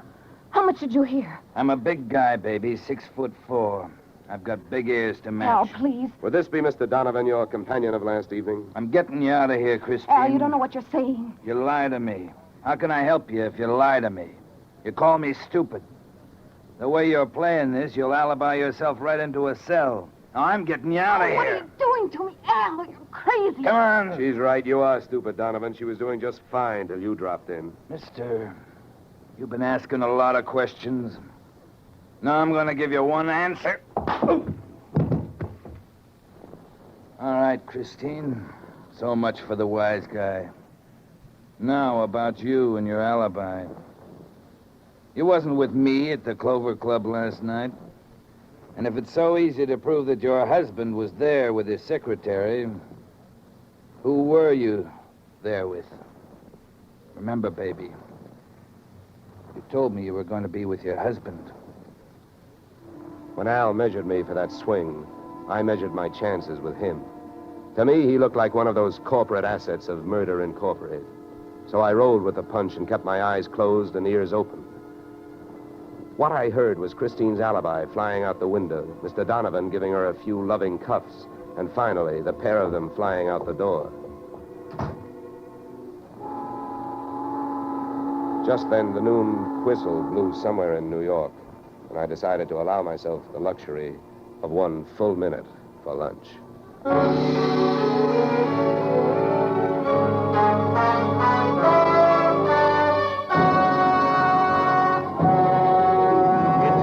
We'll return to the second act of Johnny Dollar. But first...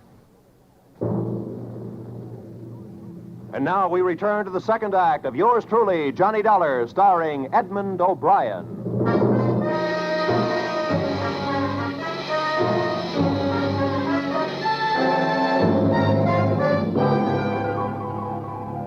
I spent the minute I took out for lunch eating a handful of Mrs. Perry's bonbons on the run.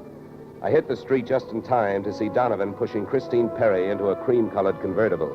When they got rolling, I piled into an even yellower vehicle with a meter on it and started off crosstown playing tag through traffic. At 57th and Broadway, things got complicated. My cab was 3 cars behind them when a red light flashed them to a stop. Then the door of their car flew open, Christine dashed out across the street, and melted into the river of humanity flowing down into the subway. Since Al Donovan didn't follow her, I followed him. When he finally pulled to a stop, he took 2 chances. He parked in a no-parking zone and walked straight into the building beside it, a police station.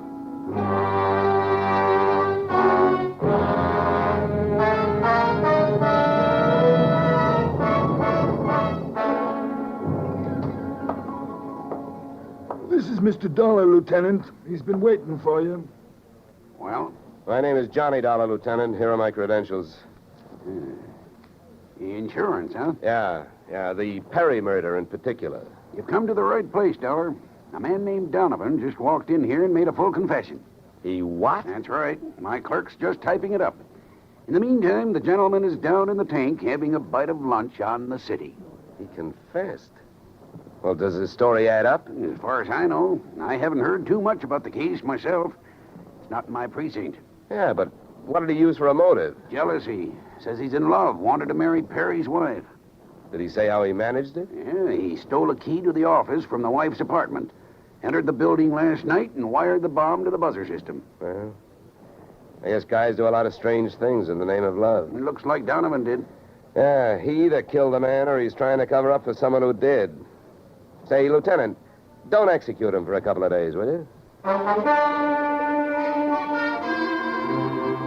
spent the rest of the afternoon downtown in the offices of Perry and Van Bruten, importers. The partners' correspondents told me two things. They had been extremely friendly, and Van Bruten was extremely bald. Perry had been sending him toupees from a famous Hollywood makeup firm. At 4:30, I got to the employment files, which rocked me with two minor explosions of their own. First, I learned that Al Donovan had been employed over a period of years as Perry's bodyguard, and that he had been canned the day before the murder. That confession of his, which had been a little hard to swallow, was suddenly more digestible. On top of this came blast number 2. The employment application of Perry's secretary, Miss Susan Gates, informed me that during the war, she had worked in a munitions plant, her specialty, wiring bomb fuses. When Miss Susan Gates reached home at 8:30, she found a visitor, me. Oh. How did you get in here? Professional secret. Oh, you scared me. What do you want? Why did you come here this way? I wanted to bring you the good news. I heard on the radio that Al Donovan confessed to Perry's murder. Al? I can't believe it. Why not? Who do you like for the spot? Why, Christine. Al is covering up for her. Well, I'd like to agree with you. If it turns out that Christine wound up her husband's life with a bang, the company that hired me saves $100,000. But I don't know. She claims she has all kinds of alibis. One of them is you. Me? Yeah. Did you see her at the Clover Club last night? Well, yes, Yeah. I know who you were with. Your boss. There's nothing wrong with that. No. I'm not preaching a sermon. I want to know who she was with. I don't know. A man I'd never seen before. Mr. Perry knew him, but he wouldn't tell me who he was. Why not? I don't know. He said I might get the wrong idea. About what? I don't know. We didn't sit there and talk about it all night, so why should we sit here and talk about it all night? All right. Good heavens, when a census taker shows up and asks a lot of questions, people answer them. When an investigator tries to do his job, they make the proverbial clam look like a blabbermouth. Look, Mr. Dollar, believe me. This has been a greater shock to me than to anyone else. Yes, excepting, of course, your late employer, Mr. Perry. How long did you work for him? 4 years. Where'd you work before then? Well, I worked... Let me help you. Bombs, huh? Wiring fuses. Remember? All right. I remember. Good. Maybe you'll remember a little more. Let's go back to last night. The guy with Christine Perry, who was he? I tell you, I don't know. Was it Van Bruten? I don't know. You don't know? No. I'll get that. No, I'll go. Just make sure you don't keep going. Susan! When Susan snapped the spring lock to open the door, the gun outside opened up. The first slug caught her in the left shoulder, spinning her out of the way of the rest of them. It was getting monotonous. Every time a buzzer went off, things started booming. Susan was sprawled out on the floor in front of the door, and to open it, I had to move her. By the time I did, the hallway outside was empty. Okay, now, take it easy. Come on. Won't start hurting for a couple of minutes. We'll have a doctor here by then. He'll give you something. Please, try to keep calm. Here, what? I'll throw my coat over here. Now, try not to move. You're going to ruin this rug. Never mind the rug. What we want to worry about is who tried to ruin you. What'll they do to me? What'll who do to you? They'll arrest me. They don't arrest people for getting shot. You have any idea who it was? That man in the office this morning. The one who picked up the check. Van Bruten? No, he wasn't Van Bruten. He was a phony? Yeah. And you still gave him that check? Yes. Well, I won't ask you why. You gave him that check and then tried to blackmail him. Is that right? They'll arrest me. I wouldn't be surprised. Who is this guy? Where can I find him? Come on, don't pass out on me now. His name, quick, come on. Ben Sanders. Where's he live? Marsden Hotel. Under his own name? No, I don't... I don't blame you. I could use a few moments of unconsciousness myself. The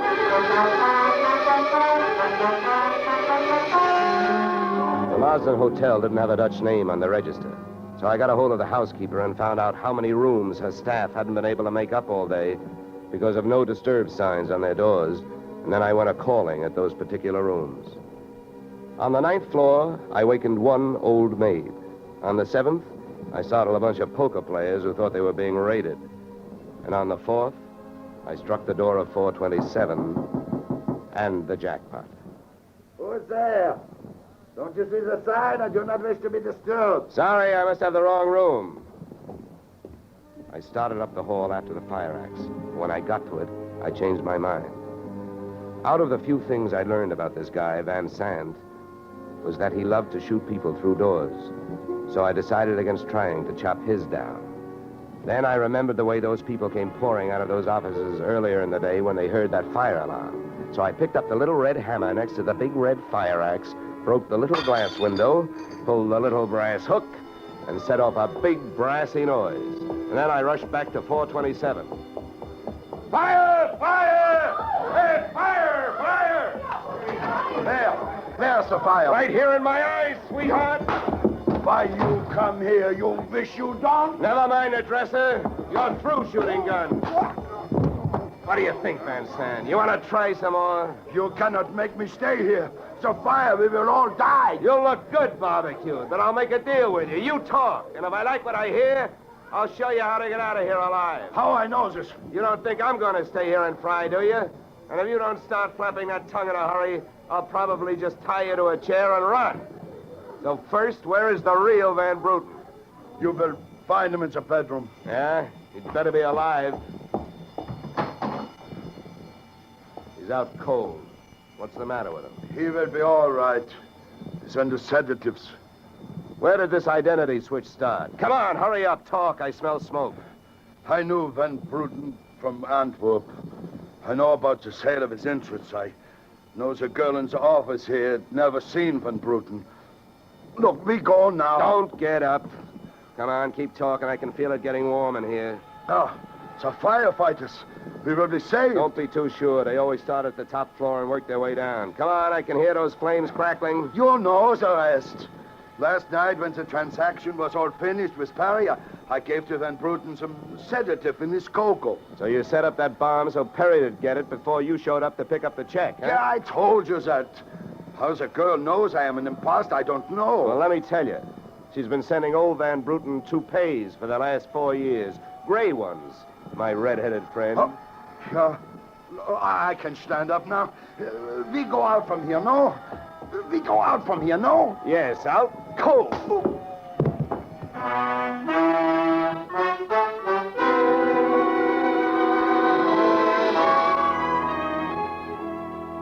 Expense account, item 4, $1.40. Night letter informing you that American Continental would have to meet payment of claim to Mrs. Christine Perry, innocent widow of the insured. The only thing she was guilty of was trying to stay on the right side of a hot-tempered boyfriend. She lied about who she was with at the Clover Club, not to fix herself an alibi, but to keep Al Donovan from learning that she'd been out with another man.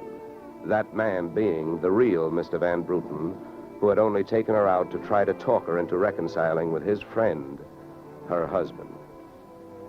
Expense account item 5, $100. Fine for turning in a false alarm, which, since you're paying it with me, is just fine. Expense account total, $463. Yours, truly, Johnny Dollar.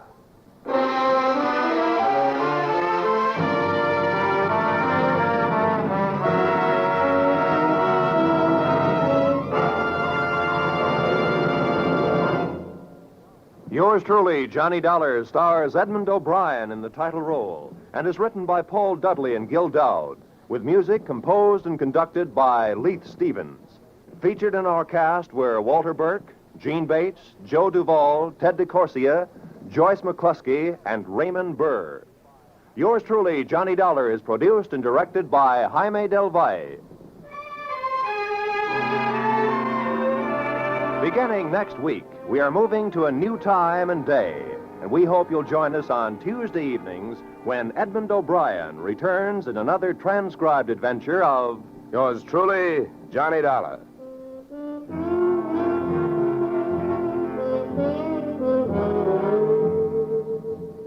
Yoo-hoo, Mrs. Bloom. Molly Goldberg's famous invitation to fun in the Bronx now echoes across the country each Saturday night on CBS. It's the same fine brand of comedy mixed with a tear now and then that's made Molly and her whole family, Jake, Sammy, Rosalie, and the others, favorites for many years. CBS invites you to hear the Goldbergs on most of these same CBS stations this Saturday and every Saturday. This is Roy Rowan speaking.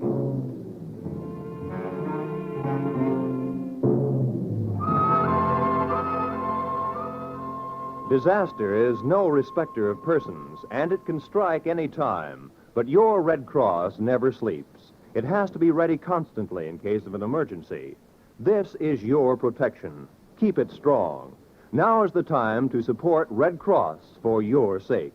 Remember, for every $1 you gave before, this year add a quarter more. If you gave Red Cross $10 last year, this year give it $12.50.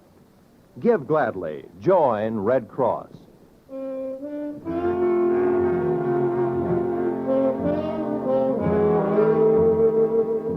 This is CBS, where yours truly, Johnny Dollar, meets adventure next Tuesday night, the Columbia Broadcasting System.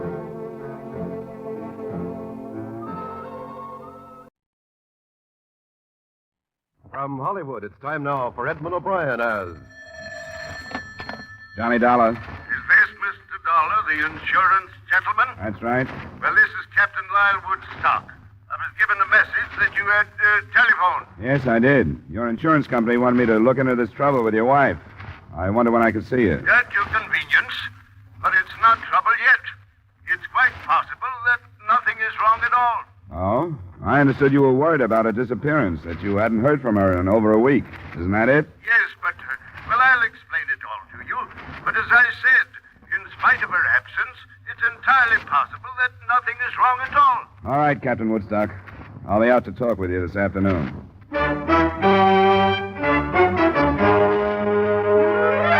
Edmond O'Brien in another adventure of the man with the action-packed expense account, America's fabulous freelance insurance investigator. Yours truly, Johnny Dollar.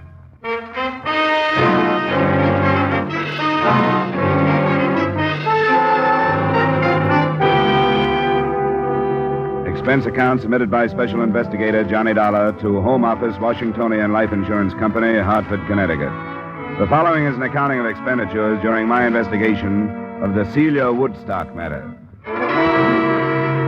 Expense account item 1, $25.50, car rental and mileage to the Woodstock home off the highway just east of Bridgeport. It was a large frame house, shuttered against the cold.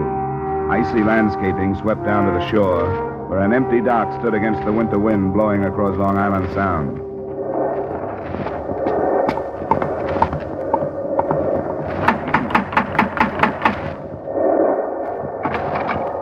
Captain Lyle Woodstock, please. Yes, you are Mr. Dollar? That's right. Come inside. Thanks. I am Captain Woodstock. Nice of you to come out. Nasty wind, isn't it? Well, it wasn't blowing like this in Hartford. Quite often windy here in the Sound. I'm afraid you'll have to leave your coat here. That's fine. I discharged the servants, all of them. Couldn't stomach their attitudes since Celia's departure. Come along. We'll talk in the library. How did you happen to turn to your insurance company, Mr. Woodstock? Yes, it would seem unusual, wouldn't it? Well, it seems unusual that they would bother with it, unless they thought she'd met with bodily harm. But you told me you don't think so. Yeah, after you, Mr. Dollar. Thanks. I'm afraid I was guilty of a certain amount of deception when I spoke to Mr. At the Washingtonian Company? Miller, Sam Miller. Yes, Mr. Miller. Through a delicate choice of words, I'm afraid I intimated that I was frightened for Celia's very life. Sit down. Why the deception? Well, naturally, to interest them in the situation and with a purpose, Mr. Dollar. Couldn't you afford to hire a private detective? My good man, I've wasted a considerable amount of money doing just that. It was from the stumbling idiot that I received the news of Celia's disappearance. He was following her? He had been for a month, until he lost her. I'd entertained certain suspicions about Celia. What's this investigator's name? Slater. Mr. David Slater. He was recommended as the best in Bridgeport. Considering his dismal failure, you surely understand why I felt it necessary to turn to someone else. My insurance company struck me as a wise choice, since there's a large policy on her life. All right. I'll talk to this later. Now, will you give me everything you can on your wife? Description, so on? Yes, they're on the table. I brought out a few photos. Brunette. Yeah. How old? 27. That one was snapped on Doctor's Cave Beach on Jamaica. Striking woman, isn't she? Yeah. This one was taken while we were anchored off Hilo last summer. You get around. Travel has its advantages, Mr. Dollar. Your boat? Yes, 64-foot schooner in drive dock at the moment. As a matter of fact, I met Celia because on an impulse, I put into Pia del Cuesta instead of Acapulco. And it seemed that she, too, wanted to travel. Where do you think she's traveling now? I haven't the faintest idea. I started to tell you I'd been troubled by a certain suspicion. She was in seeing entirely too much of a young doctor in Bridgeport. His name is Masterson, Dr. Charles Masterson. You think he could have had something to do with her disappearance? Is that what you mean? No, I shouldn't like to say. I believe that she is a quite perfect physical specimen, yet she visited this doctor fellow at least 3 times a week. Mm-hmm. Anything else? As a matter of fact, yes. We were in Acapulco 2 years ago. I ended off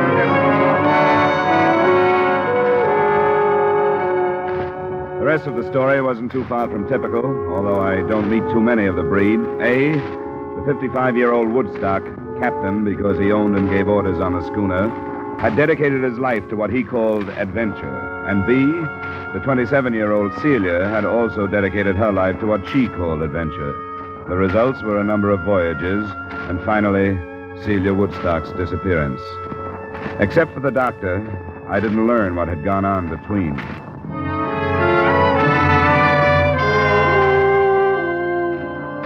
I found the private investigator, David Slater, in a conservatively crummy suite of offices on Front Street in Bridgeport. Well, you've met him, so you know what type he is.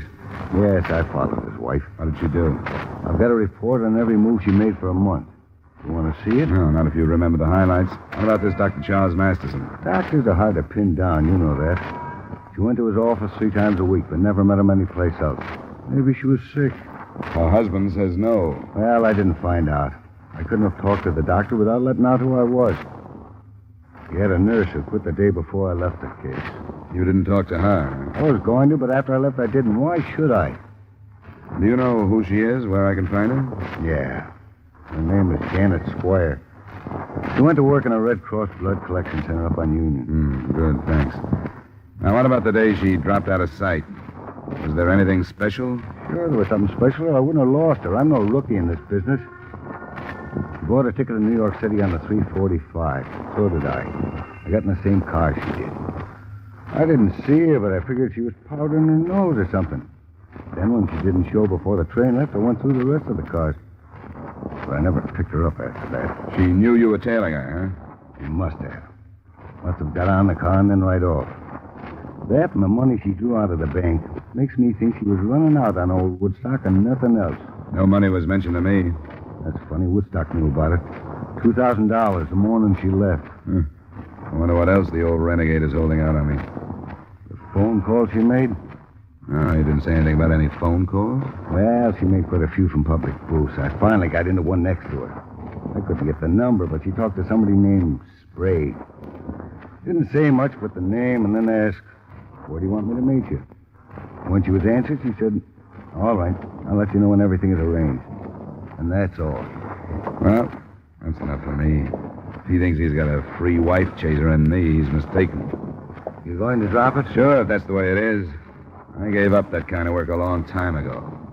I don't like it.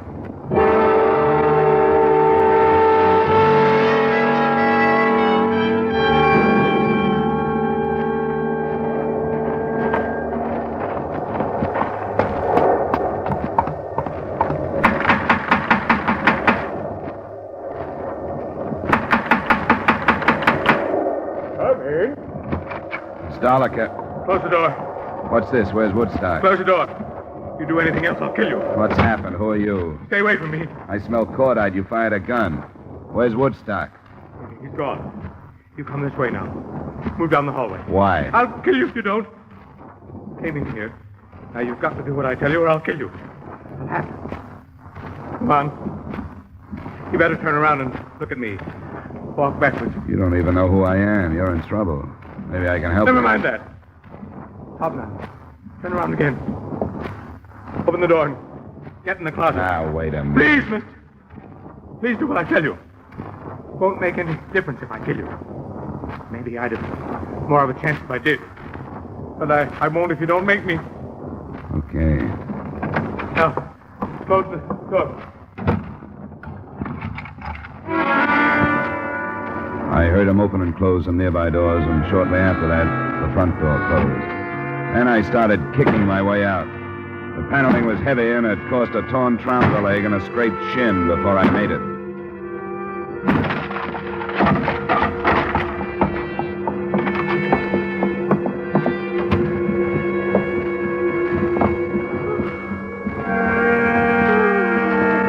Woodstock?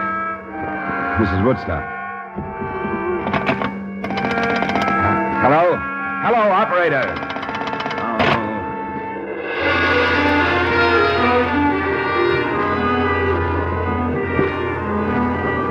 He'd given himself some more time by pulling out the phone wires, but it took less than 5 minutes for me to cover some 200 yards to the nearest neighbor, explain myself, and get through to the Bridgeport police.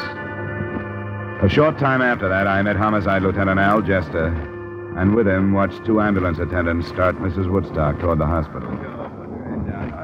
What's the condition, boys? Can you tell? It's bad, Lieutenant. Her right lung. No chance of a statement? We'll do what we can, Lieutenant. Well, I guess it depends on her, how hard or easy this thing is going to be. Yeah, but better not count on him. I've been disappointed too often. What else did Slater tell you? Well, that's about all. She'd drawn $2,000 the day he lost her on the train. He said he'd heard her talking on the phone to somebody named Sprague about where to meet him and about some arrangements of some kind. Now, what about Slater? Is he clean? Well, if he isn't, he's careful and he stays out of trouble. I guess the worst thing I can say about him is that he does a lot of divorce snooping. Why? I just wondered.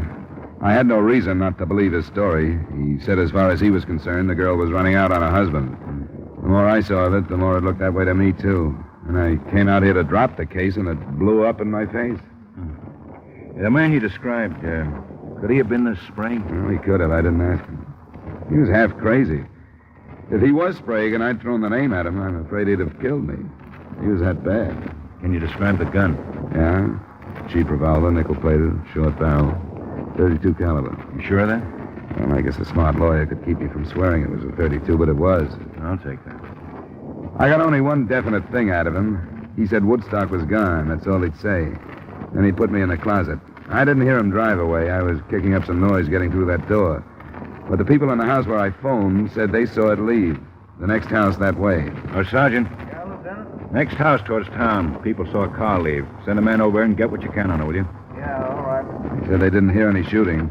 You didn't see a car when you got here? No, it must have been parked on the other side of the house. Then I'll get it roped off. Yeah. Snow ought to hold some good prints off the tires. Did I get the amount of the insurance on the victim right? $100,000? Lieutenant Jester. Yeah? You better go upstairs. There was shooting up there, too. Oh, where? In the hallway, toward the back. Jared says there's a man lying sort of half into a room, but there's no question about it. This one, he's dead.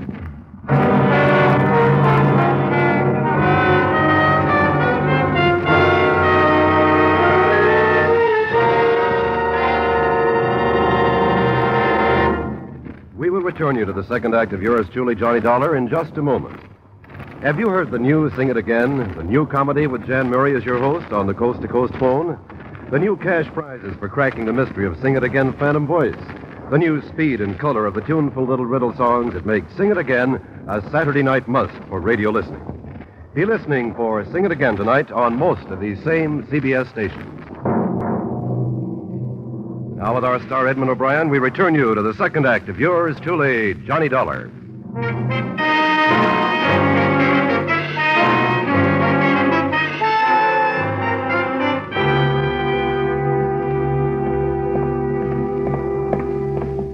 A little gloomy, Lieutenant, but I don't want to handle any of the light switches. Right back there. Oh, yeah. I see. Woodstock. Let me see. Huh? So it is. Get some light on in the room. The shutters are all closed. Push the switch for something that won't hurt Prince. Yes, sir. Car key ought to do it. Shot from behind. Here's a gun on the floor, Lieutenant. That guy told you Woodstock had gone, Dollar. He couldn't have been more right, could he? Oh, I guess not. Well, let's get out of here until the photographers show up. Neither the photographers nor the fingerprint men, nor a thorough search of the house, resulted in any progress. By the end of that first day, the description of the man I'd tangled with had been broadcast, along with a possible description of the car he was driving. The police had also put out a futile search on the single name Sprague. And Celia Woodstock hadn't died, but she hadn't regained consciousness either, or shown any signs of recovery. I took a hotel room in Bridgeport that night where I'd be called if and when anything happened. Nothing did.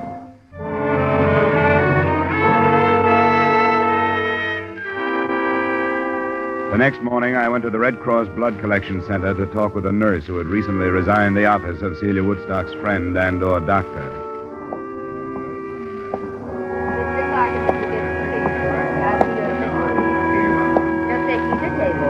I'd come in with my mind tossing motives for murder around, motives of personal greed and selfishness and hate. And it was almost a shock to suddenly face a segment of this country, citizens, old ones, young ones, men and women, quietly going about the business of helping the best way they knew how. I stayed to give my own blood after Janet Squire talked with me, and I knew it would go overseas in the best of company.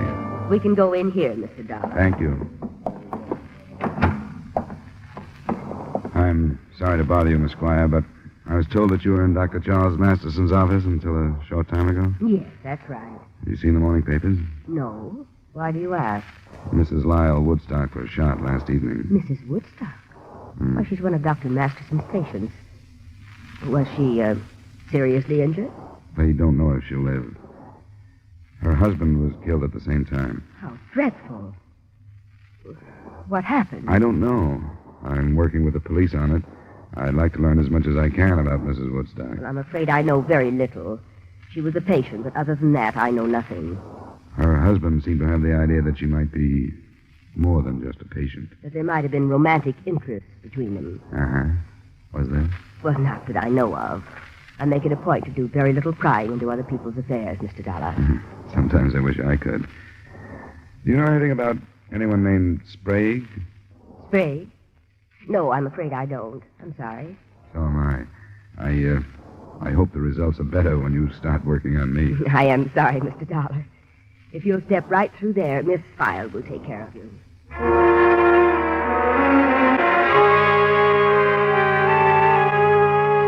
A telephone check with Lieutenant Jester about an hour later added nothing. He'd been in communication with Mexican authorities, but they were unable to come up with any leads on Celia Woodstock, or even proof that she'd been in the Acapulco vicinity 2 years ago when Woodstock had told me he'd married her. Homicide men were searching the captain's schooner, and they were still working on the name Sprague. I played my last card and went to see Dr. Masterson. I read about it. Tragic. But, Mr. Dollar, I'm sure you realize why my name mustn't be dragged into it. It won't be if it doesn't belong there, Doctor. There was absolutely no basis for his suspicions. Whatever made him say anything like that? He had a detective following her. He had an idea she came to your office too often. Then why didn't he talk to her? He did. He said something about a sinus condition and heat treatments. That's precisely the truth. I resent your attitude, Mr. Dollar. That puts us on a par. Your attitude doesn't set so well with me. Keeping your name out of this case isn't as important as clearing it up, no matter what you think. But I know nothing about it. You must have talked to the woman. As often as she was here, you must have become fairly well acquainted. No better acquainted than with most of my patients. Well, I don't ask for any more. What did she talk about? Why, the conversations were unimportant. She talked about her travels. They'd come here from Florida to have some work done on their yacht. She talk about her husband? Yes, occasionally. General things. Like what? I realized that he was much older than she was, but that she was quite satisfied with their marriage and their life together. That's what makes his suspicions of me so ridiculous. She was happy with him. Never anything about unhappiness, about leaving him? No, they were planning on a trip to South America in a few months. Dr. Masterson, did she ever mention anyone named Sprague? Sprague? Yeah, Sprague. This is one of the strangest things that's happened to me in a long time. Why? She went to pieces because of that name. Completely and helplessly to pieces. Just before she stopped coming for treatment. What happened? The last visit she made, the afternoon about a week ago. Someone telephoned and asked for a Mrs. Emil Sprague. My nurse and receptionist called in and asked if Mrs. Sprague could answer the phone. Was the nurse Miss Squire? No, she'd just left me. It was Miss Hall, who didn't know my patient by name. But when Mrs. Woodstock heard the name Sprague, she went into hysterics. I gave her a sedative. When she was calmed, I wanted to ask her about what had happened. But, well, I didn't. There was something about her that begged me not to. I decided to wait until she came back. But she never did. Well, it's Emil Sprague now. I'm sorry I was hesitant, Mr. Dollar.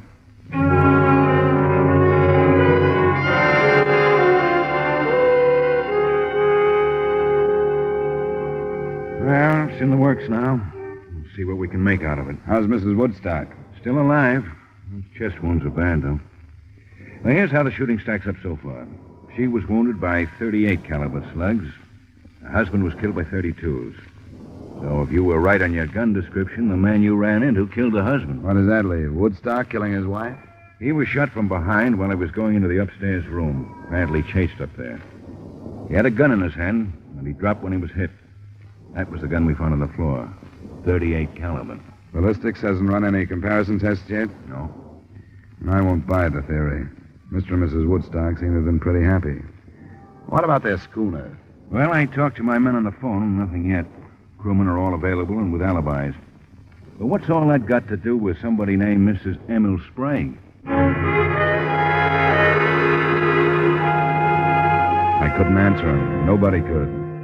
But close to 12 that night, the lieutenant phoned me that Mrs. Woodstock was finally responding to treatment and would likely live. I was at the hospital at 12:30, but it wasn't until almost 3 that Lieutenant Jester and I were told that she was conscious and able to answer some questions.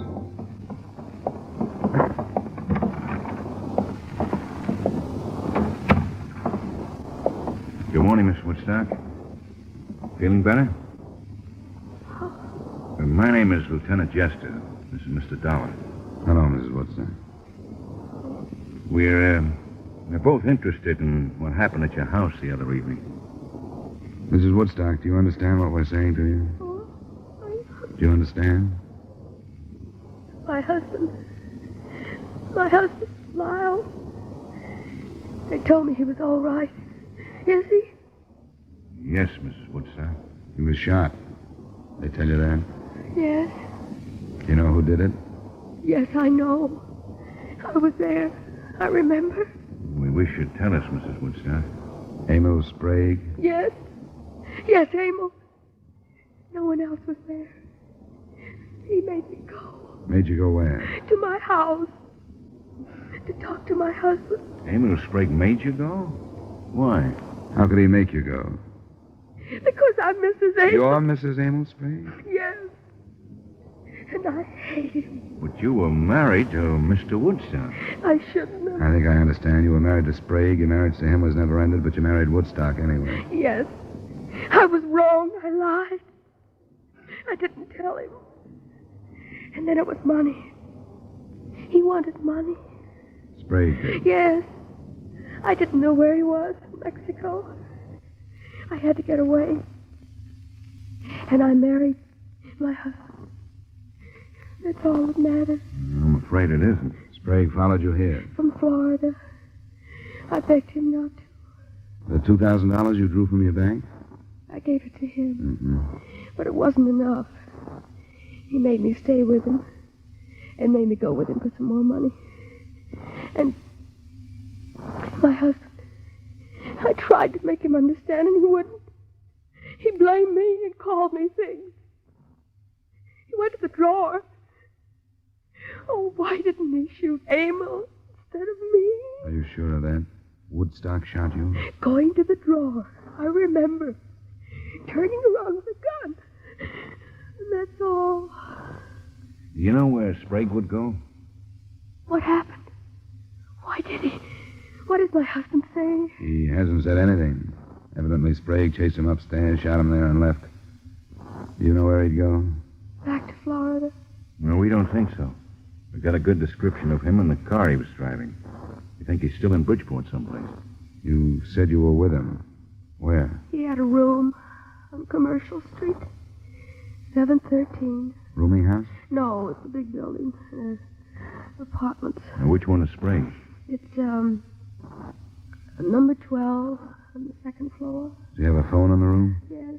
Pleasant 2132. Well, thank you. We won't bother you anymore. Thank you, Mrs. Woodstock. I want to help my husband.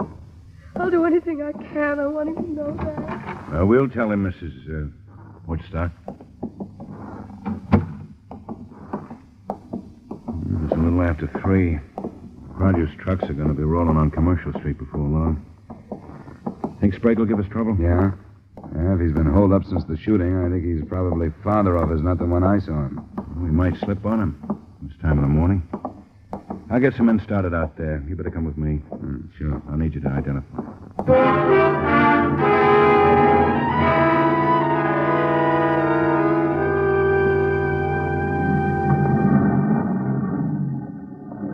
Lieutenant. Men should be set in the back of the building. All right, Sergeant. You'll go in with me. Well, Don and I took a look at the floor. It's that corner one up there. There's a door to another room right across from his, so we want to keep him from firing if we can. We didn't warn anybody because we want to keep it quiet. Hope it stays that way. All right, Sergeant. Let's go across. Good luck. Lieutenant, the window. He's onto it. We'd better go on across. He's onto it. He's been watching at the window. I saw him move. The devil. Well, you better see what you can do on the phone then, Dollar. The phone? We thought if you couldn't catch him off guard, we'd try and talk him out. There's a payphone in the hallway.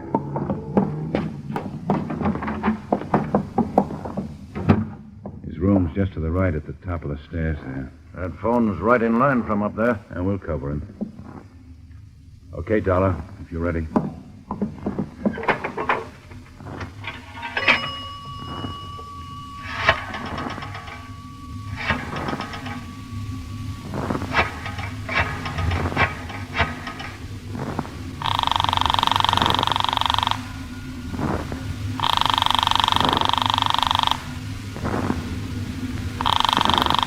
He won't answer. It's ringing. I can hear it upstairs. He'll do something with it. Hello? Hello, Sprague? Yeah? We just got a complete statement from Mrs. Woodstock. You blackmailed the works. She's alive? Yeah, and she's gonna make it. I thought she was dead. I saw her fall. I killed him because I thought she was dead. If I'd known, I wouldn't have killed him. I should have found out. You should have done a lot of things. What we want you to do right now is to give yourself up without any trouble. Every door in the building is covered by police. You won't get out if you try. We want you to come out of your room and down the stairs with your hands out where we can see them. You understand that? Are you listening to me? Come on, Sprague. Come on out and make it... Stairs, look out. Get down, Darwin. Stay there, Sergeant.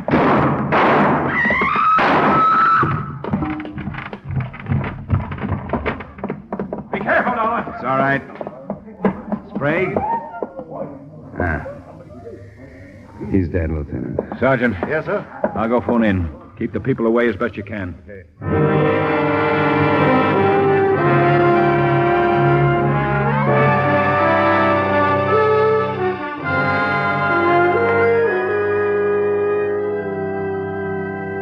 Expense account item 2, $45, miscellaneous, hotel, meals, etc. Expense account total, $73.60. Remarks? I understand the lawyers for the Woodstock estate are already measuring ways and means to cut the bigamous wife out of the estate. I don't think the Washingtonian Company has a chance of doing the same with the insurance money. Yours truly, Johnny Dollar.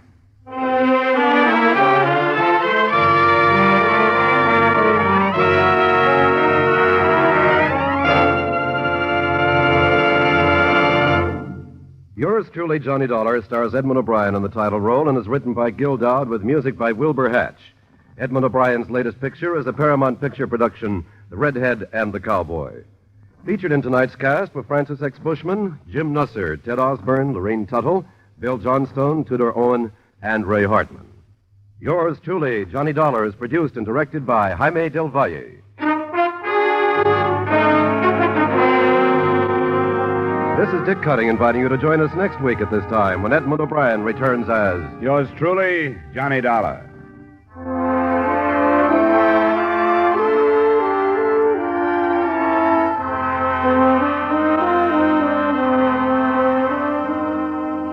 There's a very charming, very amusing young couple to be found at CBS, the Star's address, every Saturday evening.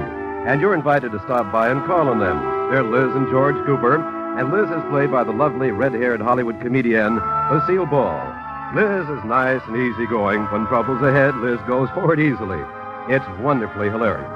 It's My Favorite Husband, starring Lucille Ball, every Saturday evening on most of these same CBS stations. Stay tuned now for Von Monroe's Caravan, which follows immediately over most of these same CBS stations.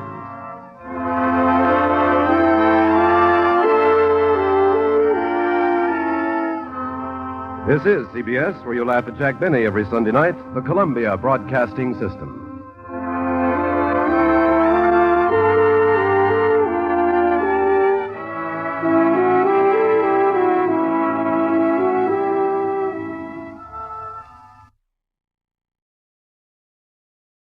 Wrigley's Spearmint Chewing Gum, the refreshing, delicious treat that gives you chewing enjoyment, presents for your listening enjoyment Edmond O'Brien as... Johnny Dollar. George Parker, Johnny, Corinthian All Risk. Sure, George. How are you? In need of an investigator. Can you take a case for us? I've been sitting here waiting for one. You've got it. Big policyholder on Cape Cod, Mrs. Thomas Harwell. She died from poison. That's rare these days. I'll be over in about 30 minutes. Listen to the rest of it.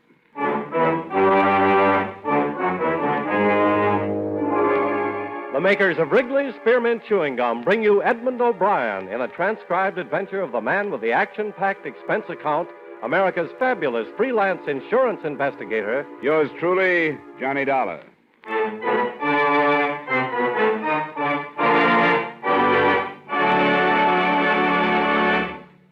Wrigley's Spearmint Chewing Gum refreshes you. Wrigley's Spearmint Chewing Gum gives you real chewing enjoyment. Yes, for chewing enjoyment plus refreshment, it's Wrigley's Spearmint Chewing Gum. The lively, delicious flavor of Wrigley's Spearmint cools your mouth, helps keep your throat moist, and gives you a nice little lift. The good, smooth chewing of Wrigley's Spearmint helps keep you feeling fresh and alert, adds enjoyment to whatever you're doing. So for chewing enjoyment plus refreshment, treat yourself often to Wrigley's Spearmint Chewing Gum. Healthful, refreshing, delicious.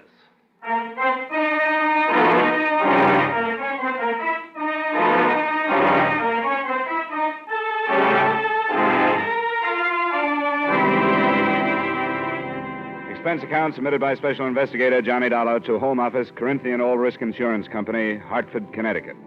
The following is an accounting of expenditures during my investigation of the Amelia Harwell matter.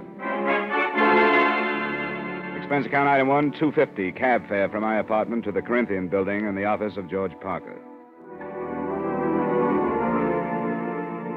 Well, first, do you know the Harwell name? Are they the textile people? That's right. Strange sort of family. Fortune was built by the deceased father. She was his only child. He naturally had wanted a son to carry on the name and the business. So he trained her, Amelia. She took the man's place all her life. How old was she? Something over 70. And did she still head up the business at that age? She took a very active part. What about the poison? I haven't gotten any of the details on that. That'll be up to you. Anything on the surviving family? Yes. I have it here. A husband, Thomas, a daughter, Maxine, and a son, Dexter. Here, you keep it. Got the ages and all. Thanks. From what I can gather, she was an extremely domineering woman. Ran her household like a factory. There must have been very little warmth toward her. Then, when you consider the fortune she's leaving and the insurance... How much did she carry? Too much. $150,000 for the family and over $200,000 with the corporation as beneficiary. That kind of money you should have hired me earlier as a bodyguard. Expense account item 2, $40, car rental, and $22 fuel and incidentals between Hartford and the Harwell estate on the eastern shore of the Cape near South Wellfleet.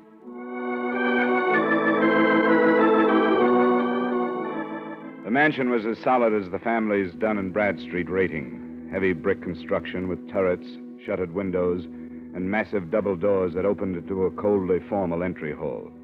The widower Thomas, as might have been expected, was the rabbit type. Pinch glasses, high-stuffed collar with string tie and sparse hair. I was announced to him in the library where from the wall a life-size portrait of Mrs. Harwell seemed to be keeping an eye on the proceedings. Well, how do you do, Mr. Dollar? Nice of you to see me, Mr. Harwell. That will be all, Bryden. Yes, sir. Close the door, Bryden. Yes, sir. Please sit down, Mr. Dollar. Thank you. Well, these things are always hard to start, Mr. Harwell. I'm accustomed to bluntness, Mr. Dollar. Besides, I've talked about Mrs. Harwell for almost 50 years. I see no reason to hesitate now, because she's dead. She was poisoned, you know. Yes, I'd heard. But I don't think she minded. You don't think she minded? Mrs. Harwell was an invalid. She had a very short time to live. I didn't know that. Well, very few people did. She hardly admitted it to herself. Mrs. Harwell was a very strong woman, one who despised weakness, yet made everyone around her weak. Neither of these points have been released to the papers, the illness or the poison? No. Due to a friendly gesture by the police, she's been spared notoriety. She wouldn't like it to be known, so it isn't. Was she in pain, Mr. Harwell? She never told me. Do you think she could have taken the poison herself? I hardly think so. That would have been an admission of defeat. I see. Do you have any idea how she could have gotten the poison, then? You're asking me if I suspect the children, and you're finding it difficult to do so. Is that correct? It's hardly a pleasant thing to bring up. The time for delicacy has passed. I'm afraid I don't approve of my daughter or my son at all. Oh? They're the worst sort of rich men's children. Or rich women's, I should say. I was never allowed to be their father.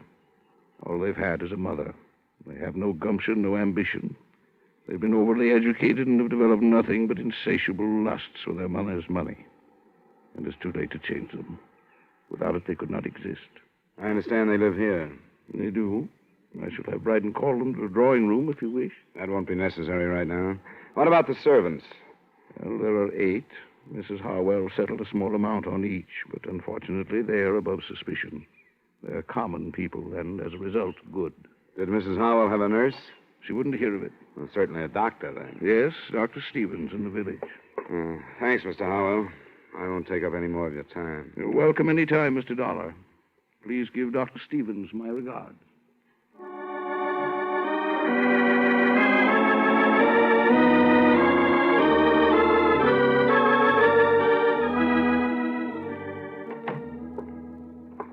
Mr. Dollar, the Harwell case passes from my hands into yours.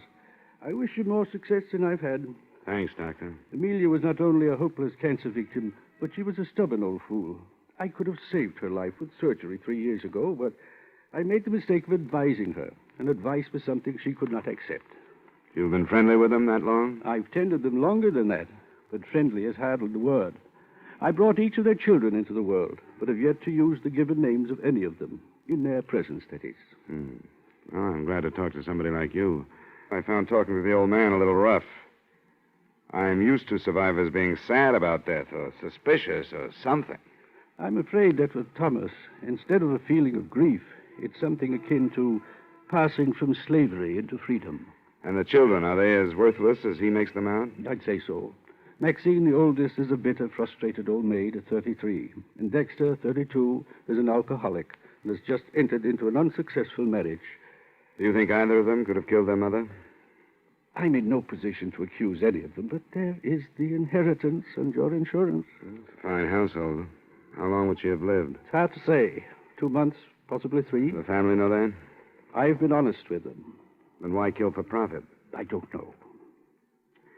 Could it have been a mercy killing? I've wondered. It doesn't sound like them. Take a risk like that, but it's a possibility. What kind of poison was it? I don't know. I've been asked to attend the inquest this afternoon. If you'd like to call me at home this evening, I'd be glad to tell you what I've learned. Thanks, Doctor, I will. So far, except for lining the family up and accusing them one by one, I can't seem to map out a move. What about this marriage you mentioned? Dexter's? I don't know much about it. The girl's name is Gretchen Nielsen. She owns a small photographic studio just down the street. Small business, huh? It's below Harwell standards, isn't it? That is probably the cause of the trouble. I don't doubt that Amelia wouldn't let her in the house.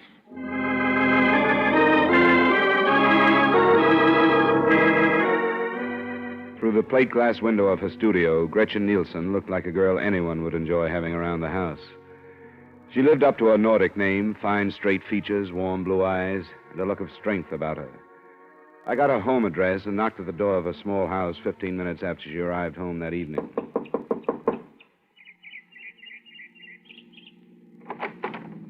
Miss Nielsen? Yes? I guess I should have said Mrs. Harwell. My name is Dollar. I'm an insurance investigator working on the elder Mrs. Harwell's death. I'd like to talk with you. Well, I don't know anything about it. Why have you come here? Because I haven't found any place else to go. I'd rather not talk to you. Why not? There are things you don't want to say? All right. Come on in. I'm surprised I haven't been questioned before this. The police haven't started yet. That's probably why you haven't. I suppose that means I can expect to be dragged into it by them. I'd imagine so, yes. We can sit over here. You know she was poisoned, don't you? Yes, I didn't until Bryden the butler told me. I read about the death in the paper and phoned out there. Why aren't you living there with your husband? You have no right to ask me things like that, have you? You don't have to answer my questions, but it might be a good idea to get things out in the open.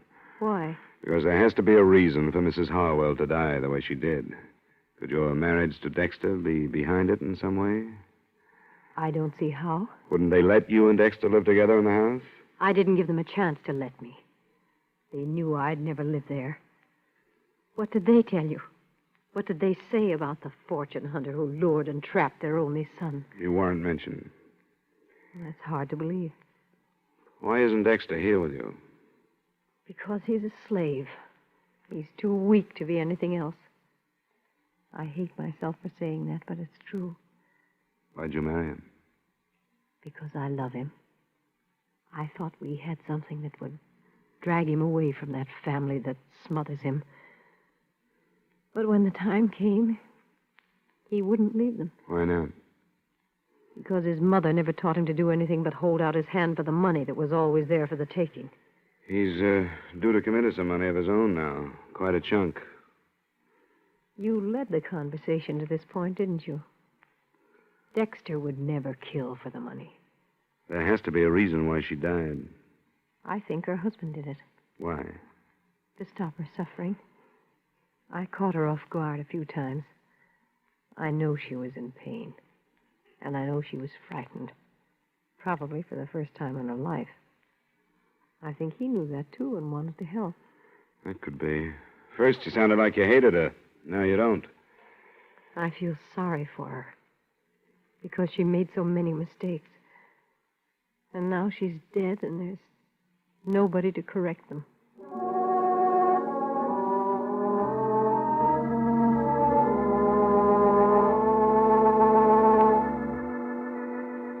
I didn't string out my meeting with Gretchen Harwell and May Nielsen.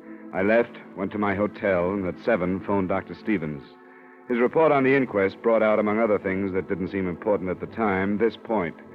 The cause of death was a non-alkaloid poison, administered in suicide or by person or persons unknown.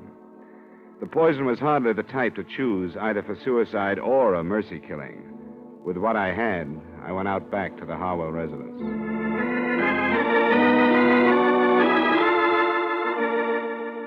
I'm sorry, sir. Mr. Harwell has retired. Is the rest of the family up? Yes, sir. I wonder if you'd tell them that I'd like to see them. Very well, sir. If you'll wait in the library, I'll tell them you're here.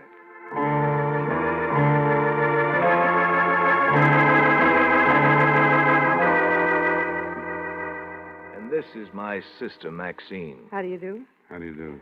Now, what do you want? I understand both of you were here the night your mother died. Yes. Yes, that's right. I've just gotten the verdict of the inquest. The poison that killed her was not a pleasant one. Did any of you hear any sound shortly before your mother was discovered dead? I didn't, and I found her. I went in to bid her good night. I didn't hear anything. I was in my room. Where's that? Just down the hall from Mother's. What's the meaning of this anyway? The point is that your mother would have cried out. The poison would have been... What's that? It's Father.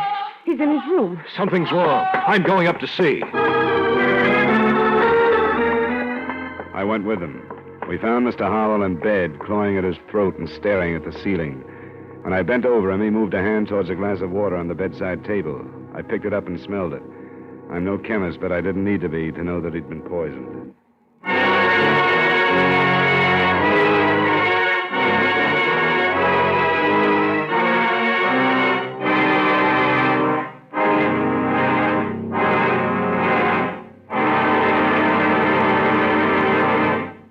Friends, wherever you are, whatever you're doing, you'll enjoy chewing Wrigley's Spearmint Gum.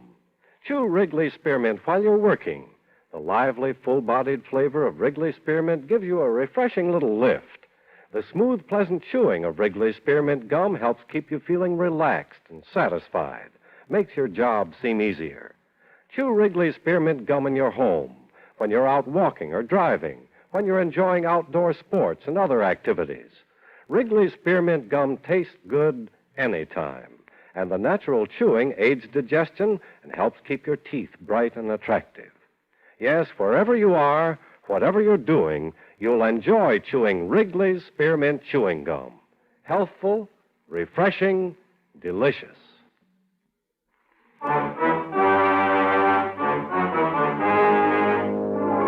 And now, with our star, Edmond O'Brien, we bring you the second act of yours truly, Johnny Dollar.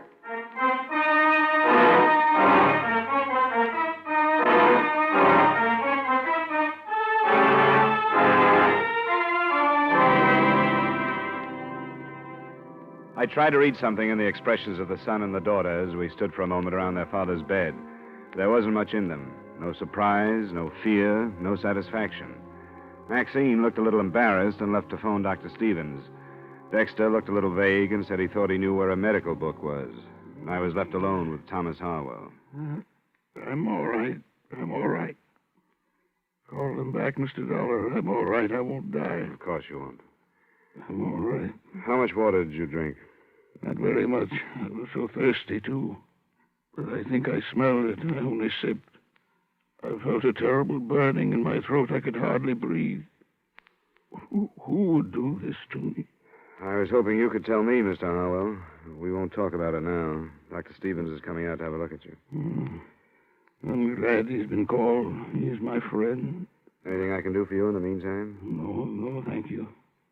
I'm going to be all right. I'm not ready to follow Amelia.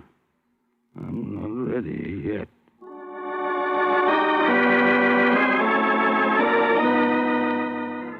I took the glass of poisoned water with me when I left the room. I put it on a table in the hallway outside his door and stayed with it until Dr. Stevens arrived.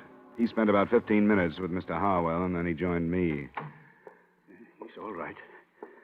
Where's the family? I sent him downstairs. Good. You said you had the glass? Yeah, here it is. Smell it. There must be enough poison in this to kill 100 people. He's a very fortunate man. Can you tell if it's the same stuff that killed his wife? I'd say yes. Canadine or some such. What did he say to you? Very little. I'm only his doctor, you know. But he did tell me that it was unnecessary for this to be reported to the police. Oh? I told him it would be absolutely unethical if I didn't. It sounds to me as though he's trying to protect the children. I guess they're used to that. By the way, did you notice the marks on his throat? No. It looks as if somebody has tried to strangle him. Strange. I didn't notice. Will it be all right if I talk to him now? Oh, I think so. I gave him a very mild sedative, but it won't go to work for a while. Do you want me to wait? Not unless you think you should. He doesn't need me any longer, and if you'll stay here in case of another attempt... I will. I'll call you if anything develops. Fine. Good night, Mr. Dollar. Good night, Doctor. Yes? How are you feeling, Mr. Harwell? Oh, quite well, thank you. Quite well. I'm glad you came back, Mr. Dollar. I want to talk to you. I'm glad to hear that. I spoke to Dr. Stevens. About not reporting this to the police? Yes. Why must he be so uncooperative? Why don't you want the police to know? Because no matter how serious the purpose was, the results were harmless. I want the subject dropped. Are you afraid of what police investigation might bring out? For the sake of the family reputation, I do not want their meddling. I intend to manage this in my own way. Tomorrow morning, I'm going to discharge all of the servants. You told me earlier that they were all above suspicion. Do you remember? Until this attempt upon my life, I thought they were. It's hard to understand, Mr. Harwell. If you really think that one of the servants tried to poison you, you must realize that the same one killed your wife. Still, you want the matter dropped. I do. Amelia is gone, and I see no possibility that she will return because I bring about for myself and my family the unpleasantness of police interference. You may believe in your logic, but I'm sorry it won't work. It'll have to be reported. Then, young man, leave this house. I didn't want you here. You will never be allowed under this roof again. All right, Mr. Harwell. Good night.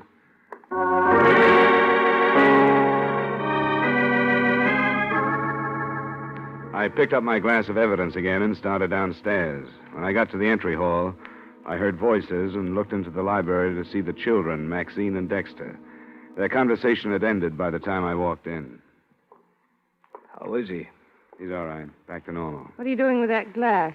I'm taking it to the police. They'll want to know if it's the same poison that killed your mother, and there's a chance of finding fingerprints on it. Here we go again. Your father didn't want me to take it to the police. Why shouldn't he want to report that somebody tried to kill him? You think he's afraid that one of us did it? Is that what you mean? Well, it's come to mind. Get out of here, darling. I don't have to listen to this. Wait, Dexter, wait a minute. That's what he thinks. The police are going to, too. Then I'll listen to them. It's their business, but not his. I don't have anything to be afraid of. I didn't keep a 3-month-old marriage secret like you wanted me to. Dexter. And I didn't break the news to her by telling her that she was going to be a grandmother like you wanted me to. You think everything's wrong. Dexter, shut up. You're drunk. Oh, let him accuse you. I'm not going to listen to him. I'm going to bed. He drinks too much. Is what he said true? About the baby? Yes, it's true. And he's living here? Obviously. I met his wife. She seems to deserve better. Yes, she does. Dexter was here waiting for Mother to die because he knew she'd disinherit him if he moved out. And now, neither one of us had better say any more until we get legal counsel.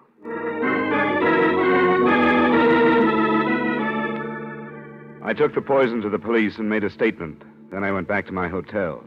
2 or 3 phone calls to Gretchen Harwell got no answer, so the next morning I found her at a studio before the day's work began.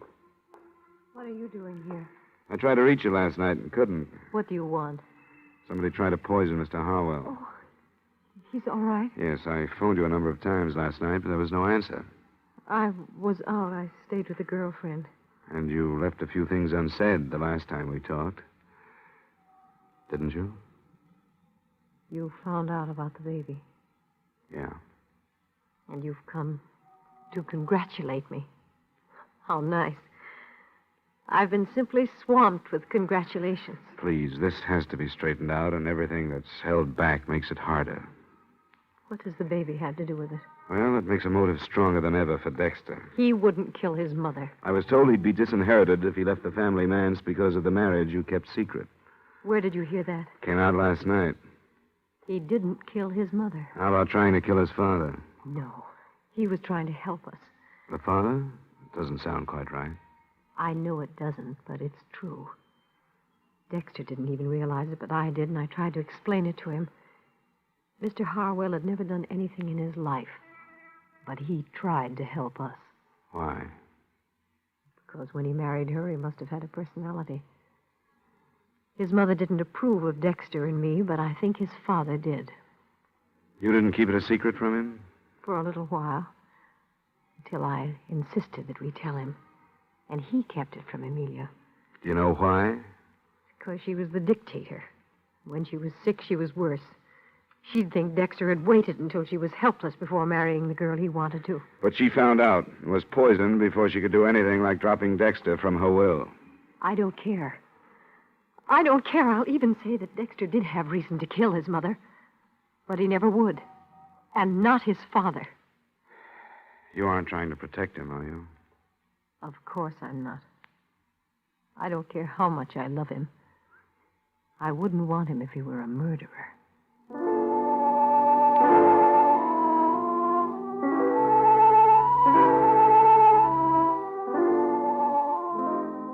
I did a lot of thinking after I left her.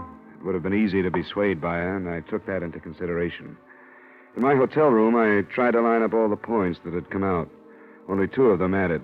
By phone, I tried them on Dr. Stevens. He was more agreeable than I'd expected him to be. It was just before noon the next day when once more I walked through the Harwells' front door. In here, sir. They're waiting for lunch.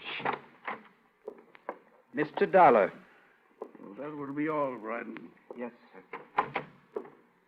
Mr. Dollar, I thought I told you not to enter this house again. You did, Mr. Harwell, but I thought the fact that I might save one of your children from a murder trial might make a difference.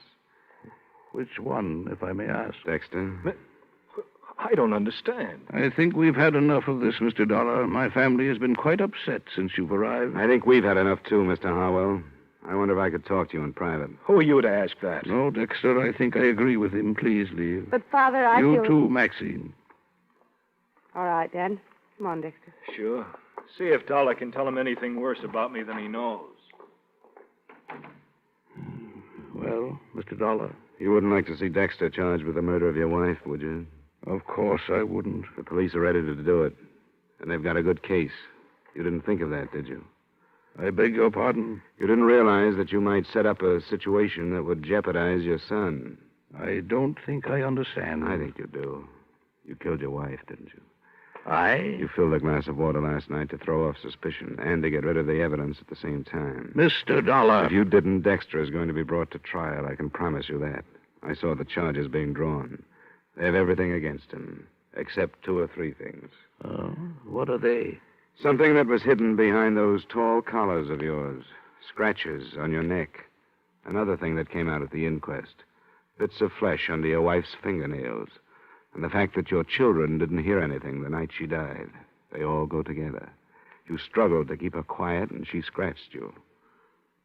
You're a very observing young man, aren't you? Not necessarily, but certain things add up. Am I right?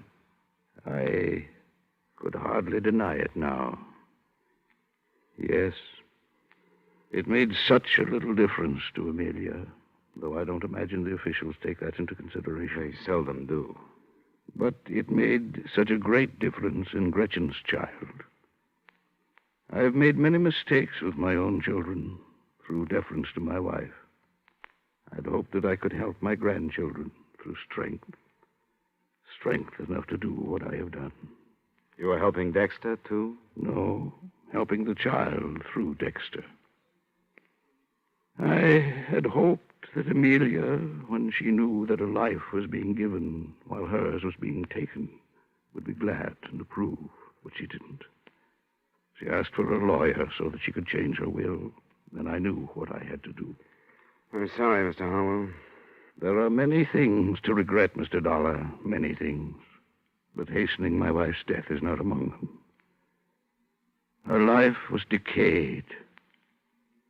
The life she did not want that I did want. So fresh and new that it doesn't even know what hope or helplessness can be. Forgive me, Amelia. Amelia. Forgive me.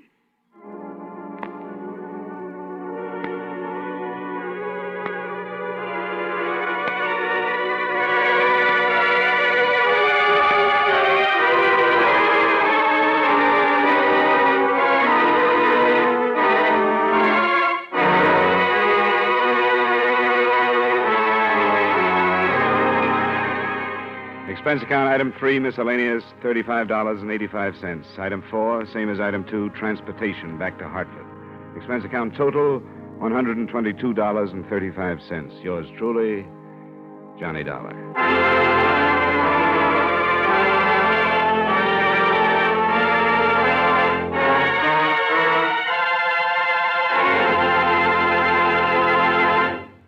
Remember, friends, Wrigley's Spearmint Chewing Gum refreshes you.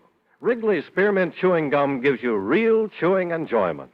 The lively, full-bodied flavor of Wrigley's Spearmint cools your mouth, freshens your taste, sweetens your breath. The smooth, pleasant chewing of Wrigley's Spearmint helps keep you feeling relaxed and satisfied, makes whatever you're doing more enjoyable.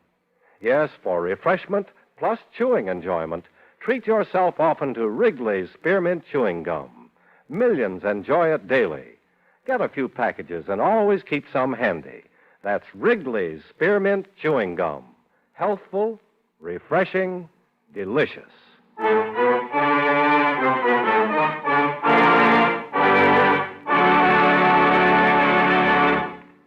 Yours truly, Johnny Dollar, brought to you by Wrigley's Spearmint Chewing Gum, stars Edmond O'Brien in the title role and is written by Gil Dowd with music by Eddie Dunstetter. Edmond O'Brien can soon be seen starring in the Paramount Pictures production, The Turning Point. Featured in tonight's cast were Victor Perrin, John McIntyre, Herb Butterfield, Jeanette Nolan, Virginia Gregg, and Peter Leeds. Yours truly, Johnny Dollar, is transcribed in Hollywood by Jaime Del Valle.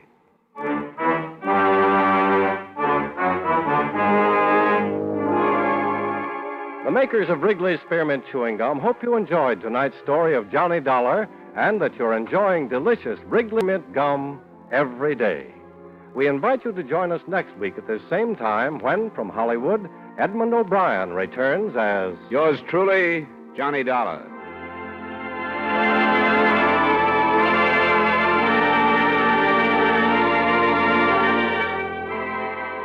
This is the CBS Radio Network.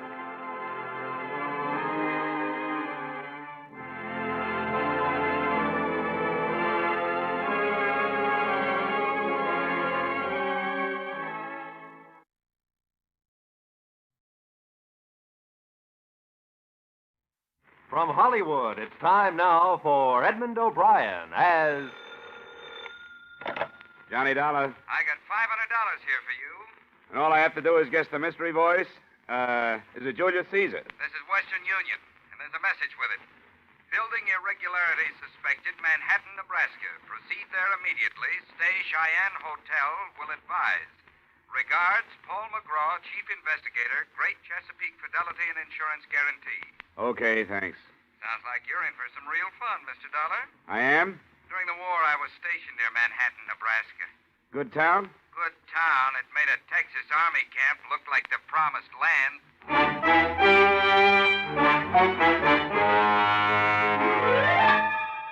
Edmond O'Brien in another transcribed adventure of the man with the action-packed expense account, America's fabulous freelance insurance investigator. Yours truly, Johnny Dollar.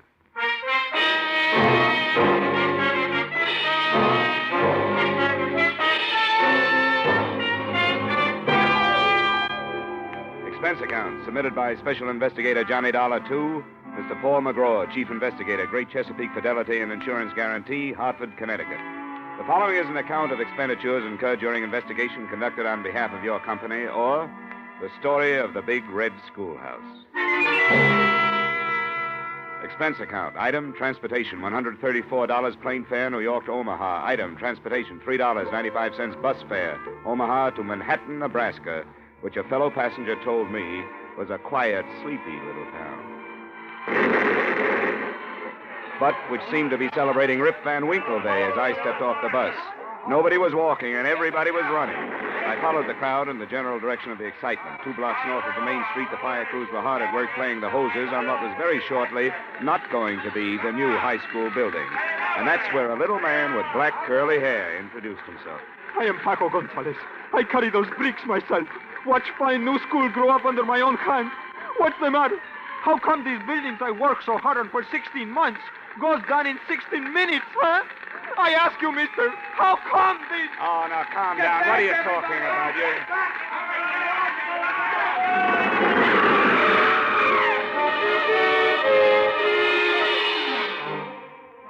Like everyone else in Manhattan, Nebraska, I spent the next 3 hours working with the emergency fire and disaster squads. And by 8 o'clock that night, we seemed to have it under control. I finally dragged myself over to the Cheyenne Hotel. But before I could leave the front desk, I had a long-distance call from you, McGraw. Johnny, where have you been? I've been trying to There's been a big fire here in town. Everybody had to work on it. Did Joe Stankovich get in touch with you yet? Who's Joe Stankovich? A guy who lives there. He tipped us, said something about a building we're covering being in bad shape. What building's that? A new high school, just put up 6 months ago. And it fell down tonight. What? In a heap. The building will retail now at a junkyard for about $35. Well, you better start with this Joe Stankovich and see what it's all about, Johnny. Right. Mac, I'll keep in touch. So long. So long. Room clerk, have you got city directory around here? Yeah, city directory in this burg? Yeah, who do you want to find, Mr. Dollar? I know everybody in and out. Man named Stankovich, Joe Stankovich. Yeah, oh, him. City morgue. What? When? He just came over the radio. They picked up what was left of him out of the fire. Yeah, and that ain't much.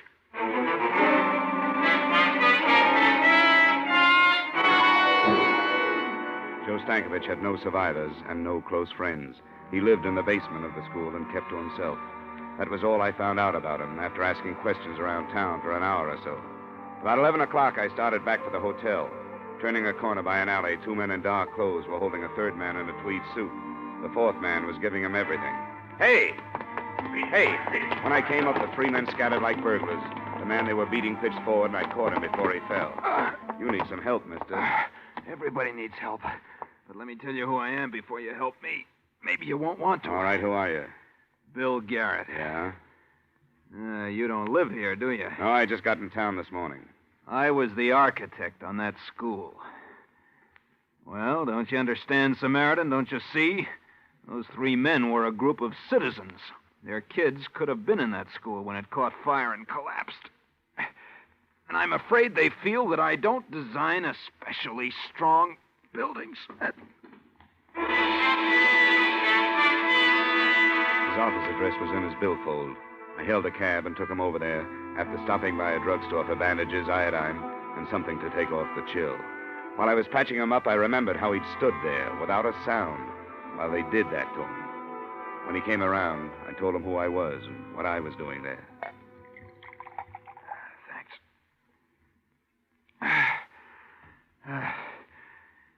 You represent a powerful company, Mr. Dollar.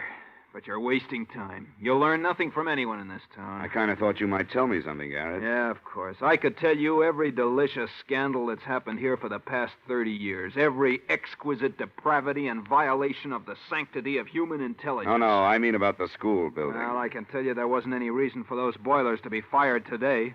That there wasn't any reason for them to blow up. But they did. Any idea why? Lots of ideas.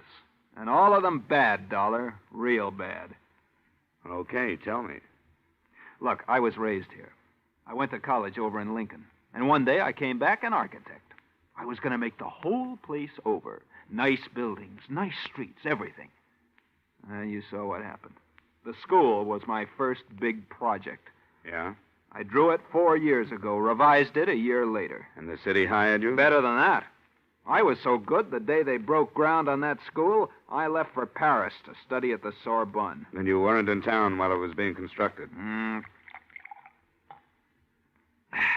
I was out learning how to build even better things. I got back in town 4 days ago. I went over to see my building. Well, here's a laugh for you. They used my outside drawing, that's all. Looked like they made up the rest of it as they went along. I went over to see the building contractor to ask him about it. Double talk. He told me to keep my mouth shut if I ever expected to do any more work for the city. This building contractor, what's his name? He has a perfect name, Dollar. A fine, sunburned man with lots of good teeth and not an ounce of fat on his broad frame. Big Jim Madden. Where can I find him?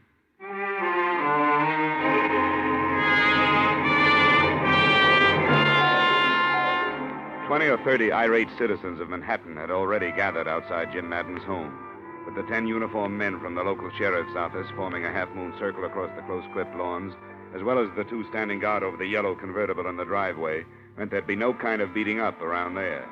My identification card got me inside, where I waited around in a den that was stocked with good liquor and good leather chairs. Finally, a big man in a blue suit walked in. Dollar? Uh-huh. Jim Madden. You're the insurance man. What can I do for you? Tell me everything you can about that high school building. Said he made a claim yet? I don't know. Uh-huh. You just happened to be in town. We heard something might be wrong with that building. Apparently there was. Who told you a thing like that? 2 boilers explode and there's something wrong with the building? Is that the way you people figure? We check into things. Well, so do we, and we couldn't find anything wrong. Who's your we? Me and the boys. Officially with the city construction department. We just had a big meeting. Yeah? I figured those people hanging around outside ought to be worrying you. Well, they don't worry me, and you don't worry me. Drunken janitor goes to sleep last night without turning down the boilers. The pressure kicks way up, the joint blows apart and burns down. That what you decided in that meeting? That's about it. It was a terrible accident, and we'll have to use an old garage or something for a school.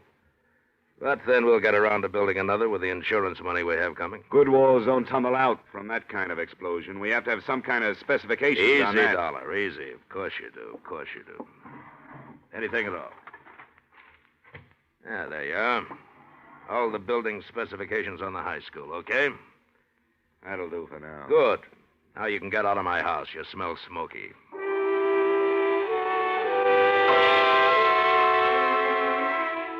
There were 50 pages of specifications on that building materials used in the construction of the school. They looked all right. They also looked as if they could have been forgeries. I tried to get hold of Bill Garrett, but he didn't answer his phone. Then I noticed an inspection receipt at the back of the folder. It was signed by the local building inspector, a man named Mike DeGuerra. You stay up late, whoever you are, but come on in anyway. The woman standing in the doorway was tall and blonde and smoking a longer than you can buy cigarette that went with the black filmy thing she was wearing. You say your name's Johnny Dollar and you want to talk to Mike, huh? I'm Vivian DeGuerra, and Mike isn't home just now, but you can wait for him and talk to me. I'm not bad company. Would a drink help? Help what? Whatever's wrong with you. You look tired. It might, but I'd rather not. I just came by to talk to your husband. You said that. What do you want to talk to him about? Business. At 1 in the morning? Look, you probably missed your dinner tonight, and you've been getting all your nourishment out of a bottle. And you're kind of afraid Mike will walk in? No, Mike DeGuerra won't walk in. He's already walked out. And you're feeling kind of sorry for yourself. Why, I didn't... A man, if he lives in a place, is an ashtray or a picture or yesterday's sports section lying around the front room. There's nothing like that in this room. And if I walked over to that closet 10 to 1, I wouldn't find any of his clothes. Come on, tell me. When did he lamb out of town? Stop, you're hurting my arm. Come on, when? 3 months ago. Get out of here. Why? Where is he? Find him and ask him. You're the detective.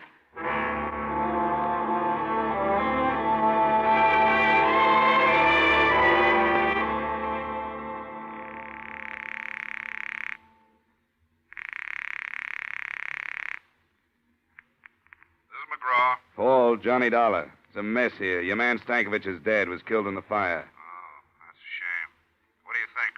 Well, political wraparound. The school was a fix on something or other, dough somewhere, the town sewed up tight, all kinds mixed up in it, somewhere. Yeah, that kind of thing, huh?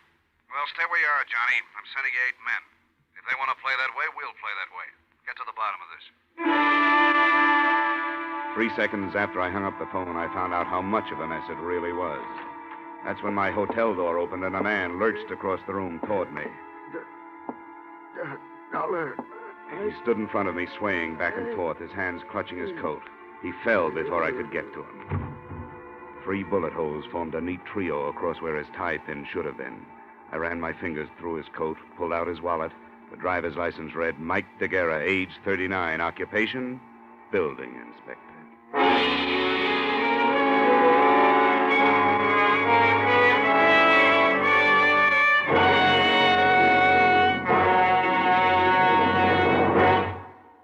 In just a moment, we will return to the second act of yours truly, Johnny Dollar. But first, the king of the cowboys, Gene Autry, will be riding the CBS range again this Saturday night. And Gene will be singing 2 of your favorites, Funny Little Bunny and Home on the Range. This Saturday, CBS also will take you on another trip with Vaughn Monroe's Caravan. You can hear them both every Saturday night on most of these same CBS stations. Vaughn Monroe and Gene Autry. Now, with our star, Edmond O'Brien, we return to the second act of yours truly, Johnny Dollar.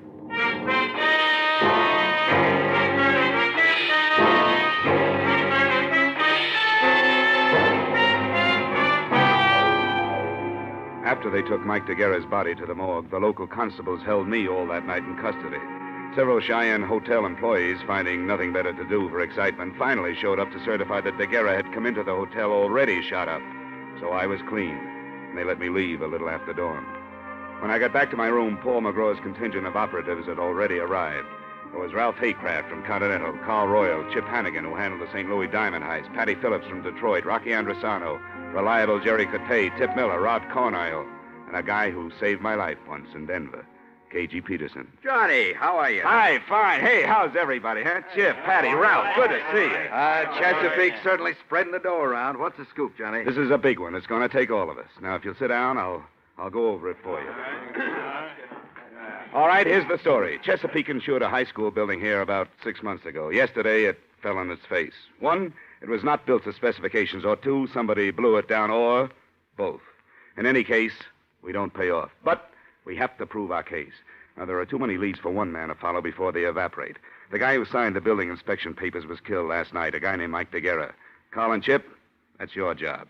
Find out everything about him, his bank account, his friends, his troubles, his wife, everything. Oh, his wife, yeah. She's living at 113 South Street. You'd find a girl on Mount Everest, Johnny. Well, she's not my type, honestly. Rob and Tip, your man is the building contractor, Big Jim Madden. He's cocky, belligerent, but I think you guys can handle him. Run him down. Bank accounts, purchase orders, what kind of money he spends, so on. Patty and Ralph, find out everything about Stankovich, the janitor who was found in the ruins. Rockey and Jerry, start talking with anybody in town who might know anything. Bars, restaurants, street corners, teachers, pupils, anybody, anywhere. And report back to me anytime you want. Now, don't push anybody around, but don't let anybody push you guys around. Anyone have anything to say? Yeah, just one thing. Let's get this thing over so I can get back to Philadelphia. I'm about to become a father.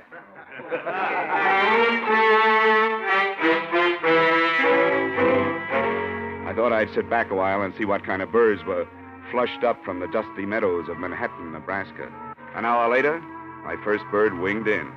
But it wasn't at all what I expected. It was a tall, gray-haired man, His Honor, Mayor Randall.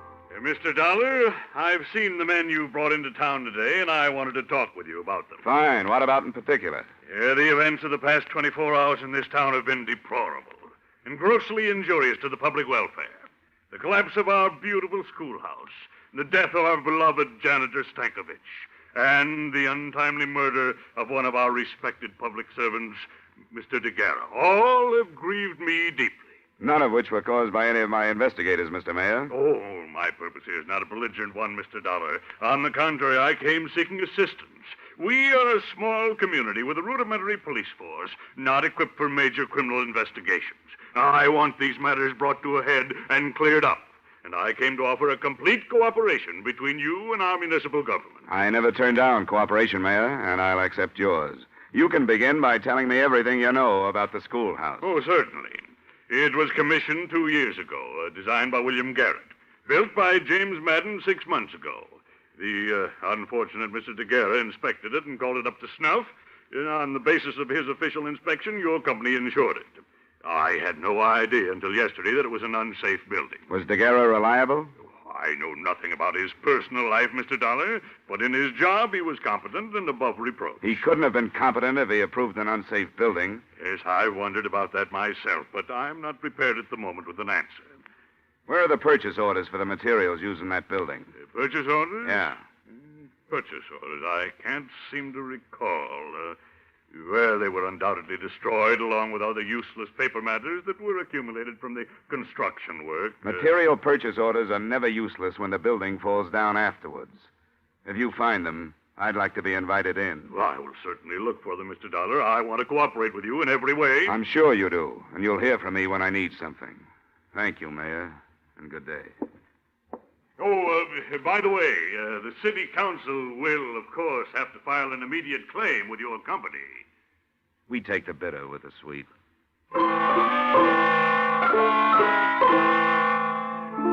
pondered his statement for a while and got nowhere.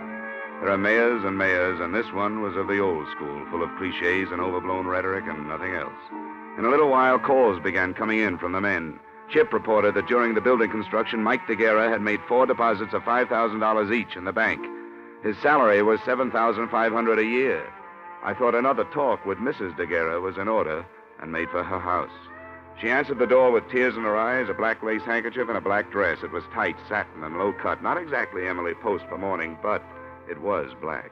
Oh, Mr. Dollar, I'm glad you came. I'm so unhappy and lost. I can see. May I come in? Why not? Is there anything special you want, Mr. Dollar? I'm sorry to cut in on your hour of bereavement, Mrs. DeGuerra, but under the circumstances... I know. I'm not sure I can help you any. I'm so broken up. If you're not careful, you might drown in those tears. You cheap gumshoe. You dropped your act. Well, don't bother to pick it up. And that dance hall dress and shoes. Is that what you thought was expected of you? Look, this setup creaks from top to bottom. Come on now. Your late husband made $7,500 a year and deposited $20,000 in 6 months. Does that figure? I don't know anything about his money. All I know is the bank told me he only had $300 left. What did he do with it? What do you think? He spent it on other women. Then why the tragic act? Not very good at it, am I? Not the best? And I really loved him. He loved me. We kicked it away because we both wanted more excitement than this town or his salary could give us. There was no place to go. We just didn't get along. He was out spending his money on other women, being a big shot. I can't blame him, though. I helped make him do it. What about the money? He got it for falsifying the school inspection papers, didn't he? Well, he didn't get it inventing the telephone. Who gave it to him? I don't know. Well, who do you think killed him? And why? I don't know that either. Oh, what do you know? Look, he didn't leave any insurance, see, and I got to live the best way I can. If I stay in this town, I got to keep friends. If I don't want to keep them, I got no choice but to move, and that takes money. I wonder what could possibly be on your mind. The company you represent handles insurance, doesn't it? 263 different kinds. Are you particular what kind of premiums you collect? We pay off on a lot of things. Just what kind of insurance were you thinking about, madam? $2,000 endowment. Got your pen? No. But my word's good at the cashier's cage. What do you got? I'm trusting you. Mike got that $20,000 from the Universal Rock Company for, quote, services rendered, unquote. You know who owns the rock company? Big Jim Madden? Close enough, Big Jim's brother. Last night, when Mike showed up in town, he was gunning for trouble. Why? He said they were going to make a patsy out of him. He wasn't going to take the rap for anybody, that's what he said. I think he ran out of money and came back to make a touch in exchange for disappearing again. And Madden shot him? I didn't say that because I don't know. How do I get my insurance? Yeah, if what you say is true, I'll have to check first. I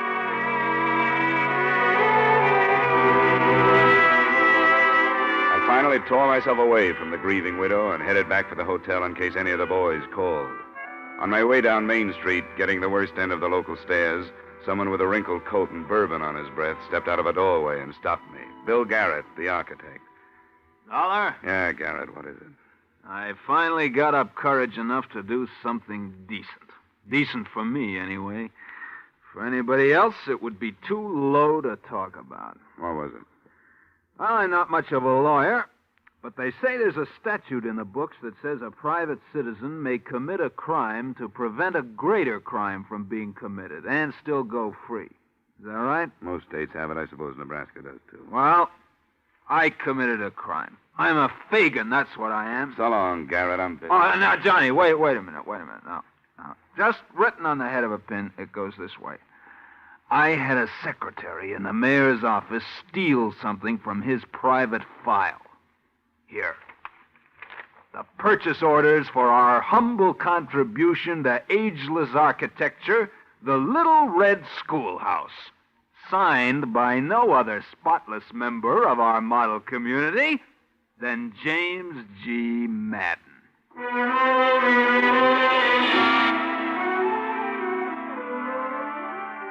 I looked at them, and they were as advertised. Purchase orders complete down to the last 10-penny nail. Not being a technical expert, I decided to shoot them back to Paul McGraw for his perusal. I sent them from the local post office, insured, registered airmail, and special delivery. Then I walked up the steps of the city hall for a chat with His Honor. Good afternoon, Dollar. My door is open to you anytime. Glad you feel that way, and I hope you still do when I finish. You finish what, Dollar? Calling you a liar? Now, see here. Save the B-picture dialogue for your next campaign. I thought you told me the purchase orders on the schoolhouse were destroyed. Well, to my knowledge, they were. Look in your personal file. Folder marked Madden, personal, hold. I don't know what you mean. Go on, look. No, don't bother. Because all you'll find is an empty space. You ought to see your face, Mayor. Well, Mayor, they were in there, but somebody stole them and gave them to me. Yeah. I sent them to my company for examination, and I'm sure somebody's going to be in a jackpot when the material purchased doesn't come up to the specifications of the building. Dollar, this is outrageous. Indeed it is. And it was outrageous from the day your city started to build that school. Well, all right. I'll tell you why I did what I did. For money. Keep your filthy insinuations to yourself. Insinuation? Your Honor. That was a plain statement. I wanted to spare this city the loss of faith it would suffer, seeing one of its most prominent citizens exposed and driven out. A man is entitled to one mistake in his life, and Jim Madden is no exception. I planned to bring him to a private accounting and make him replace the money he made on that building and repair it to specifications. Only the tragedy occurred before I took matters in hand. You had 6 months to do it. And every day of that 6 months, 1,800 students might have been killed. And one man was killed. No one knows that better than I. But once having decided on this course of action, I didn't know how to go about rectifying things. My intentions were good, but they went astray in the interests of humanity and brotherhood. Mayor Randall, you are as full of wind as a Chicago street. You are not only windy, you're corny, stupid, careless, and you're criminal. On the strength of what you told me here, my company will never pay that claim. Dollar, I was trapped. Look, I'm going to pick up Madden right now, and Randall, I suggest that you give yourself up to your own police chief before I have him do it for me.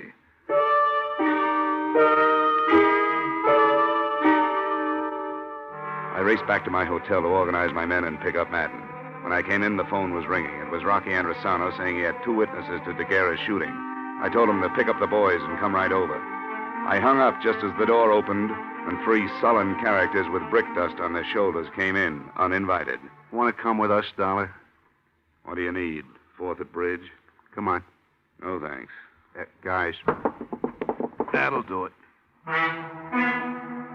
It was strictly no contest, and with one on each side working a punishing arm lock, I casually strolled out of the room and down the elevator to the street. We were coming out of the hotel when I saw Rockey, Chip, KG, Ralph crossing the street. My boys did real well, especially KG Peterson, who was in a hurry to get back to his wife.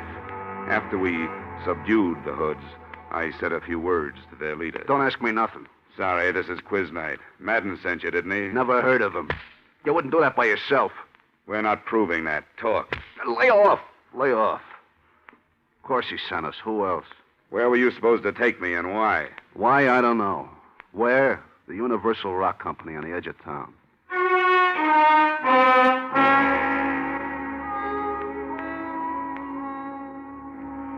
It was a huge, dusty building next to some intricate rock-crushing machinery. Parked in front of it were 3 cars. A yellow convertible, such as a well-to-do contractor might drive, a long black sedan, such as a city official might have, and a small sedan, such as anybody might have. We covered all the exits, and KG Peterson and I went up the front way. We were halfway up to the offices when we pounded up to the landing just as Big Jim Madden staggered out of an open office and fell twisting on the stairs. Through the open door, I saw a flash, a black skirt, and a hand holding a gun that started jumping. Give me that. It's empty. Dollar. It's all right, Mayor. I'll get an ambulance out here as soon as I can.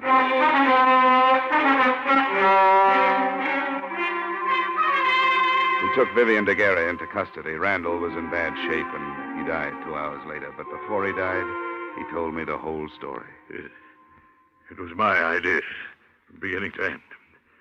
Madden didn't want to do it, but I told him if he didn't, he'd never get another contract from this city. We were able to split $100,000 with the cheap supplies we used in that building. Well, when I showed up Madden, he was afraid he was going to take the rap alone, huh? He was afraid he'd end up like Mike DeGuerra. That right? Yes, I had to have DeGuerra killed. He wanted more money. And you kept the purchase orders so you could make Madden do what you wanted him to do. When he found out that your company had them, he was going to turn both of us in. I talked him out of it. Yeah, with a gun. He's dead. He's better that way. Why is it there's always a falling out among thieves?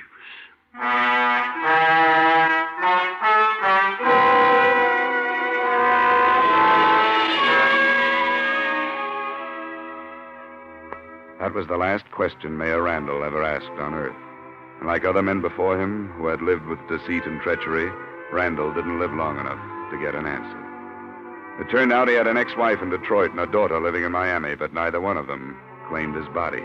His estate was tied up by the city, and the county buried him in Potter's Field, right next to another thief named Jim Madden. No one wrote anything on their headstones. No one cared. The reform city government was too busy floating a bond issue for a new high school. Bill Garrett's going to design it, and this time, I'm pretty sure they'll follow his plans. Expense account total, $3,227. Yours truly, Johnny Dollar.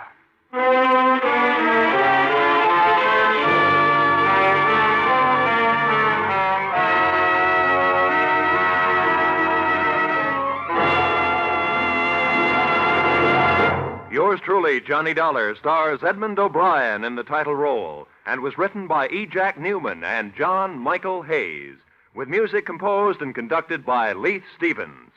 Edmond O'Brien can currently be seen starring in Harry M. Popkin's United Artists production, DOA. Featured in our cast were Victor Perrin, Elliott Reed, Hy Averback, Clayton Post, Bill Conrad, Virginia Gregg, and Willer Waterman. Yours truly, Johnny Dollar, is produced and directed by Jaime Del Valle. Join us next week when, from Hollywood, Edmond O'Brien will appear in another transcribed adventure of Yours truly, Johnny Dollar.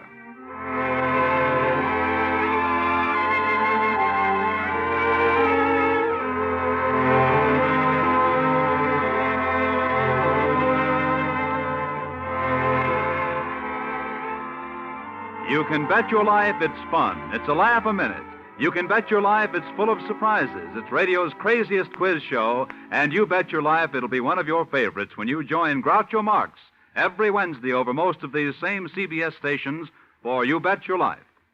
Now stay tuned for the adventures of Philip Marlowe, which follows immediately over most of these same stations. This is CBS, the Columbia Broadcasting System.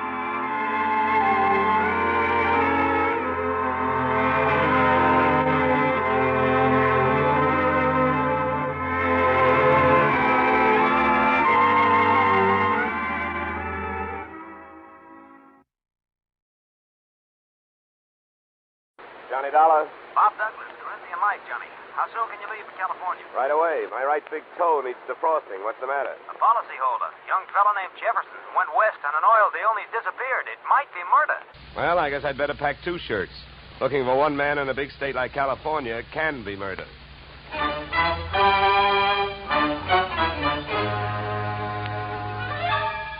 Edmond O'Brien in the transcribed adventure of the man with the action-packed expense account, America's fabulous freelance insurance investigator. Yours truly, Johnny Dollar.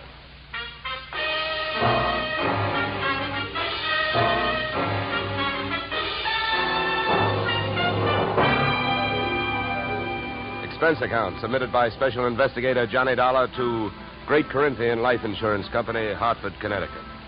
The following is an accounting of my expenditures during process of search for your missing policyholder, youthful millionaire Alec Jefferson, or how they were drilling for oil, for what they struck was me. Expense account item 1, $186.13, airfare, Hartford to Los Angeles. Item 2, $15, hire car, airport to office of Rebel Wildcatters Incorporated on potential oil land in the Newhall Saugus District. I arrived at 9:30 a.m. A handful of dirt dentists were hard at it, drilling at a rig not 30 feet from the shack-type office. Pull it over, will it? Better stand by, driver. My man may not be here.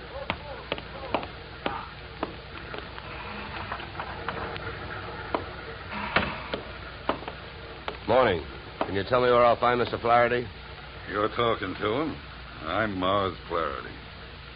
What can I do for you? My name is Johnny Dollar, Mr. Flaherty. Yeah. I've been sent out here by the Corinthian Life Insurance Company to see if I can get a track on your partner, Alec Jefferson. I see.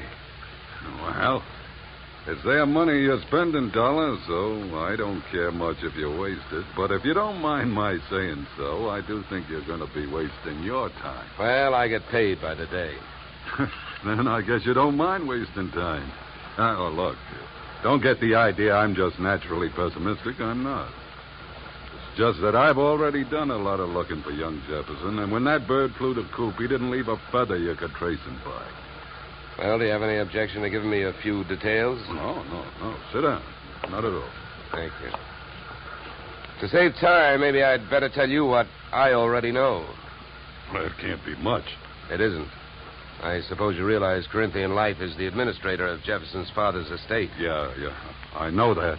Well, having charge of the money, they naturally know that young Jefferson financed this operation. That's right. His money, my experience. The only thing we needed was a little more luck. Well, there you have it. That's all I've got. What can you tell me? That whatever young Alexander got, he was asking for. for a guy built like a cream puff. He got mighty strong around here.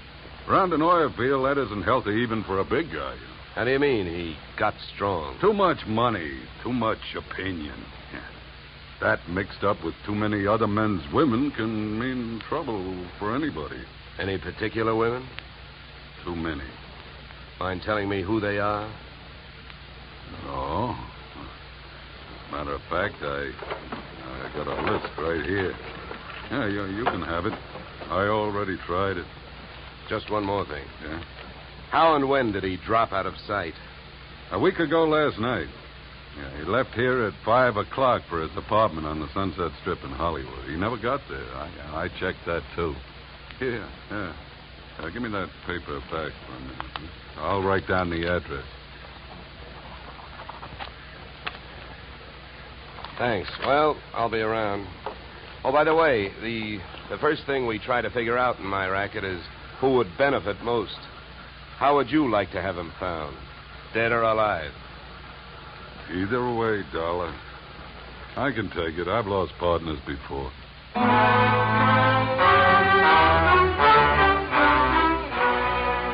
spent the next 20 minutes on a long shot, thinking I could pick up some information from the drillers. But it was a long shot that missed.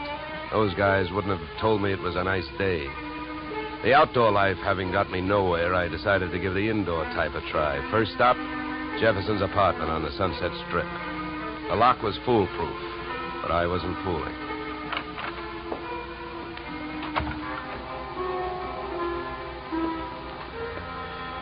The joint was decorated in a lovely shade of hangover green. A series of alcohol rings from the bottoms of glasses carrying out the motif on all flat surfaces.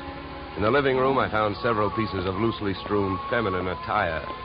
In the bedroom, I found one piece of loosely strewn female. Hey, who are you? What do you want? Oh, sorry. I understood this was Alec Jefferson's apartment. It is? Oh. You can drop your eyebrows, mister. I'm his wife. I beg your pardon? You heard me. I'm Mrs. Alec Jefferson. Pass me that robe, will you? Now to make coffee? Yeah, why? Well, how about making me some while I go put on a face? I guess so. You'll probably have to wash the percolator. To me, the best grounds for divorce would be coffee grounds and an unwashed percolator. So I washed it. I also made the coffee, wondering the while how she had made the matrimonial grade. Right then and there, I'd have given her the Bad Housekeeping Award. She looked like the kind of a girl who could get into a beauty contest, but like she'd never win it. Any way you looked at her, she was a new complication. Your coffee's ready. Yeah, thanks. Good. Find any clean cups? No, but I washed, too. Here. Thanks. Now, would you mind telling me who you are? I'm an insurance investigator. I'm looking for your husband. Well, we should find him. I could use some money. How long have you two been married? A few weeks. Why? Routine question. Tell me, when was the last time you saw him? I was waiting here for him the night he disappeared. Any witnesses? If I need him. Okay. Tell me this. Do you have any idea why he disappeared or where he is? Not the slightest. Do you know a man named Morris Flaherty? Yeah. Yeah, I sure do. How well? I was his girl. So? By the way, have the police come to you yet? No, I went to them. You see, I'm the one who reported Alec missing. Do you know whether they've come up with anything? Nothing much. Up until now, he's just a missing person. They put Alec's picture on a television every night. I don't know that they're doing much else. They keep calling him a Caucasian. Look, please don't get so hysterical about this. It makes you so hard to question. Huh? Oh, nothing. Oh, I get it. Excuse me if I seem dense this morning. Morning. It's 3 in the p.m. All right, so everything about me's wrong. That's right. Look, you can think that I married him for his money if you want to. Suppose you're used to suspecting everybody of everything. But have you heard? There are two sides to every marriage. Do I look strong enough to have carried him to the altar? I never weighed him. But answer me this. If he swept you off your feet, why did he pull a fade out in the middle of the honeymoon? What should I know? Maybe he'd never seen a dame without makeup on before and had to go someplace to think it out. I wonder if there's anything to eat. I'm hungry. Look, I think I'd better be going. I'm not much of a cook.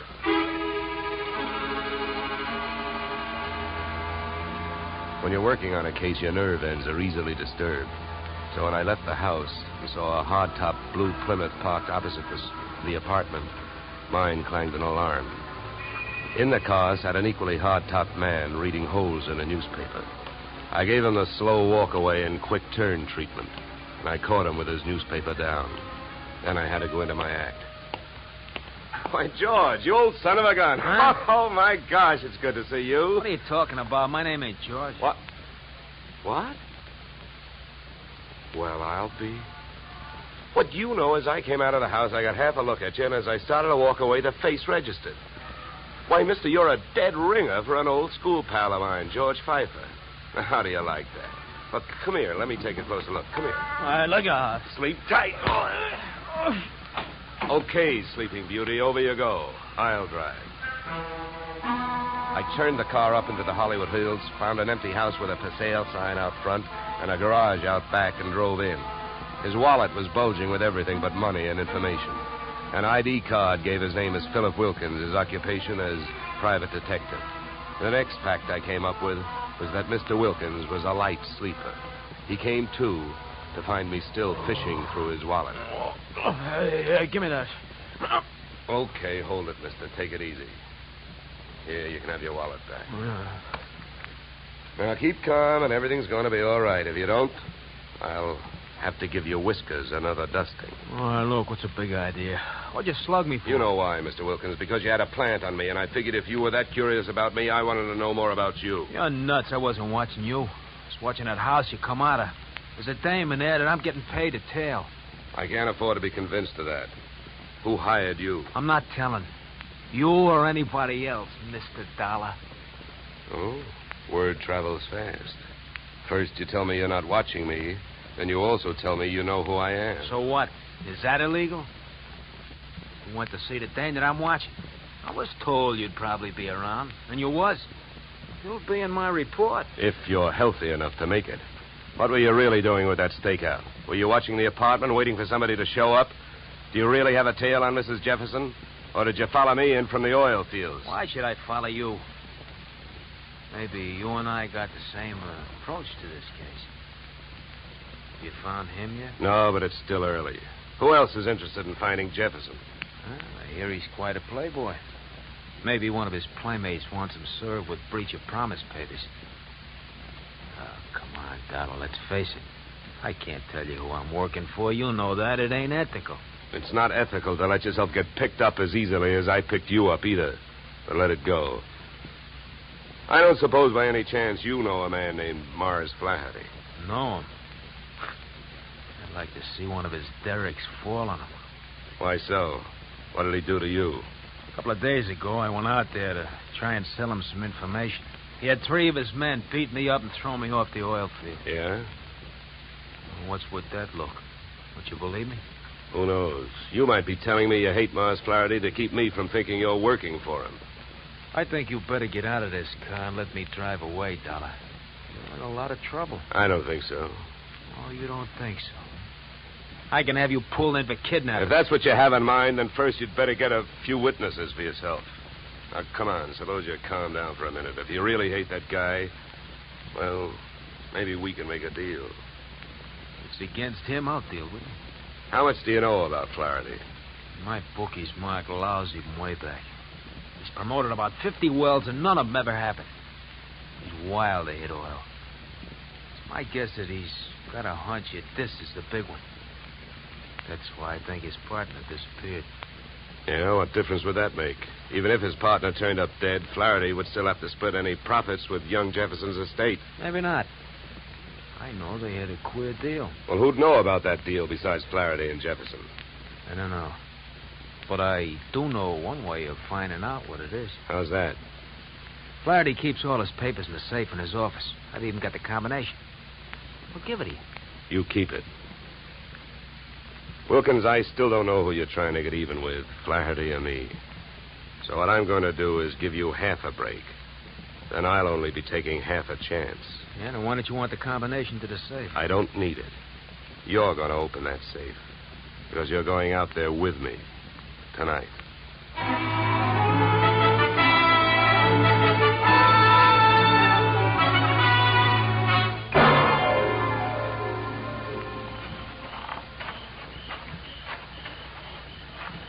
Here. This window. Okay. Now, here. You handle the glass cutter. Right. Now, look. Here's what we do. I'll wet this suction cup. Get a grip on the glass, see? Now, you cut around the outside edge, and I'll lift the paint out in one piece. Lesson number 1, straight from the burglar's handbook.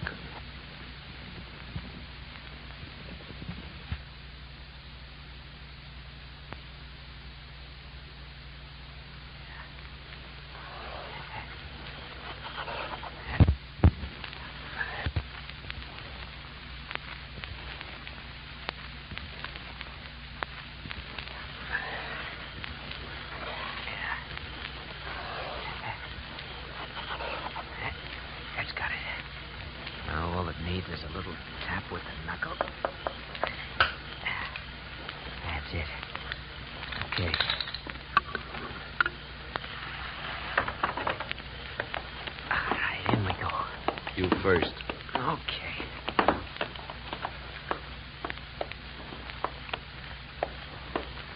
Now, the safe is over here. Get your fingers over that flashlight. For all I know, you might still turn out to be the local Paul Revere. Yeah, that's right. I might. Here. You hold the light. Thanks, I will. Go on, get to work. All right. I'm as anxious to get this over with as you are. Give me a little more light, will you? Okay.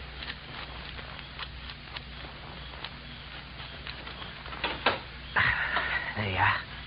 All right, go to it. You go to it. You reach in. And if your hand comes up with anything heavier than papers, I'll cream your skull. Will you stop your worrying? Here. Nothing here. Nothing. No. All right, you got him, that's all. Stay down there. I don't want to walk off with anybody's government bonds. Here. I got all I want. You put these back. All right. Now, close it up.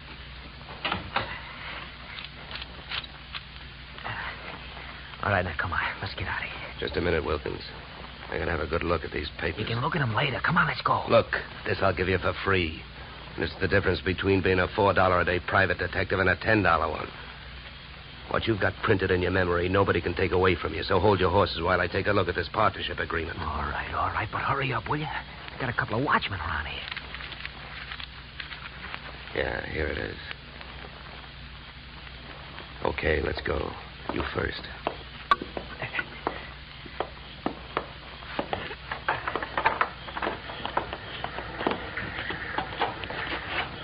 Okay, back to the car. Make it fast and easy.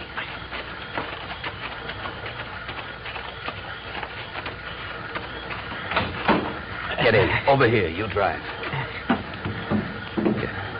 You know, Wilkins, I had a clammy feeling for a while back there that we weren't going to make it. Don't go starting any celebrations. You didn't make it.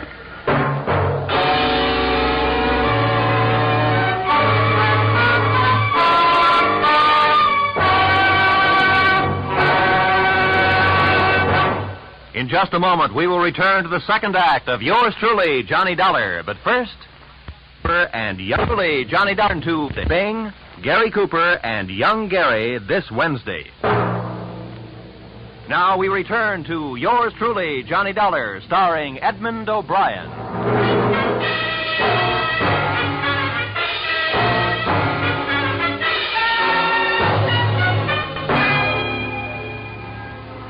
There I was, wearing a gun muzzle for a back collar button. My left leg picked up the nervous vibrations of my front seatmate, Philip Wilkins. Mars Flaherty in the back seat was so close I could almost identify the brand of the bourbon he'd been drinking. I suppose you got what you went into the office after, huh? I not only got it, I memorized it. And it makes you look bad. Yeah, then I don't have to explain to you why I don't want you two guys or the paper running around town on the loose. Well, it's a corporate paper. That means it's on file somewhere. So what difference does it make? Start the car. Where are we going? To my house. Go ahead, get going. Okay, Wilkins, you better roll. What's at your house? The reason that paper makes a difference right now. The guy you came here looking for showed up. Alec Jefferson, where is he? He's where we're going. My place. Well, then I guess maybe my employers have got nothing to worry about. Nothing but paying off on his life insurance. Alec Jefferson's dead.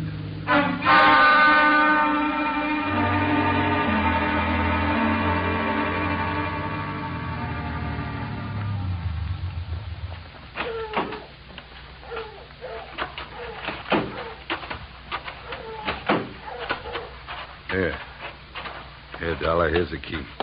To open the door. Stand next to him, Wilkins. Close.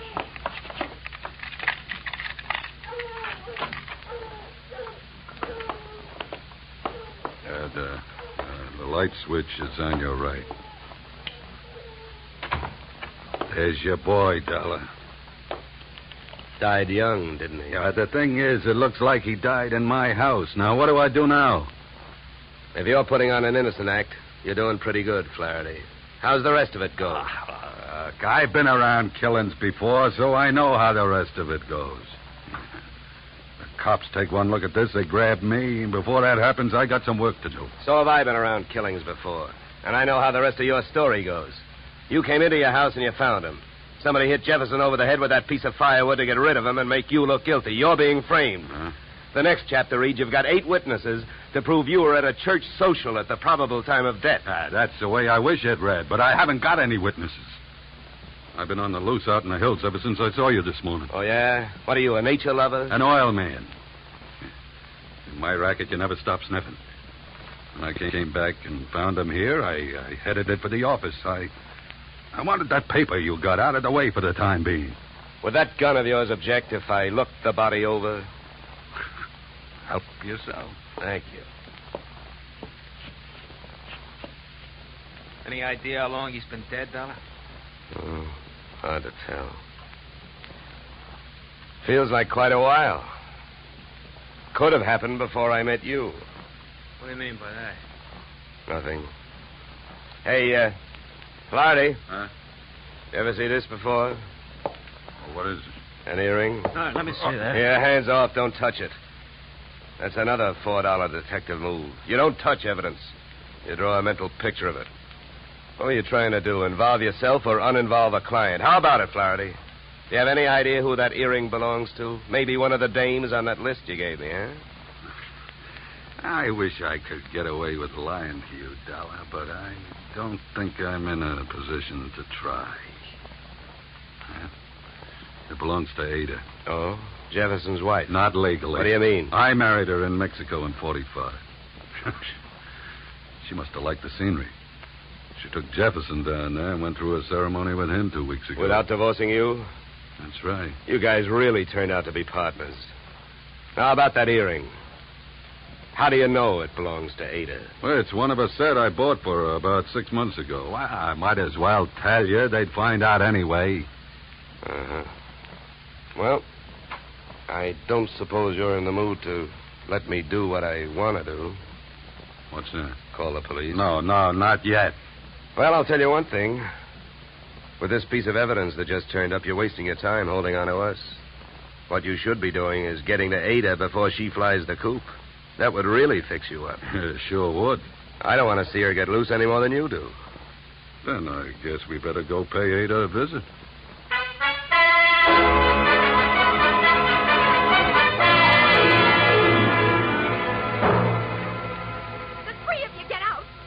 All you got is one lousy earring, and if you think I'm going to stand here and listen to you try to pin a murder on me, you're nuts.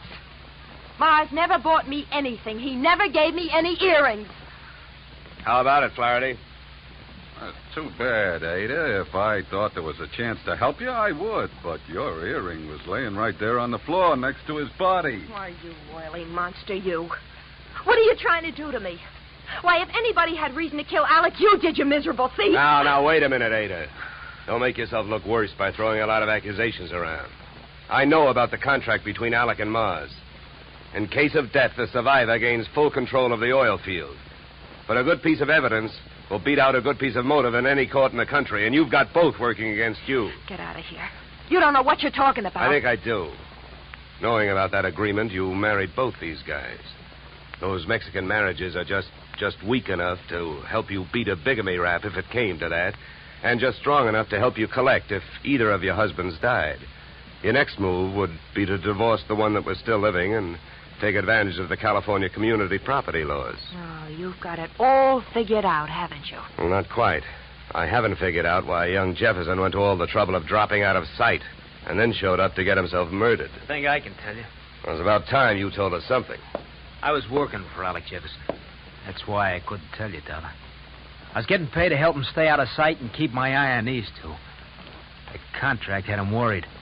But when I uncovered the bigamy and told him about it, he decided to go to Flaherty and try and straighten it out, man-to-man basis. You know that, Ada? No. I don't know anything about anything. That's a lie. I was with him this morning when he called you. He told you he was going out there. You had plenty of time to get out there and wait for him. You can't get away with it. You can't prove anything. Now get out of here! Not before I... Never mind the gun, Flaherty. I got her. No, let me go. Hey, none of that. Around you go. That's better. Yeah, much better. Now, come on, Angel, across the room. Well, Flaherty, don't you think I'd better call the police now? I'm afraid there's nothing else to do. Okay, then you hold her. You put your hands on me. You dirty something. No!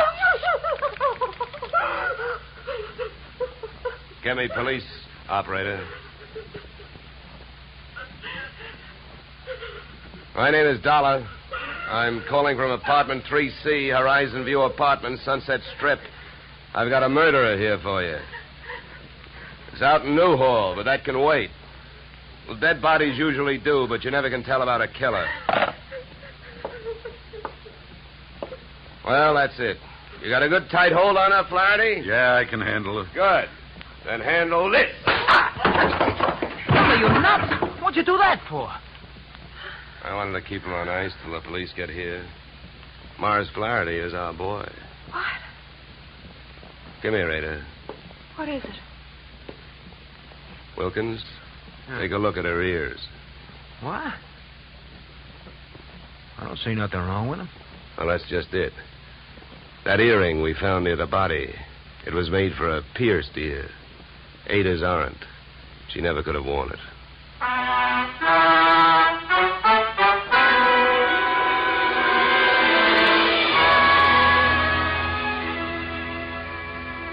Moral?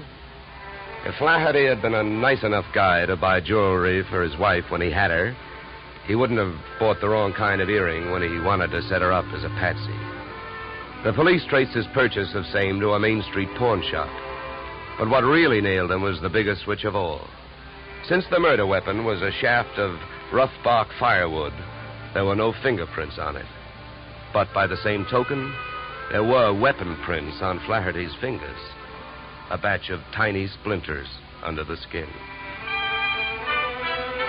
Inasmuch as my own girl furnished the practice which made me perfect on this case, I assume you will not be annoyed at my listing expense account item 3, $65, 1 pair gold earrings inscribed to Olga with love. Item 4, $187.13 return transportation Los Angeles to Hartford. Expense account total, $711 signed yours, truly, Johnny Dollar.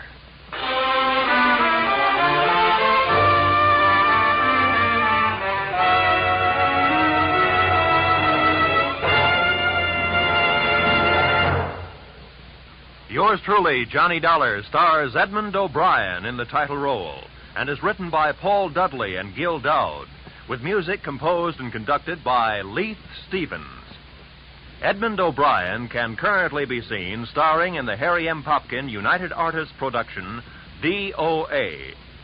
Featured in our cast were Michael Ann Barrett, Ed Max, and Tony Barrett. Yours truly, Johnny Dollar, is produced and directed by Jaime Del Valle. Be sure to join us next Tuesday evening when Edmond O'Brien returns in another transcribed adventure of Yours truly, Johnny Dollar.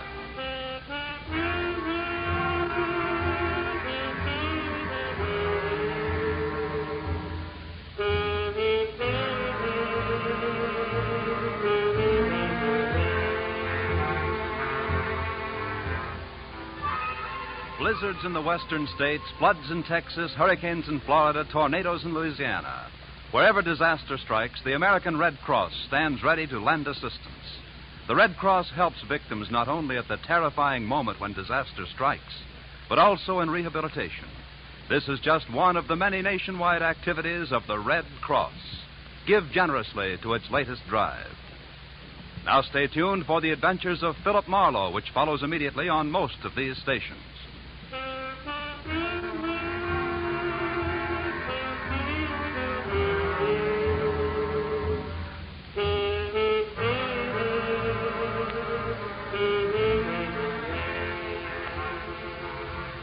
This is CBS, where yours truly, Johnny Dollar, meets adventure next Tuesday night, the Columbia Broadcasting System.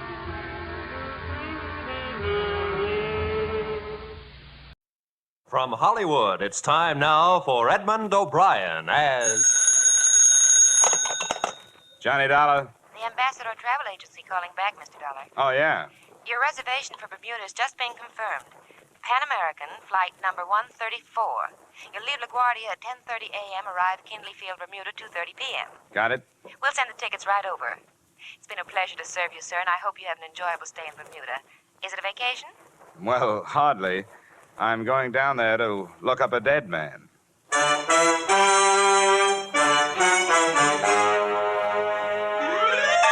Edmond O'Brien in another transcribed adventure of the man with the action-packed expense account. America's fabulous freelance insurance investigator. Yours truly, Johnny Dollar.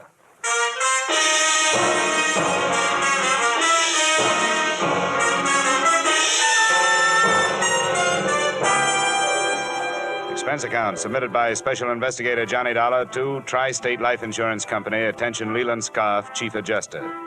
The following is an accounting of my expenditures during investigation of the Earl Chadwick matter. Expense account item 1, $1.80, cab fare to your Hartford office. The man has been seen alive, Dollar. I never was satisfied that he was dead. His boat, a small cruiser, was found wrecked, you know, but never a body. How long ago was that? A little over 4 years ago, 1945. He was declared dead in 1947 in appellate court, and we were forced to meet the claim of his widow, or his wife and accomplice, as it might seem now. Go ahead.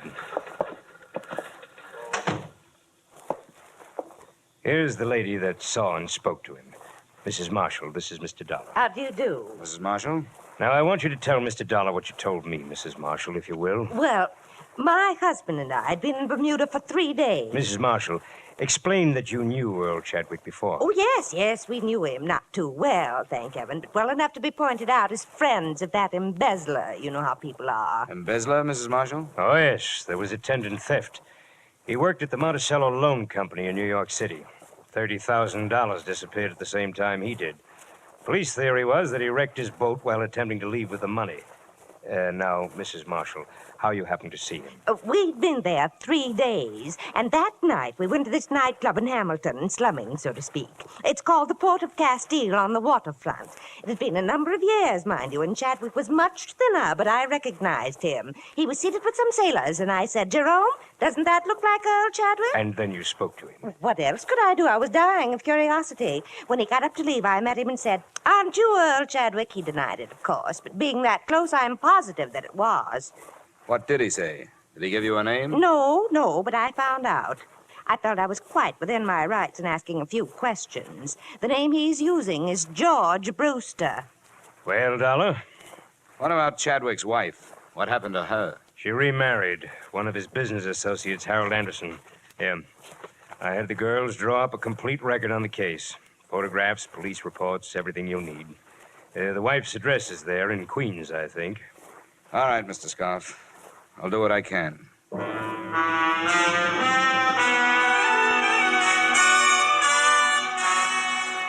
Expense account item 2, $250 plane ticket and miscellaneous expenses between Hartford and Bermuda. I drew an aisle seat and one of the worst hazards of air travel or any other kind of travel. I'll tell you something. It pays to study these places before you go to them. I've been out there before. Nothing teaches like experience. But before my first trip, I knew more about Bermuda than lots of the folks that live there, see? Well, that's very interesting. Yeah, yes, sir. Quite a history. Spoiled now, though. People aren't worth anything anymore. You know what spoiled them? Tourists. Yeah, took away all their ambition. Turned them into a bunch of lazy beggars and horse traders. Don't farm anymore. Don't do anything but work the tourists. Now, I don't want to be a wet blanket, you understand? Oh, yeah. But keep an eye on your wallet. They'll strip you if you give them a chance. My business is farm tools. What's yours?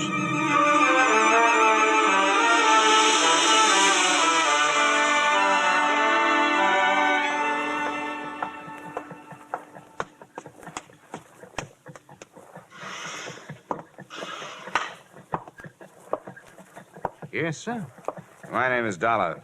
Here's my credentials. I'd like to see the chief constable. Yes, sir. Yes?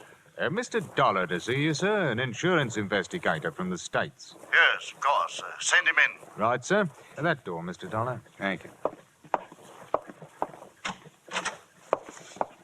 Pleasure, Mr. Dollar. Your company cabled that you were coming. Sit down. Thank you. Well, now, you're here to look into the affairs of one George Brewster. What's he been up to? I'm not sure he's been up to anything yet. According to a witness, he answers the description of a man who disappeared from New York a few years ago with $30,000. He was declared dead, and the company that hired me paid off an $80,000 insurance claim to his wife. I see. Quite a valuable chap. Yeah, if he is the chap. What about this Brewster? Do you people know him? We acquainted ourselves with him after the cable arrived. Nothing against him. Lives a rather rum life. Doesn't seem to have much. Are his papers in order? Passport? Visas? I trust that he wouldn't be here if they were not. Like any other paradise, Mr. Dollar, Bermuda is forced to accept the existence of a certain percentage of misplaced or lost persons on its outskirts. That's what they are. They? Here's the address. Thank you. At the lower end of King George Road. Do you wish transportation? No, don't bother. The walk will do me good.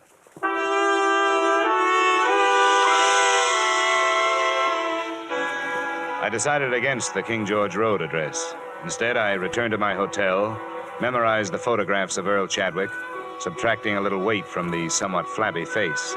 And that night, I found myself a table near the door at the port of Castile. I sat there nursing a minimum of foul drinks. It was 10 o'clock before he came in and found standing space at the bar. George Brewster? Or Earl Chadwick? What's the matter with you? What is this? I'm curious, too. How about coming over to my table? All right.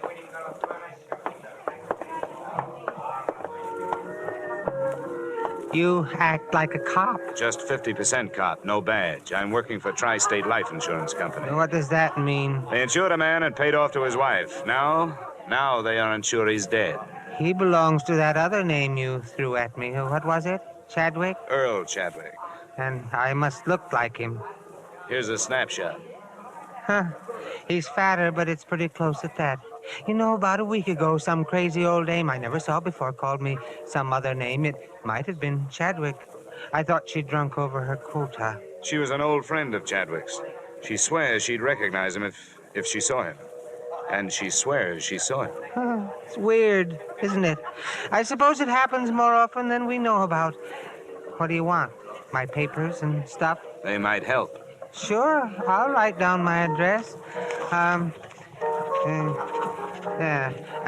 on out anytime tomorrow. There you are. Thank you. I should recover from these drinks by noon. Oh, that'll be all right. It's crazy, isn't it? Things like this could get your goat.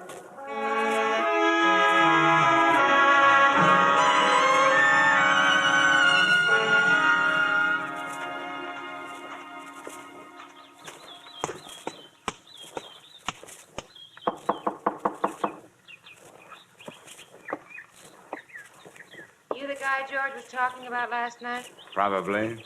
I'm Johnny Dollar. Is George here? No, he had to leave. But he said you could come in.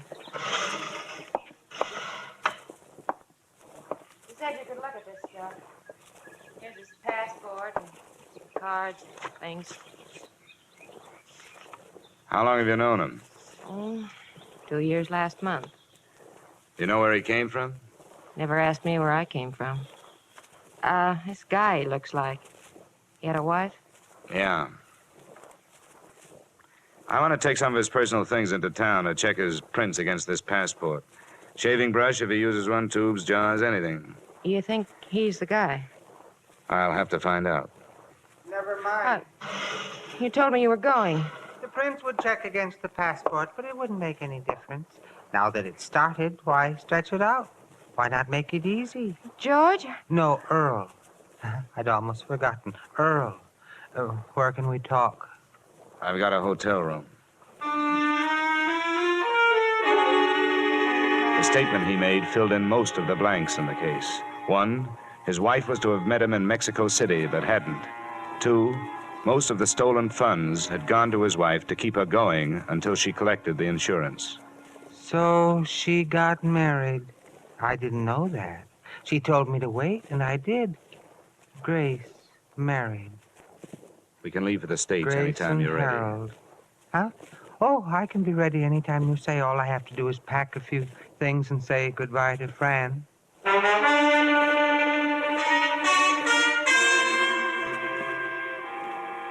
Expense account item 3, space for 2 on New York-bound plane.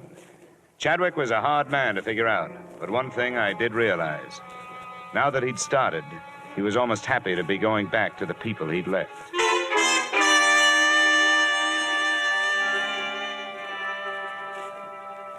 We arrived in the evening, and the next morning, I was told when I telephoned that Mrs. Grace Chadwick Anderson and her husband were at home and would receive me. Oh, good morning. Hello, Grace. Harold. I beg your pardon? Oh, I understand, Harold. This must be the man that Mrs. Marshall phoned about. You know, the one in Bermuda. Oh, come now, Grace. That's no good. Who are you, anyway? Mr. Dollar, for what purpose did you and this man come here? I brought him here so you could identify him as your missing husband. That's idiotic. There is the faintest resemblance, yes, but that's all. What do you have in mind, Mr. Dollar? Now, no crude extortion attempt like this will get you anything but arrest. I know Earl Chadwick, and I'll swear under oath that this man is not he. I should think you would, Harold. Who are you, and where did you learn my name? Get him out of here. Why? Why not talk over old times, Grace? Wait a minute. All right, Mrs. Anderson, Mr. Anderson. I'm sorry I've taken up your time. Come on. Dollar, what's the matter? You too? Come on. I'm sorry, dear. I know it's been unpleasant for you. Who do you think I am? I ask you, who do you think I am? That doesn't count. You're legally dead. What about your parents? They're dead. But I have friends or people that knew me. They're no good. If your wife won't identify you, they're no good. You worked for a loan company. They must have your prints. I took them from the files and destroyed them when I left. How are your teeth? What? Teeth. Who was your dentist here in town? Dr. Field. It's been so long. Dr. Homer Field. Drake, Professional Building, Manhattan. He'll still have your x-rays on file. They're as good as fingerprints. Go there this morning. Don't use your name. Give him your other name, George Brewster. Have a new set of x-rays taken. I'll do the rest. All right. Hold it.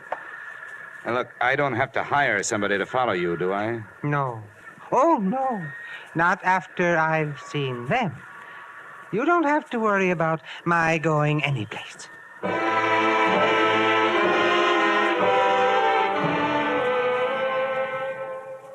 Expense account item 4, $25 services of a private detective. Assignment, tailing Earl Chadwick and/or George Brewster. At 1 o'clock, he had left the dentist's office and gone to his hotel room. At 3, he was still there. And at 4:30, I arrived in the office of Dr. Homer Field. Brewster?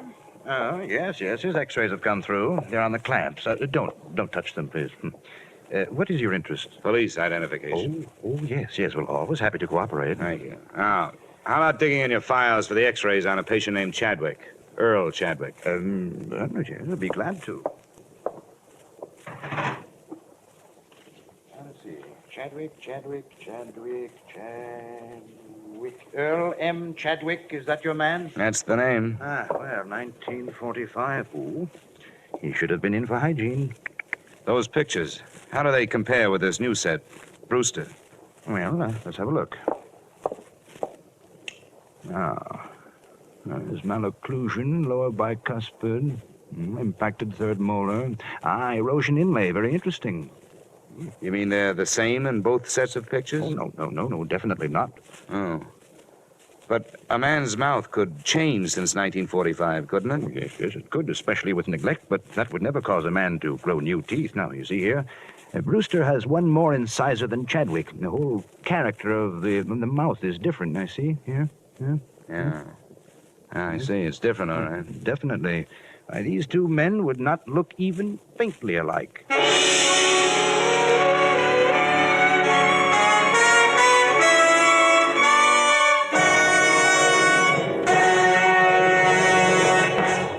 In just a moment, we will return to the second act of yours truly, Johnny Dollar. But first, down the old Ox Road, learn to croon straight from the shoulder. Milestones in popular American music. Milestones in the career of one of America's favorite troubadours, Bing Crosby. This Wednesday night, over most of these same CBS stations, you're invited to hear The Bing Crosby Show. Bing Crosby with the music of John Scott Trotter, with the Rhythmaires, with Ken Carpenter. Here's the show designed for the whole family. A pleasant and diverting mixture of music and merriment, guided by the one and only Bing Crosby. Plan now to hear The Bing Crosby Show this Wednesday night on CBS. And now with our star, Edmond O'Brien, we return to the second act of yours truly, Johnny Dollar.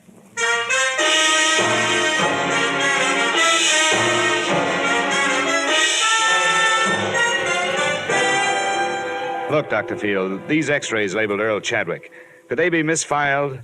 Could they be under the wrong name? Misfiled? No, definitely not. My assistant has been with me for 10 years. Never made a mistake yet. No. Well, then could anyone else have gotten in here and planted a different set under that name? But why? I would realize the difference the moment I looked into the mouth. That erosion inlay alone. Yeah, I know. Look, your office, has it been broken into? Yeah, a long time ago, for narcotics. How long ago? 6, 7 years ago, during the war. But not since then? I've missed nothing. The janitor, the nightman, does he have a key? No. It's cleaned in the evening, just before I leave. Robbery is out of the question. Just what is your problem, Mr. Dollar? Well, if I wanted to plan some x-rays in a file, where could I get some? Well, I never thought of it. But... Where would I go? Would you give me some? Oh, no, definitely not. That would be most unethical, unless, of course, you were a patient of mine and the x-rays were of your own mouth. Oh, thank you, Doctor. I think that's what I wanted to hear you say.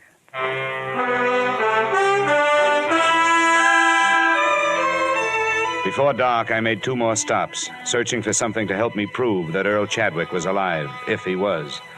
The Hall of Records had nothing but a couple of certificates on him. One recorded his birth, the other recorded his death. I checked the wanted file at police headquarters. They had checked him out in 47 when the court had pronounced him dead. On my way out of there, I made 2 phone calls. The second was to the detective I'd hired. Yeah? Landro, what are you doing in your office? Did you lose him or get tired? He was on to me, Dollar. He got into the crowds at Macy's. I put the houseman at his hotel on it. He's watching his door. I just phoned his room. He's not there. What's he been up to? He left the hotel at 318 and took a cab over to 3rd Avenue. What address? A pawn shop, Johnny. He bought a gun. Nice going, Landro. If you decide to change over to stopping traffic at school crossings, use me as a reference.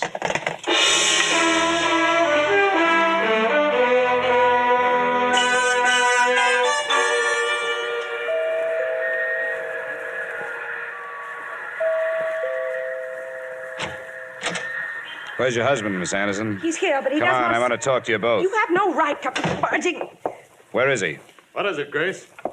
Oh, it's you again. That's He right. forced his way into the house. Make him get out, Harold. I will if I have to. Now, look here. I don't know what that imposter has told you, and I don't care. If you choose to believe his lies, that's your business. And a sorry business it is. But I will not allow my wife and my home to be upset by his schemes any longer. Are you through? No, not quite. It's obvious to us, if it's not to you, that this man learned of the unexplained details surrounding Earl's death and is attempting to use this vague resemblance to his advantage. Now, extortionists land in prison, Mr. Dollar. And the only reason I haven't turned to the police before this is that we want to escape the notoriety of having past tragedies lived again. He bought a gun this afternoon. That makes him look like the double-crossed husband, doesn't it? The man's a maniac. I'm going to ask for police protection. Where is he? Who? This man. Do you know where he is? When I found out he bought a gun, I was afraid he was coming here to use it. Harold, I can't believe this is happening. Now, Grace, please. Why would he harm us? He doesn't know us and we don't know him. He bought the gun to convince you, Dollar. He knows a lot about you, Anderson. He knows you were Chadwick's immediate superior in the loan company before he disappeared. Harold, it couldn't be, could it? Grace. It's been a long time. Maybe some disease could change a person that much. But he would have contacted me. Grace, Earl is dead. How did this man learn so much about us? As far as I can see, he's made only one mistake. The size of the theft. He says he stole 10,000. According to the record, 30,000 was missing. Of course, it's possible that it isn't a mistake. That somebody in the firm who knew what his plan was picked up the odd 20,000 and put it on Chadwick's account. Mr. Dollar, I have one thing to say to you before you leave. Earl Chadwick is dead. You're so right. And that's what troubles me. A legally dead man running around loose with a gun makes an interesting situation. Did you ever think of that? Who would the police look for? I'm going to my hotel in case you want to phone in your answer.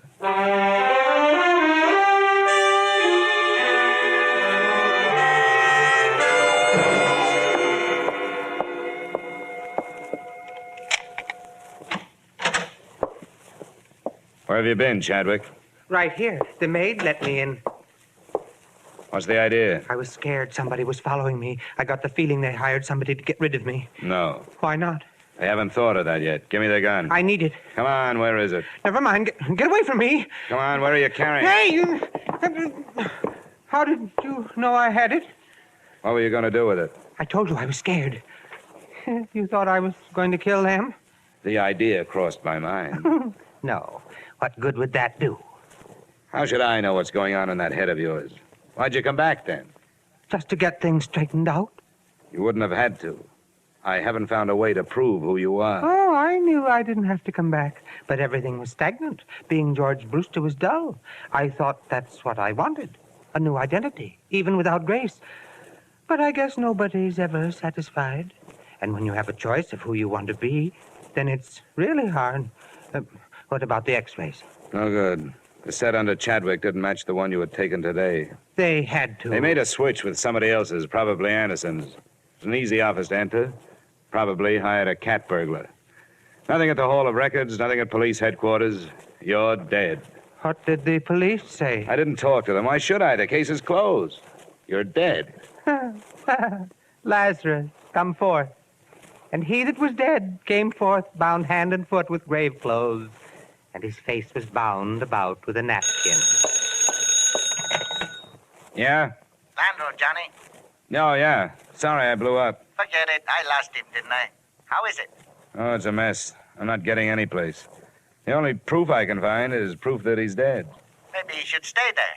Yeah, I'm getting ideas myself. What about his draft board? They take prints. Police checked in 47. They lost. Look, I'm going to have to dummy up something. I don't want you to violate any trade secrets, but do you know a good forger?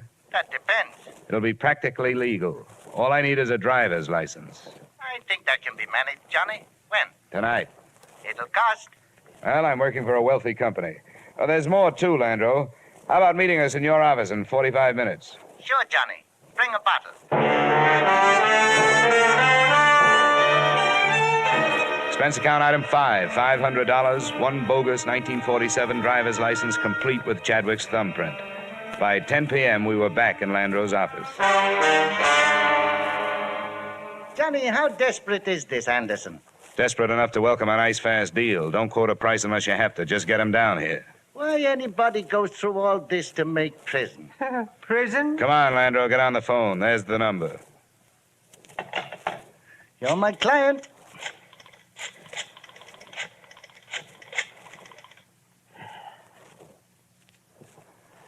Mr. Harold Anderson? I'll be blunt. This is blackmail. I'm calling in the interests of Earl Chadwick. No, he isn't. He's alive. But I do have proof. A driver's license he took out just before he disappeared, as a sort of a double check on the past. You'll believe it when you see it. It's for sale. He doesn't want to go to prison any more than you do, but he needs money. I said you'd believe it when you saw it. I think it'll be worth a trip over here. We'll talk price then. We meet here. Number 465 Tide Building, 7th Avenue. It's no bluff. Nobody knows about it. I'll be alone. He doesn't believe it. When'll he be here? He said 45 minutes. Good. Now, don't make the price too high. Set up a meeting with him tomorrow, and we'll have the police here. Well, step forth, Lazarus. Empty the ashtrays, Landro. Looks like 3 men have been here. He arrived at 11:30. Chadwick and I, in an adjoining room with the door cracked, watched his wary entrance. Who are you? The name is on the door. Landro. You work under a license issued by the state of New York. Sometimes, but the license isn't important tonight. You won't make any trouble. Sit down. Well, Landro? Here it is. Just look. Name, a serial number, a date, a signature, and a thumbprint. Where is he? He'll phone me in the morning. Well, where's the man from the insurance company? Looking for Chadwick. He doesn't know about this yet. Why? Why has he waited this long? He didn't know everything that had happened. You and his wife. The money you made on it. What's the price? Well, as he put it to me, it ought to be figured from the 20 grand you took and the advance you've made in the company the last few years. How much? He'd like to start at 15,000. It would take a while. 5,000 tomorrow, say around noon. The other 10 within a week. That's when you get the license. Well, it would have to be later than noon tomorrow, but I brought 1,500 with me. That's a deal. All right. I'll give it to you. Hey, watch it. Don't do it. Anderson. Wait, Dollar. Landro, down. Landro. I'm all right. Chadwick. Chadwick. Chadwick. Pulse. Pull his collar down. Nothing? Nothing.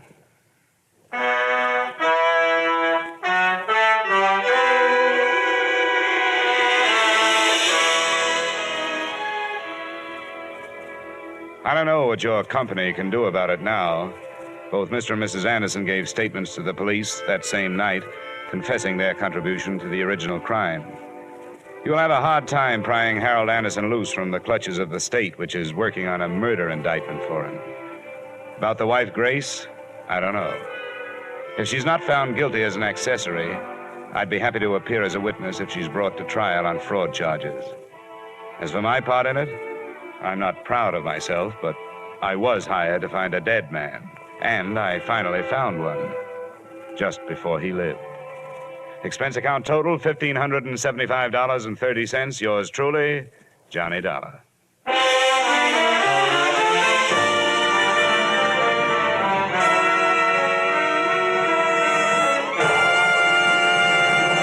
Yours truly, Johnny Dollar, stars Edmond O'Brien in the title role and is written by Gil Dowd and David Ellis, with music composed and conducted by Leith Stevens. Edmond O'Brien can soon be seen starring in the Columbia Pictures production, The Los Angeles Story. Featured in tonight's cast were Lillian Baeff, Walter Burke, Virginia Gregg, John Boehner, Ben Wright, Tudor Owen, and Ted Osborne. Yours truly, Johnny Dollar, is produced and directed by Jaime Del Valle. Join us again next week at this same time when, from Hollywood, Edmond O'Brien returns in another transcribed adventure of... Yours truly, Johnny Dollar.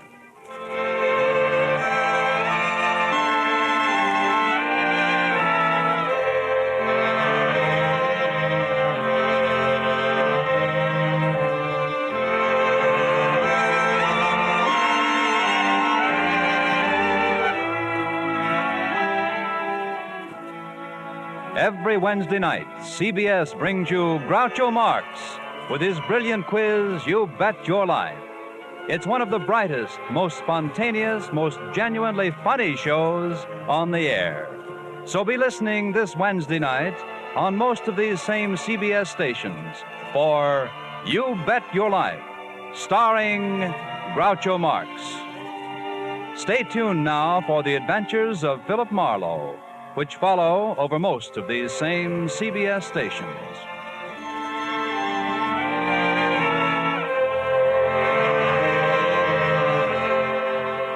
This is CBS, the Columbia Broadcasting System.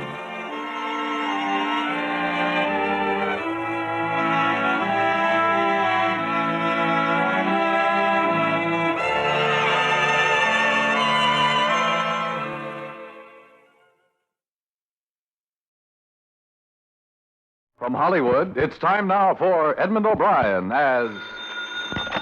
Johnny Dollar? That plane crash, Johnny. Did you hear? Yes, I just turned off my radio. Oh, it's horrible. Who is this? Oh, I'm sorry. It's Sam Harris, Columbia. Oh, sure. Does your company carry the policies on that airline? Yes, but I'm not thinking of that. That crash was planned. They're definite about it now. Yes, an explosion, some kind of a bomb. There were 13 people killed in the plane. They don't know how many in the houses it crashed into. We've got to place responsibility.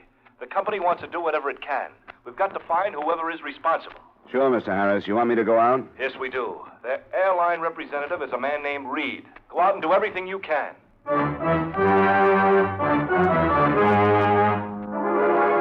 Edmond O'Brien in a transcribed adventure of the man with the action-packed expense account. America's fabulous freelance insurance investigator. Yours truly, Johnny Dollar.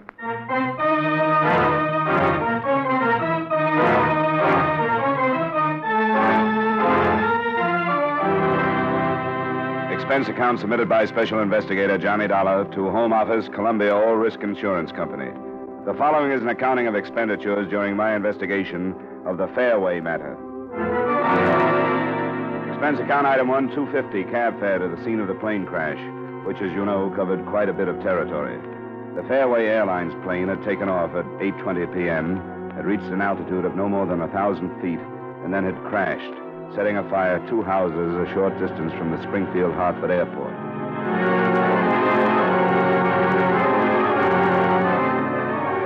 I got there a little after 9:30. One house had been partially saved, but the other had been completely demolished.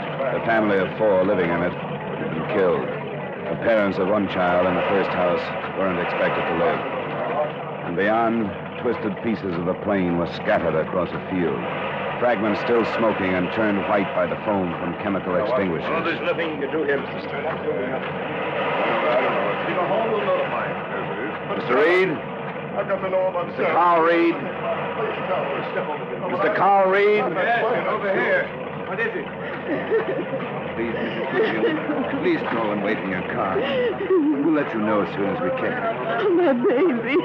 My baby. Yes? What do you want? My name is Dollar. The insurance company sent me. Insurance company? Good Lord, this is hardly the time to worry about money, is it? I'm a private investigator. They've hired me to help in any way I can to fix the plane. Oh, I'm sorry. I misunderstood. I guess I... You'll have to excuse me, Mrs. Goodhue. There are some things I have to do. Come along, Mr. Dollar. She doesn't know about the explosion. And she thinks there's a chance her daughter wasn't on the plane. She was. She was the stewardess. You haven't told her? I can let her hope for a couple of more hours. Why shouldn't I? I've had to tell too many people. It's just horrible. I think even worse than if it had been an accident. When you know it was premeditated, when you know someone planned it. What kind of person would you have to be to plan something like this? It's hard to believe, Mr. Reed. But we have proof. There was an explosion in the extreme after section. It destroyed all the control cables to the tail assembly. I don't suppose the civil aeronautics man is here yet. Oh, he's on his way. They're sending one of their best, S.W. Nugent. Captain Lenhardt of the state police is here, though. Oh? I'd like to speak to him, then. You have any idea where he is? The last time I saw him, he was over by that ambulance. Oh, it's left. But, see the group of men over by the hangar? Yeah? They collected the bodies there. made as many identifications as possible. I know it's bad, Mr. Reed, but don't you go to pieces now. That wouldn't help you. Oh, I'll be all right. I'll see you later. Yeah.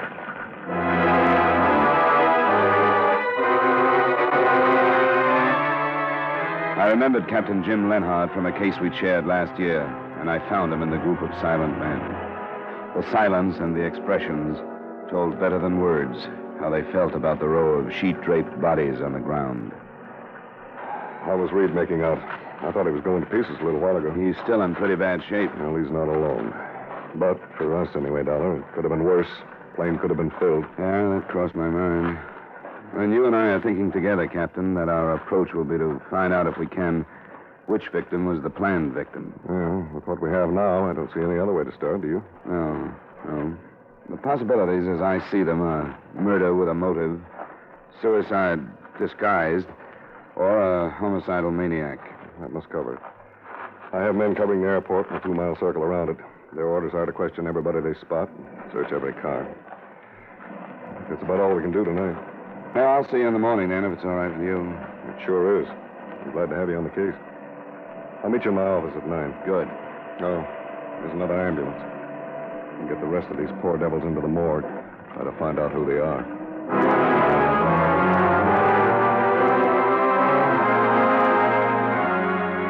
The next morning, the official findings were released. The explosive had been nitroglycerin. It had been detonated by some electrical means, which it was assumed was connected to a timing device that had not yet been found. Captain Lenhart's men had questioned a number of suspicious characters near the airport without result. But he himself had received an anonymous tip on a possible suspect, a Wilbur Wheeler, who was a member of the ground crew that had serviced the plane just before its takeoff. Wheeler was shown to the captain's office about 40 minutes after I'd gotten there. Why'd you pick me to come up here? Why didn't you get Straker or Mills? They're over me. It's just routine, Wheeler. Routine, but you must have a reason. I got a right to know if you got a reason, haven't I? Why do you think we started with you? Well, I'm asking you, aren't I? Don't be evasive, Wheeler. Can't you say you don't know? The stewardess who died in that crash, Shirley Goodhue. I know. I know it. We understand that she meant something to you. Weren't you in love with her? Yes. We understand that you made quite a pest of yourself phoning her at home, waiting for her at the airport. And then a week or so ago, you learned she was going to marry the co-pilot who was killed. What's his name? Bill Strand, wasn't it, Wheeler? Yeah. You're saying that you think I caused that crash, aren't you? You wanted to know why you were here? I told you it was just routine, Wheeler. And it would have been if you'd acted differently. But it sounded as though you were trying to hide some facts from us. Well, I won't anymore. I don't have any reason to. And why did you? I don't know. I've been going crazy since I heard about it last night. I was still at the field, and I got sick, and I had to go home. Yeah, we heard about that. I got home, and I turned on my radio. Then I heard what caused the crash, that explosion. I knew that a lot of things I've said and a lot of things I'd done were going to make trouble for me. Even getting sick and coming home was bad. What were some of the other things? I said some pretty bad things to Shirley when I heard she was going to marry Strand. Then I had a fight with him. You had a fight with him over the same thing? Well, I guess for me it was really over that. He ordered me around one day, and I didn't like it, and that's how it started. He beat me up pretty bad and said he'd have my job. And I told him that I'd see the day his plane with him in it would be plastered against some hill. I know what it sounds like now, but it didn't mean anything. It was just talk. There's plenty of that, all right. You heard enough, Dollar? Yeah, I think so. That's all then, Wheeler. I can go? Yeah. Nobody would be stupid enough to compromise himself the way you did, then pull a job like this. I sure made a lot of mistakes. I know that. Yeah. Just be around, or we can find you if we want to talk to you anymore. I can't go back to that airport, sir. I was going to call him and quit if it's all right with you. Just be where we can find you, that's all. I will. I'm sorry. A lot of people are, Wheeler. I know. Well... Goodbye, Wheeler. Thanks for coming down. Yes, sir.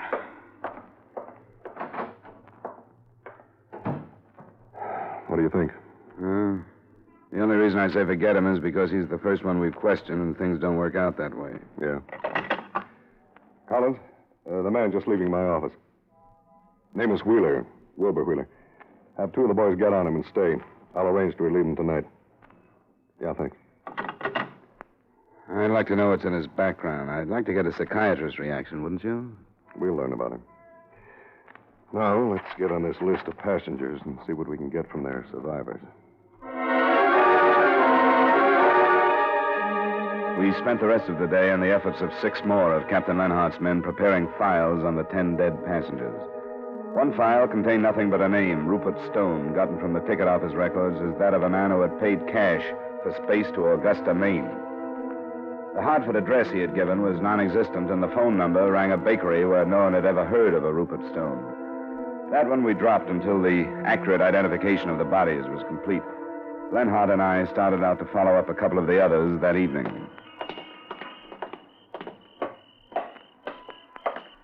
This is rotten work. Check. Mrs. Graham? Yes?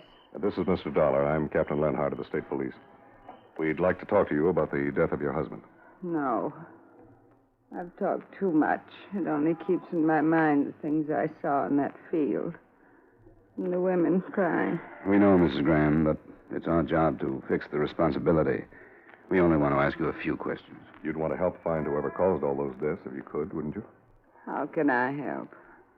May we come in? All right. But only a little while. I haven't slept. Thank you. Oh, no, Skipper. Be quiet. He knows. Poor old dog. Very soon he will die. And then I'll be alone. Oh, please sit down. Oh, thank you, Miss Graham. Yes, thank you. Mrs. Graham, your husband... Yes? Well, he bought space to Boston, didn't he? Yes. His brother's buried there. Oh. He was a religious man. Quite often he would go to visit his brother's grave. I see.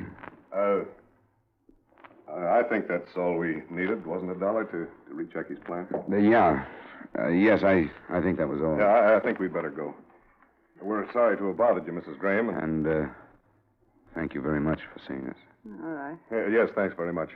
Don't bother to get up. You don't have to come to the door with us. Good night. Good night. Good night, Mrs. Graham. Quiet, Skipper. He won't come back. I couldn't cut it. I think that dog did it. Sorry. Don't apologize to me. This hasn't happened to me since I was a rookie. Forget it. But grilling a poor old woman to find out if her husband's cancer might have driven him to suicide. I couldn't go through it. A whole rotten mess. I think it's getting us so old.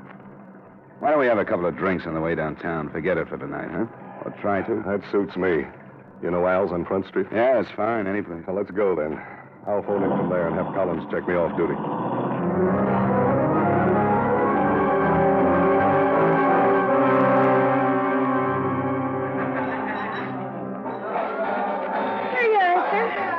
Your friend didn't leave. No, he had a phone. I'll catch it. It's $1.60, sir. That's good enough. Keep it.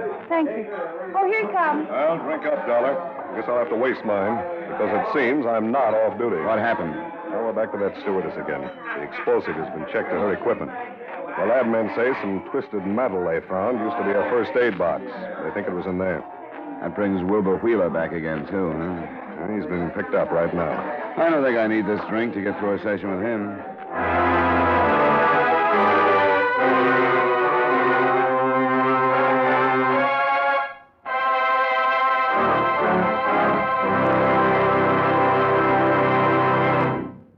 We will return you to the second act of yours truly, Johnny Dollar, in just a moment. Lee Tracy plays his rollicking screen role of Hilda Johnson, newspaperman, in Hector MacArthur's perennial comedy, The Front Page, tomorrow night on CBS Broadway Playhouse. It's an all-fun cast headed by Lee Tracy as Chicago's Hector MacArthur farce about crime reporters comes to life once again on Broadway Playhouse tomorrow night over most of these same CBS stations. Now with our star, Edmond O'Brien, we return you to the second act of yours truly, Johnny Dollar.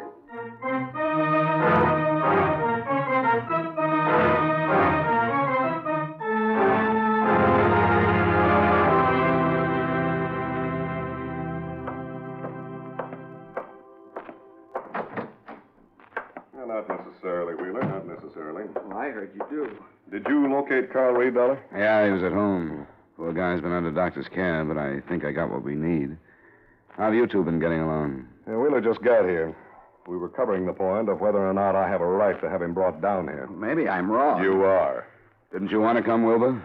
I guess I don't like the idea of being loaded into a police car twice in one day with everybody in the block gawking at me. A lot of people have been loaded into police cars today, Wheeler. They were glad to come in and do anything they could to help clear this thing up. Well, I want to help, too. I didn't mean it that way. We're glad to hear that. How long have you worked for the Fairway Airline? About a year and a half, I guess. What'd you do before that? What do you mean? You still think I had something to do with that crash? That's what you mean, isn't it? We'd like to find out who did. Wouldn't you? But you think I did it, and I didn't. I told you I didn't. Even you said I didn't. And it sounds like you've got nothing to worry about, so calm down and answer our questions. I want to know why you're asking questions like that. Why did you bring me back here? Because some new evidence has turned up. That's why. What does that have to do with me? It has to do with Shirley Goodhue. I don't know what you mean. I don't know what you're talking about. I told you everything there was about her and me. Did you know that she carried a first aid kit aboard the plane last night? First aid kit? I don't know what you mean. You don't? After working there a year and a half? What did you do on the plane? I brought food on, checked the water, and a few other things. Things that the stewardess would be involved in. She'd be there with you, wouldn't she? Yeah, but I don't know what you're driving at. I don't know what you mean. In the back part of the plane? Yes. Shirley was there, and you were there last night. Yeah, but I wouldn't... Where did she put her first aid kit, Wheeler? Why do you ask me that? I don't remember. I didn't notice. They had a place they kept it, but I didn't notice. Was it open? I don't know. What was in it? If I knew what you meant, I don't know why you're asking me these things. I talked to Mr. Reed, so I know about these things. Fairway is an unscheduled airline, so they have their own particular routines. One of them is that this first aid kit is the stewardess's responsibility. Each one is a kit. They take it off the plane when they leave, and they bring it aboard when they report for work. I don't know what you're talking about. The explosive, Wheeler. The nitroglycerin that was hidden in that first aid kit. I didn't put it there. That's what you mean, but I didn't do it. I didn't know anything about it. Enough explosive to tear out the whole tail assembly. I didn't do it. I didn't. 13 people in that plane, Wheeler. 4 people in one of the houses it crashed into. Probably 2 more in the other. I didn't do it. I didn't do it.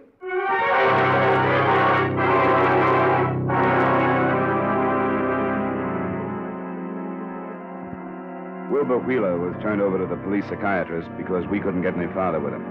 And a lie detector test was arranged for the following morning. The web that was tightening around him was only circumstantial. And the question was, did he know that he could keep on saying he hadn't done it and that we couldn't do anything without physical proof? Or was he innocent? Our last move that night was to go to Wheeler's room. We were looking for wire that could be checked to that used with the explosive. We couldn't find that or anything else that could be a definite help. But a couple of things we didn't find seemed strange. Hey, he said he came home and turned on his radio. Well, there isn't a radio here. Maybe we've got him on a real lie there. Newspapers, Leonhardt. Can you find any? Well, I hadn't noticed. No, there aren't any. Unless he's got them out of sight someplace. Why would he do that? Huh? Not in the wastepaper basket. You'd think a man as closely connected to this as he was would want to find out what the papers were saying, wouldn't you? Guilty or innocent. Yeah. Oh, I don't know, Dollar. I'm bushed. Let's drop it for tonight, huh? I'm ready. We'll try him again tomorrow. I'll drop you at home and see you about 9 in the morning.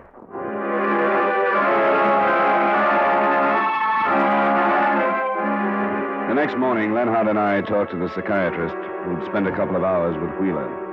In technical terms, what he said was that Wheeler was definitely suffering from a severe guilt complex. But whether that meant he had actually committed the crime or had only wished secretly that harm would come to Miss Goodhue wasn't clear yet. In terms of evidence, that meant nothing. The lack of a radio or newspapers in his room, the doctor tossed off as meaning merely that Wheeler was hiding from actuality. As Captain Leonhardt put it, if that doctor thinks he helped my mental condition, he's wrong.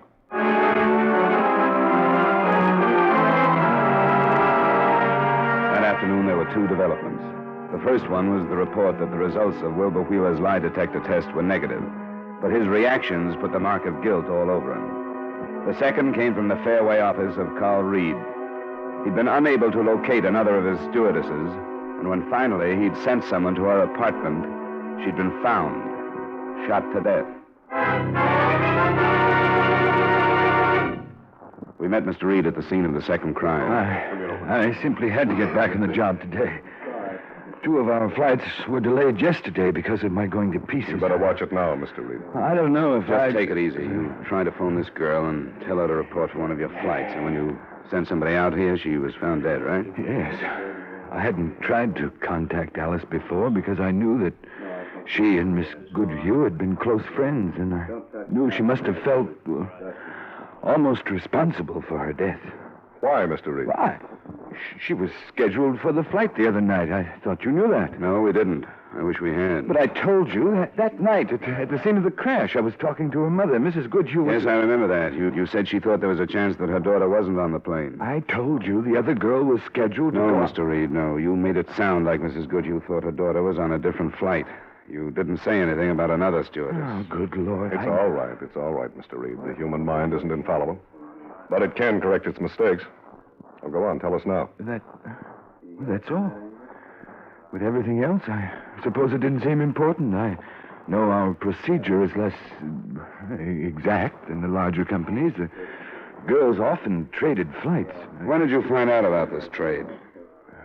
Not until Mrs. Goodhue told me that her daughter had gone to work that night. You didn't discuss it with her by any chance? No, I didn't discuss it that night, Well, I think we'd better go see Mrs. Goodhue, Dollar. I think so. Sergeant Collins over there will be in charge here, Mr. Reed. He may want to ask you a few more questions. Oh, all right.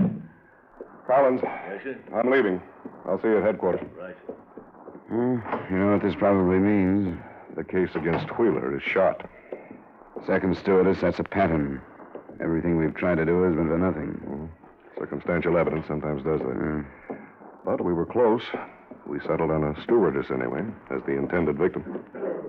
Yeah, but it doesn't help to think that maybe all those people died because of a mistake. The wrong stewardess died in the crash, and the killer had to come back to take care of the right one.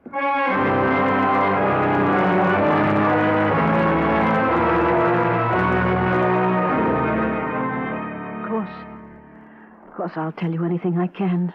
Well, we've just learned that your daughter wasn't scheduled to be on that plane, Mrs. Goodhue. No, she wasn't. Do you know why she happened to be?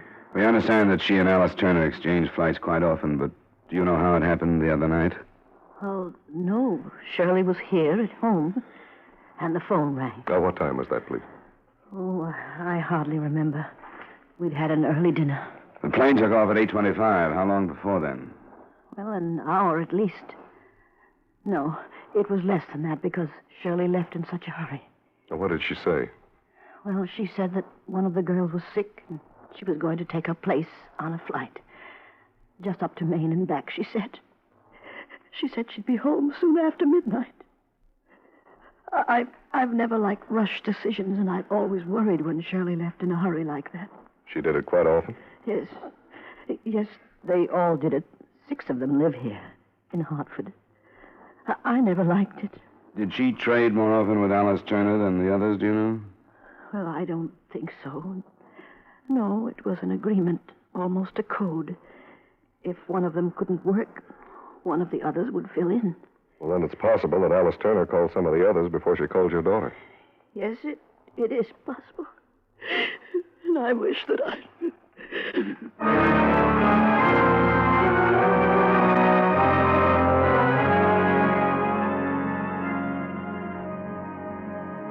Naturally, the hope that Captain Lenhart and I had was that we'd find another of the stewardesses Alice Turner had talked to and learn the reason she had wanted to get out of the fatal flight.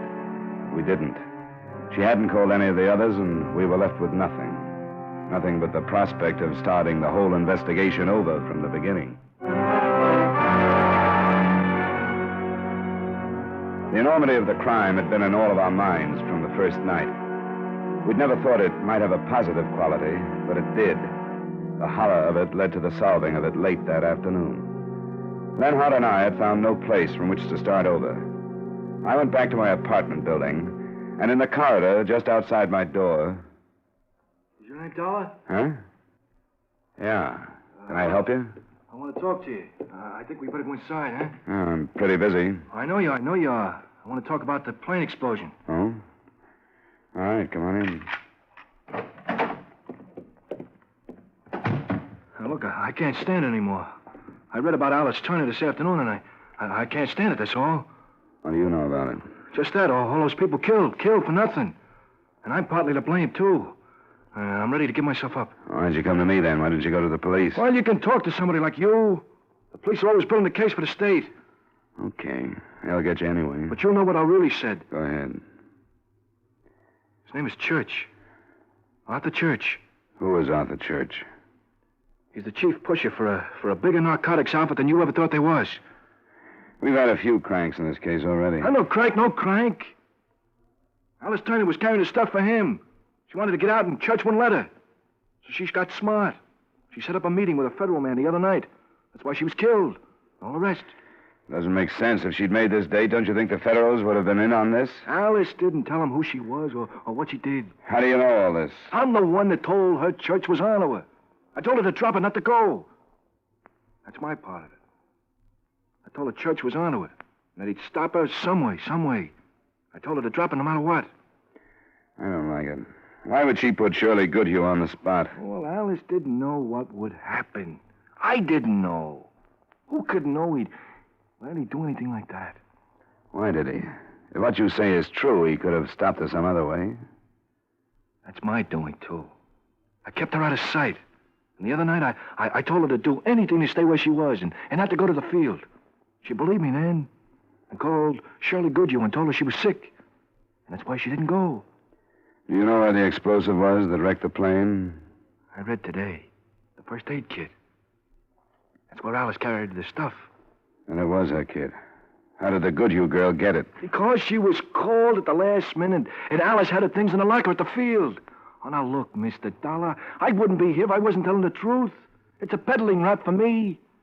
But I've been reading these stories about the people that got killed and the families that are left. I couldn't take it. I knew the truth. And then when Alice was killed, there was no reason for not telling what I knew. Are you ready to go to the police with him? You heard what I got to say. I'm giving myself up. You're a witness to that. Do you know where this Arthur Church is? Yeah, he and I, we live together. And you'll come with us. If I have to, sure. Sure, I'll take it to him.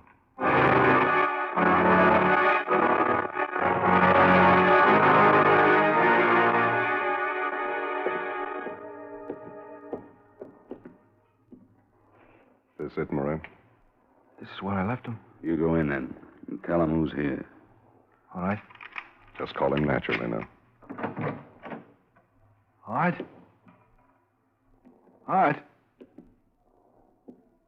are you here? I'm here, you dirty... Get out of the way, I got it!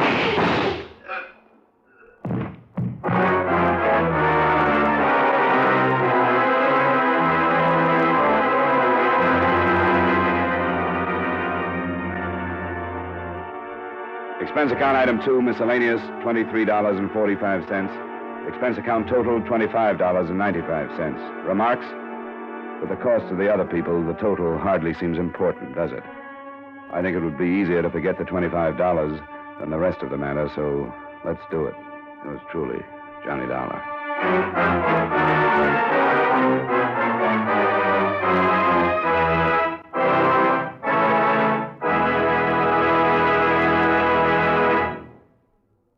Yours truly, Johnny Dollar, stars Edmond O'Brien in the title role and is written by Gil Dowd with music by Eddie Dunstetter.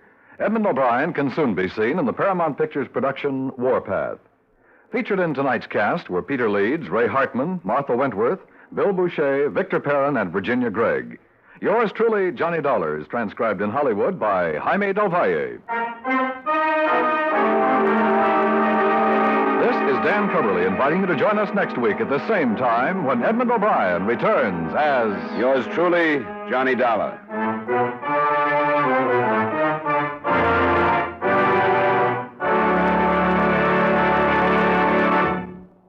Every time you buy a United States defense bond, you help in our defense effort, and you help build your personal security. Yes, defense bonds are good for you and good for your country. Remember, defense is your job. Buy United States defense bonds.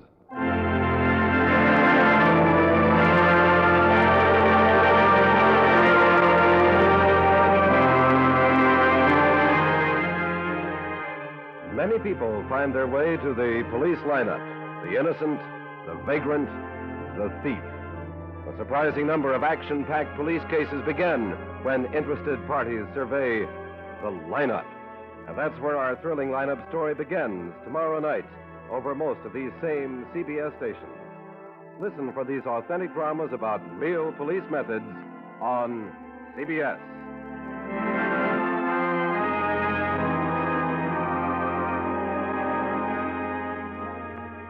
This is CBS, where you'll never lose when you follow the news on the Columbia Broadcasting System.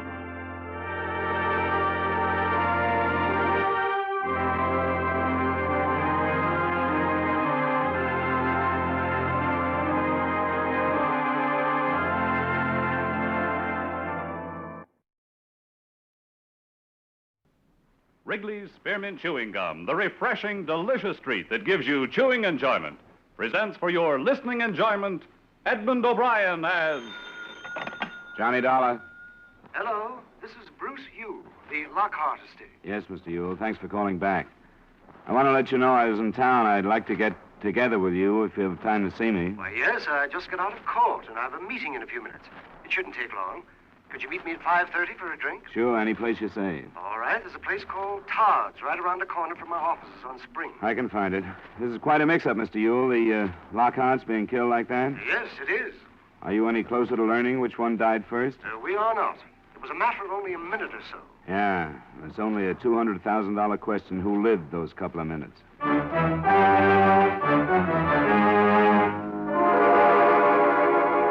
The makers of Wrigley's Spearmint Chewing Gum bring you Edmond O'Brien in a transcribed adventure of the man with the action-packed expense account, America's fabulous freelance insurance investigator. Yours truly, Johnny Dollar.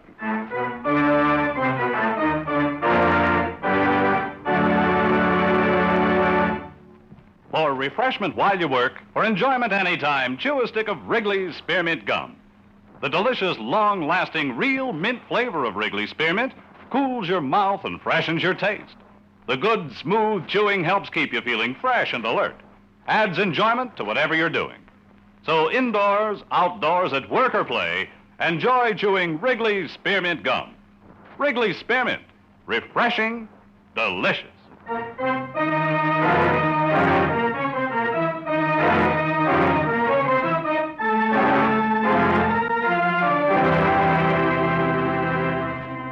Expense account submitted by Special Investigator Johnny Dollar to Home Office, Washingtonian Life Insurance Company, Hartford, Connecticut. The following is an accounting of expenditures during my investigation of the Horace Lockhart matter. Expense account item 1, $8.90, fare and incidentals between Santa Barbara and Los Angeles. Your Los Angeles agent found that I was on a case in Montecito and saved you some $200 in fare from the East Coast to Los Angeles by bringing me down from Santa Barbara. At 5:30 that same afternoon, I met Mr. Bruce Yule, attorney for the Lockhart estate. You lead off, Mr. Dollar. I'll answer any question I can. So far, I know the bare facts. I tried to get some information from the police, but everybody told me to call some other office. You must have called the local authorities? Yeah, shouldn't I have? Mr. and Mrs. Lockhart were killed in county territory, so it's under the jurisdiction of the sheriff. I was way off then. I was almost up to the highway commissioner when I quit. Well, we have a fairly complicated system here. The Lockharts were killed on the Coast Highway, north of Malibu. They were returning from a visit to Santa Barbara when their car was either forced off the road or went out of control. Crashed through a guard fence and over a bank. What time of night was it? It was about 2 in the morning. Now, the actual report was phoned in by the operator of an all-night garage on the highway. But the man was notified by a young woman. She said she had seen the accident happen, had stopped, and gone down to look at the car. But that's where our information stops. Yeah. Am I right that she did tell somebody that one of the Lockharts was still alive then, but that she didn't say which one? Well, that's correct. That's what she told the garage operator. His name is Gallagher. And the whole thing hangs on this girl. What's been done to locate her? Well, we put ads in the classified sections of all the papers. It happened only night before last. I'm certain she'll call in before long. I hope so. How often do you look at the classified section, Mr. Yule? Well, certainly we can hope that she has friends she's talked to about the accident. And even if she doesn't see it, why, somebody will and tell her about it. The man in the garage. You said his name was Gallagher? Yes, Patrick. Thanks very much, Mr. Ewell. I think I'll rent a car and go out and see him.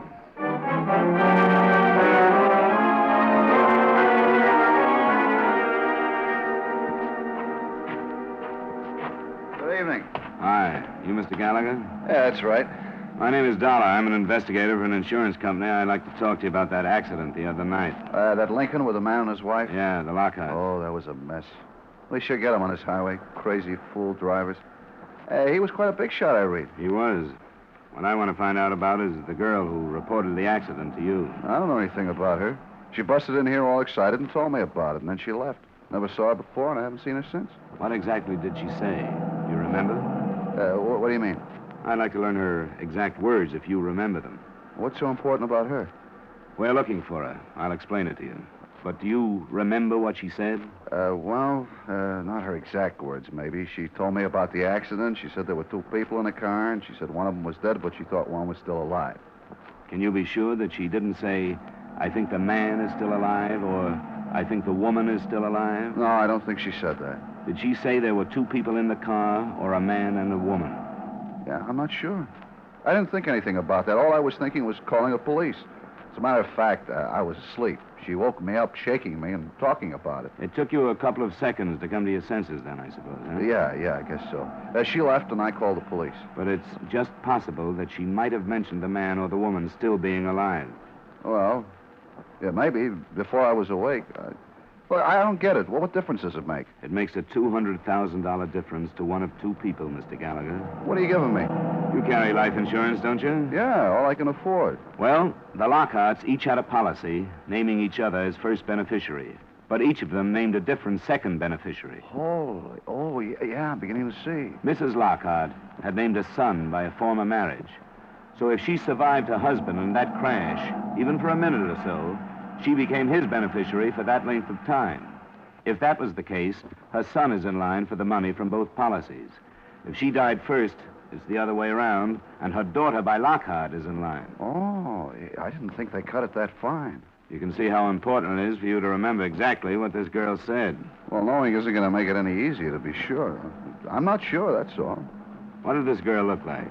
Well, I give you a little more help there. She had blue eyes, and it seemed to me she was wearing an awful lot of makeup. It was really plastered on. You couldn't really see her skin. Like stage makeup? What about eyelashes? Were they false? Yeah, they were. Now that you mention it, they were too long to be real. What else? Well, she had a scarf over her hair, but I'm pretty sure it was blonde. And that's about all. She's wearing a coat. Oh, and I noticed when she left, she was barrel-legged and wearing white shoes with high heels. Her legs were tan, so maybe she lives on the beach around here someplace. Could that have been makeup on her legs, too? I don't know. Maybe it was. What about her car? What kind was it? What color? I didn't see it. Didn't see it? No, she parked there by the side of the building where you did. When I was on the phone, she pulled out and headed toward L.A. It sounded like about a Chevy or a Plymouth, something about that size. Yeah. Well, thanks, Mr. Gallagher. If you think of anything more, I wish you'd call me. I'm at the Homeby Hotel on Wilshire. I'll leave my card. I drove up to the scene of the crash about 2 miles farther north. The Lockharts couldn't have picked a better spot. There was an almost sheer drop of more than 20 feet to some big rocks just above the beach. The rocks still showed the marks of the impact. At the sheriff's station on the way back into Los Angeles, I saw their photographs and heard their theory. The car hadn't been forced off the road. The tire marks it left made it appear that either the driver had fallen asleep or that the crash had not been accidental. The next morning, I was summoned by Bruce Ewell to the Lockhart address. I found it at the end of one of the elite roads in L.A.'s prize subdivision, Bel Air. It was guarded by an iron gate, and the mansion itself was evidently a replica of something Italian. I was told to wait for Mr. Ewell in a domed entry hall. Well, thanks for coming out, Mr. Dollar. I wouldn't have missed it for the world. Yes, it's quite a place, isn't it? I wanted the children to meet you. Do you know about them? Only that they're half-sister and brother. Yes. Michael Adams stayed with his own father. Never has lived here. He arrived from Seattle last night. And this is the first time he's met his stepsister. That's Gail Lockhart. Yes. She's 23 and he's 27. Well, I wanted them to know we're doing everything we can to find this perverse witness who's become so important. Why doesn't she reveal herself? I wish I knew. Well, This is Mr. Dollar, the insurance investigator who's come out to help us. Miss Gail Lockhart. How do you do? Miss Lockhart. And Mr. Michael Adams. Oh, hey, Mr. Dollar. Nice to meet you, Mr. Adams. You both have my sympathy. Oh, I think Miss Lockhart deserves it more than I do. I'm no more than a stranger. I don't even remember my mother. She and my father divorced before I was 2. Oh, stop it. Sorry. Mr. Yule, I don't have to stay, do I? May I go to my room? Why, yes, Gail, if you want to. I do. I can't talk about it anymore. I'm sorry, but I feel like I should explain my place in this. I know I don't belong. It's all right, Mr. Adams. Gail is terribly upset. She was in Santa Barbara with her parents that night, and she was supposed to drive back with them. They'd been drinking heavily, and she begged them to stay over. And when her father refused to do that, she refused to ride with them. I didn't know she was with them. Well, you know how these situations are. She's full of self-incrimination. Can't help feeling she should have done more, like take the keys to the car, or even call the police, or something. Well, what are we going to do about this witness, Mr. Dollar? Maybe you can help us, Miss Adams. Did you ever read the personal column in the classified advertising section of your paper? Personal column? Hardly ever. Have you any idea when the last time was? Oh, months back, anyway. I think we have to do better than that personal column, Mr. Yule. Spot a few small ads through the other pages. Have you contacted any but local papers? No, not yet. Just because that garage man told us her car headed for L.A. is no proof that she's here. She might have passed right on through. Yes, but a girl driving alone at that time of night... We have no reason to think that she was alone. Gallagher didn't see anybody else, but he didn't see the car either. There are people who just don't like to get involved in things like this, you know. Yes, that's true, isn't it? What would you say to posting a small reward? I think that would be a good idea. Not a reward for the information we want, because we'd get too many cranks who would say anything for money. Say, that's right, isn't it? I think we should offer the reward for any information that will lead us to the witness and print the description Gallagher gave us. That's a good idea. Sure is. But I'll go call my secretary and have her compose an ad and get it into as many evening editions in the counties as possible. And San Bernardino and Riverside counties as well. Excuse me. Golly. This suspense is really something, isn't it? Yeah. Oh, I know I don't deserve any of the money. Why, you could have knocked me over with a feather when I found out she had me in the policy. Oh, I suppose she always felt bad about the way she deserted my father and me and wanted to make it up, huh? That was probably it. But, man, $200,000. If I get that, I'll be sitting on top of the world. I wouldn't spend it yet if I were you. Oh, I know it's a toss-up, but sure would be justice, wouldn't it? With all she'll get anyway, Miss Lockhart doesn't need it like I do. Why, from the looks of this place, she probably wouldn't even miss it. Maybe you're right, Mr. Adams. She probably won't miss anything but her parents for quite a while. Sorry. Can't seem to say the right thing around here. Practical Mr. Adams had to wait along with the rest of us. The second day, the reward was increased. It was increased the third and the fourth day until it stood at $1,000. There it stayed for fear somebody was sitting on the information and watching the price of it go up.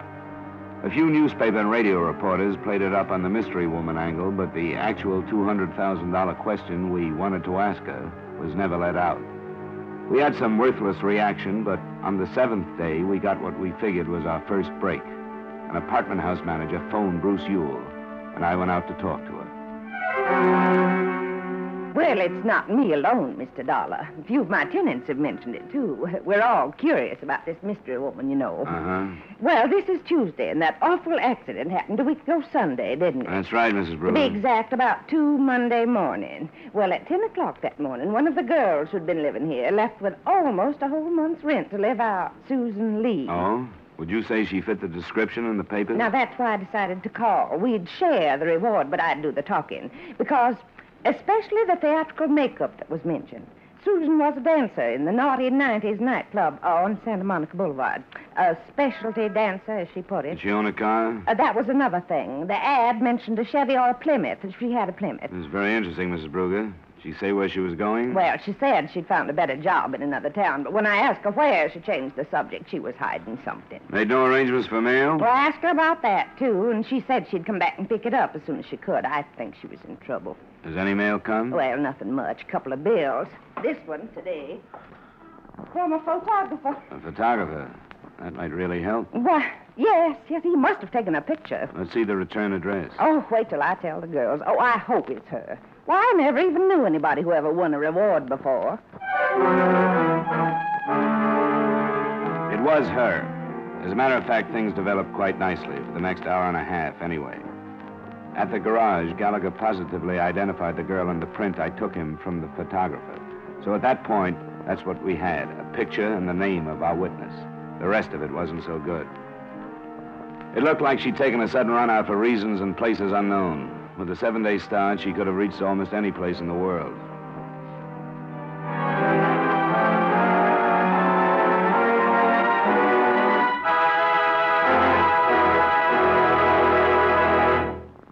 For refreshment while you work, for enjoyment anytime, chew a stick of Wrigley's Spearmint Gum.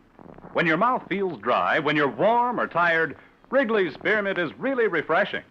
The lively, full-bodied, real mint flavor cools your mouth, moistens your throat, freshens your taste. And the chewing itself gives you a little lift, helps you feel your best and do your best. So for chewing enjoyment plus pleasant refreshment, chew delicious Wrigley's Spearmint Gum. And now, with our star, Edmond O'Brien, we bring you the second act of yours truly, Johnny Dollar.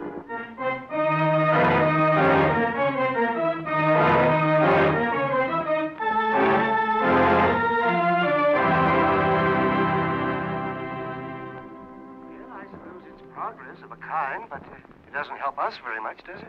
No, not yet, Mr. Yule, but it's more than we've had. One thing I'd like to suggest. Yes? I think we should leave the reward ads running just as they are. Oh, you don't think we should get right to the point and add her name and photo to the information? No, not right now. If she's running away from something, we might drive her farther if we did that. I think we should go on as if we haven't learned anything. Oh, yes, I suppose you're right. In the meantime, I'll see what I can dig up.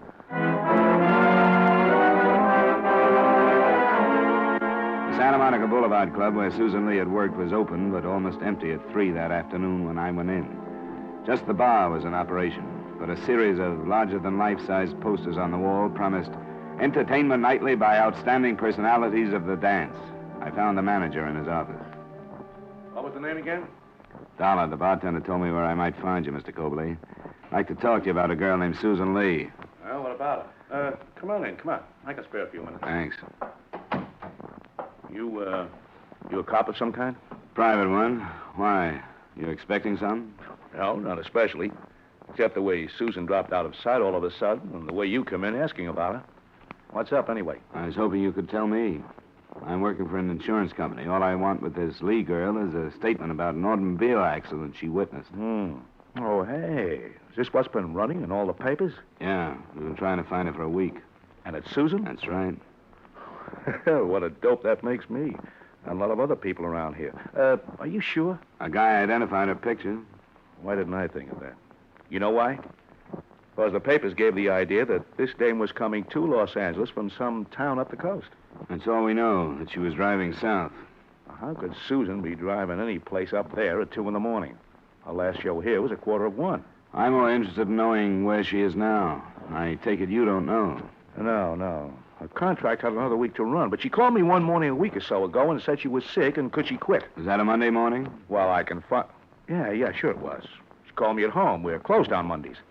Hey, I think I got something for you. What? Well, one of the other girls picked up a pay for her. She wanted to quit, she told me, and I don't make any trouble with the girls who want to leave. And then she wanted Lamine to pick up her check. Well, I said that'd be okay if she sent a note authorizing it, and she did. What did you say, Lamine? Yeah, that's her stage name. You know, these girls get those monikers legalized when they're too young to know any better, and then they're stuck with them. Lamine Dunn.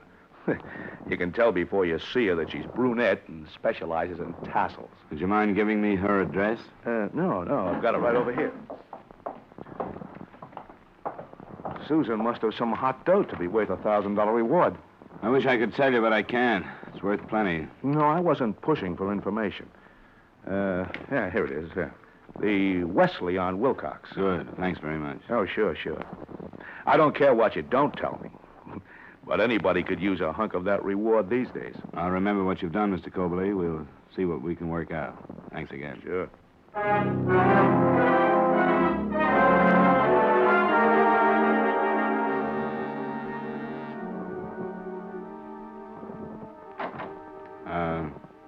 done? Yeah? I suppose you've read the papers like everyone else. I'm the insurance investigator who's looking for that girl. She turns out to be Susan Lee. Oh, well, come on in. What have I been sitting on, anyway? You know what we want her for. Because she saw that wreck. But don't you know what could have happened that made her leave town like she did? No, don't you? Well, I know there was...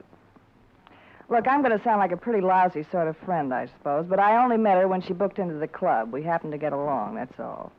I don't think that's the kind of friendship where you find that greater love hath no man stuff. Besides, she didn't trust me enough to tell me everything. Everything about what? Why don't you sit down? Thanks. I promised her I wouldn't say anything, and I haven't.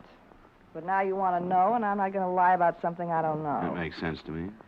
Something happened to her that night, and I think it was over that guy she married. You'll have to remember that I don't know anything about her.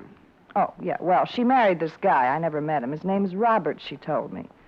They ran off a couple of months ago, got one of those quick Mexican jobs. You don't know where this Roberts came from or lives. All I know is it must have been a dandy marriage. She still lived in her apartment, and maybe once or twice a week she'd leave after the last show and run up the coast and meet him. She said he traveled a lot.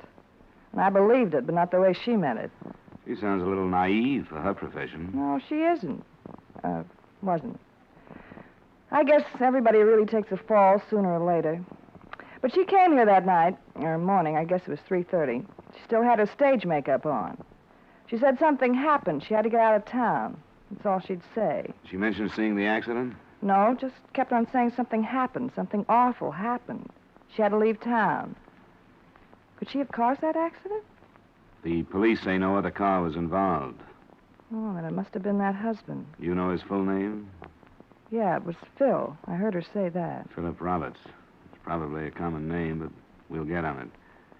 You talked to her the next day, you know, about a paycheck? Yeah, she phoned me, and she told Mr. Cobley she was sick because she didn't want him to ask questions about why she was leaving. So I went down and got her check.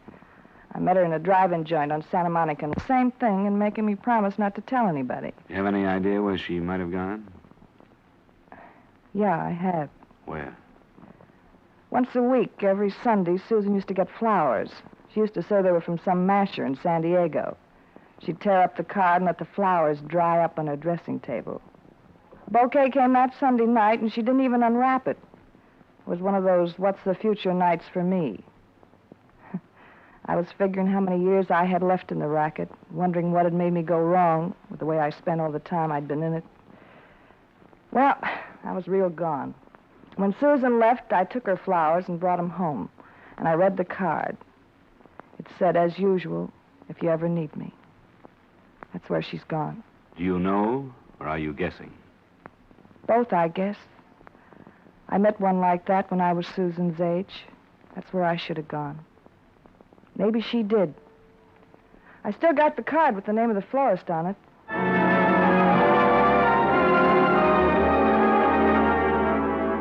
San Diego is some 120 miles from Los Angeles. But when I opened the phone book and saw how many Philip Roberts there were to be checked, the trip seemed short. I didn't get there in time that night, but the next morning I located the florist. He had no trouble remembering the man who so faithfully sent flowers on Sunday. At noon that day, I found Robert's house. I recognized the girl who opened the door to me. Yes? Susan Lee? No, she isn't here. Wait a minute. No, leave me alone. Go away. Get your foot out. I didn't know. I didn't have anything to do with it. I didn't know. Let me in, Miss Lee. You don't have to be afraid. All I want to ask you about is the accident you saw last Sunday night. No, you're lying. Let me in. You're lying. I read about your reward in the papers. You tried to trick me. How did you find me? I had to find you. I didn't do it. I didn't have anything to do with it, no matter what she says. You're saying things you don't have to say, Miss Lee. No, I'm not, because everything else you've heard is a lie. What lies have I heard? Who lied to me? I don't know. Don't you think I've spent all night long, every night, hearing what she said to you? But I believed him. I believed everything he told me. Philip Roberts? That's not his name. I know it isn't now, but I married him. You think I would have married him if I'd known that he was already married? I guess you'd better tell me about it, Miss Lee. I thought I was married to him. We went to Ensenada. Some man married us down there. It was in May. And I thought he was my husband all the time. I was going to quit dancing and we were going to go away. And then Sunday night, I heard them. You were north of Malibu Sunday night? Yes, he rented the cabin for us. When I got there Sunday night, there was another car. I left my car and walked to the cabin, and then I heard them. She called herself his wife, and she used a different name. She called him Carl. I don't know why I listened. I wanted to run. But I stayed and listened to them argue. And found out that I wasn't married to him at all because she was his wife. You don't have to tell me this. Yes, I do. You have to know the truth. I heard her say she'd kill him. And then I left and started to walk toward the highway. And I'd gotten almost to it when I heard the shots. I wasn't near the cabin. I was almost to my car. Miss Lee. When I heard them, I thought I was running away because she'd shot him over me. Where is this cabin? It's about 3. You know where it is. You've been there. You found him. As far as I know, no one has been there. I haven't heard anything about a shooting north of Malibu. You're lying. No, I'm not. But we'll have to phone the police to check the story. You're lying. You're still trying to trick me, but you can't. Stop it. You're lying because you believed her. Let go of me. Let go. I didn't do it. I was running away.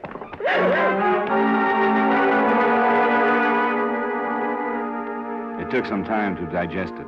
I called the police and saw Susan Lee on her way back to Los Angeles with them, and then called Bruce Ewell. By the time I had driven back, he'd spent a half hour with the girl and gotten the report of the police who visited the cabin. I was called to the Lockout home for the second and last time, and together with the 2 prospective beneficiaries, I heard what the lawyer had to say. Oh, it's a pathetic story. This man entered a bigamous marriage contract with Susan Lee. His first wife followed him to the cabin. She didn't know about the marriage, but she suspected something. At the height of the argument, she shot him and then turned the gun upon herself. Miss Lee was afraid to surrender as our witness. They're both dead? Well, I'll be... Yes, but actually that's none of our concern now. This tortured girl did witness the accident. And in spite of her own problems, stopped to give what aid she could, which of course was none. Did you get a statement from her, Mr. Ewell? Yes, I'm afraid I did. Before a notary public, Susan Lee swore that the person who was alive at the time she viewed the wreck was Mrs. Lockhart. I knew it. Hot dog. Shut up. Make him stop. Get him out of here. I can't stand it. Here, now, Gail, here. Let me take it to you. It's really true? Yeah, I guess it is, if Ewell says so. Man, $200,000. And for what? For being born to the right mother. That's what I call profit on a small investment. Yeah, I guess that's right. $200,000. Why, I bet I can invest that and live like a gentleman the way I've always wanted to. I wonder how much this house costs. Nothing like this in Seattle, but I might show them a thing or two.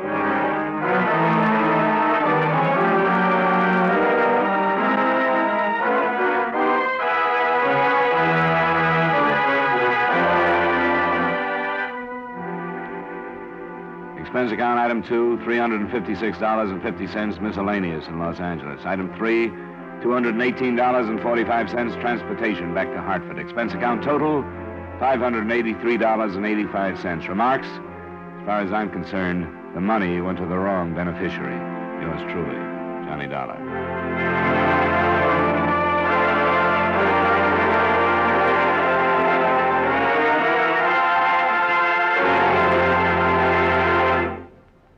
Remember, friends, for refreshment while you work, for enjoyment any time, chew a stick of Wrigley's Spearmint Gum. There's lots of lively, real mint flavor in it to cool your mouth, freshen your taste, and sweeten your breath. And chewing Wrigley's Spearmint helps keep you fresh and alert. You feel better, work better, get more fun out of doing things. So indoors, outdoors, at work or play, always keep delicious Wrigley's Spearmint Chewing Gum handy. For refreshment while you work, for enjoyment anytime, chew a stick of Wrigley's Spearmint Gum.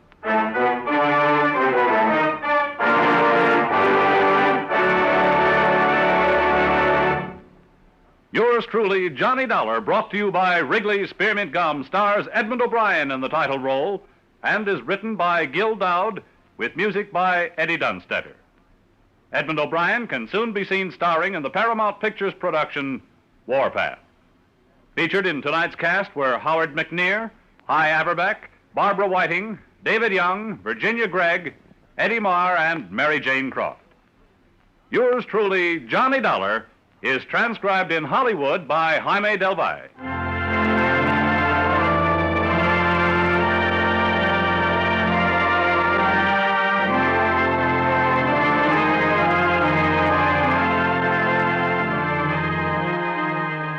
makers of Wrigley Spearmint Chewing Gum hope you've enjoyed tonight's story of Johnny Dollar and that you're enjoying delicious Wrigley Spearmint Chewing Gum every day. We invite you to join us again next week at the same time when, from Hollywood, Edmond O'Brien returns in another adventure of Yours truly, Johnny Dollar.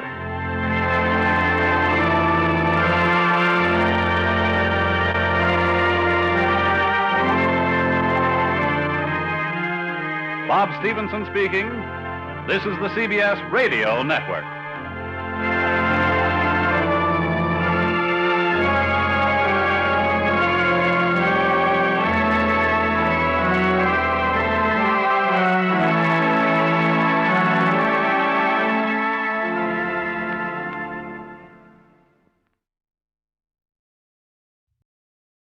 From Hollywood, it's time now for Edmond O'Brien as... Johnny Dollar. Al Begney, Johnny, Grand East. Oh, yes, Al. What or whom did you insure that you shouldn't have? What? Or are you inviting me to dinner? I get 3 kinds of phone calls, social, business, and people who want money, creditors or otherwise. And I don't owe you any money. I didn't mean to insult you. You haven't. What is it? You read about the Kegg burglary in New York, haven't you? The papers say those jewels aren't insured. Well, they are, by us. $125,000. Do you want a job? Well, you don't need me. The police are working on it, aren't they? Yeah, but in the wrong direction. We think we've got a line on this stuff, Johnny, and we need somebody to go check on it. Are you free? Unemployed, yes, but not free. Where do we start?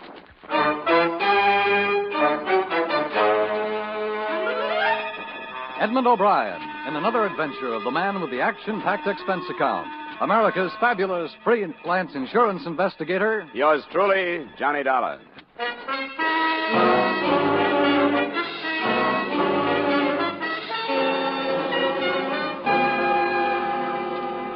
Expense account submitted by Special Investigator Johnny Dollar to Home Office, Grand East All Risk Insurance Company, Hartford, Connecticut. The following is an accounting of expenditures during my investigation of the Adam Kegg matter. Expense account item 1, $34, transportation as instructed from Hartford to New York and the Parkview Manor, an apartment hotel on 59th. Your man Begney met me in the lobby.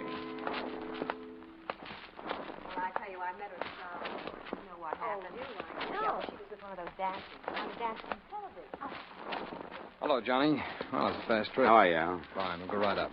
I think the Keggs are waiting for us. Elevator's right over there. Say, this Kegg, he has some money, hasn't he? Yeah. He's the angel type, and so far he's married at least one girl from the line from every show he's ever bagged. Is that bad? I wouldn't know, Johnny. You'll find Adam Kegg to be a very dislikable character, so hold your temper if you can, huh? Do you have any special reason for keeping it secret that you insured this missing jewelry? Well, it's more or less of a courtesy to Kegg. He's lost some money this season, and, well, sometimes these thefts cause some speculation, you know. He'd just rather not be talked about that way. Going up, gentlemen?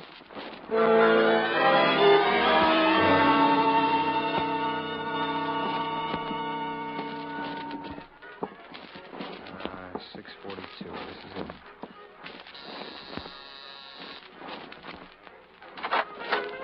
Hello. Mrs. Kegg? Currently, yes. I'm Mr. Begney from the insurance company. This is Mr. Dollar, our investigator. How do you do? Well, come on in. Joe? Is your husband at home? Yeah, he's here. He's taking a nap. Sit down. I'll wake him up. Wake me up? These men want to talk to you, Eddie. If you'll take that corn off the phonograph, maybe we can talk. Sure. I didn't know it bothered you. Which one of you is Begney? I am. This is Mr. Dollar, the investigator we hired. Are you one of these New York private detectives? I've heard the majority of you are willing to play both ends against the middle. I've heard that a lot of clients like it that way. What do you mean by that? Anything you want. Gentlemen, please. Mr. Kegg, I understand there was a message of some kind this morning. Who is this man? I'm from Hartford. There's not as much chance in a small city for two-end dealing, so I haven't had much practice. But I'm willing. Mr. Kegg, Dollar here has worked for my company a number of times. We wouldn't have hired him if we didn't trust him. Now, please, will you tell us about this message? Go get the papers, Sylvia. It's right next to you. Right there, in the magazine rack. I didn't put it there. Here it is. Is anybody going to explain it? Let me, Addie, if you don't feel like it. I don't. I'm bored with the whole thing. paper was left in front of our door the same as usual this morning. But on the front page, this was stamped, page 3, part 2. I noticed it and told Addie to look at it. The bellboys deliver your paper? Yes, Danny does. And here it is, see? This antihistamine ad. In histon. You see, the I and the N have been crossed out. And these other words, so it reads, Histon stops that sign of your cold cash. Stamped in. Only Histon makes this startling offer. Insist on Histon. Look at it. You can figure it. The rest of the message was drawn from the advertising copy the same way. The price of the product was changed from 98 cents to read $98,000, the price for the return of the jewels. The home of the firm, Montclair, New Jersey, was circled, and rubber stamped beneath that were the words, phone booth, Maple and 7th, 10:30 p.m. tomorrow. What do you make of it, Dollar? Well, I'd like to talk to the bellboy. What'd you say his name was? Danny Stevens. I'll phone down and have him come up. That ad is the work of a crank. Anybody should be able to see that. You're right. You have to be a crank to be a thief. You think there's something to it? Well, demanding ransom for the stuff makes sense. If he gets it, it'll be a lot easier than trying to fence hot jewelry. He's using the name Histon and evidently wants to open negotiations tomorrow night in Montclair. You going to take him up on it, Al? Johnny, the company told me to do anything I wanted to. No questions asked. If you follow this up, you'll be making a fool of yourself. I don't want to have anything to do with it. I'm going to my room. He's a cooperative fellow, isn't he? He'll do. Do you want me to go to Montclair? Yeah, I realize it's unusual, Johnny, but if there's a chance of saving the company the difference between $98,000 and $125,000, I think I ought to take that chance. Maybe this would be... Danny wondered if you could talk to him downstairs. He's the only one on duty. Sure, that'll be all right. Before we go, I wonder if you'd give me the details of the theft. It was a story like those you read in the papers every other week or so. She and her husband were out for the evening. Her jewelry was in a locked box in a locked drawer. When they came home, the dresser had been opened. Who might have known where the jewels were? She didn't know, possibly the maid. When we got to the manager's office, we checked on the maid. She lived in Montclair, New Jersey, and she had just resigned. Then Danny Stevens, the bellboy, was shown in. You wanted to talk to me? Yeah. Have you ever been inside the Kegg apartment? Well, sure I have. Guess I've been in every room in the building. How many times have you been there? Oh, I don't know. How would I know anything like that? How well did you know her? Oh, Mrs. Kegg? Good enough to talk to. Had a cigarette with her once. You don't think I had anything to do with this, do you? You put the paper in front of the door every morning? Yeah, that's right. How about this morning? Well, when I got up there, paper was there already. I didn't think much about it because I figured maybe the night man had gone up there and left it. Had he? No. As soon as Mr. Kegg called about what was in the paper, I asked, and Jim hadn't been up there at all. That's what he said, anyway. Where do you live? In Queens. Look, mister, the cops asked me all this stuff. I don't know anything about it. You're wasting your time. You'll be around here, won't you? Yeah, sure I will. I live here. I plan to make a career out of hotel work. I won't leave.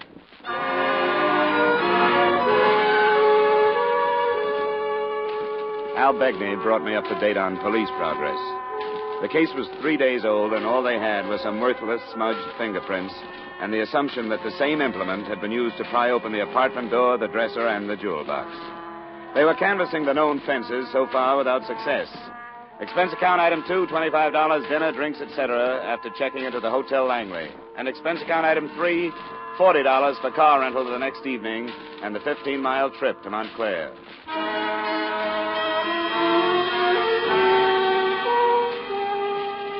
The Maple and 7th, rubber-stamped into the contrived message, was an intersection that boasted 3 stores closed for the night, and on the 4th corner, a bowling alley.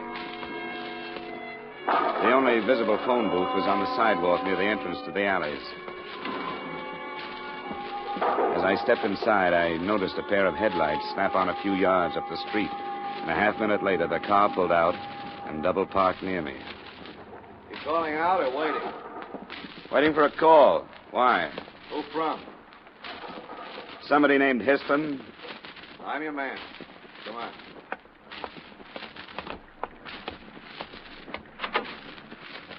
I came alone. You could cause me some trouble, but don't do it. You won't get the stuff back that way. That's the deal. I came to listen to you, not play hero. Yeah. Come on, get in.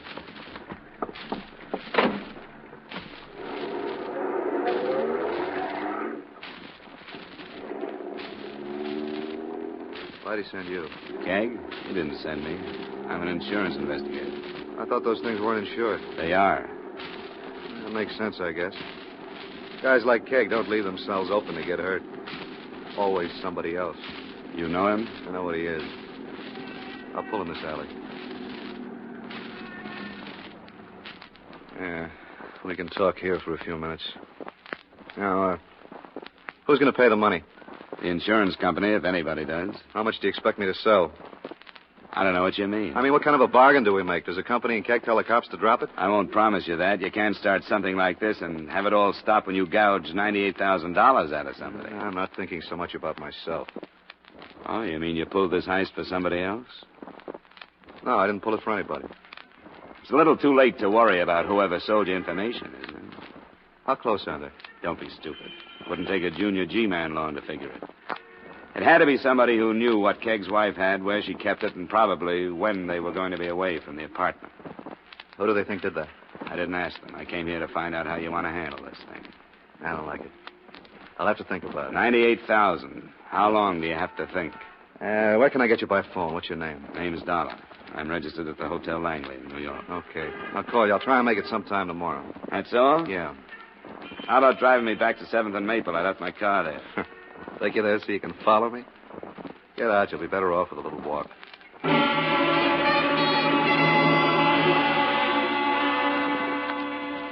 He kept his lights off while he drove out of the alley, so there wasn't a chance to get the license number.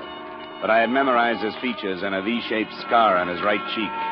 It was 10:45 when I got back to my car. Not too late, I hoped, to call on Miss Millicent Weaver, the maid who had recently resigned her job at the Kegg's Hotel. But I've been through all this with the police. I don't think it's right somebody can be pushed around and nagged like this. Do the police know you quit your job? It's none of their business. They'll be back to you when they find out. They'll want to know why you did. It was entirely personal with me. It didn't have anything to do with the trouble, except that when the police started to insult me, I realized how public my life was in a hotel of that type. Well, that's not very good. It sounds like you quit to get away from their questions. That isn't so. I won't tell you why, but, well, it has to do with my own personal code of ethics and how hard it was with that pack of linen closet wolves that hunted in that hotel. Do I make myself understood? Yeah, I think so. But you did know where Mrs. Kegg kept her jewels. If that's a crime, it's her fault. So busy impressing me with them. What do you know about a blonde man with a scar on his cheek like an upside-down V? Who? I didn't get his name. Curly blonde hair, nose that might have been broken. He's about my size. I don't remember anybody like that. Who is he? He lives here in Montclair. He says he has the jewelry. What does that have to do with me? Why'd you come here? I just wanted to meet you, Millie. If you run into a blonde man with a scar, let me know. I'm at the Langley.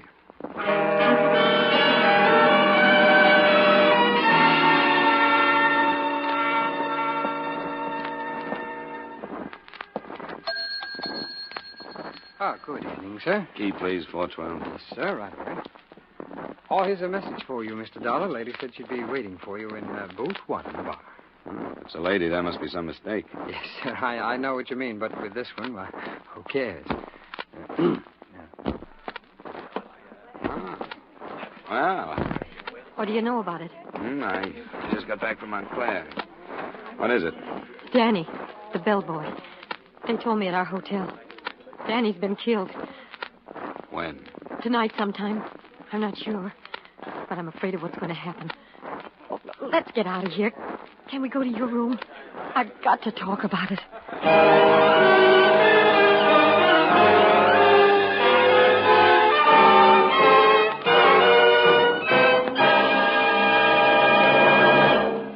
We'll return you to the second act of yours truly, Johnny Dollar, in just a moment. But first, Hopalong Cassidy will come riding up to the door at CBS, the Star's address, again later this evening, with another fascinating Western adventure.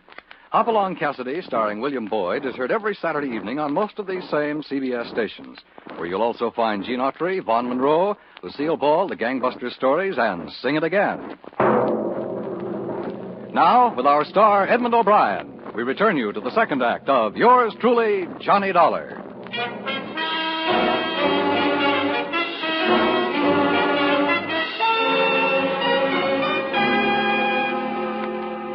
Mrs. Kegg was silent during the elevator trip up to my floor and until we were in my room and I had closed the door. Then she settled on the edge of the bed and started. I couldn't tell if it was an act or not. Come on, stop it. How much did you have to drink while you were waiting for me? I'm not drunk. Then let's use a little control, shall we? This sounds like a crying jab. Stop feeling sorry for yourself. Oh, I'm not. Look, if you're trying to make me feel sorry for you, drop it. Frightened dames don't touch me anymore until I find out what they're afraid of. Oh, shut up. I couldn't help it. I've been holding it in since I heard. Holding what in? I'm afraid of what my husband is going to make out of it. Out of Danny's death? Yeah. How was he killed? He was run down by a car, going home from a movie. They haven't found the driver. You don't think it was an accident? I don't know. Danny was the first one questioned by the police after the robbery. I know they thought he knew more than he was telling. Do you think he was mixed up in it? Well, if he was... Yeah? If he was, my husband is going to accuse me of being in it with him. Stealing your own jewels? How does that work? Oh, they weren't mine. The privilege of wearing them was. That's the way it's been with all his wives. You lose the privilege when you're divorced. You were due for a divorce? Yeah. He got some ideas about Danny and me. It's funny, so did I. Well, there was nothing to it. He was a nice guy. Used to drop up once in a while. That isn't what he told me. What did he tell you? Maybe it isn't important. Danny did know where you kept your jewelry, didn't he? Yes. The dresser and which drawer? Yeah, I'm afraid he knew quite a lot about me. I didn't think he'd use it to do anything like that to me. How much are you holding back? Nothing. I came to you, didn't I? What about that hoked-up offer from Montclair? You know more about that than I do. You went over there. Yeah, I met a guy who decided to renege. He could have been a decoy, or he could have been Danny's killer. Oh, I don't know anything about it. I hoped you'd believe me. That's why I came to you. I was going to ask why. What do you expect me to do? Nothing, I guess. I wanted to tell somebody that I knew what was going to happen, and you were handy. Adam is going to rant and curse and accuse me of every sin that exists. That's his marital privilege, I guess. Yeah. Well, it's late now. You better run along.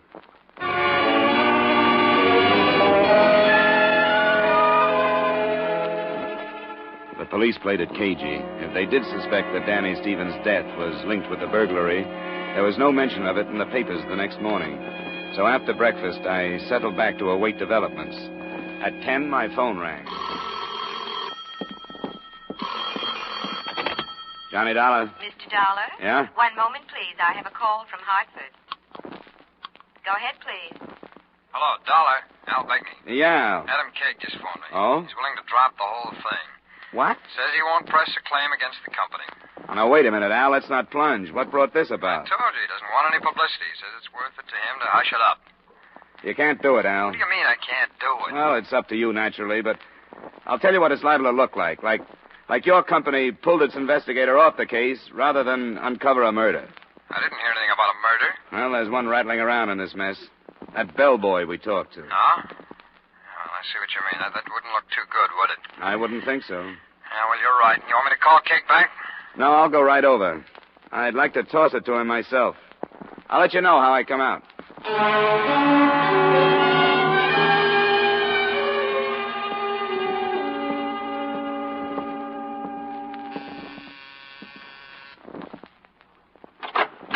Oh, what do you want? I want to see your husband. You can't. He's not here. Well, I'll wait for him then. Listen to me. He's here, but please don't tell him about last night. Please, you mustn't. We'll see. Come on. Announce me. All right. Come on. Sit down. I'll tell him. Thanks. Addie, Mr. Dollar is here to see you. Who? The investigator. I thought I told that confounded company to leave me alone. The devil do you want? I'd like to know why all of a sudden you wanted this investigation dropped. I've been doing things the way I want to for quite a few years. I want it dropped. What's it to you or to your company? I assume you're being paid. They won't lose any money. Are you afraid of what might come to the surface if the police investigate Danny Stevens' killing? I don't want any more publicity on this thing. What would I be afraid of? I take it the publicity you don't want is the guess that you might have faked this job to collect some money. You don't have the only slanderous mind in town. The busybodies enjoy playing with ideas like that, and I don't want it. Because it might occur to one of us that Danny knew the setup and was put out of the way. You idiot. That's an idea that would keep the nightclubs buzzing for months. You're accusing me of killing him. What I'd like are those same words in front of a witness. I'd sue you out of the country. I'm telling you that this thing can't be dropped because you don't like the taste of it anymore. All right, idiot. Go ahead. If you insist on returning my jewelry to me or paying my claim in full, help yourself. What have you done so far? I met a man in Montclair. That was clever, since he said he'd meet you. What did you learn from him? Well, the only thing I can be sure of is that he's my size, has blonde hair, and a scar on his right cheek like an inverted V. I'd know him if I saw him again. Then go find him. Sylvia? Yes, Adam? Show this manhunter to the door. He's on the trail. Tally-ho! I wish you'd drop it. Why can't you? What's the matter with you? Nothing. Everything. I wish I'd never seen him or his filthy jewels. Why don't you open up? Oh, I don't know anything about it. Now, please go. Please, before he comes out again. Sure. There's nothing like expensive gifts to keep a woman happy, is there?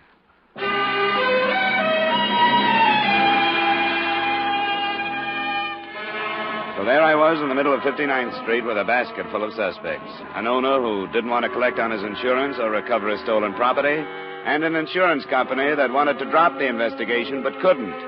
I turned to the only possibly interested parties I could think of, the police. That's very interesting. Why didn't you tell us before you went to Montclair? Well, I'll be honest with you, because I know it won't go beyond this office. We were willing to be a little unethical to save the company some money, and when we did, we were going to make a full report to you. Uh-huh. And now you want us to help you. I didn't ask that. I wanted to know what had happened on the hit-and-run death. Well, the driver's being indicted on a manslaughter charge. She gave herself up. She? She gave herself up? Who? Her name is Lindquist. She was driving home after a prolonged cocktail party. There's no connection with the keg thing? Not according to all her witnesses. She's visiting here from Florida. Got in day before yesterday. Huh. There goes that angle. I'm sorry to disappoint you. But accidents do happen.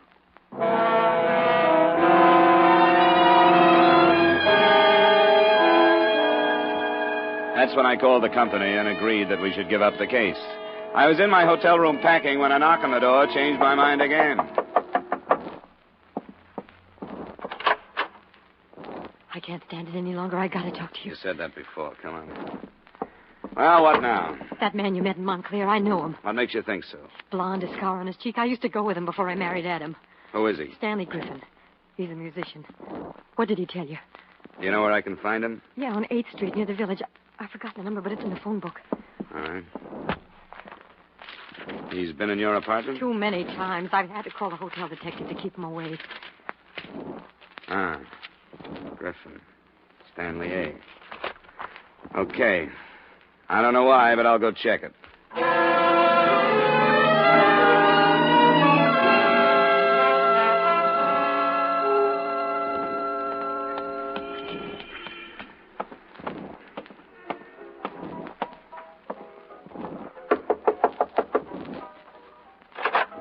Hey, how'd you get here? Because you're stupid. Close the door and shut that thing off. I suppose this is it, as we jewel thieves say. Is the stuff here? Yeah. How'd you get here? Do you mind telling me? I don't see that it makes any difference. Kegg's wife gave me your name. Sylvia? You're lying. I have no reason to lie. I don't believe you. Why should you do that? I thought you could tell me. All right, I'll tell you. I'll make a statement, but not unless I can make it in front of Adam Kegg. I'll leave that up to you. Where's the stuff? In the closet. I'll get it. I moved to the closet door with him. I expected him to make a break, but he didn't. Instead, he opened a battered suitcase, fished out a paper sack that held over $100,000 worth of jewels, and we left.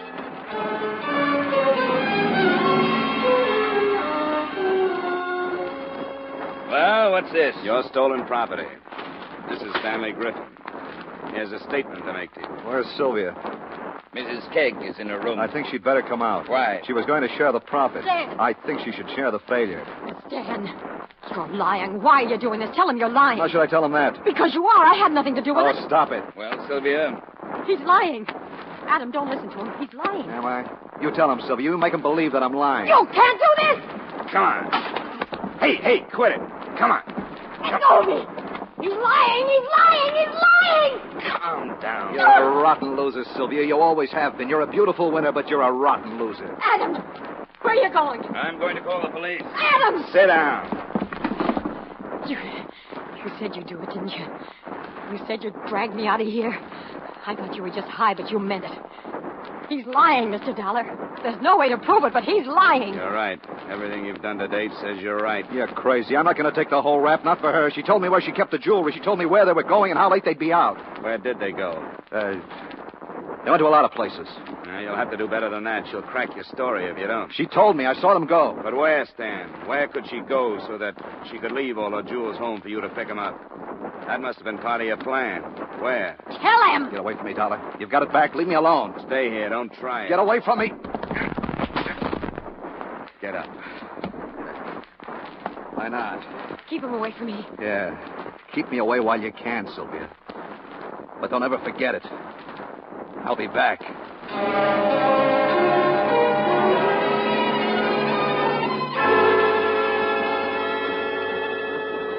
To help the company complete its report on the Kegg matter, I enclose a portion of Stanley Griffin's statement to the police that same afternoon.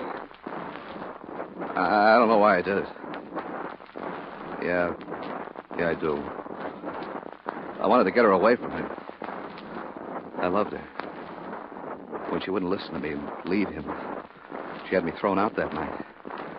I made up my mind to steal them and make it look like she helped me. So I did. Fixed up that newspaper I had.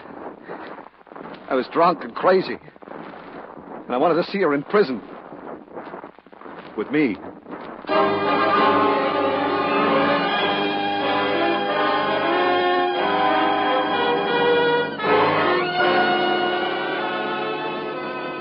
Expense account item 4, miscellaneous, $55. Item 5, same as item 1, transportation back to Hartford.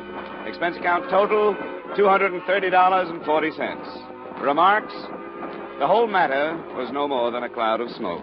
The bellboy's death was inconvenient but accidental.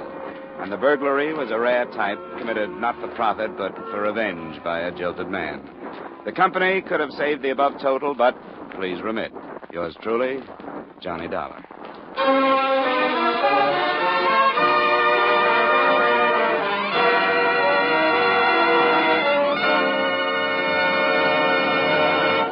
Yours truly, Johnny Dollar, stars Edmond O'Brien in the title role and is written by Gil Dowd with music by Wilbur Hatch. Edmond O'Brien's latest picture is the Paramount Pictures production Warpath. Featured in tonight's cast were Stacey Harris, Lamont Johnson, Jeanette Nolan, Jack Moyles, Hy Everback, Paula Victor, and Raymond Burr. Yours truly, Johnny Dollar, is produced and directed by Jaime Del Valle. This is Dan Coverly inviting you to join us next week at this time when we will again bring you Edmond O'Brien as... Yours truly, Johnny Dollar.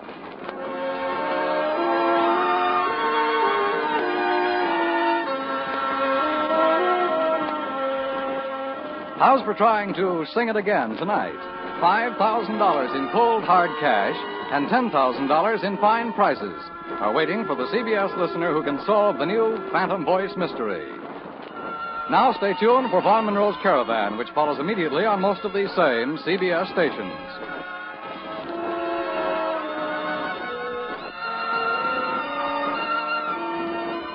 This is CBS, where you laugh with Lucille Ball and my favorite husband on Saturday nights, the Columbia Broadcasting System.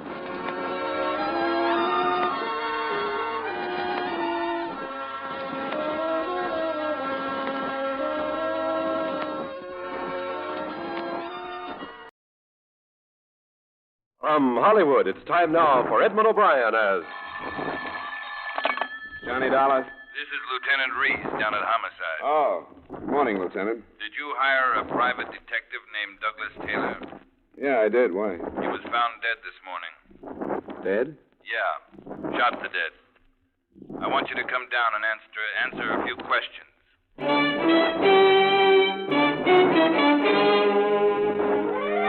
Edmond O'Brien in another adventure of the man with the action-packed expense account, America's fabulous freelance insurance investigator. Yours truly, Johnny Dollar.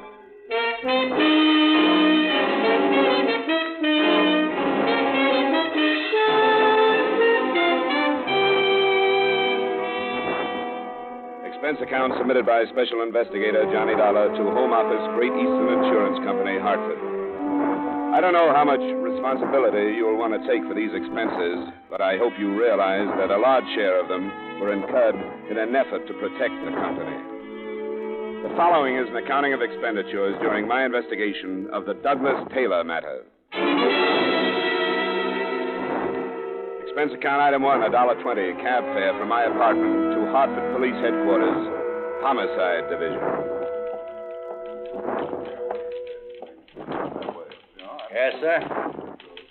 My name is Dollar, Lieutenant Rees. Oh, yeah, second door there. He's waiting. Just go right in. Thanks. Lieutenant Rees? Yeah. You Dollar? That's right. Thanks for coming down. Well, I can't say it's a pleasure, Lieutenant. I'm sorry to hear about Taylor. What happened? We don't know yet. Where did it happen? We aren't sure of that either. He was found out by the freight yards, but chances are he was shot someplace else and dumped there. How did you happen to land on me? His wife came down to identify him this morning. She told us he was working for you. Well, I might as well get this off my chest now, Lieutenant. You won't like it any better if I save it. I can't answer any questions about what Taylor and I were working on. Not now. Why not? Because it'll wreck a case that could be worth about $500,000 if you start nosing into it looking for a motive. I hate to see you turn uncooperative so early in the game, Dollar. I can't help it. There are usually plenty of motives around when it's a private detective. Got plenty of other places to start. We like to have them all. I don't like this. I don't either, Lieutenant. But I'm stuck with some confidences I'll have to stand by. I can tell you this. I don't see how my case could have anything to do with his dying. There are two men suspected of insurance fraud. I was following one, Taylor the other. I don't think they knew we were tailing them. All right, Dollar. I guess I can understand the spot you're on. I'll talk it over with the people that hired me, but I can't open it up until they give me the word. How long had you known him? Oh, about 2 years, I guess. Not well, but he was a good, careful worker, and I hired him when I needed somebody. Did he talk to you about any trouble? No. He never said a word. How well do you know his wife? I met her twice, that's all. Both times she came with Taylor when I had a check for him. She seemed like that kind of a wife. That's as well as you knew him, huh? That's it. I'm sorry. Yeah. It brings us back to that $500,000 you mentioned, doesn't it? That's enough to hold you on, you know. I knew that when I told you. It's up to you. Beat it. If you ever need some help from us, I hope I'm on hand to turn you down.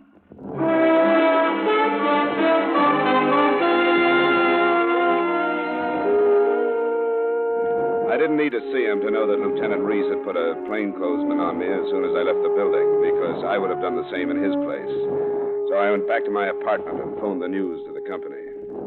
I hope you've done the right thing, Johnny. I think you have. Well, I can always change it, Mr. Nibley, but I know one thing. If I stay on the arson case, the police are going to get on it and mess it up. Yeah, I suppose our problem is nothing to them. Are you positive there's no connection with Taylor's death? Well, not positive, but fairly sure. Anyway, I think I'd better drop it for a while.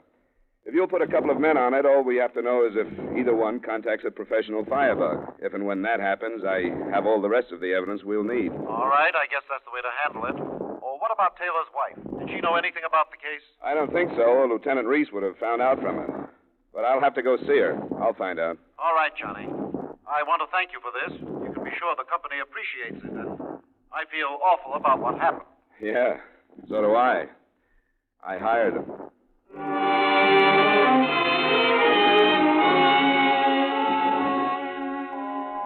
It's all right, Mr. Dollar. I'm glad you came over. Doug spoke obvious so often. Sit down. Thank you, Mrs. Taylor.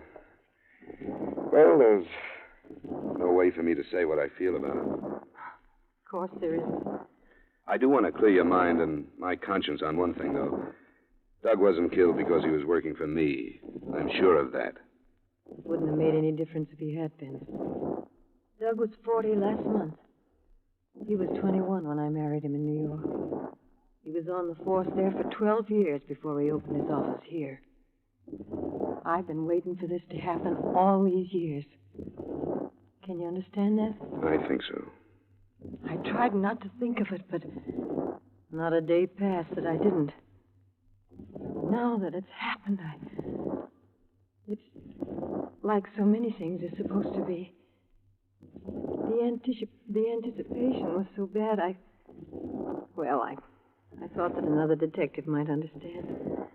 I think I do. Mrs. Taylor, did Doug talk his cases over with you?